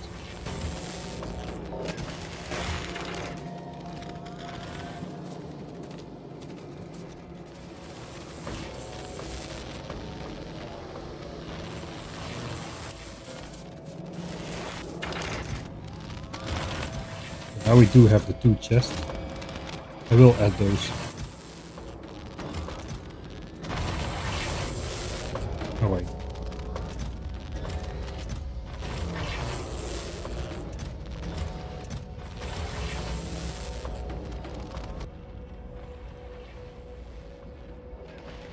Still at half a chest of green chips per side. That's gonna be it then.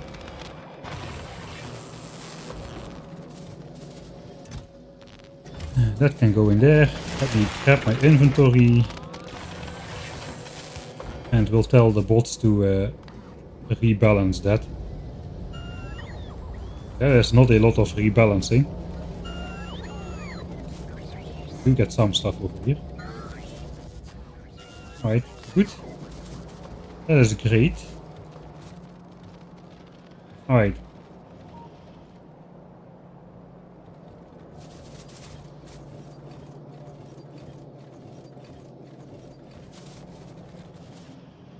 Pretty soon the bots are gonna have better cargo size, so that's nice. 2 hours for that. The first step towards inserter capacity bonus. We have almost doubled our signs in this episode. We went from 1000 signs per minute all the way to 1055.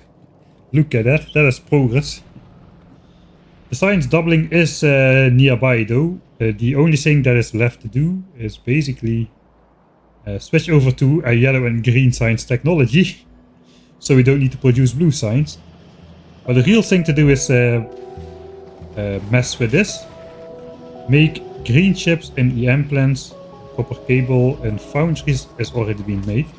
Then just make the inserters again and double the inserter output. Double the belt output, it's already kinda up here. And then we have literally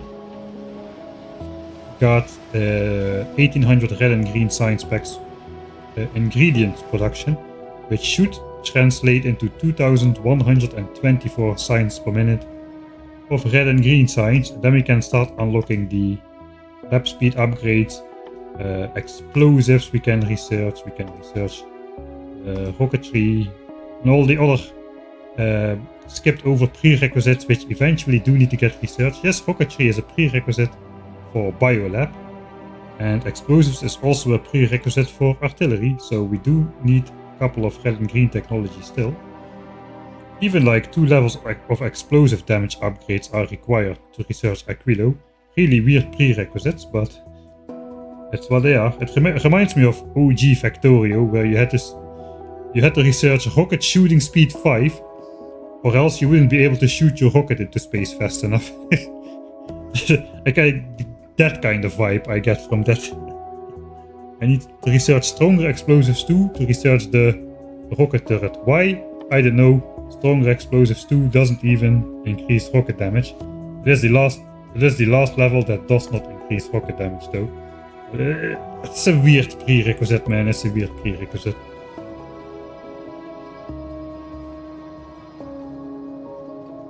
Running steam engines on coal instead of solid fuel, does it anger the biters less somehow? No, kinda the same I would say. Does not really matter.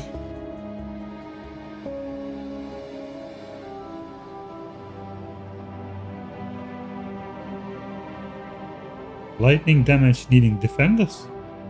I don't even know, man. It's just like the Tesla thing, the Tesla turret stuff. Electric weapons 3.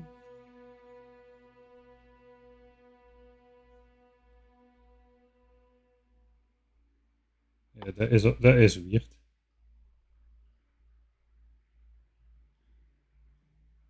There's also a weird prerequisite, you are right. Because the Tesla turret does not require those, right? Let's find it again somewhere. Tesla turret, which is also electric damage. That does not require any of the bots. So that might still be like remnants or something from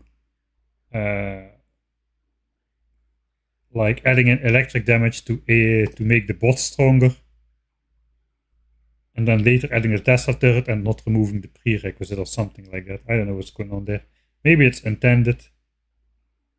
Again, maybe it's the first level that does increase like the bot damage or something. What's going on there? I have no idea. Yeah, let's not look at that. I don't know. That hurts my eyes even more than this.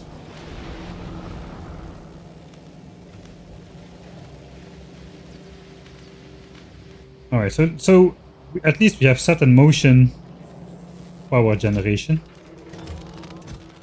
Yeah, we hardly get any rares. We'll get a lot of uncommons though. That's fine. We'll get some rares out of it, which is good for building more spaceships.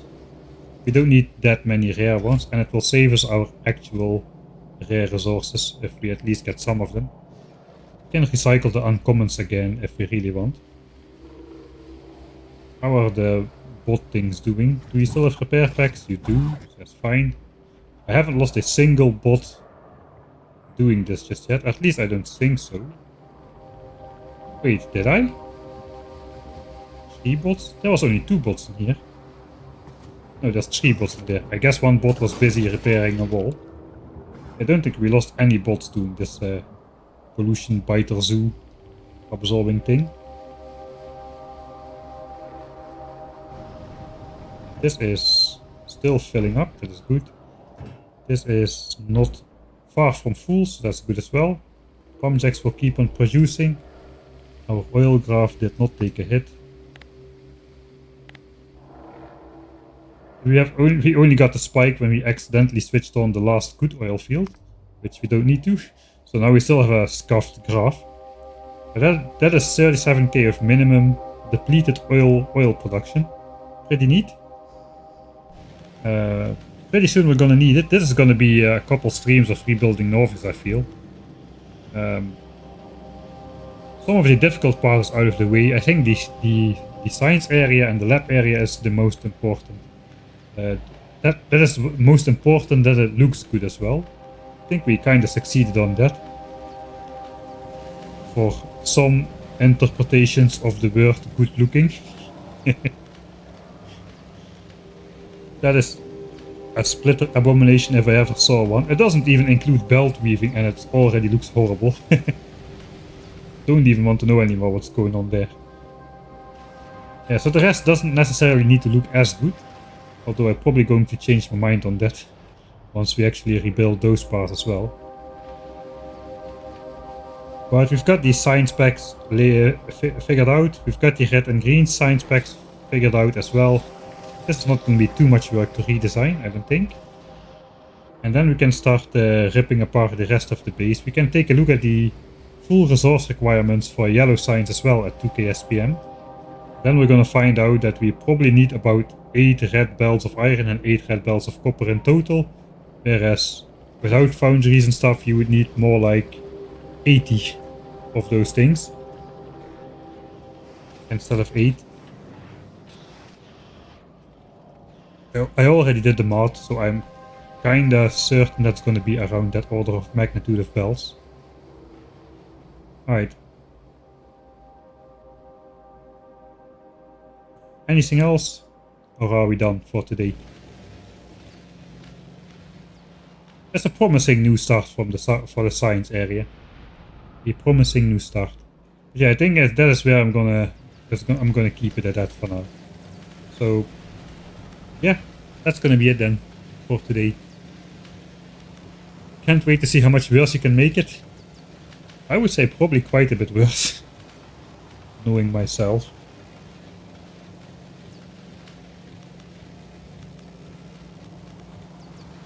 If you want a nice city block base design, you gotta go somewhere else. That's not gonna happen on my stream anytime soon. Not unless I play something like C block or Pianodons or whatever. Some mod which requires a ton of different recipes, which all have a ton of different ingredients, but overlapping ones, which everything is needed in 12 different locations and it's got to get sent to 12 different locations. Then yes, I will probably build a city block base with train stations and whatnot. But regular vanilla Factorio, I don't see myself doing that anytime soon. There is no need to. It is not that complicated. If you build your designs with a purpose, you don't need expandability. You don't need oh, I'm going to need to route more science belts. And no, we don't. We figured out the build. We know what we want to do with it. We know what we need to create for it. We can cram this space as dense with belts as we possibly can, and we won't Mark me eat my words in 10 episodes. We won't ever need to make changes to this. We won't ever need to bring in any other belt. I hope so. It's impossible to do so anyway. Anyway, we've left ourselves kind of an out because we can technically reverse a belt and bring it in from the other side. This is still nice and open. But you know, if you purpose design your builds, then you don't need modularity, expandability, and all those other kinds of manager terms which get thrown around a lot. Just design it right and build it right, and don't look back. Don't look at this area too much anymore. Don't look back, just look at other areas. That's what I mean to say, of course. Like this, man, this looked so neat. This was such a neat build. If only they could fire up one last time. They could if I switched to researching fast and further. There's still some red signs in there. But yeah, we're going to have to get used to it. This is our new life. You're gonna be stuck in here with me.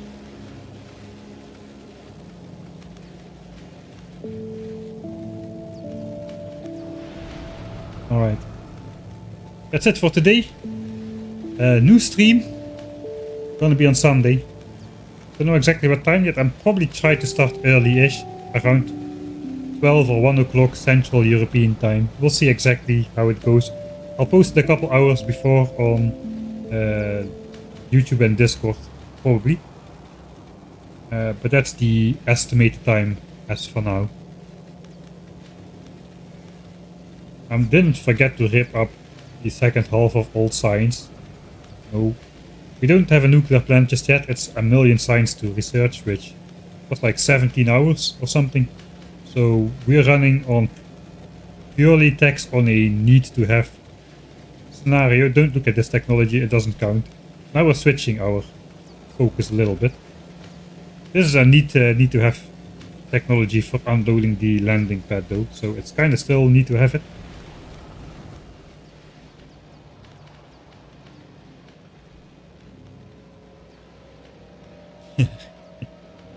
Stack and sailor, I don't think we'll build any stack and sailors for the entire run. We'll try to stick with red belts, yellow and red inserters, and see how far we can get with those. If we get the hand size upgrade, the first one for these inserters, I think we can get a long way.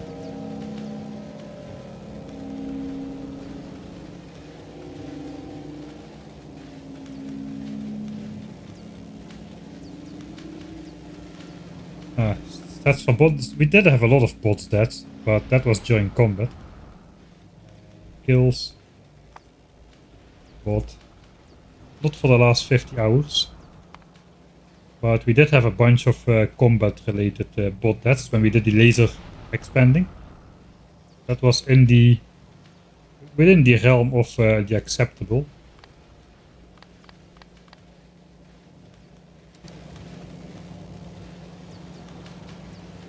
Yeah, thanks again for hanging out. Yeah, it was a fun stream, this one. It was a fun stream.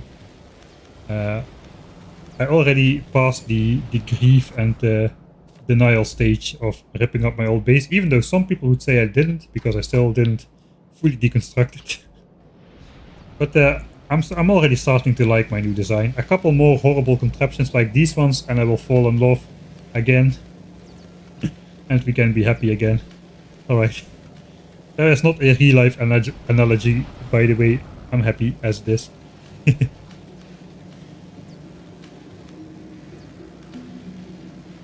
Biters do that. No, yeah, we cannot really see that independent from the other Nauvis related bot deaths. Alright. I'll enable the music playlist extender mod for Sunday again for one stream, because we're gonna be, I think we're gonna be like a couple of weeks on Nauvis now. For sure Sunday, and then another week. Next Friday, next Sunday is probably also going to be Norwegian rebuild. I think that's going to take a while. We want to set up yellow signs as well. We need to change out all the belts to ore. Probably want to upgrade to red belts all over the place. So I'm going to need to set up some true red belt production as well. This is nice and empty though, look at that. Yeah, that's the way to do it. Now we also need to do that for some of the stuff coming in from here. To clean up these belts and whatnot. Alright, I'm gonna have a more in-depth look in science requirements as well, and then we can switch, determine the true order of things.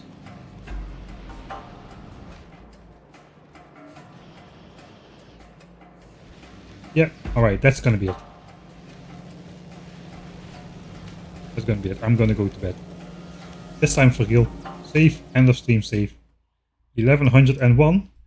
It would not be a lot of saves if it was binary. But it's not. Alright. Thank you everybody for watching. I hope you had a good time as well. Tonight I had a great time. I hope you had a good time hanging out. Sorry if I ignored you a bit too much in chat. I know I don't read all messages all the time. Especially when I'm getting focused in. That's just the way it is. I hope to see you Sunday. And